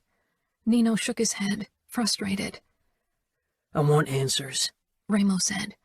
"What cigarette burns and where does Adamo get the fucking drugs?" "I caught Adamo putting out a cigarette on his forearm. He claims he doesn't feel it because of the scar tissue," Nino explained. Shit, Savio muttered. Ramo's face was terrifying, full of fury and cold determination. Who is selling him drugs? The intensity of his gaze caused me to shudder. I don't know. He told me no one in the Camorra would sell him any. Nino and Ramo exchanged a look. Maybe the Bratva? Do you really think he'd be that stupid to approach our enemies? Savio asked. Drugs make people do stupid things. Ramo growled. Maybe he knows people at the races who help him. What are you going to do? We're going to find the people who sell him the drugs and kill them, Nino said simply. And with Adamo? We'll make sure he stays in his room and goes cold turkey. I won't have him ruin his life with drugs, Ramo said. I'd rather lock him up until he's clean than have him die from this shit. I'll go looking for him. I know a few places where he likes to hang, but I'll start with CJ's place, Savio said, getting to his feet and leaving. Serafina poked her head in again, looking concerned. She carried Greta. Can I come in? Ramo nodded, still glaring at the floor. Greta's being fussy. She doesn't want to sleep. She seems to need closeness tonight. Serafina scanned Ramo's face. Why don't you take her for a bit? Nevio's just fallen asleep and I'm worried she'll wake him. Ramo nodded again, slowly, and moved over to his wife. He kissed her, then took Greta, who immediately clung to him. Serafina whispered something, but Ramo shook his head. She touched his arm briefly, then headed back up. Come on, Nino murmured to me. Before we left, I saw Ramo stretch out on the sofa with Greta sprawled out on his chest, beaming at him with her huge eyes. He smiled and stroked her back. He'll be all right, Nino said quietly as he led me away. I know. And you? I will be too. Adamo will be all right. We'll help him. Once his dealers are dead and he's clean, we can do something about the memories. We settled in our bed, me on my back and Nino leaning over me, his eyes tracing my upper arms. He leaned down and kissed my bruises. I can't stand seeing you being hurt. I'm fine, Nino. It hurts me more seeing you and your brothers argue with each other. So please don't be mad at Adamo. I'm not. Not anymore. My brothers and I will always be there for each other. Nothing will change that. Ramo won't allow it, nor will I. Chapter 19. Nino. So, what? You're going to keep me locked in here forever? Adamo said. A captive in my own home? Since Savio had brought him home 2 nights ago, we'd kept a close eye on our youngest brother, and he was already showing withdrawal symptoms. Erratic movements, perspiration, shaking fingers. He must have been taking the shit longer than anyone expected. You'll stay here until we're sure you're clean, I said calmly. Adamo glared. Why can't I stay in my room at least? Because there aren't bars in front of your window and we don't want to have them installed. Adamo shook his head, looking around the room in Ramo's wing. It was where Ramo used to keep Serafina. This is ridiculous. You can't treat me like this. Ramo staggered toward him and got in his face. You know what I'd do to any other soldier who takes drugs and doesn't tell me where he got them, so maybe you should shut the fuck up. If you tell us who gave you the drugs, it would make things easier. For whom? Adamo crossed his arms with a bitter smile. Ramo released a harsh breath, and then his smile turned dangerous. All right, then don't tell us. We'll just talk to CJ and ask her. You spent a lot of time with her. I assume she knows quite a bit. Adamo turned pale. No, leave her out of it. Ramo's smile widened further. I can't do that. Considering I'm her capo, she should have told me everything, but she didn't. That's betrayal. No! Adamo shouted and threw himself at Ramo, aiming a punch at him. Ramo blocked him, twisted his arm around, and threw him face first to the floor, then knelt on his back. Never raise your fist against me again. Fuck you, Adamo rasped, his face turning red. Adamo, I said in an imploring tone as I crouched before him. You need to stop this. The drugs are messing with you. Remo and I only want to help you. Don't hurt CJ. Hurt me. I have a feeling hurting you won't bring us any closer to the truth, right? I murmured. Pain won't make you talk anymore. You never tried, just do it. Remo released him and got up with a snarl. Shut up. You know we won't torture you. Why can't you just let me make my own decisions? If I want to ruin my life with drugs, then let me. Remo glared. I won't give you up, not ever. I'll torture anyone to get the info on those fuckers who sold you the shit. I want you to return to who you were. I won't, Adamo said quietly, rolling onto his back. There's nothing you can do about it. I'm not him anymore. Maybe I never was. Remo swallowed hard, his mouth setting in a hard line. He bent over Adamo, gripping his forearm with the burns. Then become someone stronger. Those fuckers who tortured you, don't give them power even after they're done. Get angry. Get brutal. I don't give a fuck, but get the fucking torture out of your head. Move on. It's the past. Adamo smiled strangely. If it were that easy, you and Nino wouldn't still act like our mother wasn't alive. Remo jerked upright. He was on the verge. I gripped his shoulder. Adamo, there are two options. You tell us who sold you the drugs, or Remo and I will question CJ. Adamo glared, but worry flickered in his eyes. Maybe Adamo thought he was like us, had become like us, but he was still kinder than Remo and I would ever be. Don't give us that look, Remo said in a low voice. I won't have you deal with potentially dangerous dealers who could use you and your drug addiction to get back to us, to our family. Adamo scoffed. Remo took a step toward him again, but stopped himself. You sure you wouldn't give them the safety codes if they didn't sell you the drugs you crave so desperately? Can you look into my fucking eyes and swear you wouldn't act recklessly for another high? Can you? Remo laughed darkly when Adamo remained silent. That's what I thought.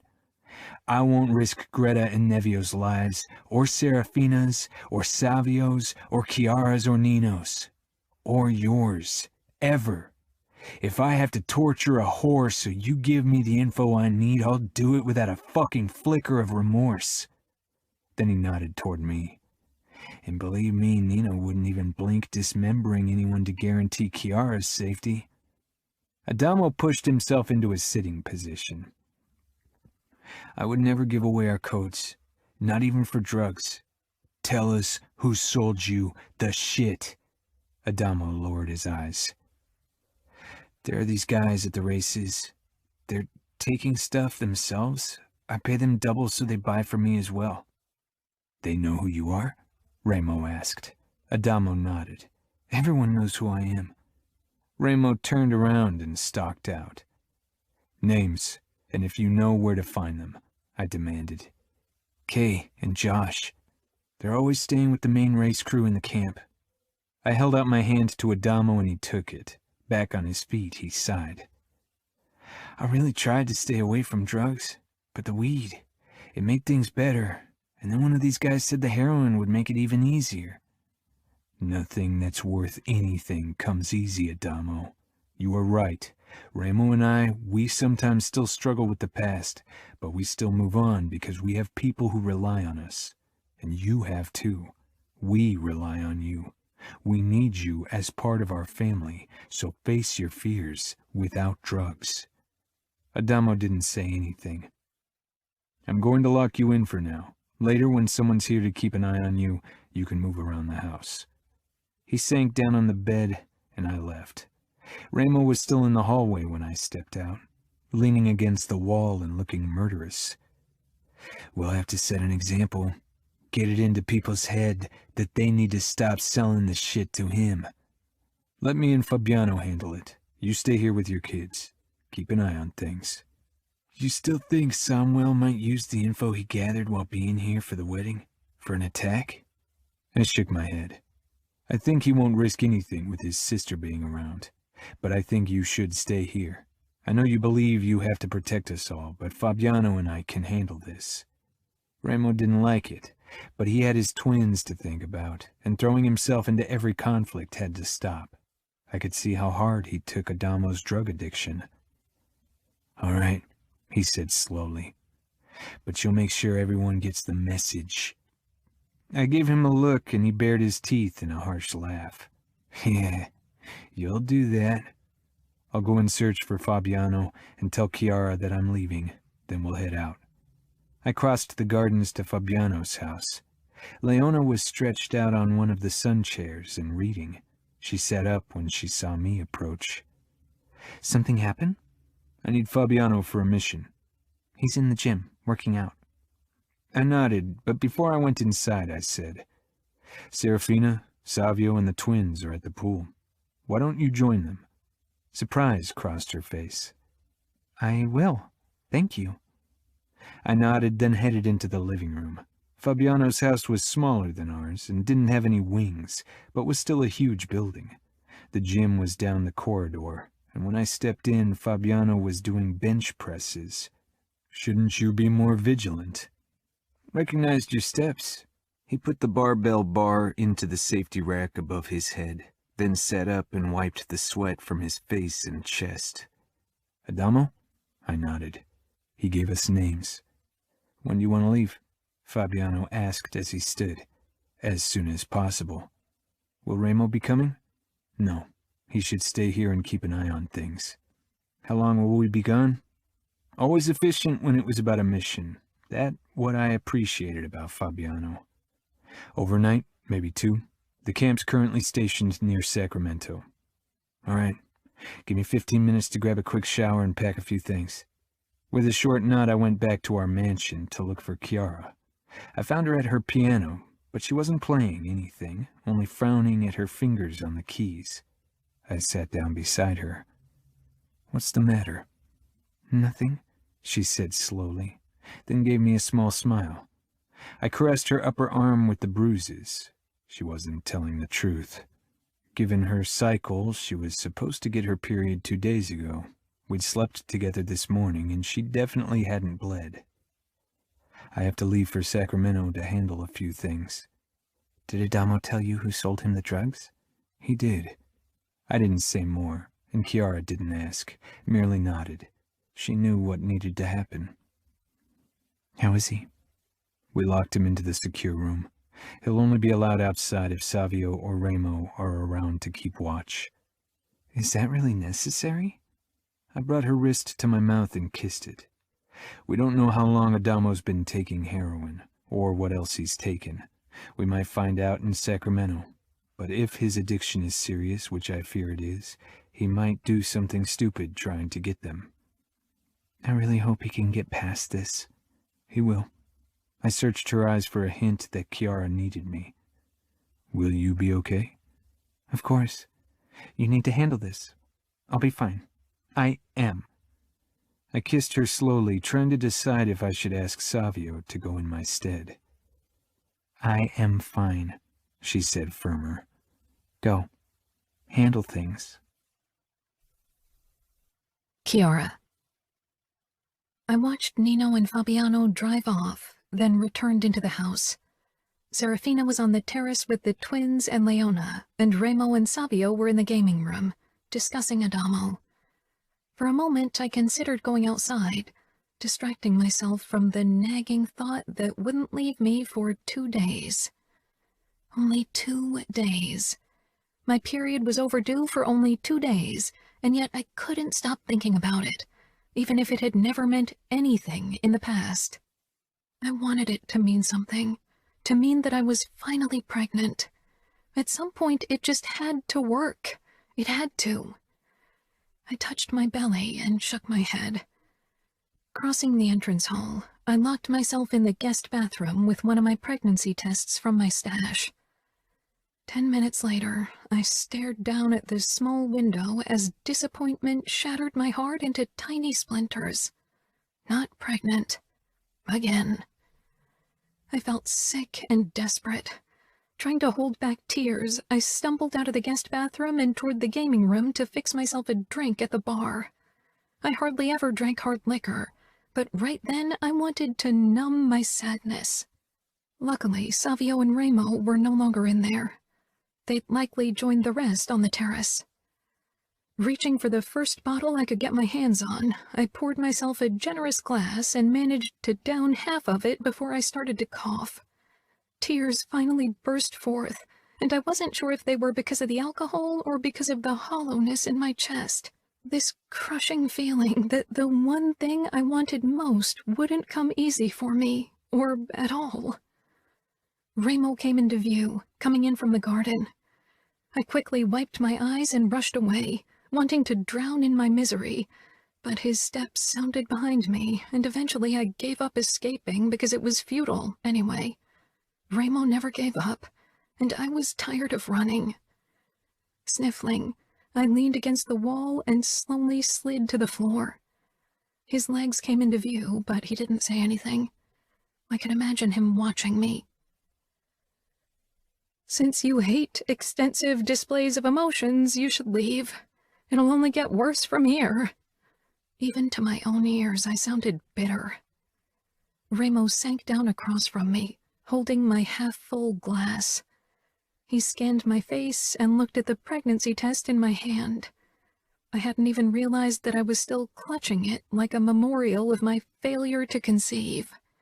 I held it out to him so he could see the result. "You'd think it would get easier. The disappointment after getting your hopes too high once more."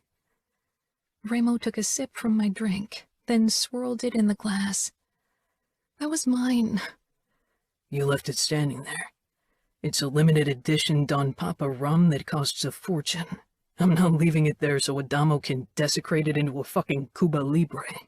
I choked out a laugh and held out my hand. "I need another sip." Remo handed the glass to me, and I took a large gulp, shuddering at the strength of the alcohol. "Fucking waste of good rum. You hate hard liquor." "I do," I said, and returned the drink to Remo. "I thought it would help." Remo smiled. "When has alcohol ever helped with anything?" "It can help you forget." "For a few hours, but it lets you crash all the harder when you remember again." I bit my lip, knowing he was right. Adamo had been trying to cope the same way, and I could see where it had gotten him. "We've been trying for so long." Remo tilted his head in consideration. There was no pity in his eyes, which was good, and why I loved talking to Remo. "Is Nino shooting blanks?" I blinked, still, after all this time, stunned by Remo's directness. "I don't know, but I don't think it's him. It's my fault. I just know it deep down. Something is wrong with me. Maybe I don't deserve to be happy. First my parents, then Durant, and now this." I started gasping in air as despair and sadness crowded in my chest. I couldn't believe I'd said those words aloud. They'd been haunting me for a long time now. "Kiara, stop it." I couldn't. Remo grabbed my ankle, startling me. My head jerked up. He rarely touched me. I swallowed as I focused on his face. "It's no one's fault, and nothing's fucking wrong with you. Got it?" "It's unfair," I whispered desperately. Remo downed the remaining rum. "Life's fucking unfair. It wants to crush you, but you can't let the bitch win. You've got to force her to play by your rules." "You make it sound so easy, but for me, it's not. You are strong. Nobody could ever force you to do anything." Remo leaned forward, squeezing my ankle. "Do you know how many people dare to tell me the truth to my face? How many don't shit their pants when they're alone with me?" I shook my head. I guess there weren't many. Serafina, his brothers, and Fabiano. Even Leona was still wary around the Camorra capo. "You are strong in your own way, Kiara. And you are Falcone. The world's yours. If you want a kid, you'll get one. I laughed.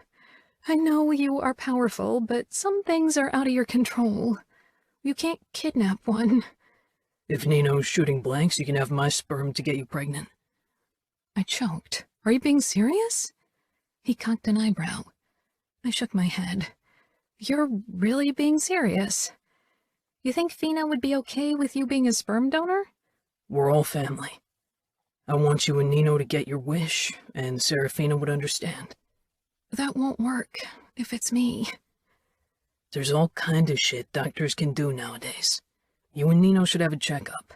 Once you know what's the problem, you can find a solution. Maybe there's no solution. There always is. You can adopt. Might not be the worst idea anyway, considering how messed up Nino and I are. That's because of your childhood. Trust me, part of it is inherited. His mouth curled as if he remembered all the things they'd done over the years. I've been thinking about adoption. I looked at Ramo. But I don't want the kids to be less because they aren't blood relatives. The only blood I give a fuck about is that of the fuckers who'll treat your kids less for some shitty DNA bullshit, and only because I'll bathe in it after I slit their throats. I crossed the small space between us and hugged Ramo for the first time in my life. Thank you, I whispered. You are how I wish my brothers could have been. I don't care what people say about you. I love you like a brother. Ramo froze. Then he lightly touched my back, but didn't say anything in return. Not that I had expected him to. I pulled away, clearing my throat and wiping my eyes. Ramo got to his feet and held out his hand. Come on. Let's join the others at the pool. I took his hand and allowed him to pull me up. I'm not wearing a bikini. Then go change. I'll go see if Adamo's in the mood to stop his sulk. He regarded me a moment longer, then picked up the discarded pregnancy test and walked away. I released a long breath, feeling slightly better. Ramo was right. There was no use pitying myself. 10 minutes later, I arrived at the pool, dressed in my red bikini and a summer dress over it. Serafina and Leona were in the water, each of them pushing the twins around in the pool in small unicorn floats that Serafina had ordered for them. Savio was stretched out lazily on one of the sun chairs, his swim trunks pulled down dangerously low, showing off the upper half of that obnoxious bowl tattoo. Savio inched his sunglasses up with a smirk. Can't take your eyes off my Minotaur, can you? I grimaced. I still can't believe you let Nino ink that thing into your skin. Savio looked down his six-pack, then lifted his waistband, peering beneath it. You should see the rest. I think you'd change your mind. My cheeks flushed. A wet ball flew toward Savio's head and he blocked it with his forearm. Hey! Behave, Serafina warned. Savio crossed his arms behind his head, looking entirely too pleased with himself. You love to rile us up, right? I said with a small laugh. It's more fun than I expected. I got out of my dress and quickly lowered myself into the pool, uncomfortable in my tiny bikini around men other than Nino. Savio pushed his sunglasses back down. How about you bake us some of those delicious white chocolate macadamia cookies? I thought you'd get rid of that sweet tooth at some point. How can you stuff your face with all that sugary shit? Ramo said as he strode toward the pool in swim trunks. There was no sign of Adamo. Savio shrugged. I need it so I can give the ladies some sugar. I snorted as I made my way over to Leona, Serafina, and the twins. You are absolutely impossible. Do those pickup lines actually work? No, Ramo said at the same time as Savio said, yes. Ramo waved him off. Whatever. I'm surprised you didn't get a fucking lollipop instead of that bull inked above your dick. Would send a clear message. The girls I'm with know what to do with my cock. They don't need a lollipop to remind them. And if they're brain dead, I'll give them pointers. But you need a bowl to remind yourself to be an animal in bed, or what? Remo lowered himself into the pool as well. Leona and Serafina had noticed my red eyes, but I gave them a bright smile, not wanting them to worry. Don't worry, I don't need reminding, Savio said. His phone beeped, and he took it from the small table beside his sun chair. When I took over from Leona, pushing Greta's floaty around, Remo joined me. He didn't want to come out? I asked. He's moody. Withdrawal is a shitty thing. Leona perked up. If you need me to talk to him, I will. I've gone through so much with my mother, so I get it. Remo's eyes darted to her. She flushed, but held his gaze for once. Why not? He said eventually. Tell him a few horror stories. I'm sure you've had plenty. Yeah, definitely. Greta beamed at Remo. Dad, she said in that cute, high voice. Remo took her out of the floaty and she smiled. Want to be close to me, He pressed her to his chest and waded through the water. She looked much more content than in the floaty. Nevio, on the other hand, was kicking up a storm with his tiny feet and squeezing the life out of the unicorn's neck. Serafina pushed him back and forth with a grin. I swam over to her and Nevio as he gurgled with delight. I tipped my wet finger against his nose, causing him to screech with laughter. Leona sat on the edge of the pool, looking relaxed, maybe for the first time without Fabiano being around. With those lungs, the kid could be the lead singer of 9 Inch Nails, Savio said as he walked over to the edge of the pool, dragging his flamingo float after him. that thing stays out of the pool, Serafina said. Savio thrust the float into the pool. Make me. He dove in, emerged from the water, and hoisted himself on top of the pink atrocity. With his legs straddling the long neck of the flamingo, he stretched out and sighed. I feel the irresistible urge to use one of Remo's knives to give that flamingo a cruel end, Serafina whispered in my ear. I stifled laughter. Savio threw us a suspicious look as Serafina made an innocent face. We spent the next couple of hours at the pool, and I felt much better after.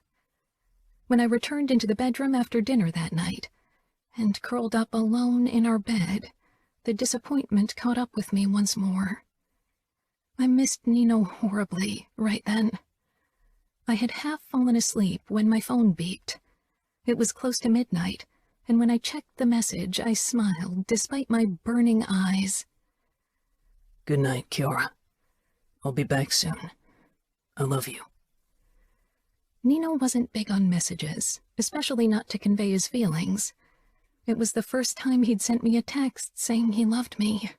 I quickly replied, I love you too, and I wish I could fall asleep in your arms.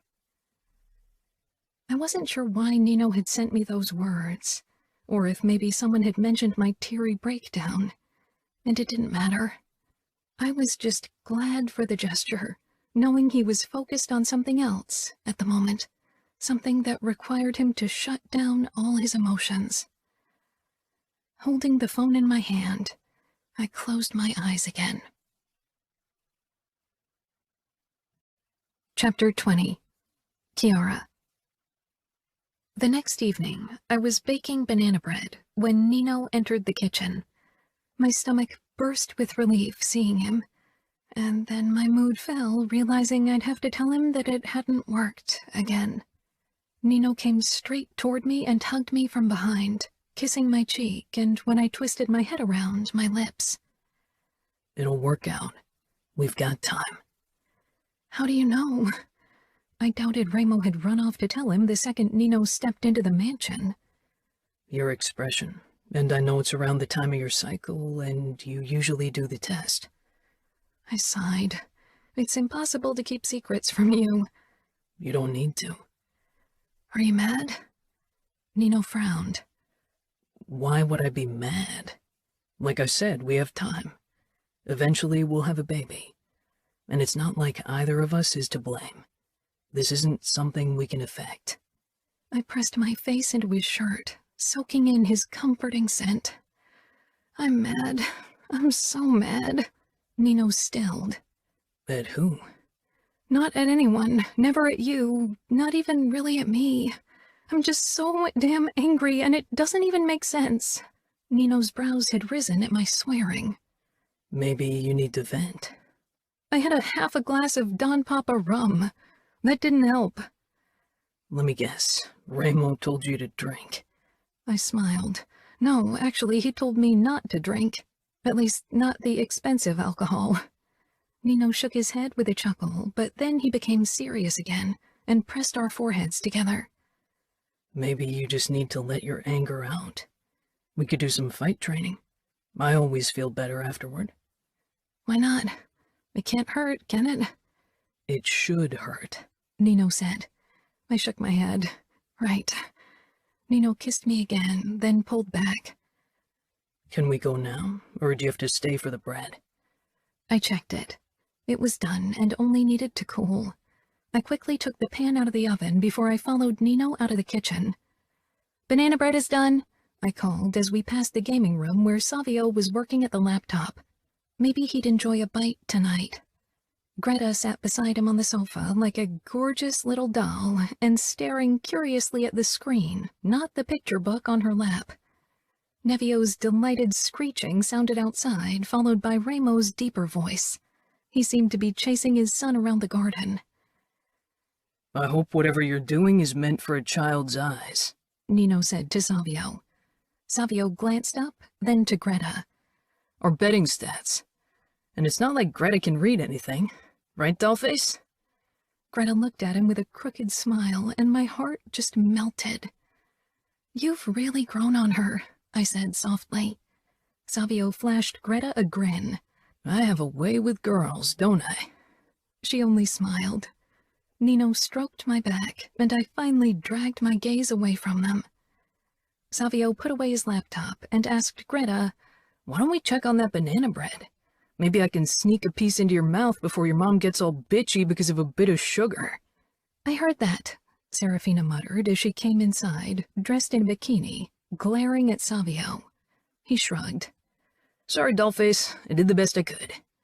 With a wave, he walked off as Serafina picked up her daughter and kissed her rosy cheek. She gave me an encouraging smile, and I knew Ramo had told her already. Not that it would have stayed a secret long anyway. "We're off to the gym," Nino said. Then he pulled me along, for which I was glad.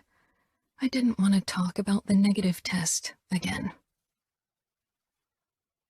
Nino. Did you handle things in Sacramento? Kiara asked as I steered the Tesla down the driveway. We found the men who gave Adamo the drugs, yes, I said. Kiara nodded, regarding me with that quiet concern. She often worried how these acts of brutality affected me. And maybe it was good that she thought they could. I ran my thumb over her knuckles. He hasn't left the room. Ramo didn't let me visit him either. You shouldn't see him without one of us. In this stage of withdrawal, he might very well become violent to reach his goal. She shook her head. Adamo wouldn't hurt me. I looked pointedly at her upper arms and the fading bruises, and when Kiara followed my gaze, she sighed. He didn't mean to. And he wouldn't mean to again, either. He'd be single-mindedly focused on getting another fix. That's dangerous. You won't go near him without one of us, Kiara. That's my last word on the matter. She nodded slowly. How long will it take for him to become clean? It's hard to say. It depends on the person, on the severity of the addiction, on their understanding of the problem and determination to fight it. Willpower is the key. Adamo's got that. He's a Falcone. I smiled, but it wasn't associated with any uplifting emotions. Willpower won't be the problem, but I'm not sure Adamo understands the magnitude of his problem, and that results in a lack of determination to fight it. You'll help him. I will. We will. But it's a fight we can't fight for him. Only he can win it. We arrived in the gym 10 minutes later, and after changing into our workout clothes, Kiara and I entered the boxing ring. She'd gained strength in the time of our marriage, not just mentally but also physically. I wasn't sure she realized just how much. I helped her put on boxing gloves. She gave me a curious look. We'll both wear them to do some sparring. I think you need a more active training today. I put on gloves as well. They would soften my blows further. Ready? I asked.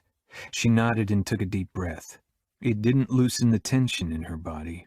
Kiara had been bottling up her frustration over her inability to conceive and tried to distract herself, but at some point it was going to be too much.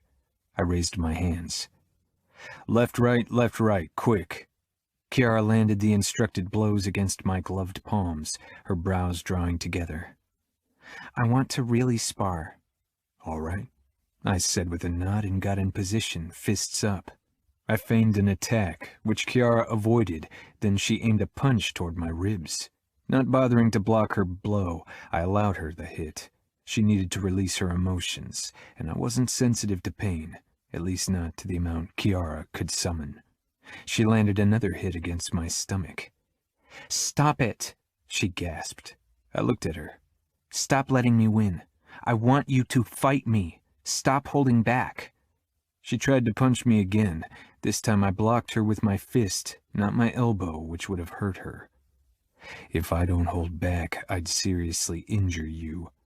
Anger flickered in her eyes. It didn't make sense. I'm not helpless.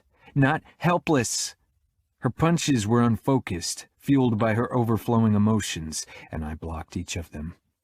I didn't say you were, I said calmly, but that only seemed to enrage her further.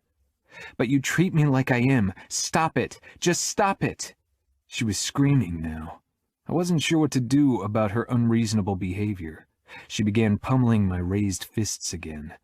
Hit me back so I can fight. Kiara, I tried again. She didn't stop. Not helpless. Not helpless. I couldn't hit her, so I allowed her to hammer against my chest until she only leaned against my skin, letting out a sob. She sank to the floor, and I knelt down as well, and quickly took off the gloves, then pulled her on my lap, holding her tightly. I am feeling so powerless, helpless. I just want a baby. I know, I murmured against her hair. I hate feeling helpless again, like everything is out of my control. I thought it would never be like that again. I hate it. I hate it so much. And you know what's the worst? That I wonder if the rape did something to my body, something that stops me from getting pregnant. She sucked in a choked breath. Durant would have loved that. I can practically see his triumphant smile, knowing that even in death he still ruins my life. I pulled back and nudged her chin up until her teary eyes met mine. Kiara, stop. Durant suffered. He suffered for what he did. He paid for what he did. And even if it'll never be enough in comparison to what he did to you, in the end he was a broken man. But you, Kiara, you aren't broken. You'll have a wonderful life and you'll get your wish. Trust me, one day you'll have your baby. Don't pressure yourself. You're still young. We have time. She gave me a wet kiss. But I don't want to wait. I stroked her cheek, wiping away a few tears. We'll make a doctor's appointment, okay? We'll figure it out, and then we find a solution. Okay, she whispered. Chapter 21. Nino. 1 week had passed since we found out that one of Kiara's fallopian tubes was blocked. It could be a result of the rape, of an untreated sexually transmitted disease. I had always only used condoms with the women I'd been with in the past, and done a test before I'd started having sex with Kiara. After the initial shock, Kiara seemed to be doing well, having returned to being the caretaker of the household. I leaned in the doorway and watched her cooking up a batch of toddler banana cookies without sugar that Serafina had approved. She froze with a cookie against her mouth when she spotted me. With a smile, she took a bite, then headed over to me and held up the cookie. I took a bite despite my dislike of all things sweet. What do you think? Not bad. Kiara pursed her lips. They aren't very sweet. Bananas are the only sweetener I used. I'm sure Serafina will appreciate the effort. Kiara took another bite, then shrugged. I like them. I gently grabbed her wrist, causing her to give me an exasperated look. Nino, I'm fine, honestly. It was hard at first, knowing that it's my fault. It's not your fault, I growled. That the cause lies in my body, she corrected. But it could have been worse. It's only one blocked tube. It could have been both, or something else that would have made conceiving naturally impossible. But as it is, it still might work out without any additional help. If we give it time, I told her. Yes, and I'm trying to be patient. I'm on a good way, and maybe it'll work out in a few months or years, and if not, it will work out. She nodded. I'm just relieved that we finally know what it is. The not knowing was worse than the diagnosis.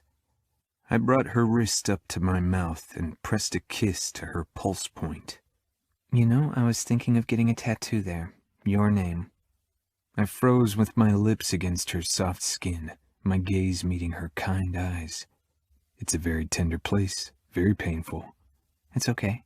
I know you'll be careful. I don't want to cause you pain. I won't. Then let your tattoo artist do it, the one who did parts of your back. No, I said firmly. I won't allow anyone to lay a hand on you, to cause you pain. I would have to kill him. Kiara's brows crinkled. That's a bit extreme. I won't have anyone cause you pain. She stared at me. I want that tattoo. It's my choice. I'll gladly take the pain. Let me think of a design, something beautiful, I said quietly. She stood on her tiptoes. As long as it's not a bull. My lips twitched. That wasn't my idea. Kiara sat down across from me and stretched out her arm. I disinfected the skin of her forearm, still reluctant to ink her. I knew the tattoo would look beautiful on her, but the process would be more than a little unpleasant. Are you sure? I am, she said. I took out the prepared design of the tattoo. Kiara's eyes widened, seeing it as I pressed the stencil to her skin to transfer it. With delicate tattoos, it was always best not to tattoo without a stencil as guidance. A rose? A red rose with thorns. Why? A rose representing your beauty. Red because I love the color on you, and thorns because even the prettiest rose should have them. You didn't in the beginning, but they grew back. Kiara bit her lower lip, then broke into a smile. That's beautiful. But what about your name? I frowned. For some reason it felt sacrilegious to put my name on Kiara's perfect skin, even if a possessive part of me was immensely pleased at the thought. I could add it in one of the petals, or very small along the stem. No, Kiara said firmly. Let your name flow out of the stem, because it was you who helped me grow those thorns to bloom at all. You were the soil. I nodded, not saying anything, my tongue suddenly heavy in my mouth. Focusing on the task at hand, I transferred the design from the stencil to Kiara's skin, then carefully added my name in cursive. Once I was done, I reached for the machine. Because it's intricate and multicolored, it'll take longer. I can't rush or it won't be as beautiful as it needs to be. I understand. Take your time. I'd never been nervous before doing a tattoo. This time I was. Taking a deep breath, I put the needle to Kiara's skin. She sucked in a quick breath and tensed. I briefly glanced up, gauging her face. Do it. I continued, checking Kiara occasionally. Her eyes watered and my chest tightened at the sight. It's okay, she whispered. Never before had causing someone pain bothered me. I focused on the tattoo, on the task. The pain would have to be worth it. This had to be my best work. Kiara deserved nothing less. When I was done, I put down the machine and allowed myself to admire my work for a second. The rose was delicately beautiful. Every petal, every thorn spoke of elegance. Oh, Nino, Kiara said in wonder. It's so beautiful. I can't believe how real it looks, how vivid the colors are. Thank you. Thank you for bearing my name on your skin for the world to see. I had enough self-awareness to know how most people perceived me. They were scared of me, not just because of the Camorra or because I was a Falcone, but because of what I was. Kiara managed to see more in me, parts of me I hadn't been aware of before she came into my life. Kiara leaned forward and kissed me. "How's the pain?" I murmured, even when there were so many other things I wanted to say right then. "Worth it," she said. In early August, we allowed Adamo more freedom, but still kept an eye on him. He didn't show signs of withdrawal anymore, but things could fall apart quickly, so one of us always stayed in his proximity, even if it annoyed him. "When will you stop hovering?" he asked during our sparring in the gym one day. "My birthday is soon. I don't want babysitters around when I go over to CJ. "We'll see," I said, and landed a kick against his side, exploiting his bad defense. He grunted and jumped back. "I did everything you asked of me." "I know. That's why we've gone easy on you recently." Adamo gave me a doubtful look. I landed another hit, this time a fist to the ribs. He stumbled back, rubbing the spot. "You need to improve. Doing drugs shredded your focus and your stamina." Ramo walked in, not in fighting shorts, but dressed in his usual black jeans and t-shirt. I paused. Adamo tried to use my distraction, but he really needed to get quicker to succeed. I kicked his legs out from under him and shoved him to the floor. He landed hard and cursed. "What's the matter?"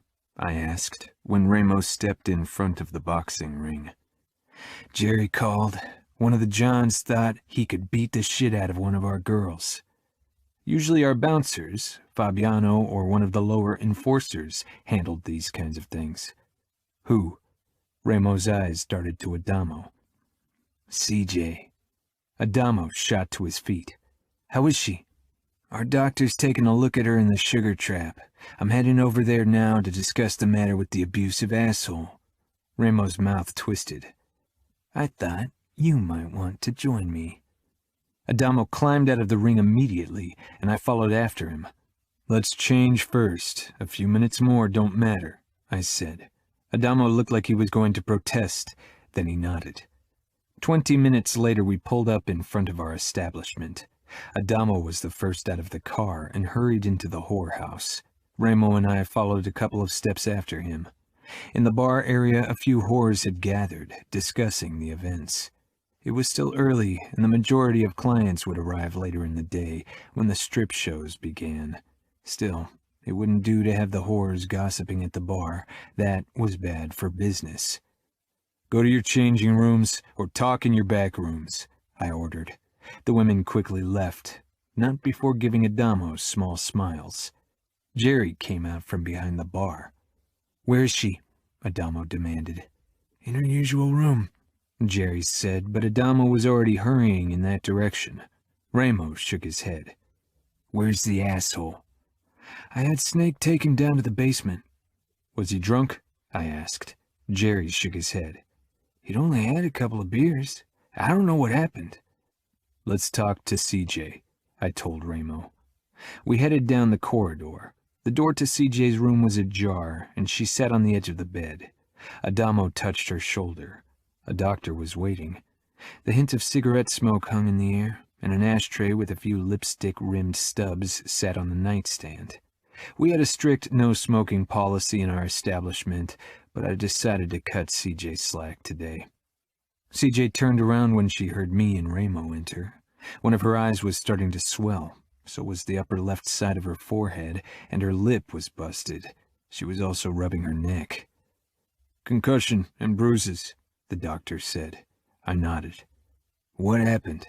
Ramo demanded, prompting Adamo to step closer to CJ. I raised my eyebrows at him.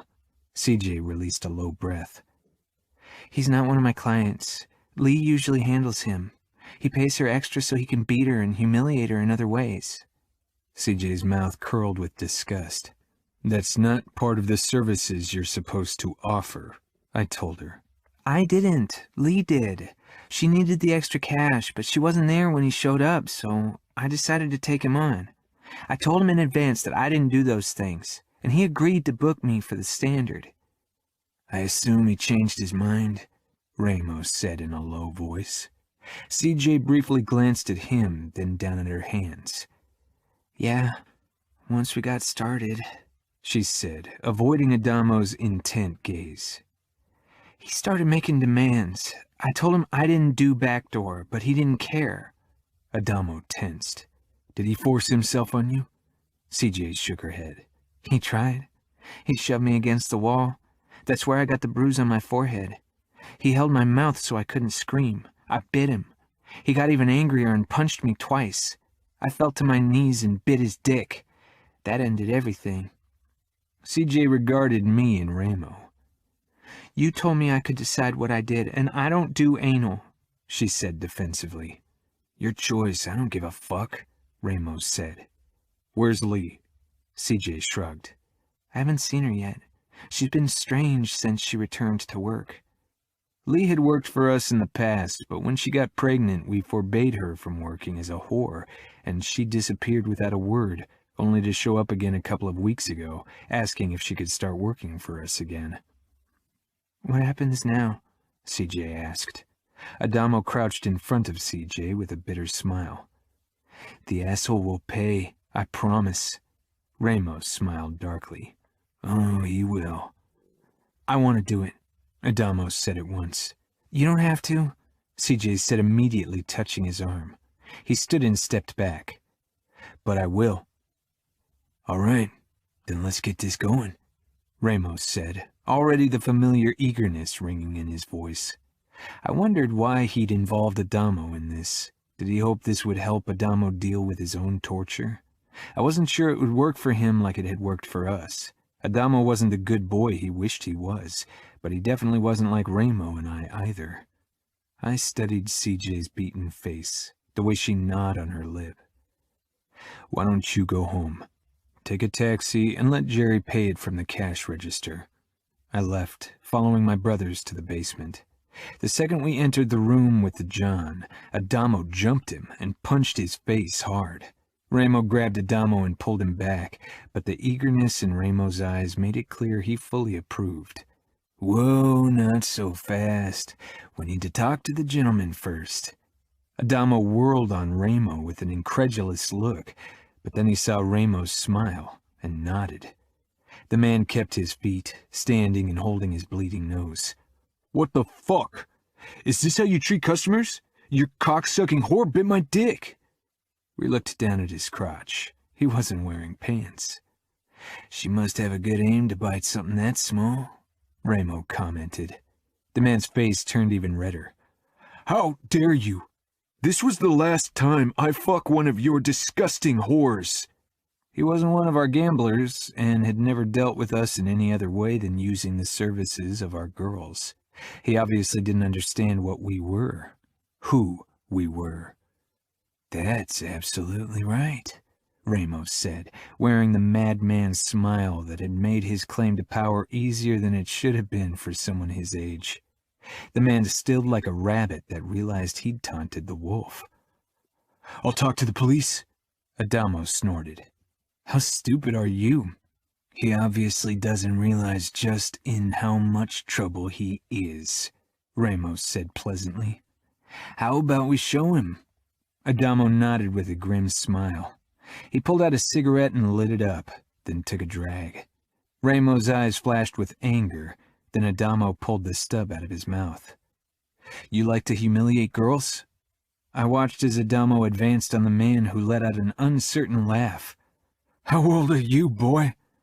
Adamo took another pull from his cigarette and stopped right in front of the man, then chuckled. He fell silent and regarded the glowing tip with a small frown. What the hell is this? What's wrong with you? The man shouted. Ramo and I exchanged a look.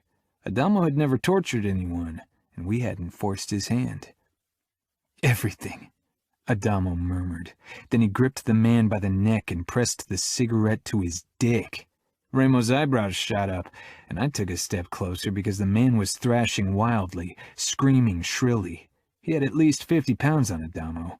but Adamo stumbled back before the guy could hit him and let the asshole drop to the ground, clutching his cock. Adamo frowned, and his chest heaved. I could tell that he wouldn't do more today, and so did Ramo. "How about we'll all have some fun now?" Ramos said. He grabbed the man by the throat, too, and smashed his face against the wall. The sound of his nose breaking was followed by muffled screams.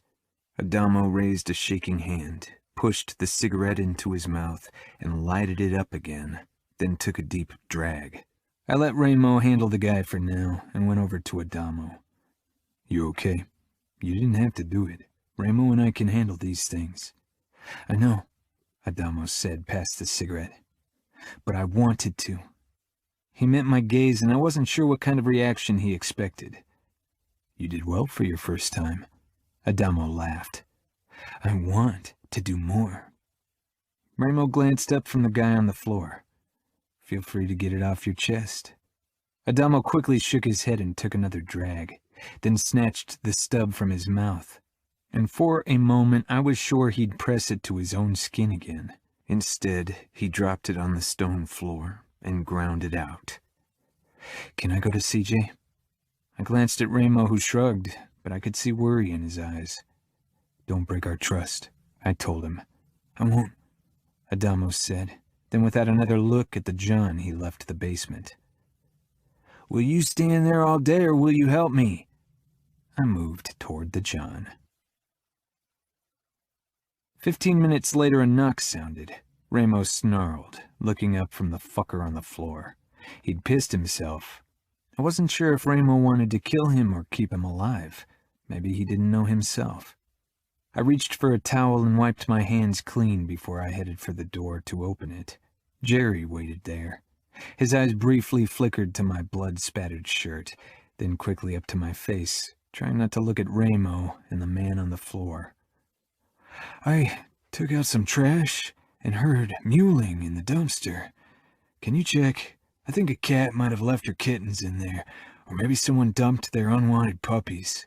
I'm worried passers-by will get nosy if we don't take care of it."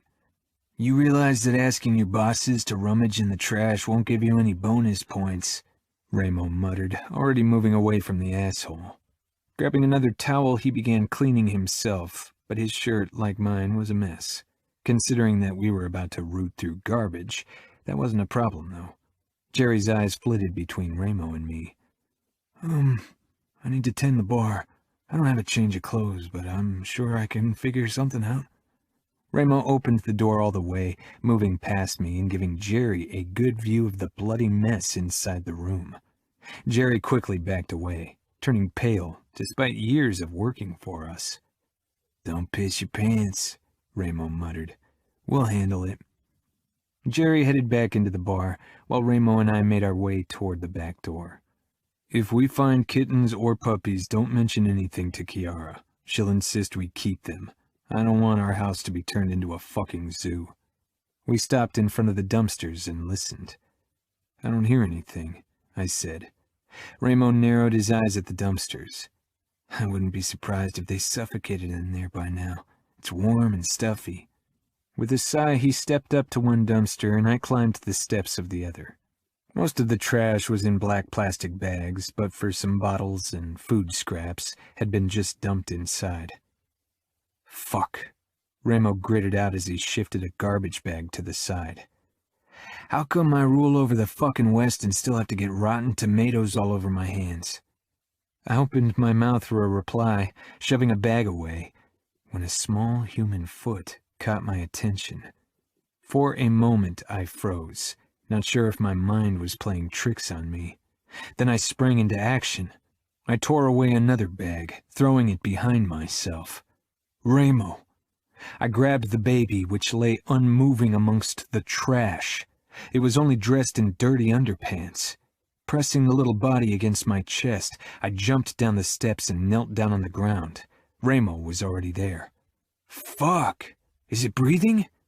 I shook my head as I pushed my finger into the baby's mouth, cleaning it from possible objects that could get in its airways once I started CPR. Ramo was snarling into the phone.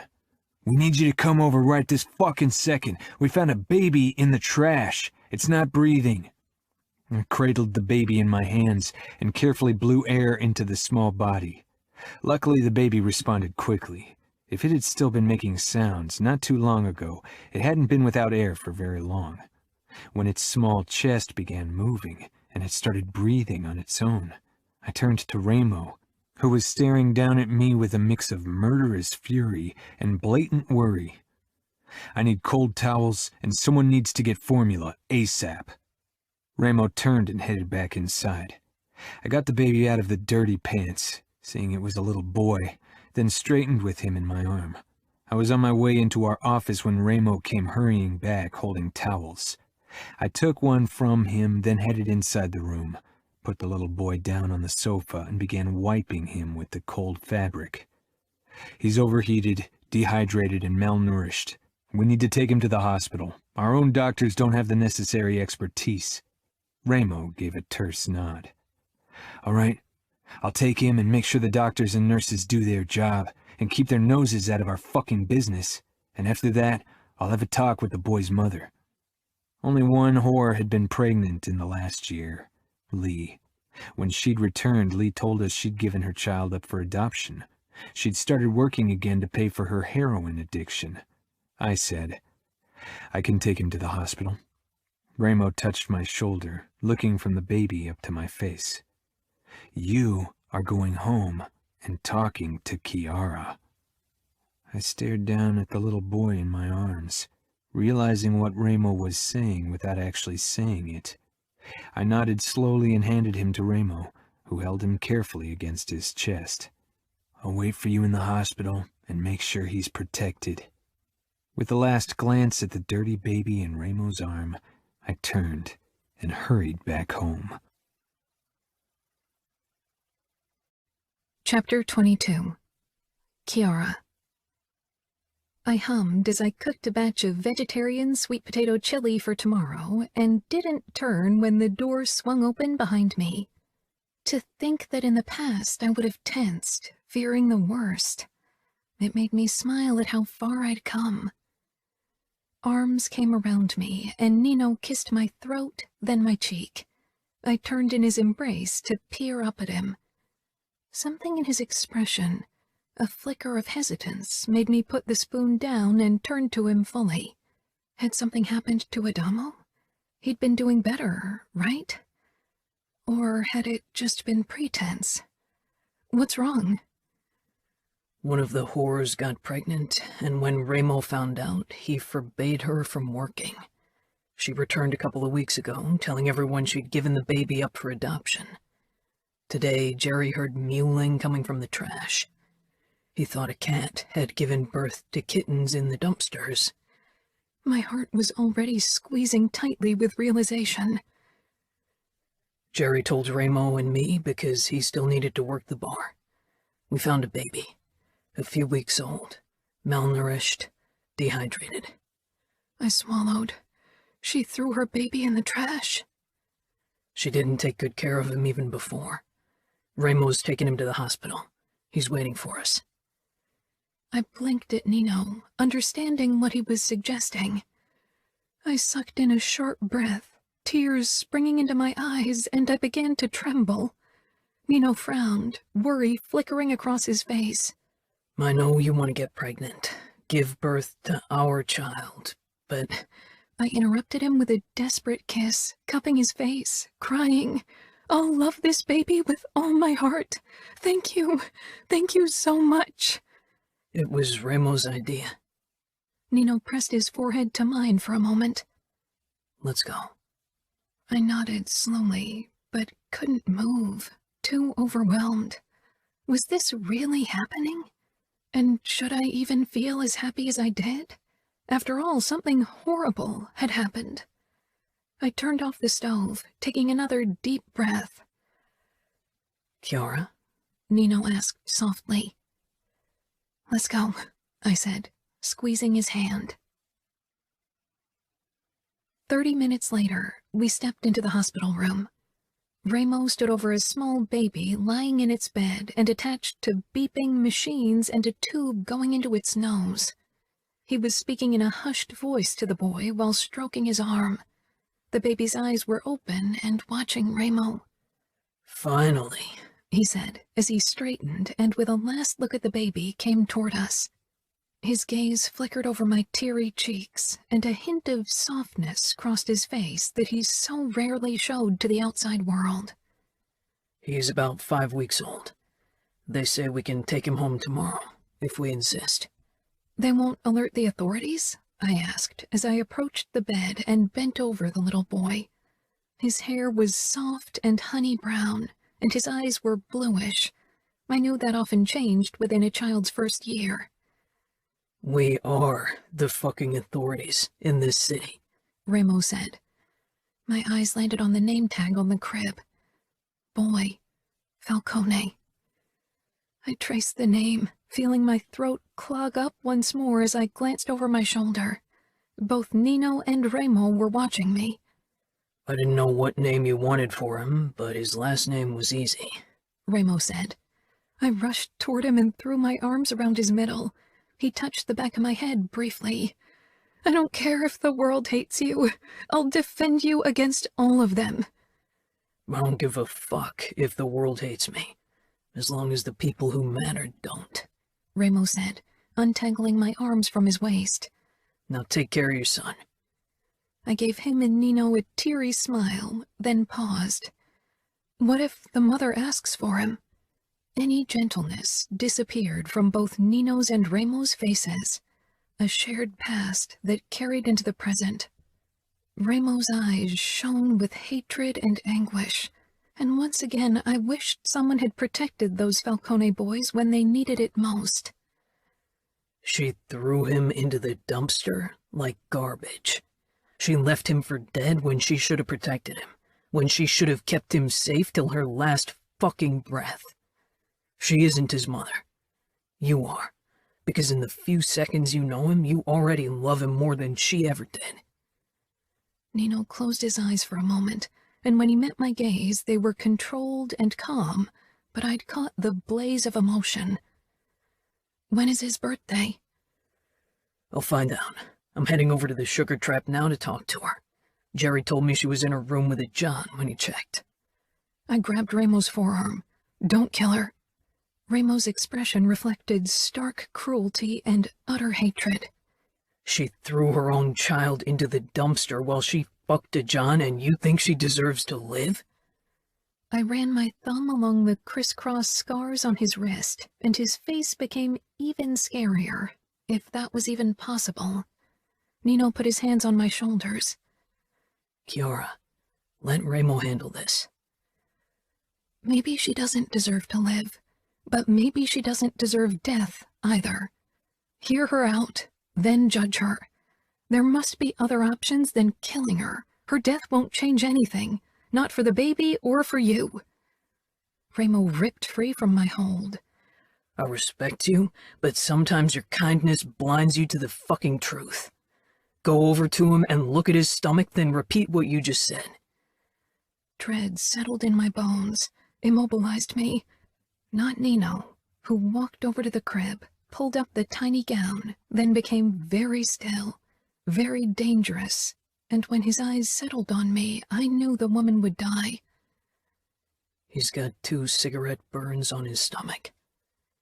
Remo regarded me, his mouth twisting cruelly, and cocked one eyebrow. "Please find out as much as possible about him."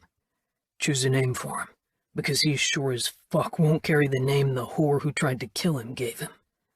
Remo stepped out and thrust the door shut, making me jump.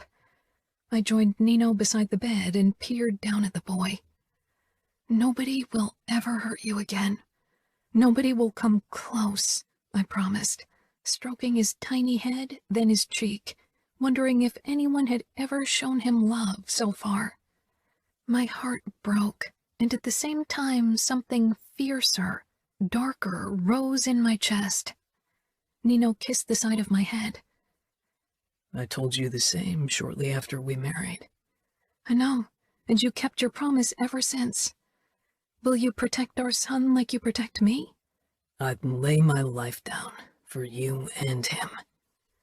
My heart was already full with love for the little baby I barely knew, But I wondered what Nino felt. For him, it was difficult to form emotional bonds, and I figured it would take time for him to come to love our son, like it had taken time for him to love me. What should we name him? Nino asked eventually. I always wanted to name my son Alessio, but what do you want? Nino shook his head. I never considered having kids, not like you did. I think Alessio is a strong name that fits into our family. Alessio, then? He nodded, and I bent over our son and kissed his forehead. Alessio Falcone, welcome to your family. Nino gently rubbed my back as I peered down at the tiny baby. A small scratch marred his left cheek, and I gently brushed over it. Maybe he was cut by something in the trash, Nino said neutrally. He's lucky the bags didn't cover up his head and choke him. I swallowed. You're safe now.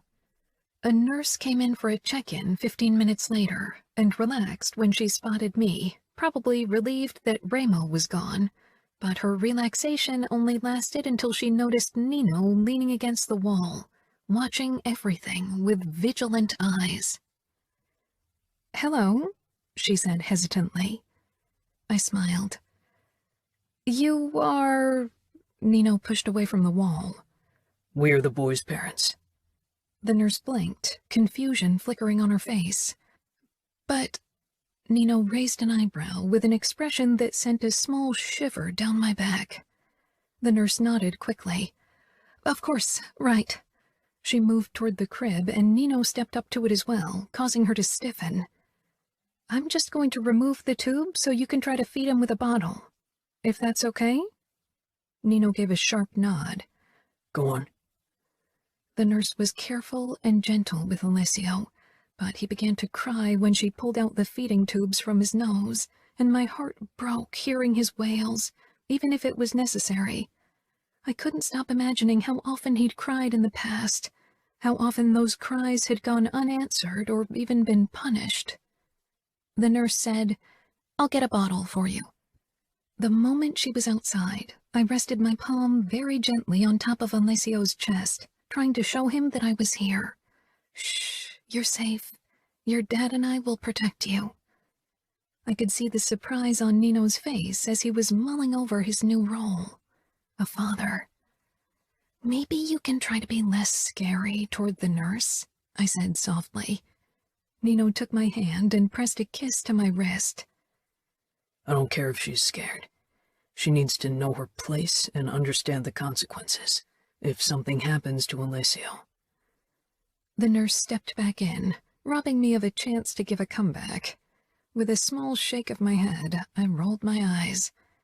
Nino was already focused on the woman. Like Remo, he saw almost everyone as an intruder. I took the bottle from her. "Thanks." Alessio looked smaller than the babies I'd seen so far. The nurse hovered beside me. "We can handle this," Nino drawled. "We'll call you if we need anything." She turned and left without another word. "I can't hurt him because of his wounds?" I asked. Nino shook his head. "The burns aren't very fresh."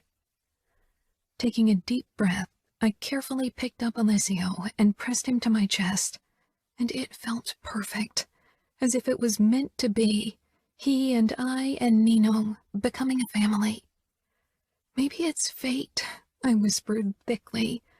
"All of us have experienced horrors in our past, but we'll create a beautiful future together." Nino stroked my hair, not saying anything, only smiling. He didn't believe in fate or anything like it. "Try giving him the bottle. See if he's hungry." I brushed the dummy over his tiny mouth, and he opened it, starting to suck eagerly. My eyes drank in his beautiful face. He sucked so quickly he barely breathed in between. I pulled back the bottle a few inches. "Shh, you'll get the bottle. Not so fast." "It's probably because he had to go hungry in the past. We need to show him that he'll always get what he needs from now on." I nodded, unable to say anything. Alessio moved his lips, wanting the bottle again, and I slowly slid it back in, making sure he didn't choke. Nino and I both stayed in the hospital with Alessio overnight, making sure he got everything he needed and was well protected. After initial protests, 2 nurses rolled in a bed for us to spend the night on. After Nino had a talk with them, I pushed it right next to the crib so I could watch Alessio while I lay in bed. Nino slid in beside me, but he didn't stretch out. With his back against the bars of the headrest, he kept vigil. Alessio fidgeted a lot and cried a few times, but always quieted when he felt our touch or got the bottle. I often caught myself lying awake, listening for Alessio's soft breathing, trying to reassure myself that he was still there, still Nino's and mine. Nino didn't sleep at all. Whenever I woke, his eyes were open, keeping watch, protecting us. "Sleep, Kiara," he murmured eventually. "I'll make sure you 2 are safe." I knew he would. Chapter 23. Kiara. The next morning, Alessio was released from hospital.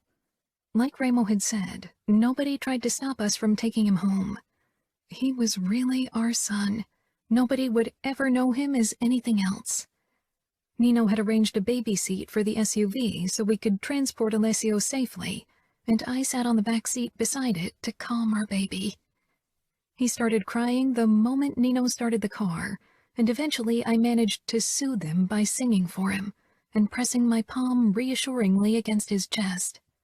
Nino's phone beeped once more. He'd been getting several messages since yesterday, and I wondered if some of them were from Remo, informing him about Alessio's birth mother. Maybe it was selfish and cowardly, but I wasn't sure I wanted to know what Remo had done to her. Leona and Serafina had sent me several texts, congratulating me, and I couldn't wait to show them our son. Our son. I still couldn't get over how wonderful it felt to think that, to say that. It didn't matter that he wasn't our blood, and it never would. He was ours. Nino opened the gates with a press of the button and drove up the driveway toward the mansion. "This is your home, Alessio." Nino and I got out of the car, then he carefully lifted Alessio out of his seat. Our baby looked so tiny in comparison to Nino, breakable. My heart felt impossibly full watching Nino holding Alessio, being careful and gentle with him. "Do you want to carry him inside?" he asked quietly. I nodded, because even if the sight of Alessio in Nino's arm made my heart sing, I just wanted him close, wanted to smell his sweet baby scent, feel his warmth and stroke his soft cheek. Nino handed him to me, and I pressed him to my chest. His small fingers flattened against my skin, and it was the best feeling in the world. Nino touched my back. "Come on, let's go inside so we can meet the rest of his family." I nodded, but I couldn't stop peering down at Alessio's honey-colored crown. He loved being close to me, and always quieted down when he felt my warmth, and I relished in the feel of his small body against mine. I beamed at Nino, deliriously happy. Nino smiled at me. "You haven't been this happy in a long time." "I've always been happy with you, but this makes it even more perfect." When we stepped inside the gaming room, everyone was already waiting.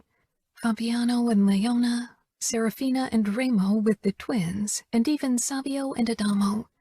Serafina stood and walked over to me. "Oh, he's cute." "He is," I agreed. Nevio stumbled over to me, curious as always, and grabbed my knees. He pointed one tiny finger up at Alessio. "You want to see him?" A jerky nod. Nino picked him up and held him close to me. Nevio tilted his head, watching everything with his dark eyes. "Alessio's going to be Greta's and your best friend, Nevio." "They'll get in trouble together, that's for sure," Remo said as he came over with Greta, who was as curious about the new arrival as her brother, but not as bold. "See, Greta?" Remo murmured. Now, you aren't the smallest person in this house. We need to teach you how to kick ass so you and Nevio can protect Alessio. Savio snorted. Good luck. That kid doesn't have a single aggressive bone in her body. No way will she ever kick anyone's ass. Remo glowered at his brother. I'll teach her. I had to agree with Savio, which didn't happen very often. Greta was soft-spoken, gentle and cautious, and I doubted that would change with time. Not everyone wanted to fight, and that was okay, even if Remo disagreed. If she doesn't want to fight, Alessio and Nevio are going to protect her, I said, pressing a kiss to Alessio's soft hair. The others gathered around Alessio and me as well, and I showed him to everyone. Hey, Alessio, Fabiano said with a small smile. Finally another blue-eyed boy in this family. You could just start working on blue-eyed kids yourself, Remo suggested with a twisted grin. Fabiano's eyes widened in alarm, and Leona shook her head quickly. Not yet, she said. They exchanged a look and laughed. I think there are enough babies in this house now, Savio said. Remo's mouth twitched. We'll see. Oh, man, Adamo said. I rolled my eyes at him, and he gave me a small smile, one that reminded me of the ones from the past. He is cute, though. I know he is, I said. Nevio and Greta were still curiously considering the newcomer. I couldn't wait for them to be older and play together in the garden. Alessio began to squirm and mewl softly, smacking his lips. You're hungry, aren't you? Do you want me to prepare a bottle for him? Serafina asked at once. Smiling, I nodded. That would be great. She handed Nevio over to Nino, then hurried away. I can't believe someone would throw a baby into the trash, Leona said in disbelief, coming closer. Remo and Nino exchanged a dark look. He's too thin, and he's got cigarette burns on his stomach, Nino said. And the whore didn't even remember his birthday. She gave birth to him in the apartment of a shitty dealer she fucked in return for drugs, and didn't take him to a doctor until a few days later. My throat tightened as I regarded Alessio. Nino had briefly mentioned that we'd have to choose the birthday of our son, but it seemed like such a monumental thing to decide that we hadn't made up our minds yet. Leona shook her head with glassy eyes. Fuck, Savio muttered. We've done some crazy shit, but dumping a baby? Burning it? That's just fucked up. He's safe now, Remo said. And in a few years, he'll be strong enough to defend himself, Fabiano added. You'll be as strong as your dad and your uncles, I told my boy.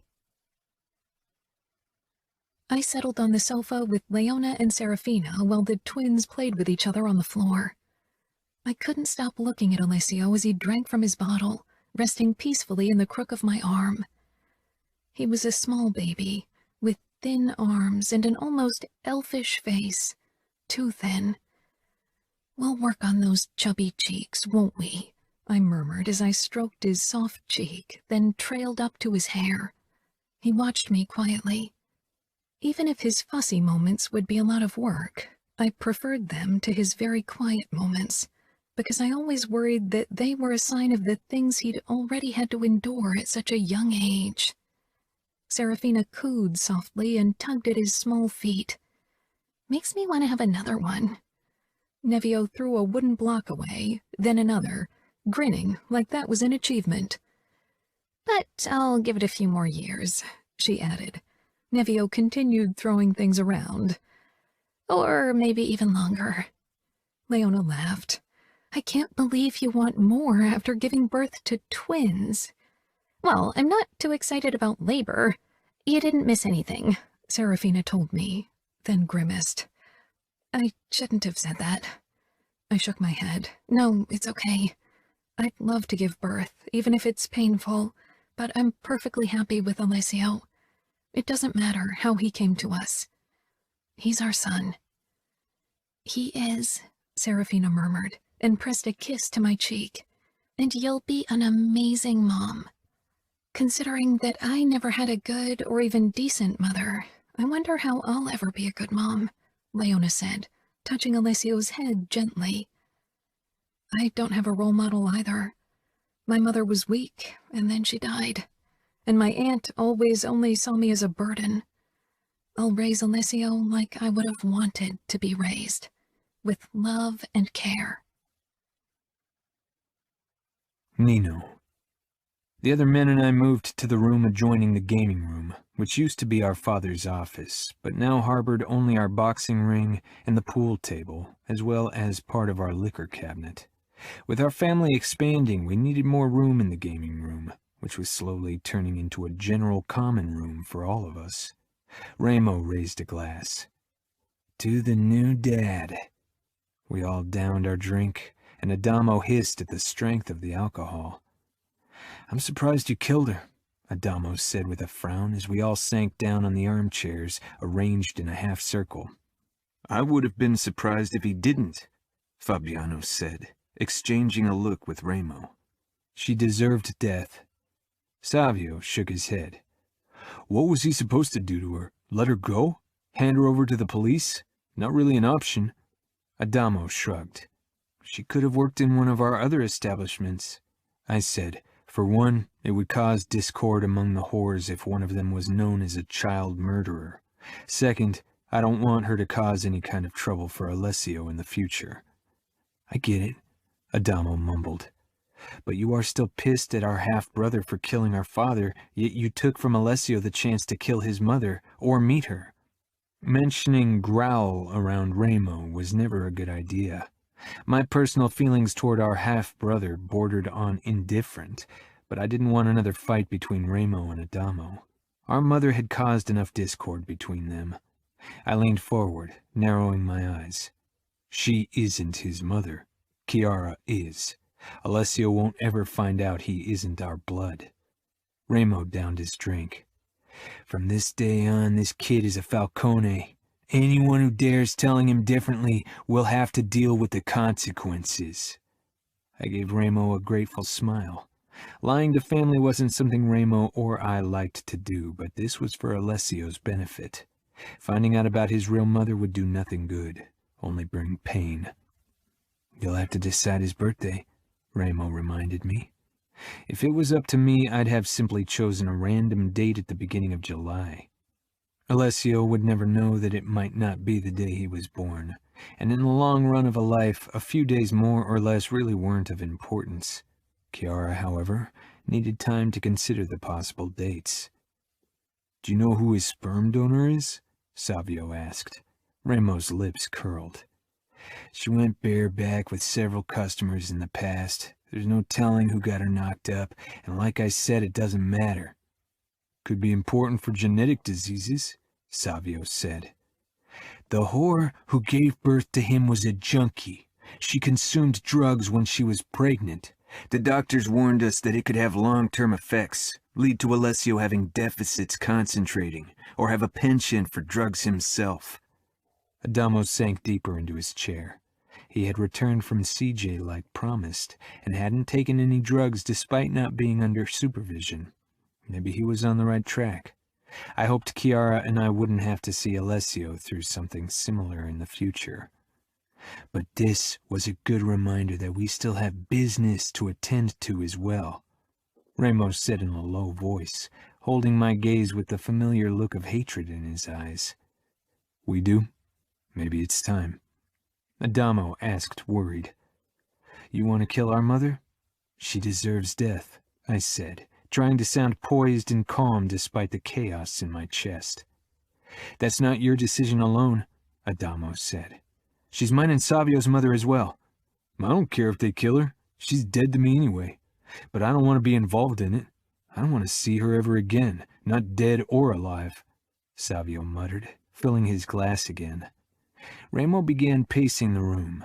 Silence fell over us as we watched him, knowing he was close to an outburst. She tried to kill us all, Adamo. She would still kill us if she got the chance. Sick or not, she's dangerous. You weren't there. Not really. She isn't the same woman as she was. You have no right to kill her without all of our consent, Adamo insisted. Remo leaned down, bringing his face close to Adamo's. Do you really think you know her? Don't be naive. You keep trusting the wrong people. Adamo jutted out his chin. I raised a hand before this could get out of control. We don't have to decide it today. Right now, I have to help Kiara with Alessio, and your birthday is soon, Adamo. After that, we'll have another discussion and find a solution. We won't decide today, Remo conceded, straightening. But there is only one solution.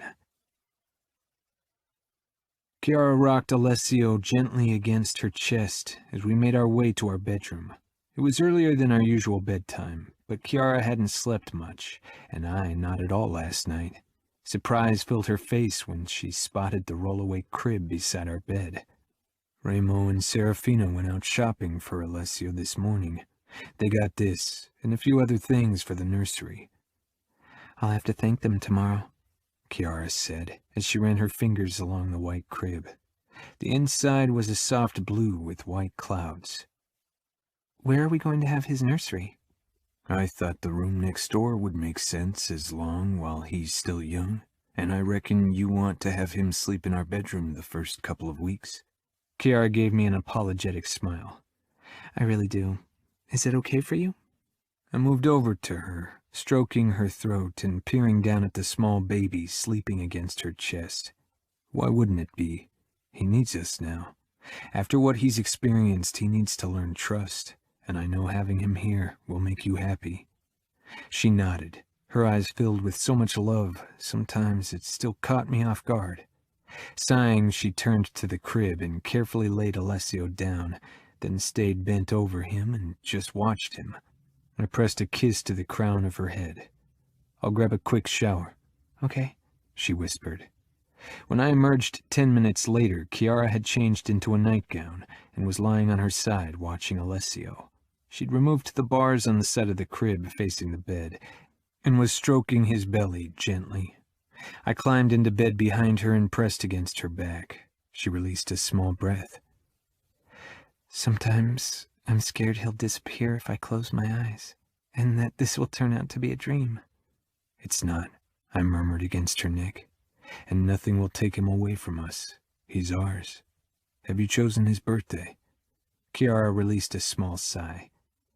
I've been thinking about it all day. It seems wrong to decide something like that for a small person. We have no way of finding out his birth date.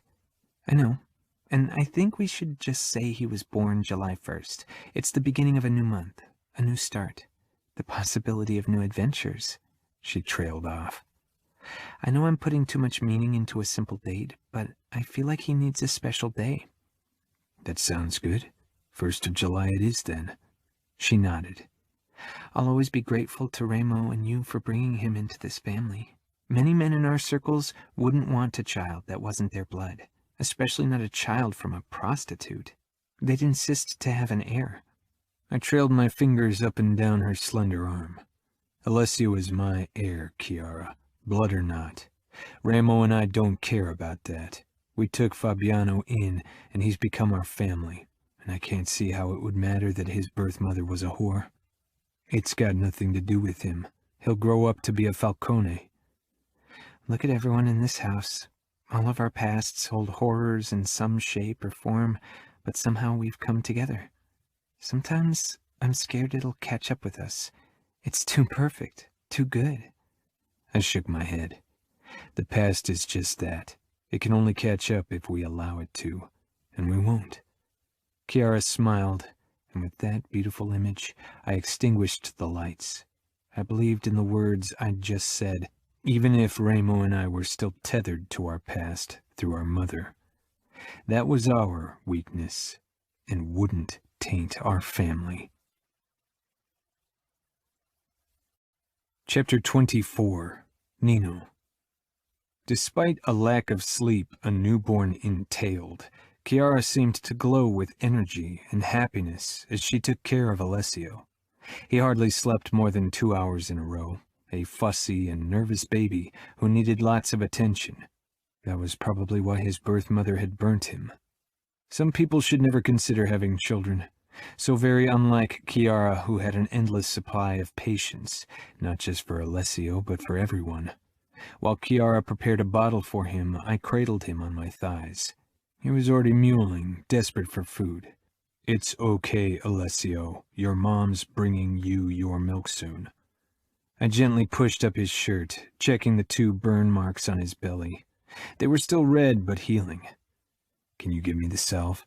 I asked Remo, who'd been kicking the boxing sack, which he refused to have removed from the living area despite Kiara's and Serafina's not-so-subtle hints. Stopping his assault, he grabbed the tube from the table, sank down beside me and handed me the salve. I put a bit of it on my fingers and rubbed it between them so it wouldn't be too cold, then spread it on Alessio's wounds. He stopped the mewling, only moving his mouth as if he was already suckling the bottle. "I can't believe how fucking small he is," Remo said, touching his finger to Alessio's palm. "Nevio and Greta were already 5 months older when I first saw them, and I already thought they were tiny." When I was done with his burns, I pulled back, and immediately Alessio mewled again, so I kept rubbing his belly with my thumb. Kiara showed up with the bottle, and I was about to hand Alessio to her, because she'd handled the feeding and almost everything else so far, eager to finally be a mother. But she shook her head. "Your turn." I took the bottle from her, and she settled on the armrest. The moment I touched the dummy to Alessio's lips, he eagerly began to suck, but I kept stroking his belly, since it seemed to calm him. Remo got to his feet and squeezed my shoulder, then walked out into the garden. "What do you see when you look at him?" Kiara asked, raking her fingers through my hair the way I always enjoyed. I regarded the small child in my lap, the way he clung to the bottle as if it could be taken from him at any point, the red marks on his belly, the way he responded to gentle touch. I see you." Kiara tilted her head with a curious expression. "Me? He doesn't look like me." "That's not what I meant," I said, trying to put into words what I felt, because that was what Kiara had actually been asking. "I see you because he needs protection and care like you did when you were given to me. I see you because he means you're happy. I see your love. That's why I'll come to love him like I came to love you. You know it takes time for me." "I know, and your words are already more than I expected." She leaned forward and kissed my cheek. When we brought him to bed around 7 that evening, I wrapped my arms around Kiara from behind, nuzzling her neck. We hadn't been intimate since Alessio had joined our family. Kiara couldn't relax with him in the same room, and she didn't want to leave him alone yet. I pressed my erection against her lower back, and she released a small sigh and looked at me over her shoulder. "I can't with him in the same room." "I know," I murmured, and held up the baby phone. "We can leave him here and still make sure he's fine." She bit her lip, torn between her need to protect him and her need for physical closeness. I stroked her side. "Put on your new red dress, but no panties, and come down to the piano. Bring your red silk shawl. I'll be waiting for you." Kiara nodded.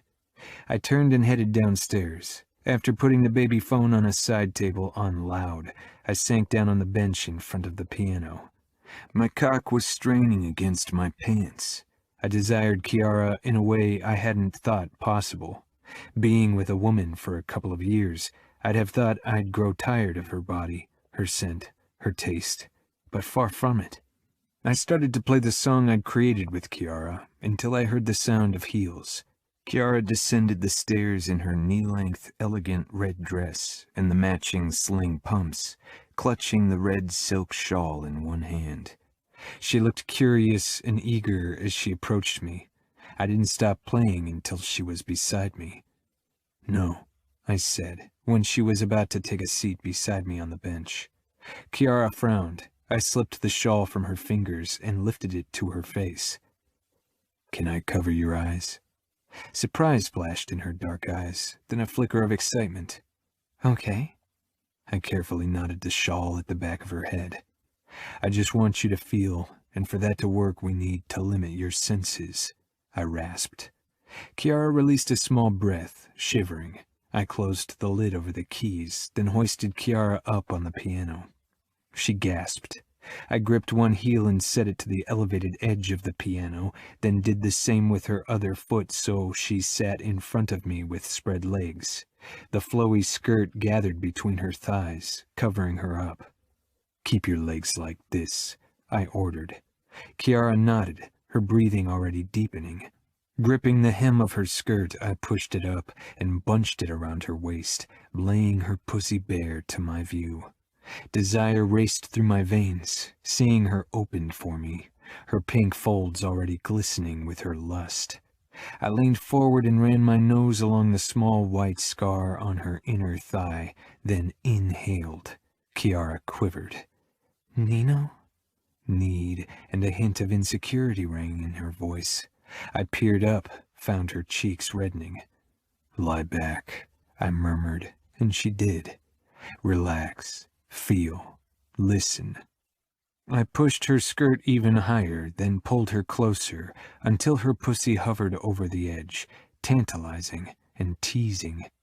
I lifted the lid again and hit the A key.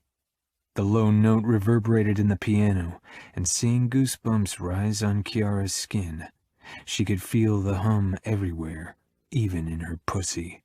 I played the low note again, but this time I kissed her knee and trailed my tongue down her calf and circled her ankle with the tip before I moved back up and hit the next note on the piano. Kiara breathed faster, her breasts rising with every intake, nipples pebbling against the luxurious fabric, and her arousal increased.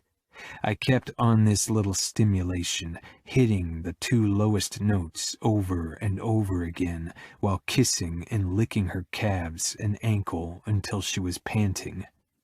"You're going to drip on the piano," I said in a raw voice, leaning forward and licking up the droplet, making its way down Kiara's perfect butt cheek.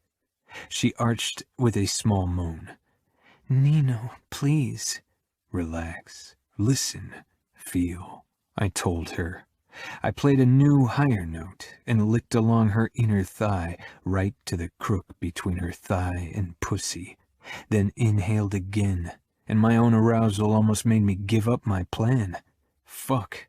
I wanted to dive in, devour her pussy, and then bury myself inside of her. "Nino, please, just..." "Just what? What do you want?" I licked over her scar, then sucked the skin into my mouth and hit the low note again. Kiara's thigh muscles twitched against my lips. "Nino." "Say what you want."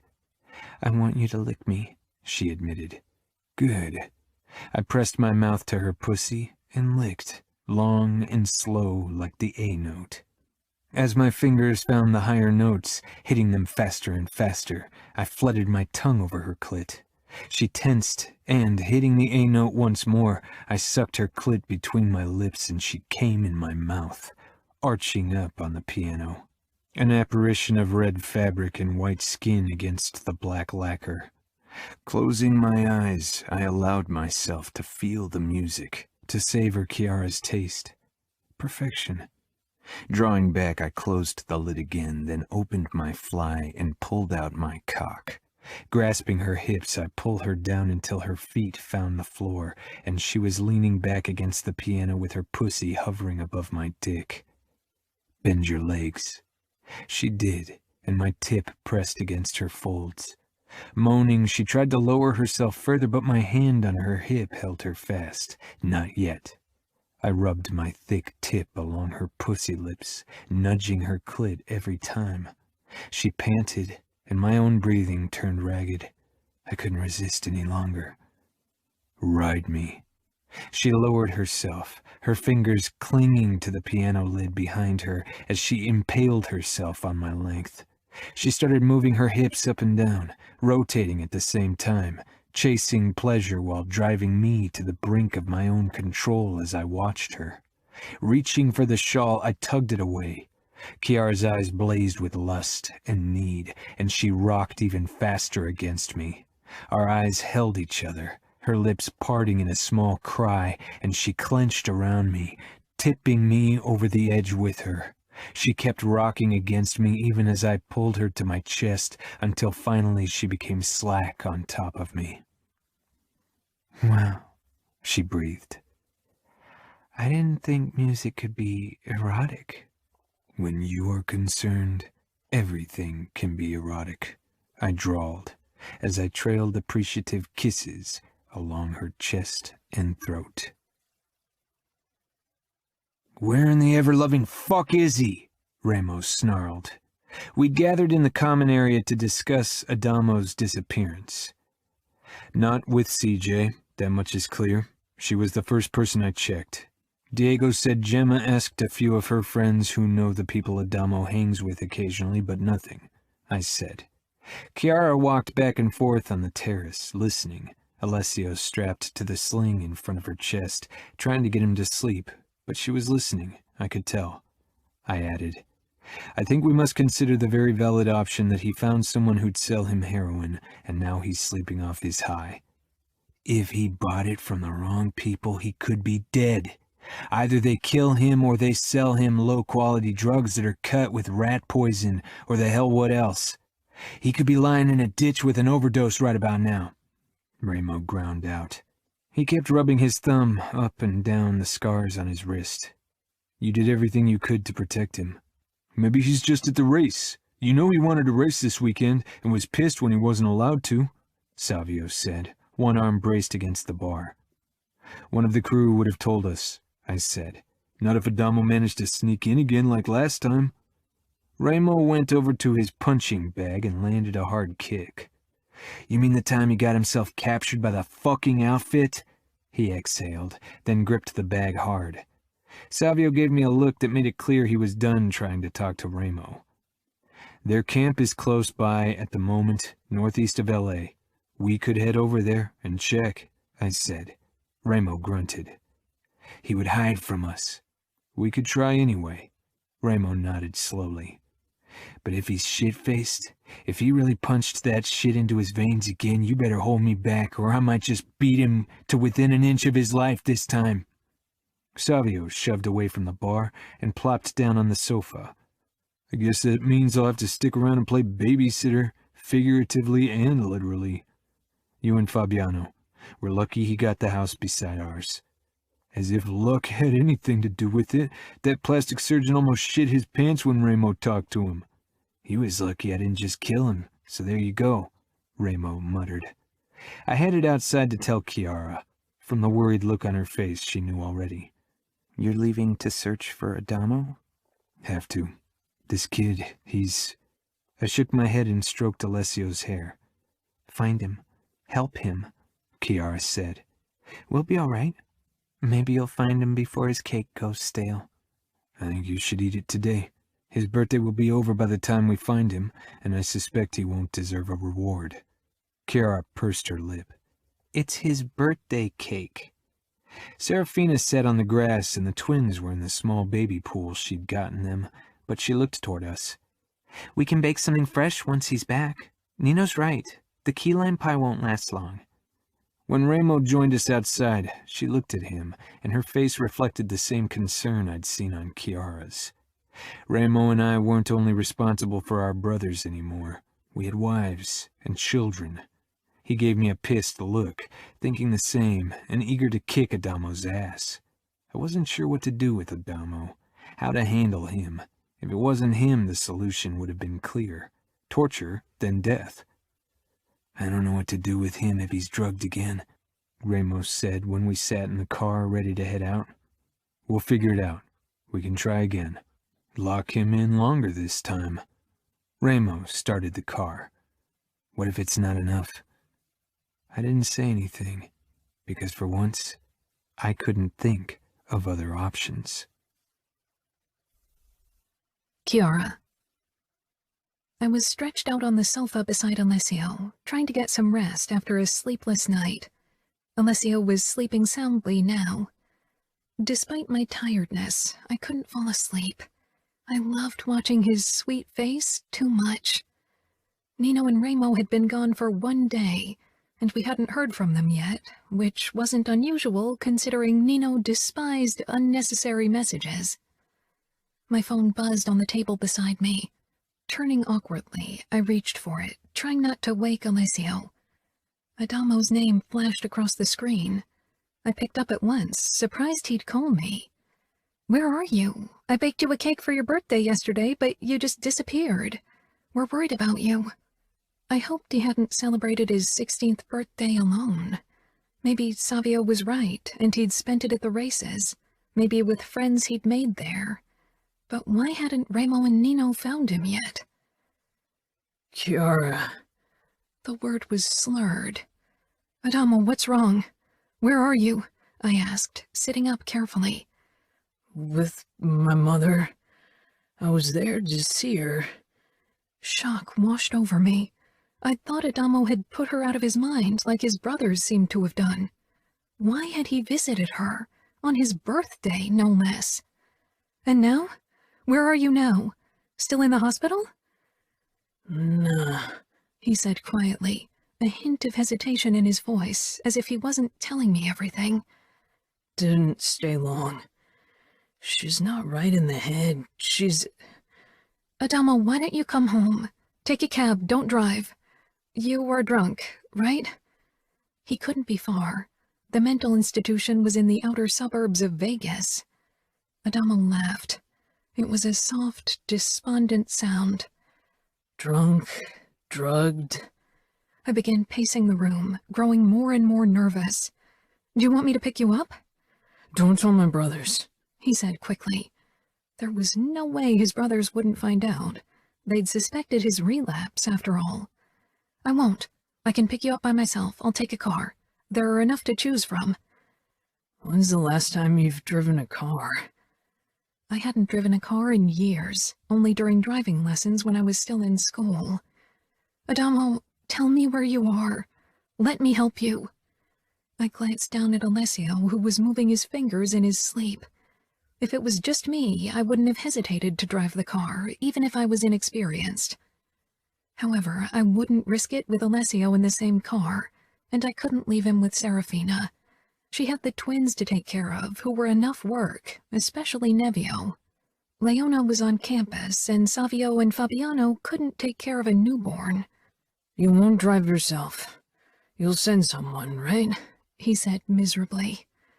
"No," I lied, even as I felt bad, but I couldn't drive, no matter how much I wanted to, and maybe Adamo needed someone who could carry him if he passed out.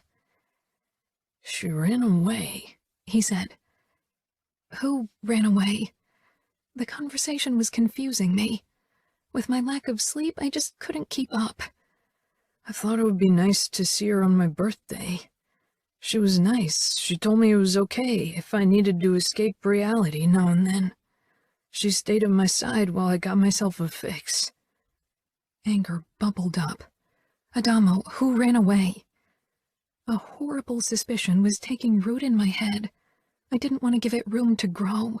It couldn't be. "Her mother, she ran away. Today. Gone. I don't know where she went." I frowned, trying to understand what he was saying and wondering how much of it was the result of his drug haze. "I thought you saw her in the hospital. She can't leave there. Remo's given clear orders." A feeling of dread was taking hold of me. "He gave the orders that only one of us brothers could get her out." I closed my eyes. "You helped her get out of the hospital?" "Yeah. She was crying and apologizing. I thought we could... I don't know. I didn't want her to die." He released a shuddering breath. "But she used me. She ran off when I fueled up the car. I don't know where she went. She isn't right in the head. Fuck Kiara. I'm such an idiot." Adamo was adrift and looking for an anchor, but he kept looking in the wrong places when a safe haven was always waiting for him in these walls. "Come home," I urged. "We're all worried about you." "Remo and Nino will never forgive me for setting her free." "Of course they will. They love you. They'll go through fire for you. Just come home. Everything will be fine." but I wasn't sure it was true. Remo and Nino hated and feared their mother equally. She was the thorn in their flesh, the tether to their cruel past, and the gasoline that could fuel the fire of their monstrosity. I said, "Let me help you. Let me pick you up." No. His voice was already fading, as if he was lowering his phone. I'll have to find her. I'll have to... So Remo and Nino forgive me. Adamo! The line went dead. I tried calling him back, but he rejected the call. Alessio woke from my shout and began crying. What was I supposed to do? Chapter 25. Kiara. Remo and Nino were the strongest men we knew, but there was one thing with the power to destroy them still after all these years. Their mother. Serafina knew it as well as I did. We had to protect them and our families at any price. But how? Serafina and I sat on the sofa in the living room, watching over Greta and Nevio as they played on the floor.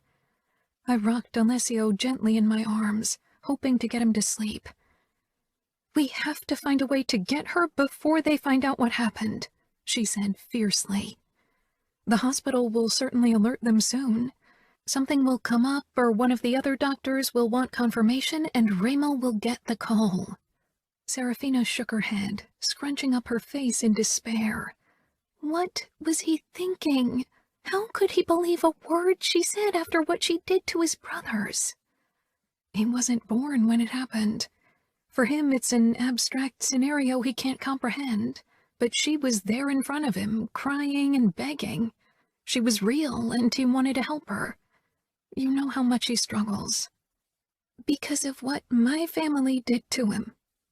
I looked into her eyes, wondering if she noticed how Adamo used her to remind himself of the past. I didn't think she was aware about the extent of his struggles.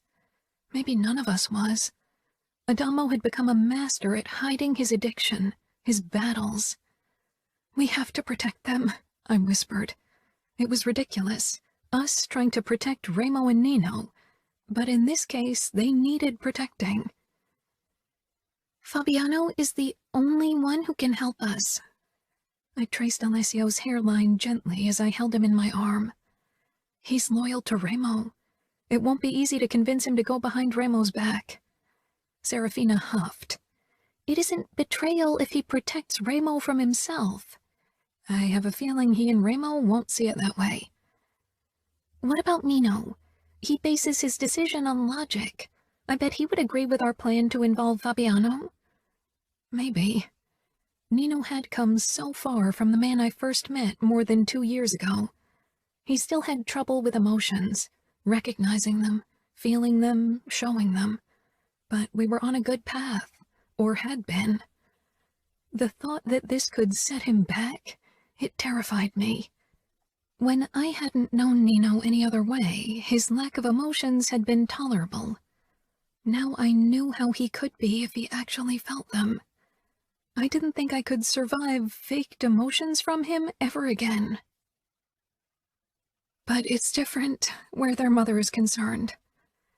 "Fabiano is our only chance. It's either that or telling Remo and Nino." Serafina and I stared into each other's eyes, and hers, like mine, filled with tears. "I'll call Fabiano. We've got at least 2 hours before our husbands will be back." They'd sent us a text that they hadn't found Adamo and would return soon. I dialed Fabiano's number. He picked up after the second ring. "What's wrong, Kiara?" "Can you come over? Serafina and I need to talk to you. Please don't tell Remo and Nino." There was a moment of silence on the other end. "I'll be there in 5 minutes." He stayed true to his promise and stalked into the living room exactly 5 minutes later, eyes tense with apprehension, one hand on his gun as if he expected an ambush. Alessio was asleep in my lap by now. Nevio and Greta still sat on their blanket on the floor and played with multicolored wooden blocks. "What's the matter? Did something happen?" Fabiano asked urgently. Serafina and I exchanged a look, and Fabiano grimaced. That look doesn't bode well. What's wrong? Serafina stepped up to him and touched his arm. They'd been friends as kids, and in the last few months, the tension between them after the kidnapping had finally lessened. You have to swear that you won't tell Nino or Remo what we're going to tell you. Not unless we tell you to.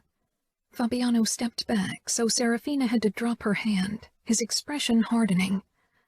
I betrayed Remo once, and I won't ever do it again. It's not betrayal if you're helping them. I owe my capo the truth. I owe him loyalty. Do you think Kiara or I'd ever do anything to betray our husbands? Serafina hissed, stepping close to Fabiano. Looking like an angel, she still managed to appear fierce. You are the only one who can help us save them. From what? Fabiano asked, becoming intent and tense, ready to go into war to protect his brothers by choice. From themselves, I whispered. Please, Fabiano, we need your help. Then tell me what's the matter. First, you've got to swear that you're not going to tell them, Serafina insisted. That's not going to happen, Serafina. Serafina glared, then turned and stalked over to Greta and Nevio, who'd stopped playing at Fabiano's arrival. Fabiano caught my gaze, his expression questioning. Kiara. I sighed and put Alessio down into his crib before I faced Fabiano. What choice did we have? We needed his help. Serafina gave a small nod, her lips pinched with worry. Their mother has escaped from the hospital. Fabiano's eyes went wide, then he shook his head. Impossible. Remo gave the staff clear instructions. They'd never dare to go against him. He gave them instructions to allow only a Falcone brother to release her. Fabiano frowned, then realization set in. Fuck, he snarled, causing Greta to drop her wooden block and began crying. He snapped his mouth shut and muttered under his breath. What the fuck is wrong with the kid? First the fucking drugs, now this. Serafina cradled her daughter in her arms, and as usual, Greta calmed quickly. Fabiano sighed, then glanced back toward me. You realize Remo and Nino won't rest until they've caught her. I bent over Alessio, who was deep asleep, such a quiet baby when he wasn't hungry. It hurt my heart to think he'd become that way because in his first weeks his cries had been ignored or been punished with pain. Not if you catch her before them. Fabiano froze. You want me to hunt her? Hunt her and kill her, Serafina said as she set Greta back down to Nevio, who had begun clanking the blocks together. Kill her? We hadn't spoken about that. Serafina gave me a pained look. Kiara, don't look at me like that. You know as well as I do that she'll always haunt them for as long as she lives. Even now, when they're finally happy, she manages to ruin everything again. I want her gone from their lives once and for all. I want the past to end so we can focus on the future, on our family. I want her dead. Serafina was Remo's wife through and through. She loved fiercely and brutally, and protected her children and Remo relentlessly. I gave a small nod, even as my stomach turned, thinking I was deciding about someone's life. But there was no limit to the length I would go to make sure Alessio and Nino were safe. I hadn't intervened when Remo had killed Alessio's birth mother, had I? You want me to kill her? Fabiano asked slowly, then laughed darkly. Remo would never forgive me. Not in 1,000,000 years if I took that kill from him and Nino. His fucking half-brother killed their father before Remo could. I won't do that to Remo. If anyone ends that woman, it'll be the Falcone brothers, not me. I closed my eyes. Fabiano wouldn't budge on the subject. Serafina stalked toward him. It's not just about them anymore. They have children. They have us. They have to be fathers and husbands. Trust me, if they don't handle her themselves, they won't be men you'll want to live with. Serafina shook her head, then whirled around, turning her back to us, and slowly sank down beside her kids. I didn't say anything. terrified of Nino's reaction when he found out. Fabiano stepped up to me, his hands curling over the edge of the crib. How's Alessio? Gaining weight, and the burns have healed. I met his gaze. Do you want children? Fabiano smiled, but his eyes were worried. First, Leona and I need to marry next year. If that still works out. Do you think Remo and Nino will still be chasing their mother then? I couldn't imagine being without Nino for that long. Even if he returned home now and then, their life would be dedicated to the chase and not our family. I don't think so, but it might complicate the planning and everything else. I guess we'll have to wait for their reaction. He ran a hand through his hair, mouth tightening. He was as concerned about their reaction to the news as we were. He knew them, had known them a long time before Serafina and I did. Fabiano strolled over to Serafina and the twins and knelt down beside them. Serafina didn't look his way, her shoulders stiff. Fabiano handed Greta one wooden block after the other, which she took after a moment of consideration, and piled them up. Nevio, of course, got up and staggered over to Fabiano, keen eyes on the gun in his holster. Fabiano caught Nevio's grabby hands. No. That was a word Nevio wasn't very fond of, and his face scrunched up in an indignant cry. Fabiano chuckled, grabbed him, and catapulted him up over his head.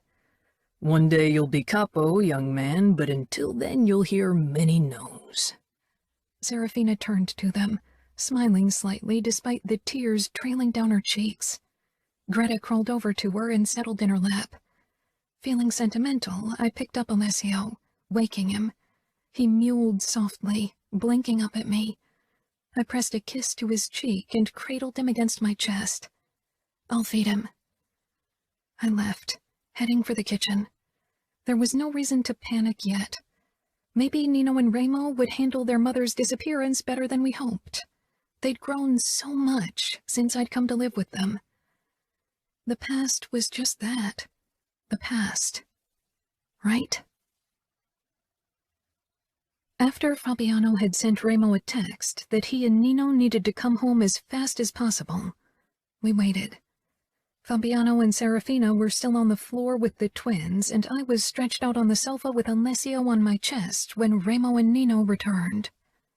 The moment they saw us, they fell silent. Nino's brows drew together when he saw Fabiano, then his eyes moved on to me. My eyes were red, and so were Serafina's. What's going on? Remo asked Savio, who'd been sitting on the sofa for the last hour, mulling over what we'd told him. Before Savio could reply, Nino walked over to me as I carefully sat up so as not to wake Alessio. Kiara? Has anything happened? I stood, then linked my hand with Nino's. Serafina stayed on the floor with the twins, regarding Remo as if he was a ticking bomb. Fabiano rose to his feet, and I shivered, fearing what lay ahead. I said, "Your mother escaped from the hospital. We don't know where she is." Nino's fingers became slack, something haunted flickering in his eyes, and his gaze went to Remo, who was frozen except for the look on his face. He looked like the man I'd been scared of in the beginning. What? The word reverberated with the promise of punishment, with pure, unfiltered hatred. Adamo went to visit her, and she tricked him into getting her out.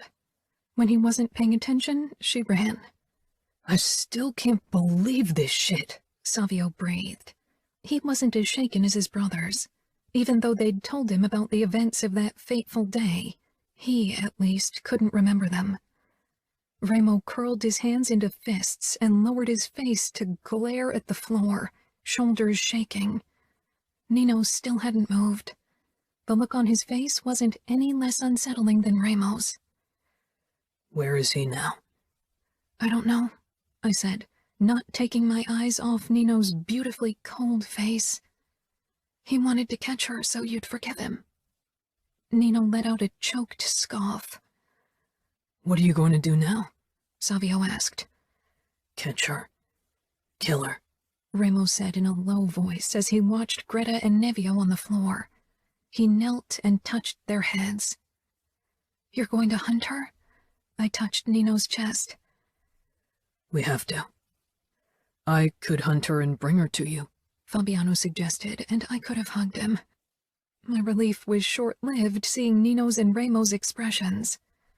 "No, not this time, Fabiano," Nino said. Remo leaned forward and kissed his twins, then staggered back to his feet. He pulled Serafina against him, who pressed her lips together. "She needs to die." "I know," she said. "When will you leave?" I asked.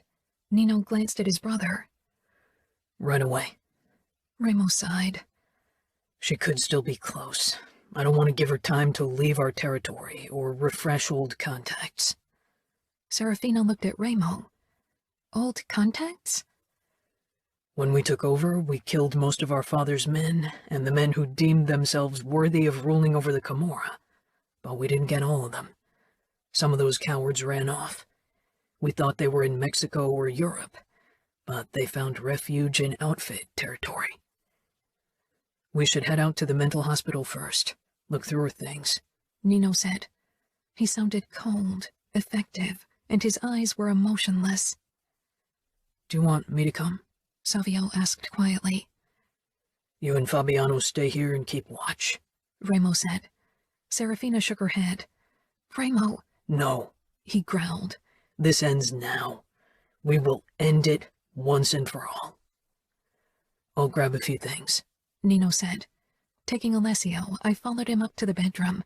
He stuffed a few clothes into a backpack, then another knife and gun, in addition to the Bowie knife and gun strapped to his chest. I touched his arm and peered up at him. A battle was raging in his eyes, cold against pain, hatred with love, then nothing again. "Don't worry," he said simply. "How can I not?" Serafina's eyes held the same trepidation I felt. It was a miracle that men like Remo and Nino could love us in the first place, that they could control the demons that had a hold of them. Now I feared that this could be the tipping point for both of them, a catalyst that might snuff out their humanity. We'd all gathered in the driveway to see them off. "You'll return as often as possible, right?" Nino lowered his head. "Yes. This will be over soon." I wanted to find consolation in the gray calm of his eyes, but they were guarded and cold. "Don't lose yourself in the chase," I begged. "We need you." Nino regarded me, then Alessio sleeping against my chest in his sling. "I lost myself many years ago, and am still finding myself every day." I touched his chest, feeling his steady heartbeat against my palm, trying to find calm and solace in it. Today, it didn't work. "Will you return to me as the man you are now, or as the man you were when we first met?" I loved him, would always love him. Even if he returned to the emotionless man from the past, I couldn't not love him. Nino rubbed his thumb along my cheek. "I will return to you."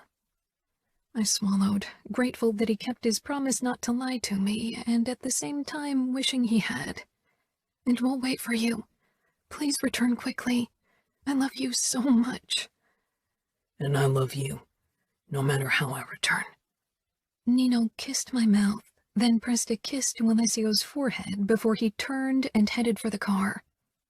Serafina's expression was a mix of anger and despair as she talked to Remo, but he shook his head once more, grabbed her face almost roughly, and kissed her.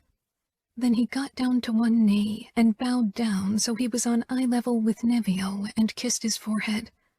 He straightened, went over to Savio, who held Greta, and kissed her forehead as well. Then Remo gave Savio a nod, which he returned with a determined expression. They drove off. I let out a choked gasp and closed my eyes. Someone touched my shoulder, and I found Fabiano beside me. "Kiara, they will get through this. I've lived so many horrors with them, fought so many battles, faced so many enemies, people who thought they could beat us.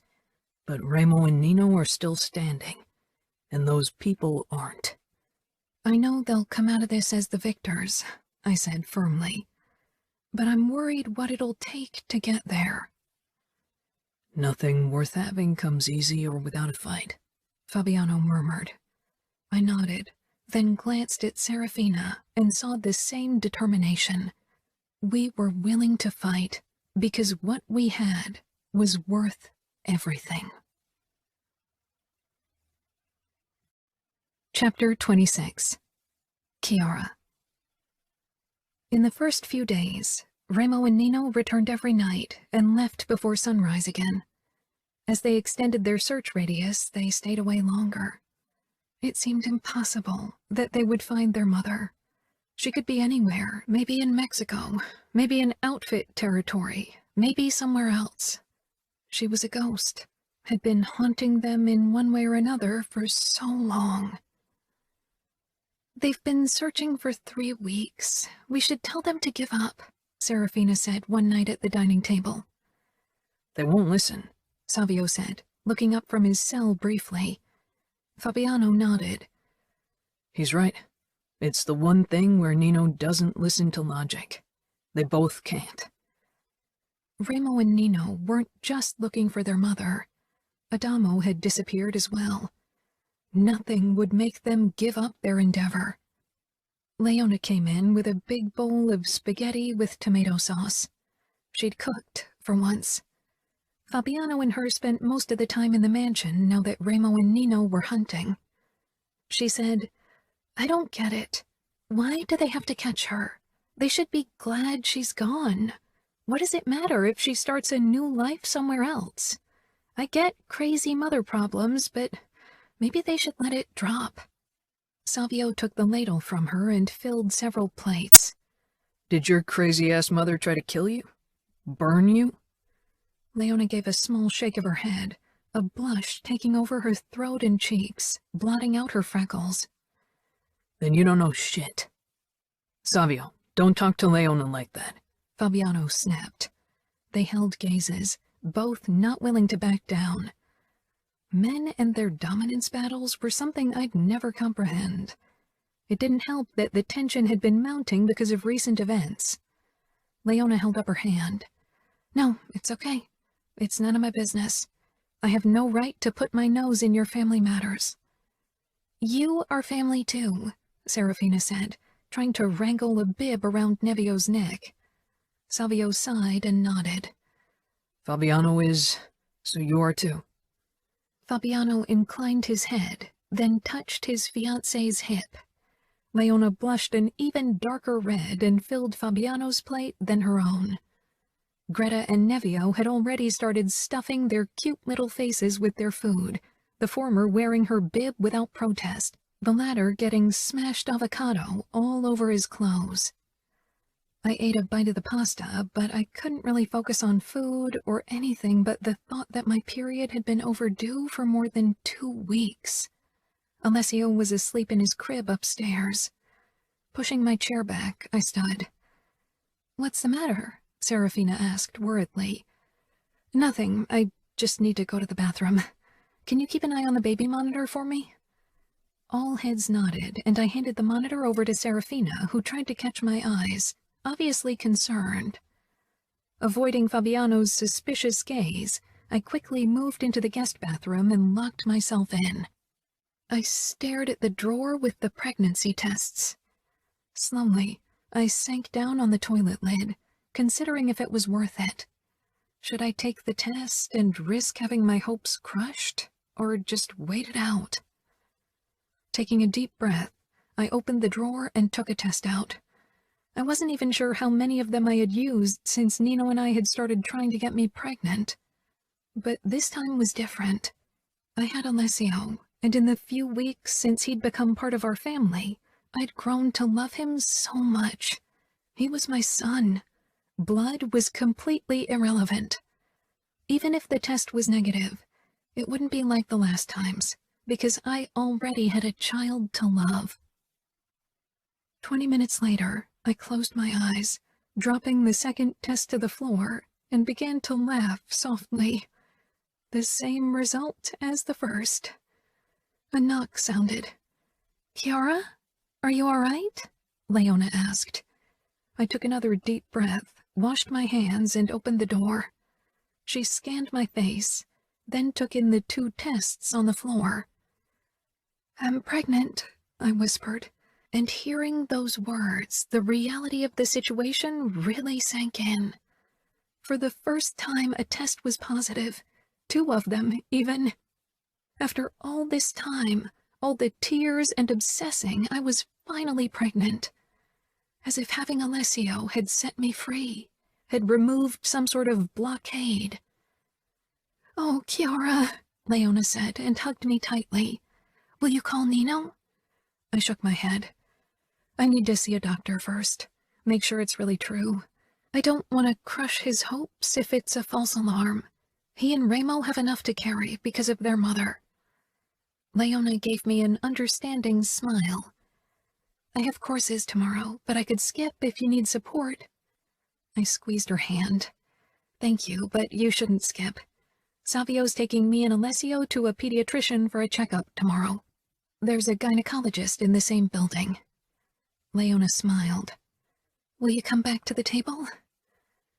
Can you keep it a secret for now, even from Fabiano?" "I'll try. I'm not the best at keeping secrets from him, though. He's just too attentive." "That's not a bad thing," I said with a laugh. We returned to the table. Serafina, Savio, and Fabiano gave me curious looks, but I only smiled. Under the table, I pressed my palm to my belly, wondering if it was really true. Serafina handed the baby monitor back to me. "Here." "Thanks." Alessio was still stretched out on his back, sleeping tight. Would he soon become a big brother? After Alessio's checkup, which went well, Savio wanted to head down to the underground garage. I pressed the button for the floor below ours. "I still need to go to another doctor." "All right," he said slowly. His expression turned pained when he saw we were heading to the gynecologist. "Seriously?" I gave him a pointed look and set Alessio's carrier down on the reception desk of the practice. Savio looked around with a frown, as if he was worried one of his friends could catch him in a place like this, or maybe one of the girls he slept with. I told the receptionist, "I need to see the doctor." "Do you have an appointment?" she asked, barely glancing up from her computer screen. "No, How long have you lived in Vegas?" Savio asked coldly. The woman's head shot up with a frown. "What?" He leaned on the counter and stretched out his arm with the tattoo, a smile on his face that raised the little hairs on my neck. "The name is Falcone. Chiara Falcone. Now tell the doctor to hurry, we don't have all day." She looked clueless. The other receptionist stood at once. "I'll ask her to see you right away." "Was that necessary?" I whispered. Savio shrugged. "I didn't like the tone she used on you." Savio waited outside the door while the doctor did her checkup, and afterward I couldn't get the smile off my face. I walked out, causing Savio to straighten at once from where he leaned against the wall. "Is he the father?" the doctor asked. Savio's eyes widened in alarm. "No," I said quickly, then smiled and we took our leave. Savio waited until we were in the elevator before he asked, "You're pregnant?" I nodded as I took Alessio from the carrier because he'd started crying. The moment I pressed him to my chest, he quieted as usual. Savio grabbed the carrier. "Fuck, the mansion will be overrun with these little monsters soon." "You're exaggerating." "If one of them turns out to be like Nevio, we're doomed. That's all I'm saying." I chuckled. Nevio was a very active, very loud child, the complete opposite from his sister. "If you tell Nino, he'll return right away, and I don't think he'll leave again. If you tell him you don't want him to go, he won't. You know you've got him wrapped around your little finger." The elevator came to a stop, and we headed toward the Porsche Panamera. Since we had 3 kids in the family, some of the sports cars had been exchanged for vehicles with a bit more room. I know he would have stayed if I'd asked him, but he needed to do this. Maybe Leone is right, you know? Savio murmured. Maybe it's for the best that she just disappeared, so neither of us has to kill her. With a little luck, she ends her own life. Savio's gaze darted away from me, searching the parked cars to our right, and he became tense. Get in the car. He was about to pull his gun when 5 men jumped out from behind the other cars. 2 of them gripped him from behind, stopping him from drawing the weapon. I stumbled back when Savio rammed the back of his head against the face of one of his attackers, who released him with a grunt. Savio did a high kick against the chin of another, causing his head to fly back with a sickening crunch. The man dropped to the ground, unmoving. I whirled around, pressing Alessio to my chest, and ran back to the elevator. The sounds of fighting followed me, and then steps. What was I supposed to do? Calling the police was out of the question, but I needed to get help for Savio. Fabiano was the only option, but he couldn't leave Fina and the twins alone. My mind stumbled over each thought, not able to hold on to one. I didn't dare look back, and suddenly I was doused in liquid. It dripped down my hair, my neck, onto Alessio's head and his romper. He began to wail. "Stop," a woman ordered. "Stop, or you'll burn."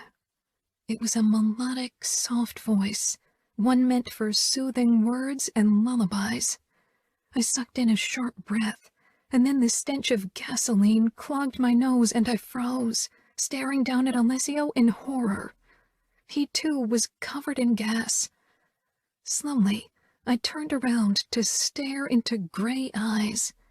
Like Nino's, but unlike his, they didn't give me a sense of calm.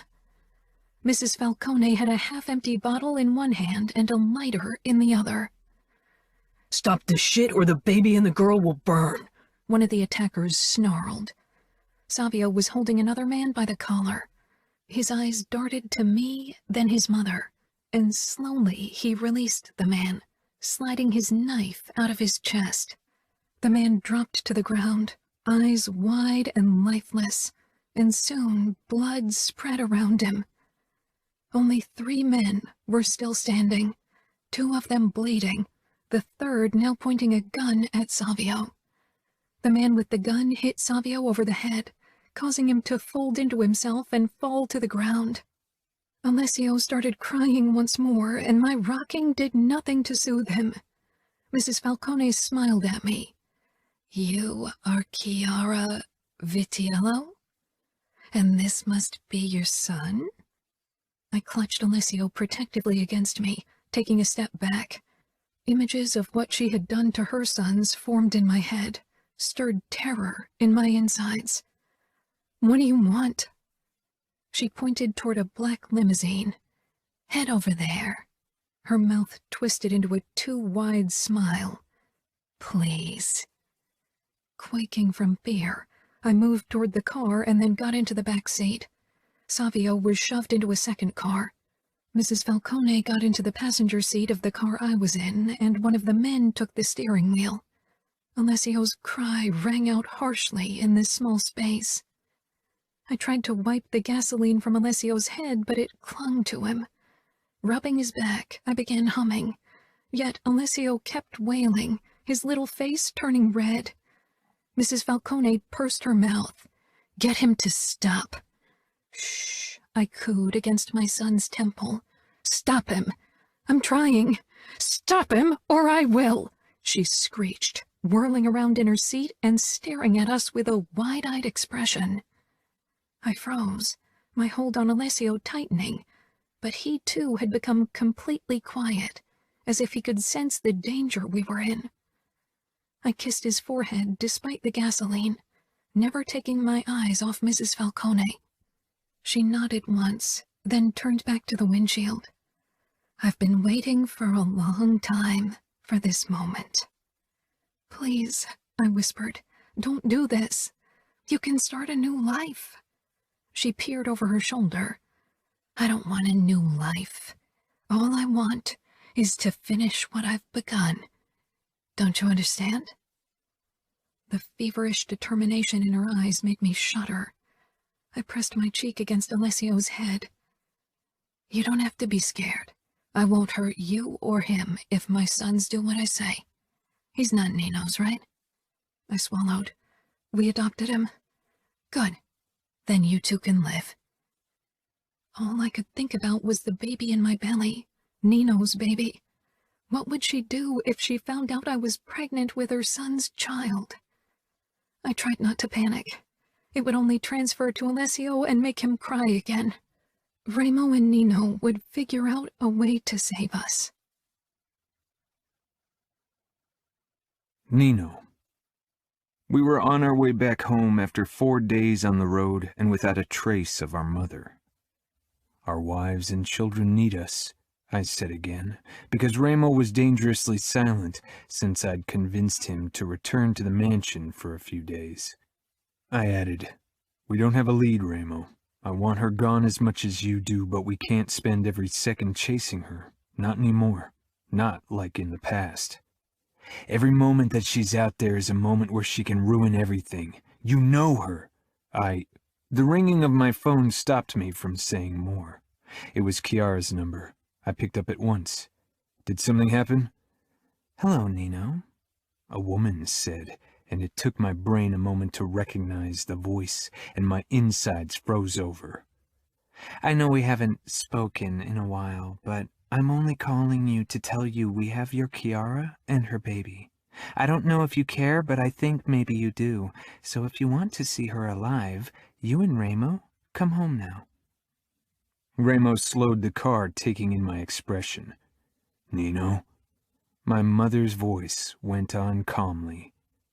Tell Remo, Kiara and the baby are covered in gasoline, and if he doesn't behave, I'll have to let them burn. We'll be waiting for you. She hung up, and I could only stare at my cell. Images from the past of hungry flames eating away at the drapes slithered through my mind, followed by the horrible realization that today it might not be I who burned, but worse, Kiara and Alessio. Nino, say something. Our mother has Kiara and Alessio. She's going to kill them if we don't come home. Remo's phone rang and he picked up, saying immediately, Fabiano, what the fuck is going on? My brother closed his eyes, his chest heaving. Take Fina and the twins into the panic room in your mansion if you've got time. Maybe our mother doesn't know about them. Remo nodded. Let them in. Don't risk that she hurts Kiara or Alessio. Remo opened his eyes and looked at me. I was still clutching my phone in my hand. We have to save them, I rasped. Help me save them. Remo gripped the back of my head and hugged me. You'll never have to ask me for something like that, never. We will save them, and if anyone burns today, it'll be us. He pulled back, his eyes harsh. I know it's fucking much to ask right now, but shove your emotions down as far as you can. If we want to save them, I need you to be the sociopathic killer, not the husband or father. Got it? I gave a nod. I will kill them all. You and I will. He hit the gas and took us back home. The gates swung open, and in the driveway we found 3 cars that didn't belong. 2 men stood guard in front of the entrance. I recognized them at once as Carmine, Cosimo's younger brother, and beside him another one of our father's former lapdogs. Remo and I got out, and Carmine with a wide grin pointed his gun at us. The wind's turned, hasn't it? Remo's mouth curled. Your brother begged and cried like a little girl before I killed him. To think that a pussy like him had dared to call himself capo for even a second makes me want to jab a knife into my brain so I can cut out the part remembering it. Carmine's face turned red. You are going to die today. So will you, I said calmly. He'd gained weight around the middle, and his hairline had receded. Inside, he ordered. But first you give us your weapons. Don't forget that woman and the baby will burn to coal in a blink if you try anything. Remo and I removed our holsters and gave them to Carmine, who glared at Remo. Inside, now! We made our way into the mansion, with them pointing their guns at our backs. I searched the adjoining corridors for more attackers, but didn't see any.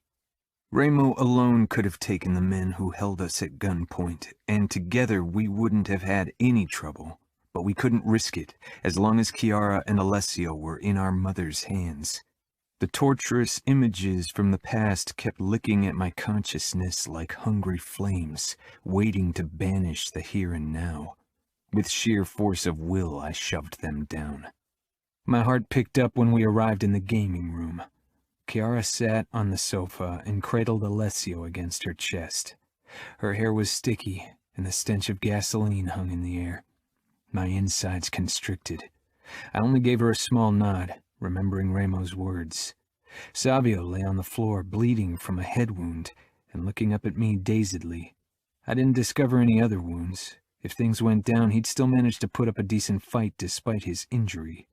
Fabiano's hands were bound behind his back, and he was kneeling beside two other former Camorrista. Ramo shot him a look, and he gave a small nod. Serafina and the twins were in the panic room. And then I spotted her, the woman who'd destroyed what little innocence Ramo and I had possessed as children. In a moment, she moved to Kiara's side and held up the lighter. "You are going to put down all of your weapons, or they'll both burn." "We took their weapons," Carmine said, perspiration glistening on his receding hairline. His brother's screams all those years ago would be nothing in comparison to what Ramo and I would do to him today for threatening the people we were meant to protect. Our mother shook her head with a benevolent smile. No, you didn't. I know Benedetto's sons." "We're your sons too," Savio ground out, rolling onto his back and touching the spot of dried blood on the side of his head with a grimace. She ignored him. "A gunshot could set Kiara and her boy on fire, too. A little spark, and everything goes up in flames. Do you really want to risk it? Hear their agonized screams?" Ramo looked at me, hoping I'd contradict her. But I couldn't. Not with absolute certainty, and the fire would spread too fast. I couldn't risk this. Couldn't risk Kiara and Alessio being consumed by flames. Ramo and I bent down and reached for the guns strapped to our calves. "Careful now," Mother said. "You know how excruciating it is to burn alive. I can't imagine how it would feel to die that way." "Maybe you'll find out today," Ramos said, his eyes full of hatred. Inside me, there was quiet, a terrifying stillness, only interrupted by bursts of what I could assume was fear. Fear of losing everything. Not my life. I didn't care about that. Carmine took the guns from us with a nasty smile, then backed up again to the other men. "What did you promise them to do your bidding?" I asked. Mother smiled. "Money, power, revenge." "Power," Ramos scoffed. "Do you really think my men will follow either of you? They'll laugh in your pitiful faces and then smash them in. And even if you manage to seize power by some stroke of luck, you won't have it for long. Luca will wipe the floor with assholes like you and just claim the Camorra for himself." "We'll see," Carmine said. He was obviously the leader of the remaining traitors. That they'd chosen a man like him showed how weak they were. "Help him to his feet," Mother said, indicating Savio. An older man, one of my father's old captains, grabbed Savio's arm to pull him to his feet. Savio jerked his head forward, breaking the man's nose with his forehead. "Go fuck yourself, motherfucker!" The man staggered back, clutching his nose. Then he raised his gun and pointed it straight at Savio's head. My own body went into fight mode, but I forced myself to stay put. Our mother waved the lighter. "I told you they'll burn." I looked to Kiara and Alessio. She was stroking his back, her gaze on me.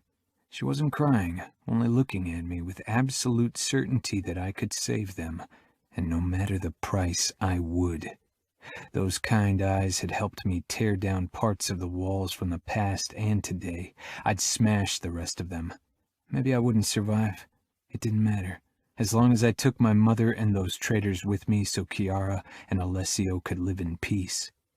Savio staggered to his feet and moved toward us, limping slightly. There wasn't a bullet or knife wound in his leg, so I hoped he'd only twisted his ankle. "Where's Adamo?" Mother asked, flicking the lighter open, causing Kiara to flinch and me to take a step forward. Mother smiled at the orange flame before her gaze latched onto mine, then to Remo. Her expression full of manic excitement. It had haunted many nightmares of my past. "He disappeared after you tricked him into helping you." "Poor boy," she crooned. "He's weak, lost. He isn't like you or Benedetto."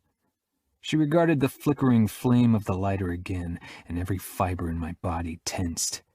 I wouldn't reach Kiara in time if Mother touched the flame to her hair or clothes. Her eyes became eager again. "What about those kids and wife of yours, Remo?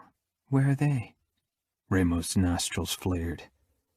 "Everyone knows about that kidnapped girl and those twins that look like you," she continued. "Especially that boy. Your spitting image, your tainted blood."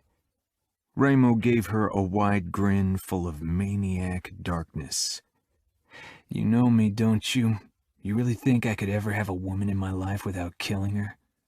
Mother tilted her head and closed the lid of the lighter. "You killed her?" "Her and those useless kids." Mother regarded him closely, but from the look on Remo's face, even I would have believed his words to be true if I didn't know what Serafina and his twins meant to him. "Why don't you douse us with gasoline? That way you can guarantee we don't act out of turn, and you can let Kiara and Alessia go," I said carefully. Mother's laugh was girlish, too high, too fake. "Oh, no. I won't let the past repeat itself. She stays. You'll behave as long as she does. You don't want her to get hurt, do you?" I swallowed hard, trying to suppress the need to attack, to dish out the pain she deserved. "We need to hurry up here," Carmine said, looking at Remo. My brother appeared to be imagining all the ways he could break the man before him. "We don't know if they didn't alert their soldiers.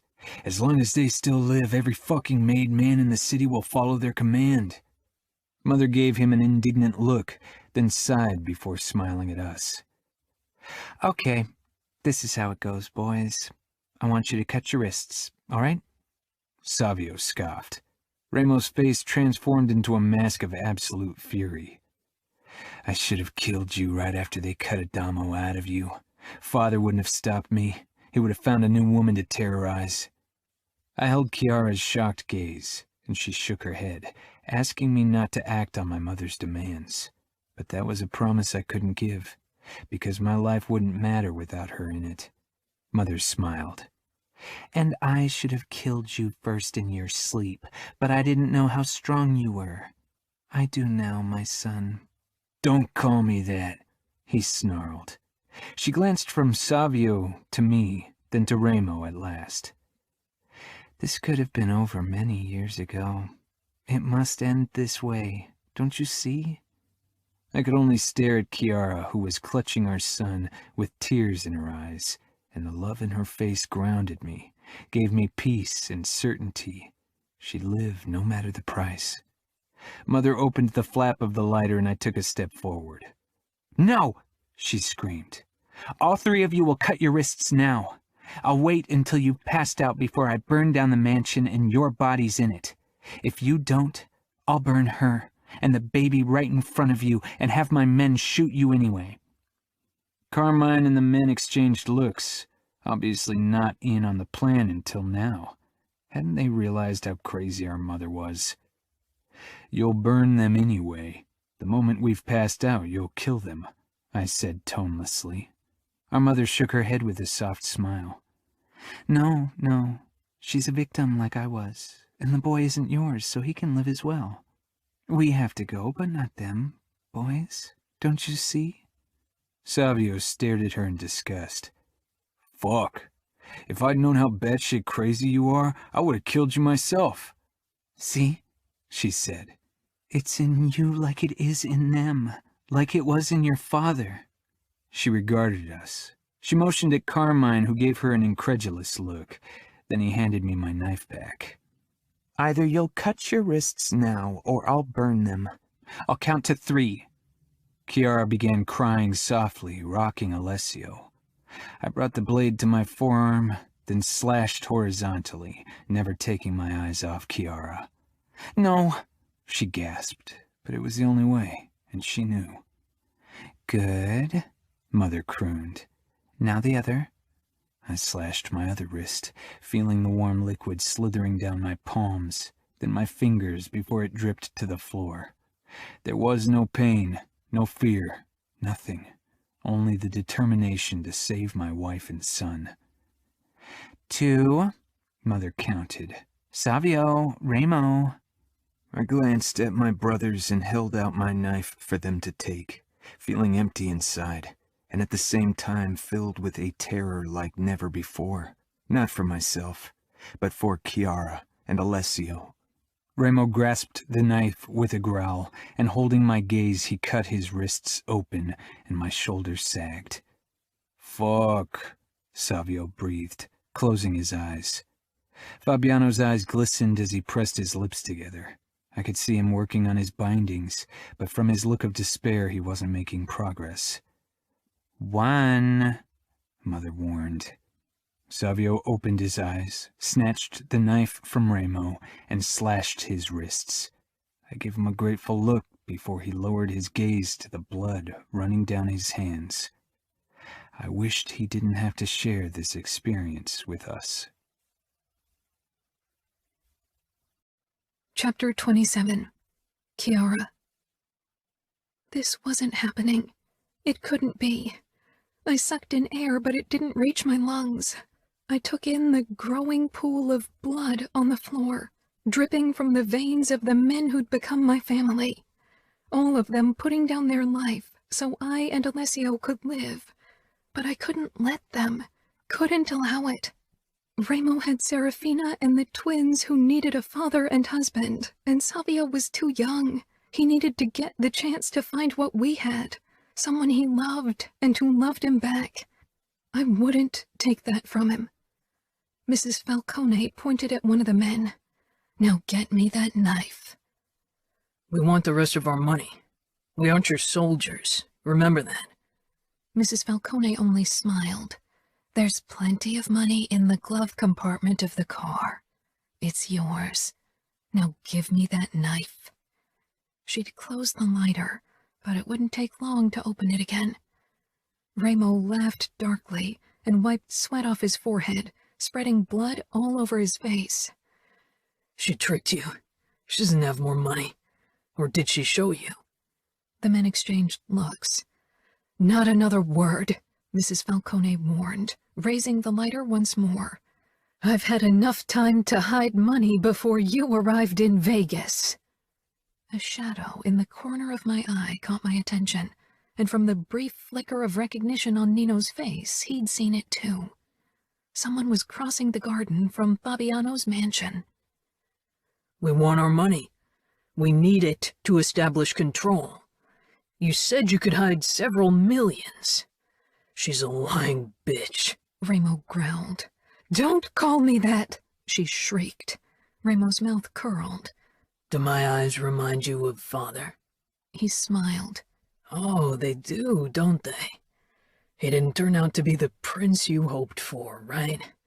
Was it worth it, killing his fiancée to become the alpha bee yourself?" You, she gasped, moving closer to Remo, panting. He was taunting her, drawing her away from me. And then everything happened too fast. Adamo stormed inside through the French windows and barreled into his mother's back, clamping his hand down on her fist with the lighter, and at the same time he drove a knife up into her stomach.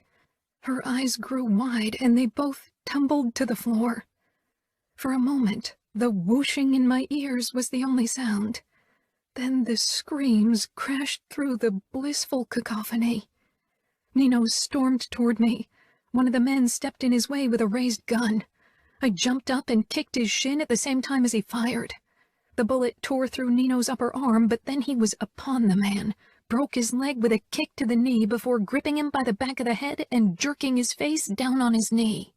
The man fell to his side, gurgling. Nino took the gun, feeling the man's chin. I broke your jaw. I hope you can scream anyway. He gripped the man's fingers and jerked them back, causing him to cry hoarsely. Not the best screams I've heard, but they'll do. Later. He straightened, stepping over the man. Remo and Savio had knocked out the other man and were freeing Fabiano. Are you all right? Nino asked, cupping my cheeks with his bloody hands and kissing my cheek, my forehead, my temple, then my lips, before he pressed a kiss to Alessio's head. I nodded dazedly. But you're not. You need a doctor. Nino's gaze wasn't as focused as usual. I grabbed his bloody hand and squeezed. Blood was still sliding out of the cuts. I pressed down on his wrist wound, but the red on his upper arm spread quickly. Nino, you need to treat this. Nino still stared at me as if he worried I'd vanish into thin air any moment. It'll take a long time for me to bleed to death from a wrist laceration of this depth. Nino.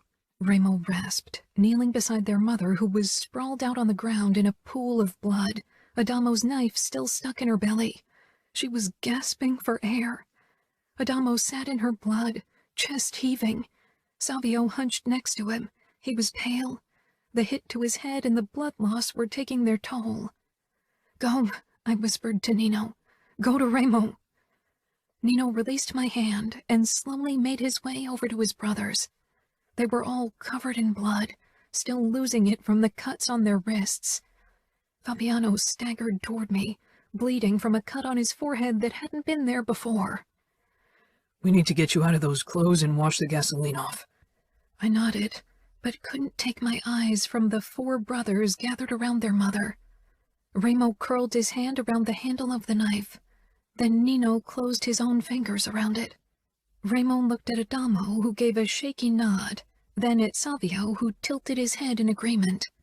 And then Remo and Nino changed the angle of the knife and jabbed it the rest of the way in. Their mother jerked. Then the tension left her body and relief flooded me. I clutched Alessio closer to me, breathing out. Remo gripped Nino's shoulder, said something, then jumped up and disappeared into the garden, storming toward Fabiano's mansion. Nino staggered to his feet and walked toward me. His expression was beautiful ice, shut off from his emotions, and maybe it was for the best right now.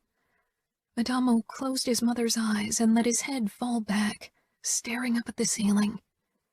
Nino touched my arm. Remo's on his way to the panic room to check on Serafina and the twins, he said emotionlessly. My eyes took in the blood trail leading out onto the terrace. Nino squeezed my hand, and I glanced down toward his wrists, still dripping blood. You need to shower. Get rid of the gasoline, he urged. I motioned at Fabiano. Fabiano, Adamo, get bandages. We need to make pressure bandages to stop the bleeding until the doctors arrive. Fabiano lowered his phone that he'd been using to alert the Camorra doctors and ran off. Kiara, Nino murmured. You need to shower. I peered into his eyes, determined, worried. He wouldn't relax until I did, I could tell. If you let Fabiano and Adamo dress your and Savio's wound. After Savio had stumbled to his feet, he sank down on the armrest of the sofa and stared down at his hands, one of them clutching one wrist as the other kept bleeding. Fabiano returned with 2 first aid kits and thrust one against Adamo's chest. Get up and help, now. Adamo stumbled to his feet, and with a last glance at their mother, he walked over to Savio. Fabiano made Nino sit down, but his gray eyes were only on me. We're okay. You have to be okay too, I said, then quickly moved upstairs and into our master bathroom. Alessio had stopped crying as I rocked him. The moment I stepped into the shower with him and the warm water rained down on us, he started again. I began humming as I tried to wash the gasoline out of our hair and skin. Soon, my sobs broke through the melody and I had to stop. Shh, Alessio. Shh. Everything is okay now. It took 10 minutes to get clean, not just from the gasoline, but also the blood sticking to our skin. When I turned the shower off, I froze. Nino sat on the edge of the tub and was watching with a haunted expression. He was covered in blood from head to toe. He got up slowly, grabbed 2 towels and handed one to me so I could wrap Alessio in it. Once he was swaddled, I handed him over to Nino, then dried myself. Nino's eyes rested on mine. His bandages were already turning pink. You need to be stitched up. He sighed. I almost lost you today. I'm sorry, Kiara. Why are you sorry? It was your mother. You slit your wrists to save me and Alessio. I promised to protect you, to keep you 2 safe. But today I failed. I won't ever again. I won't ever hesitate to kill someone I deem a threat. I touched Nino's cheek, and he pulled Alessio and me against him. You couldn't know what would happen. It's not your fault, Nino. He nodded slowly and kissed the top of my head. The doctors are here, Fabiano shouted. I pulled away. Go downstairs. Get stitched up. Nino shook his head. I won't leave your side. Sighing, I moved to the bedroom and pulled on a dress, then dressed Alessio in a romper. I hope he didn't get any of the gasoline fumes into his lungs. We let the doctor check him first. Nino took my hand and led me back downstairs. Everyone had gathered in the gaming room once more, even Serafina. She had her arms wrapped around Ramo's waist while one of the doctors took care of his wound. Her eyes were red from crying. The second doctor was attending to Savio, who'd stretched out on the sofa only in his briefs, pressing a bag of frozen peas against his head. His blood-soaked clothes lay on the floor beside him. Fabiano was talking to the third doctor and sent him over to us the moment we arrived. After the doctor had taken a quick look at Alessio, Nino sank down on the other sofa, then held out his wrists so the doctor could tend to them. I cradled Alessio against me, then went over to Fabiano, touching his shoulder. Thank you, Fabiano. Fabiano gave a tense nod. Where are the bodies? I dragged their mother outside. Carmine and the other men are still alive. We'll deal with them later to find out what they know. I nodded and went over to Ramo. Serafina hugged me tightly. I'm so glad you and Alessio were all right. I swallowed, realizing she had almost lost her husband because Ramo would have laid his life down for me, for Nino, for our son, and the baby neither of them knew about yet. I asked her, are Greta and Nevio okay? They are upstairs in their room, playing. They thought Ramo was covered in paint. They don't understand what happened. Good, I whispered, then pulled back and turned to Ramo. Tears sprang into my eyes as I met his gaze, and words got stuck in my throat. He nodded before I'd uttered anything, his eyes dark and angry, but also soft, somehow. Ramo, the constant enigma. Thank you, I got out. You don't have to thank me. Not for that. I did it for you, for Nino, for all of us. I know. I hugged him. You saved not just me and Alessio. Ramo frowned down at me, and I touched my belly. He exhaled, looking to Nino, who watched me but couldn't see my hand. He doesn't know yet? I didn't have time to tell him yet, but I will tonight. Ramo nodded, then released another harsh breath. Are you done? He asked the doctor. I have someone to tear apart. I stepped back and moved toward the sofa, sinking down on my knees beside Savio.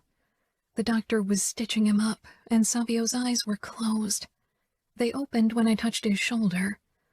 Despite everything, he gave me a smirk, and though it didn't reach his eyes, I was glad to see it. Have you come to grope me while I'm too weak to fight you off? I choked on a teary laugh, shaking my head. Thank you. Thank you so much. Leaning forward, I kissed his cheek. Surprise, then anger crossed his face. I was supposed to protect you and got us captured. There were too many attackers. You did everything you could. You took out 2, Savio. I lightly touched his bandaged wrist. And this... I swallowed. Now all the chicks will think I'm an emo kid who slashed his wrists. I guess I'll learn how good emo girls are in bed, he said and grinned. I shoved his shoulder lightly. How's Alessio? I looked down at my son. He had fallen asleep again. That was the beauty of newborns. They didn't see the world as we did yet. He wouldn't remember this day. Good. And the bun in the oven? I smiled softly. Safe. He motioned behind me. You should go to him. I glanced over my shoulder and found Nino staring at me. Nodding, I rose to my feet and went over to him. He pushed to his feet, shaking the doctor off who was trying to fasten the bandage on his second wrist. We're all safe, and she's finally dead. This is over, I told him. Nino touched my cheek. Not quite. We'll question the survivors now and find out if there are others holding up somewhere. We need to find every last traitor, now more than ever. I stroked his beard. Don't take too long. We need you. Nino. I hesitated, torn between the need to destroy these men who'd dared to threaten my family, who'd broken into my home. They needed to die, and they needed to suffer before they did, but I wanted to be there for Kiara. She smiled, stroking Alessio's back absent-mindedly. It's okay. You need to do this so we're all safe. Just hurry. I bent low and kissed her slowly. Rest. She shook her head. I'll cook something. We're all in need of some comfort food today.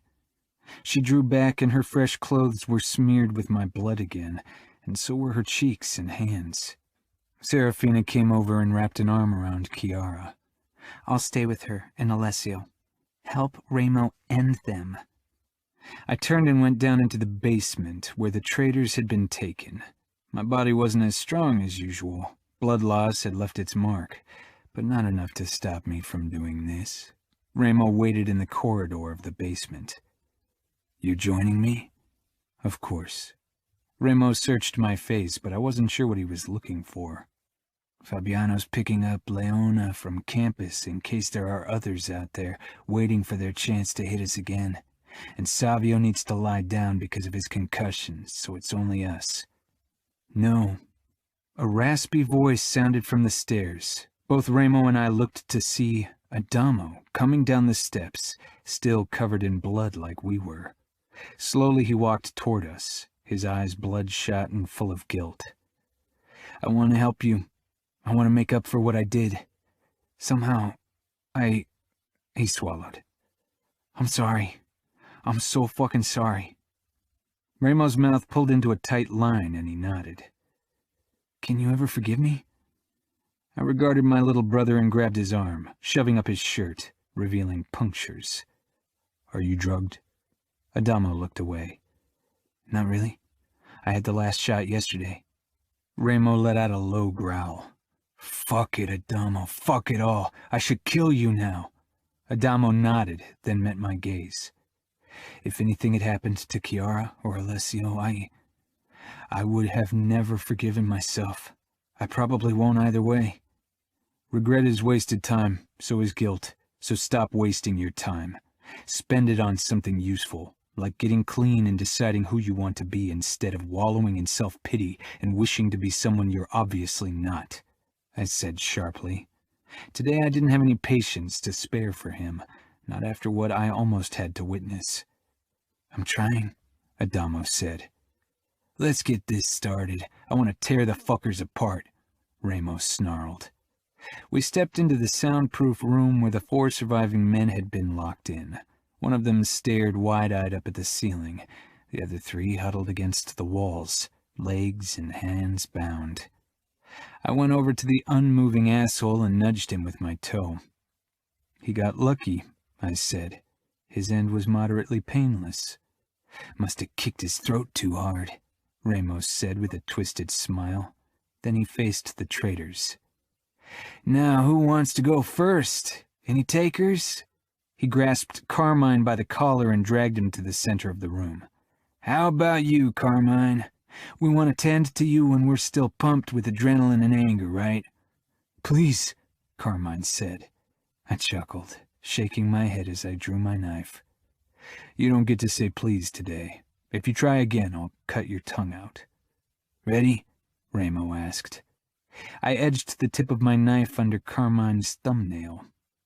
"Always." "Ready," Adamo said.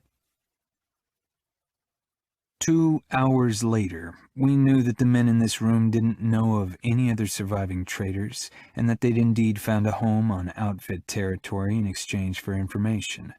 Most of it was outdated by now because we'd changed our delivery routes, and most of the labs after we'd taken over, but not all of them. Ramo, Adamo, and I leaned against the wall of the corridor for a moment after we were done, trying to get back down. Adamo had mostly watched, but I had seen the occasional excited flicker in his eyes. "You can't take drugs.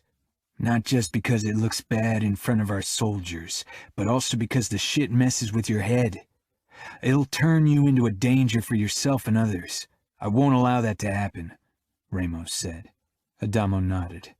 "I know. And I know what has to happen so I can beat this. I need to be away from you, somewhere nobody will protect me.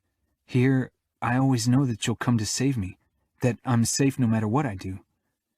"And where would that be? You're safe everywhere in our territory unless I declare you otherwise, and even then, nobody would touch you from fear of my wrath," Ramo growled. "I know. That's why I think you should send me to New York for a year to work under Luca's rule." Ramo shoved away from the wall and pushed Adamo against it. "Are you insane?" Adamo caught my eyes, hoping to reason with me, if not Ramo. "Just for a year. If I have to work under Luca, I know I can't hope for mercy. He won't go lenient on me, if you tell him not to be. He's as cruel as you, but he doesn't give a damn about me." "But he cares about peace, Adamo," I said, "and he knows Ramo will avenge you, even if he was the one who sent you to New York." "If he killed me, but he won't. But he'll punish me and force me into line. There, I'm just a soldier. There, I need to follow rules.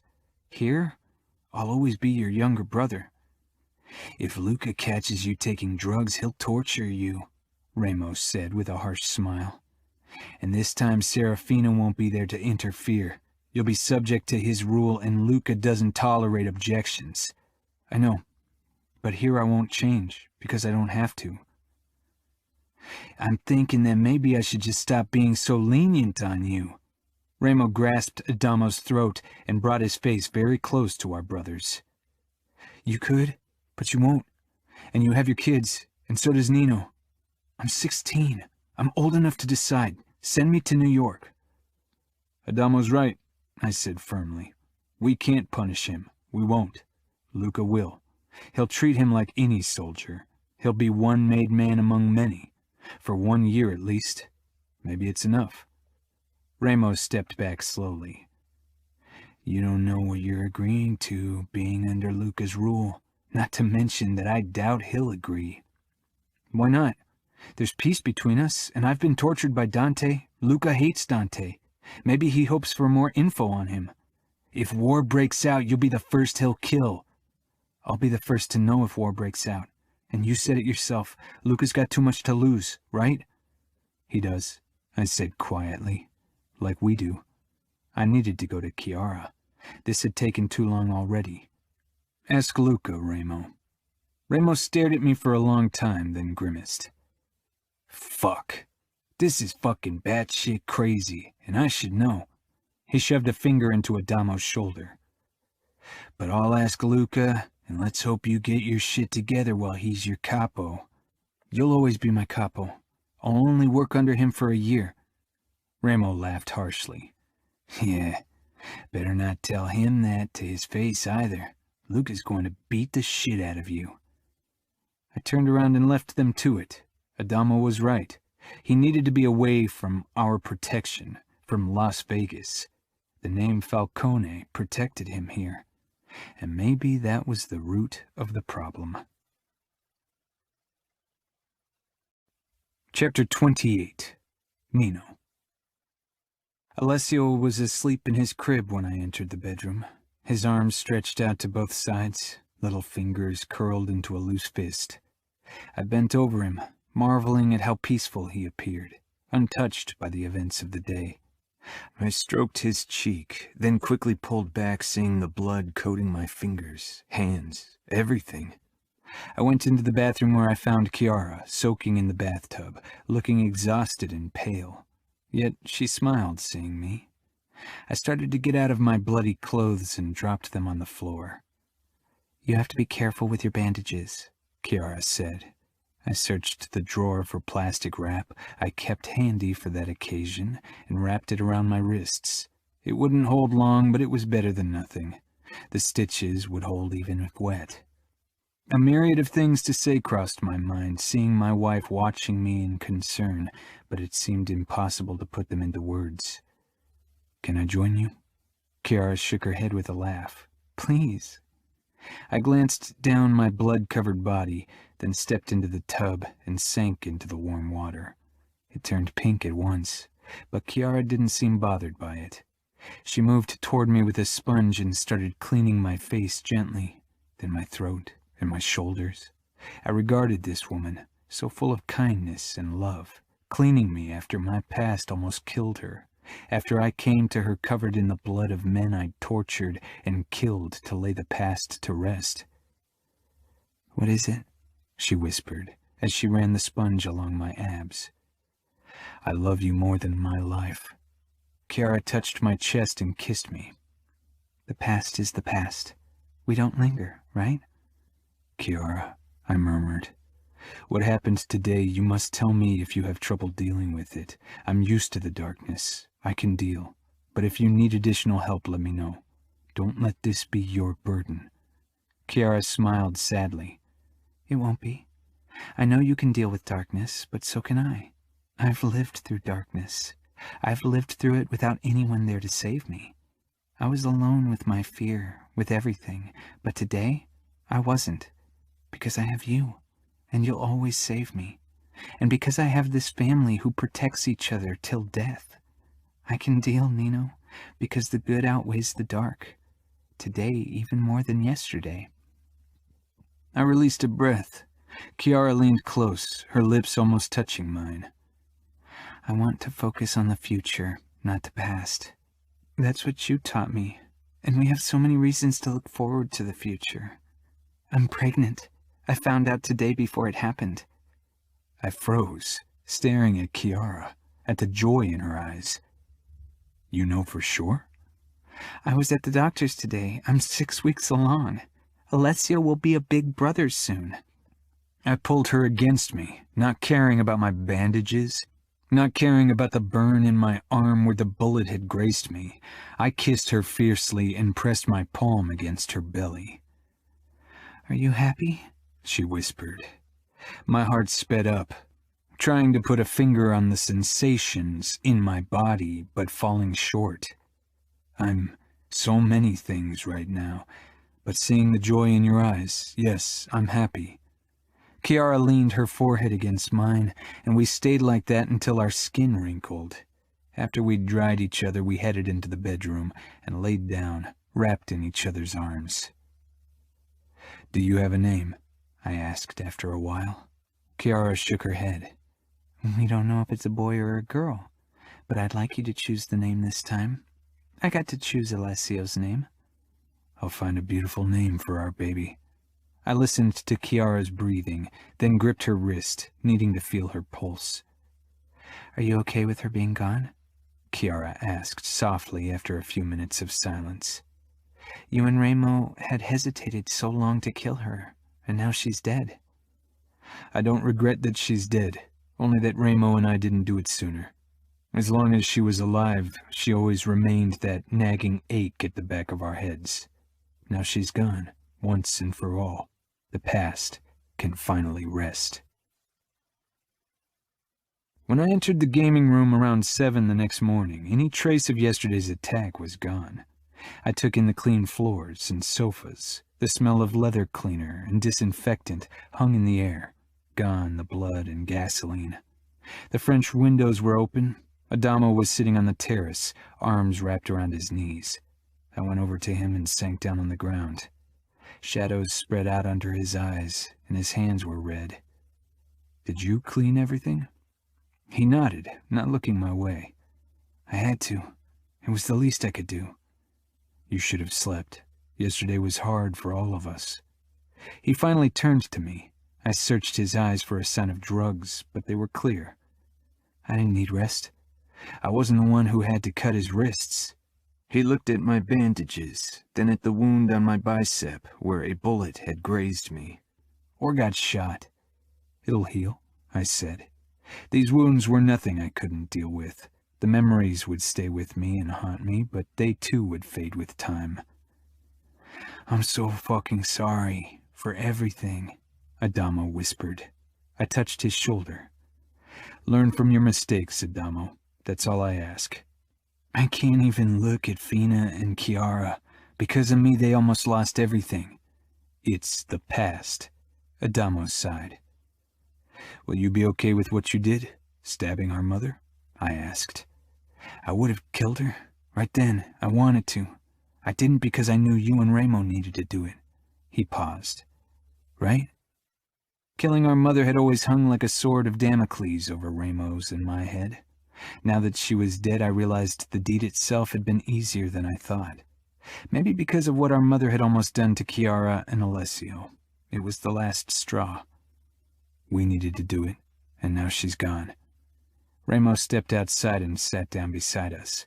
"Finally gone?" Adamo watched him. I know," Ramo said. "I don't give a fuck how often you apologize. It doesn't change a goddamn thing. Prove yourself. Show us that you learn from your mistakes." "That's what Nino said. He's a fucking genius, so listen to him." Ramo smelled Adamo's clothes. "Now grab a shower." After a moment of hesitation, Adamo stood and left. Ramo watched me. "You look calm." "So do you," I said. That was the surprising part. "I am, and then I'm not," he said. He flexed his bandaged wrists. "One moment I feel so much rage, I can hardly stop myself from going on a rampage. And then I feel relief. She's gone, once and for all." "She is. We killed her. Now we can move on." Ramos smiled sardonically and nodded towards his wrist. "She left her mark. After all these years, she almost got what she wanted." It wasn't the only mark she'd left. "She didn't, and she won't. We prevailed."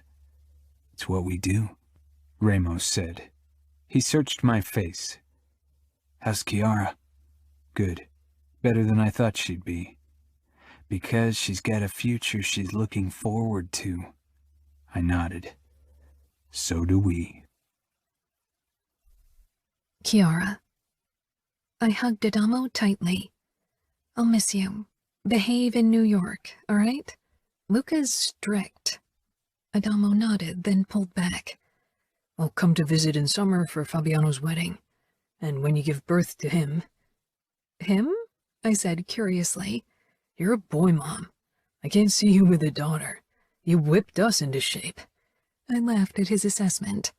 "Okay, we'll see. It's still too early to tell. Will you come home for Christmas?" "I don't know. It's only 3 months from now. I feel like I should really try to make myself useful in New York to thank Luca for taking me in." Ramos snorted. "He isn't doing it out of the goodness of his heart, trust me. He'll want something in return, and soon, and it's not like you're living in his house. You'll probably share a tiny apartment with millions of cockroaches," Savio said with a grin. Adamo gave him the finger, which Savio returned.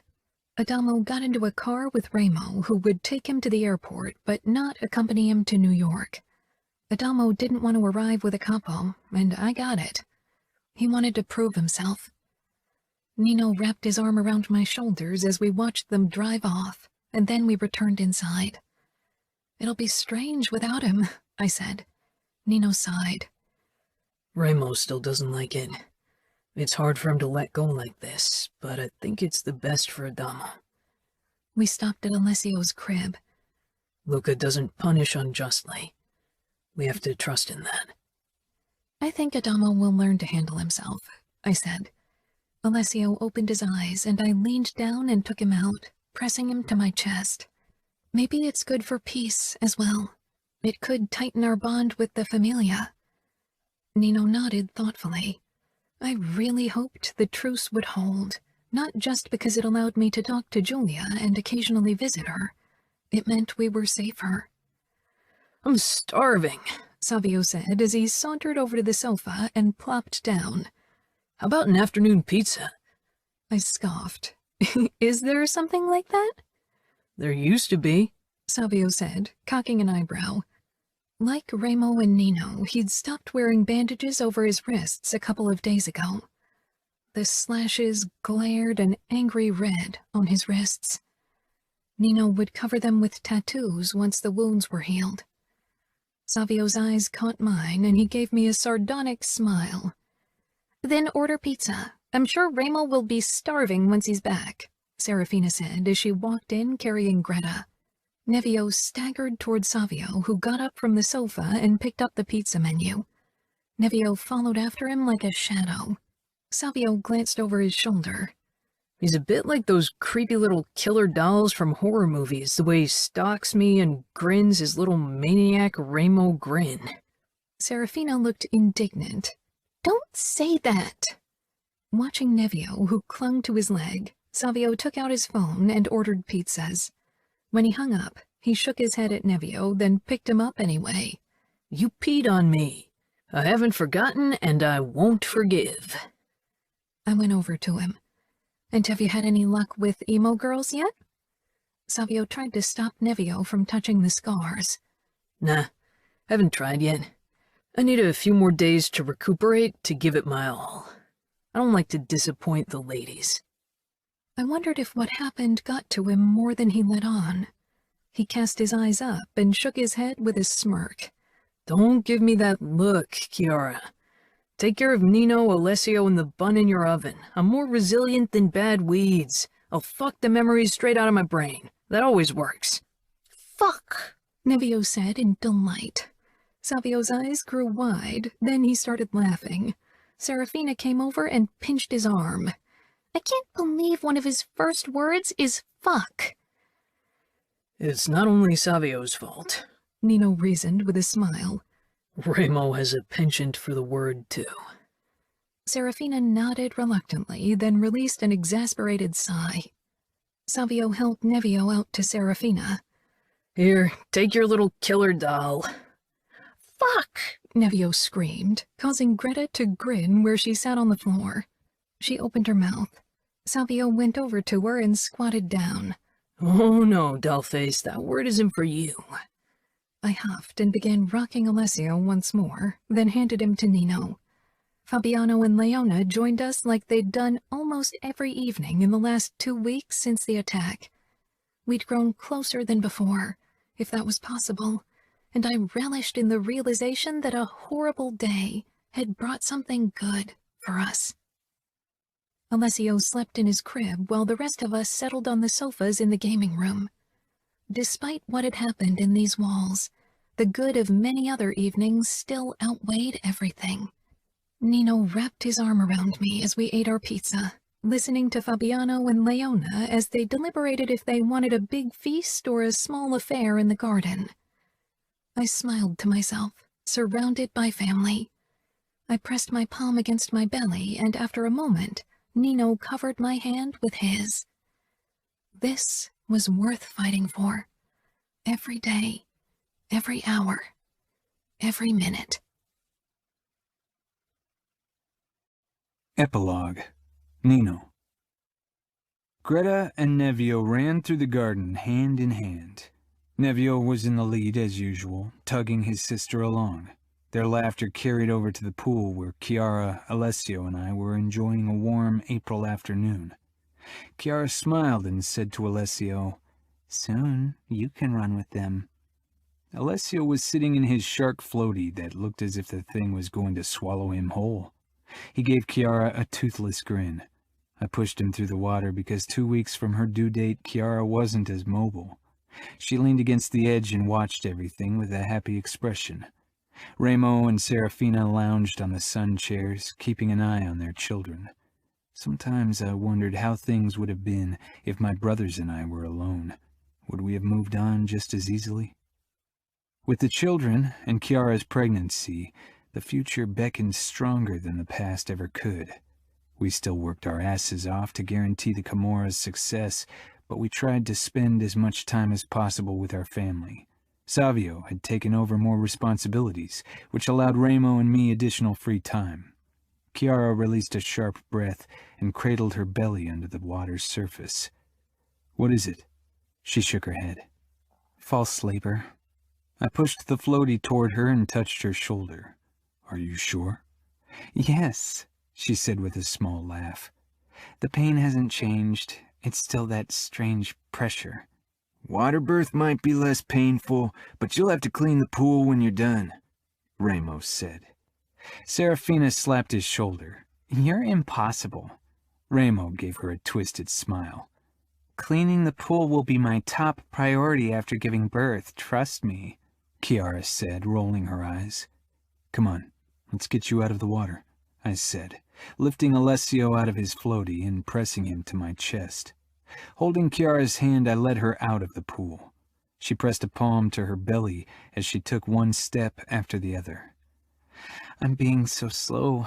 I love being pregnant, but now I'm counting the days until he's here." Fabiano and Leona came over from their house, already in swimwear. Their wedding was scheduled for the end of May. "Aria called me," Fabiano said, settling on a sun chair. "Adamo's doing well. He works hard and has finally learned to keep his mouth shut." Remo shook his head. "If people start to think that Adamo's more scared of Luca than of me, I'll have to make a fucking bloody statement to set things straight." "You are his brother. It would be horrible if he feared you," Kiara said, lowering herself slowly on a chair. Leona went to her and touched her belly. "You're still feared like a crazy madman in the Familia. Don't worry," Fabiano said. Serafina got up. "I'll go check on the kids. Nevio's been too quiet. I bet he's up to something." "The most important thing is that Adamo's clean," Kiara said. "I can't wait for him to come home." Remo and I exchanged a look. While we were glad that Adamo had found the structure he needed, we weren't sure if once back in Vegas he wouldn't revert to old habits. Leona came over to me and stroked Alessio's cheek. "Hi, little man." She looked over to Kiara. "I love his chubby cheeks." Kiara smiled proudly. It was mostly thanks to her patient care that our son had gained so much weight. She kept every member of this family fed. "Why don't you hold him?" I asked Leona, and handed her Alessio. She cradled him against her chest, looking worried. "What if I drop him?" "Why would you drop him? He's not that heavy," Remo muttered. Leona's cheeks turned red, and Fabiano threw one of the empty Coke cans littering the table at Remo's head. Remo raised his leg, blocking it with his foot. "Damn your quick reflexes," Fabiano said, shaking his head. "Quicker than yours." "Right." Serafina returned carrying the twins. Her face was flushed. After she set them down, she held up a permanent marker. "That's what I found in Nevio's hand. He was painting Greta's nails with it." Remo sat up and turned to Nevio. "You did?" Nevio gave a sharp nod, trying to hold back a grin and failing. Greta stretched out her hands, showing off her black nails. Her fingers, too, were covered in marker. Serafina gave Remo a meaningful look. He lifted Nevio on his lap. "Don't paint your sister." Nevio pouted and pointed at Remo's Camorra tattoo, then at my inked skin. Greta got dead too. Kiara choked on a laugh and covered it with a cough. I went over to her and wrapped my arms around her from behind. My fingers splayed out on her bump. Greta is too young for a tattoo, and so are you, Serafina said sternly. Nevio looked at Ramo. Your mother's right. I don't want you to touch that marker again. Nevio gave a small nod, mischief in his eyes. Cradling Alessio against her chest, Leona sat beside Fabiano on the sun chair. If Alessio and Massimo turn out like Nevio, I'll fear for our sanity, I murmured against Chiara's head. She looked like she couldn't imagine anything better. As long as they're happy, I'm happy, she said. Our eyes met, and I had to agree. As long as Kiara and our sons were happy, I would be too. Kiara. Alessio rolled over on his stomach and pushed onto his knees, then braced himself on his hands, shoving his butt into the air. At only 10 months, he was already hell-bent on starting to walk. With his bum in the air, he peered up, unsure how to straighten. He grinned when he saw me watching, and my heart exploded with love. "Nino," I called. 2 days past my due date, I had trouble rising from the sofa without help, much less bending down to pick up Alessio. Nino hurried into the gaming room, alarm on his face. Contractions? I shook my head, stroking my belly. Massimo seems pretty content in there. I really hope he comes soon. I feel like I'm bursting any day now. Nino slowly came over and spotted Alessio still in his awkward position. He picked him up and raised him up over his head, much to Alessio's delight. He wasn't a very vocal baby, definitely not as loud or boisterous as Nevio. He was trying to stand, I said. Nino came toward the sofa, sank down beside me, and set Alessio down on his butt between his legs. He held out his fingers, and Alessio latched onto them with his small hands. Nino pulled slightly, and eventually Alessio stood on shaky legs, then took a couple of unsteady steps. Holding onto Nino's legs, he gave another toothless smile. "That's good," I said. Nino stroked Alessio's hair, and our boy beamed up at him with those ocean blue eyes. Have you changed your mind about the home birth? Nino asked quietly.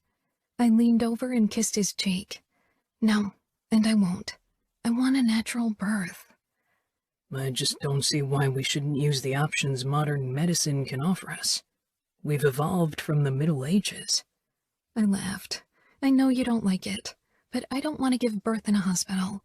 I want to be at home, surrounded by people I trust. This is the safest place for me and the baby. Nino gave me a look that made it clear how unhappy he was about my decision. The safety aspect is really the only perk. Since the incident with their mother, Ramo had forced the owners of the other neighboring house to sell as well. The mansion was now the new Camorra gym and the security center in Las Vegas, meaning we always had a high number of Camorrista close by. The doctor said it's okay. I've had a healthy pregnancy, we have a healthy baby. Everything will be fine. I know I can handle it. I know, Nino murmured, then leaned over and kissed my temple before touching my belly. Nevio rushed into the gaming room, brandishing a permanent marker in his small fist, laughing like a little madman. I grinned. His dark hair was all over the place, and he was dressed only in underpants. His entire upper body was covered with scribbles, probably in permanent marker. He stumbled to a stop in front of us, beaming first at Alessio, then Nino. Then he jabbed his finger against his own chest before pointing at Nino's tattooed arm with the permanent marker. "Tattoo!" he exclaimed. I covered my mouth with my hand. Oh, Savio's in so much trouble. Nino reached for the marker and gently pried it out of Nevio's hand, who glared and said, "No!" Nevio, behave, Nino said firmly, putting the marker down on the table. Nevio made a move toward it. Nino shook his head, and the little boy dropped his arm with a pout. Savio staggered in, breathing hard, carrying Greta, who was holding her white stuffed rabbit.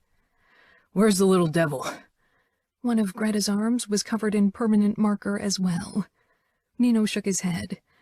"I told you to stop staring at your phone." Savio's eyes took in Nevio's upper body. "Fuck." He glanced at Greta, who was regarding her painted arm curiously. "You should have snitched on him." Greta looked at her uncle with those big eyes. "Serafina is going to kick your ass," I whispered, stifling laughter. "Maybe next time she won't ask me to play babysitter so she and Ramo can get it on." Savio stalked toward us, and Nevio's smile turned mischievous. "Don't you dare run again." Savio set Greta on her feet, and she tiptoed toward us and climbed on the sofa. Nevio backed away slowly, then whirled around, giggling. Savio jumped over the other sofa and caught up with Nevio in 2 large steps, wedging the kid under his arm like a potato sack. With a groan, he turned back to us. "Will you watch Greta while I try to scrub this PIA clean?" "No!" Nevio exclaimed, struggling. Savio grinned down at him. "Yeah, you heard me right. Bath time. I know how much you love a good scrub." Nevio began screaming. Savio looked at me. "How about you say it was your fault?" I raised my eyebrows. "I won't have you blame me for this." "Come on, Kiara. Nobody will be mad at the pregnant lady. If I were you, I'd start scrubbing soon. Ramo and Serafina will be back from their date in approximately 2 hours. I have a feeling this will take time," Nino drawled, inspecting Greta's painted arm. Savio disappeared with Nevio under his arm. Nino lifted Alessio up and set him down between Greta and himself.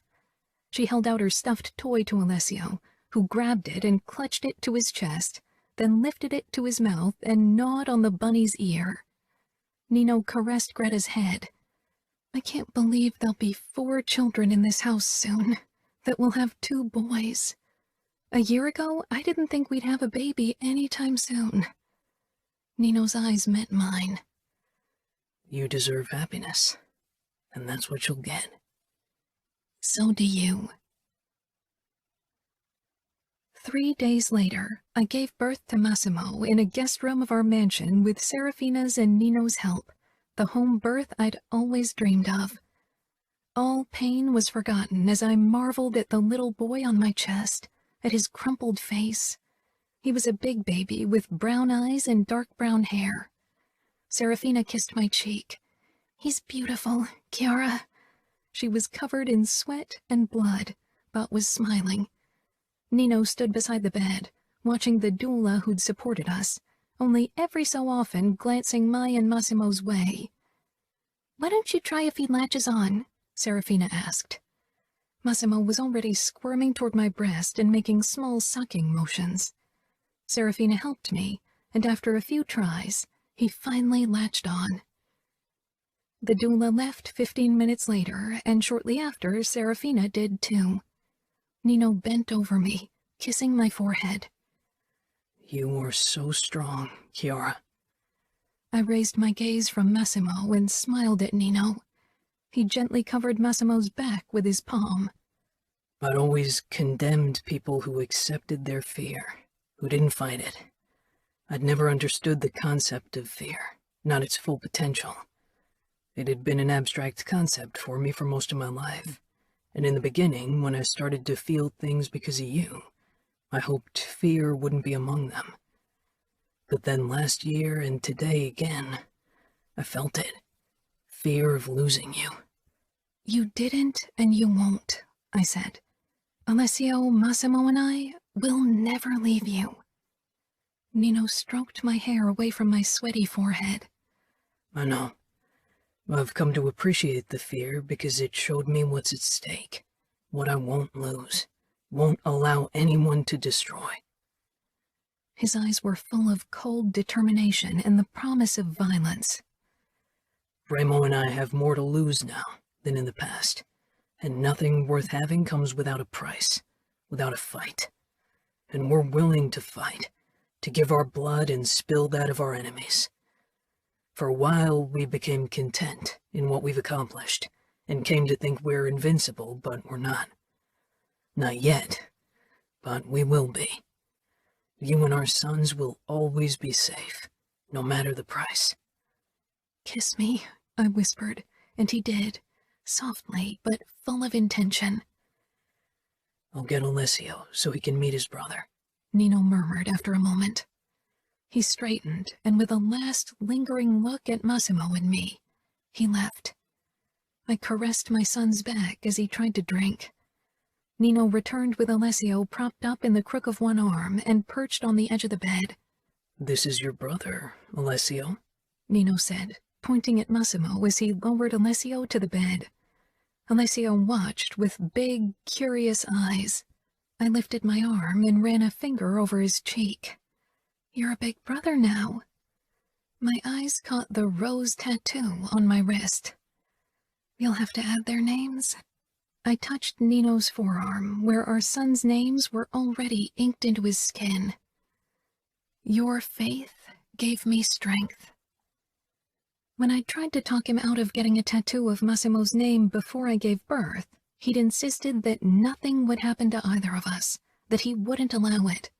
And I believed him. Nino shook his head as he wrapped an arm around my shoulder. "Not faith. Brutal determination. I won't ever put your or their lives in fate's hands. I will bend fate to my will, like Remo and I have always done." "I love you." "And I love you." Alessio reached for Massimo, and Nino showed him how to carefully pat his brother's back. I shook my head, still unable to believe this was reality. Considering that our marriage was only meant to bring temporary peace, this is incredible. Nino cupped my cheek and pointed at his heart. "It brought peace here, and one that will outlast any truce between the Camorra and the Familia." "You gave me peace, too," I whispered, then rested my head against his shoulder. "Me and my boys." Thank you for listening to Twisted Bonds, Book 4 in the Camorra Chronicles, written by Cora Reilly, narrated by Emma Wilder and Teddy Hamilton. Text copyright 2019 by Cora Reilly. Production copyright 2020 by Cora Reilly. All rights reserved. Audible hopes you have enjoyed this program.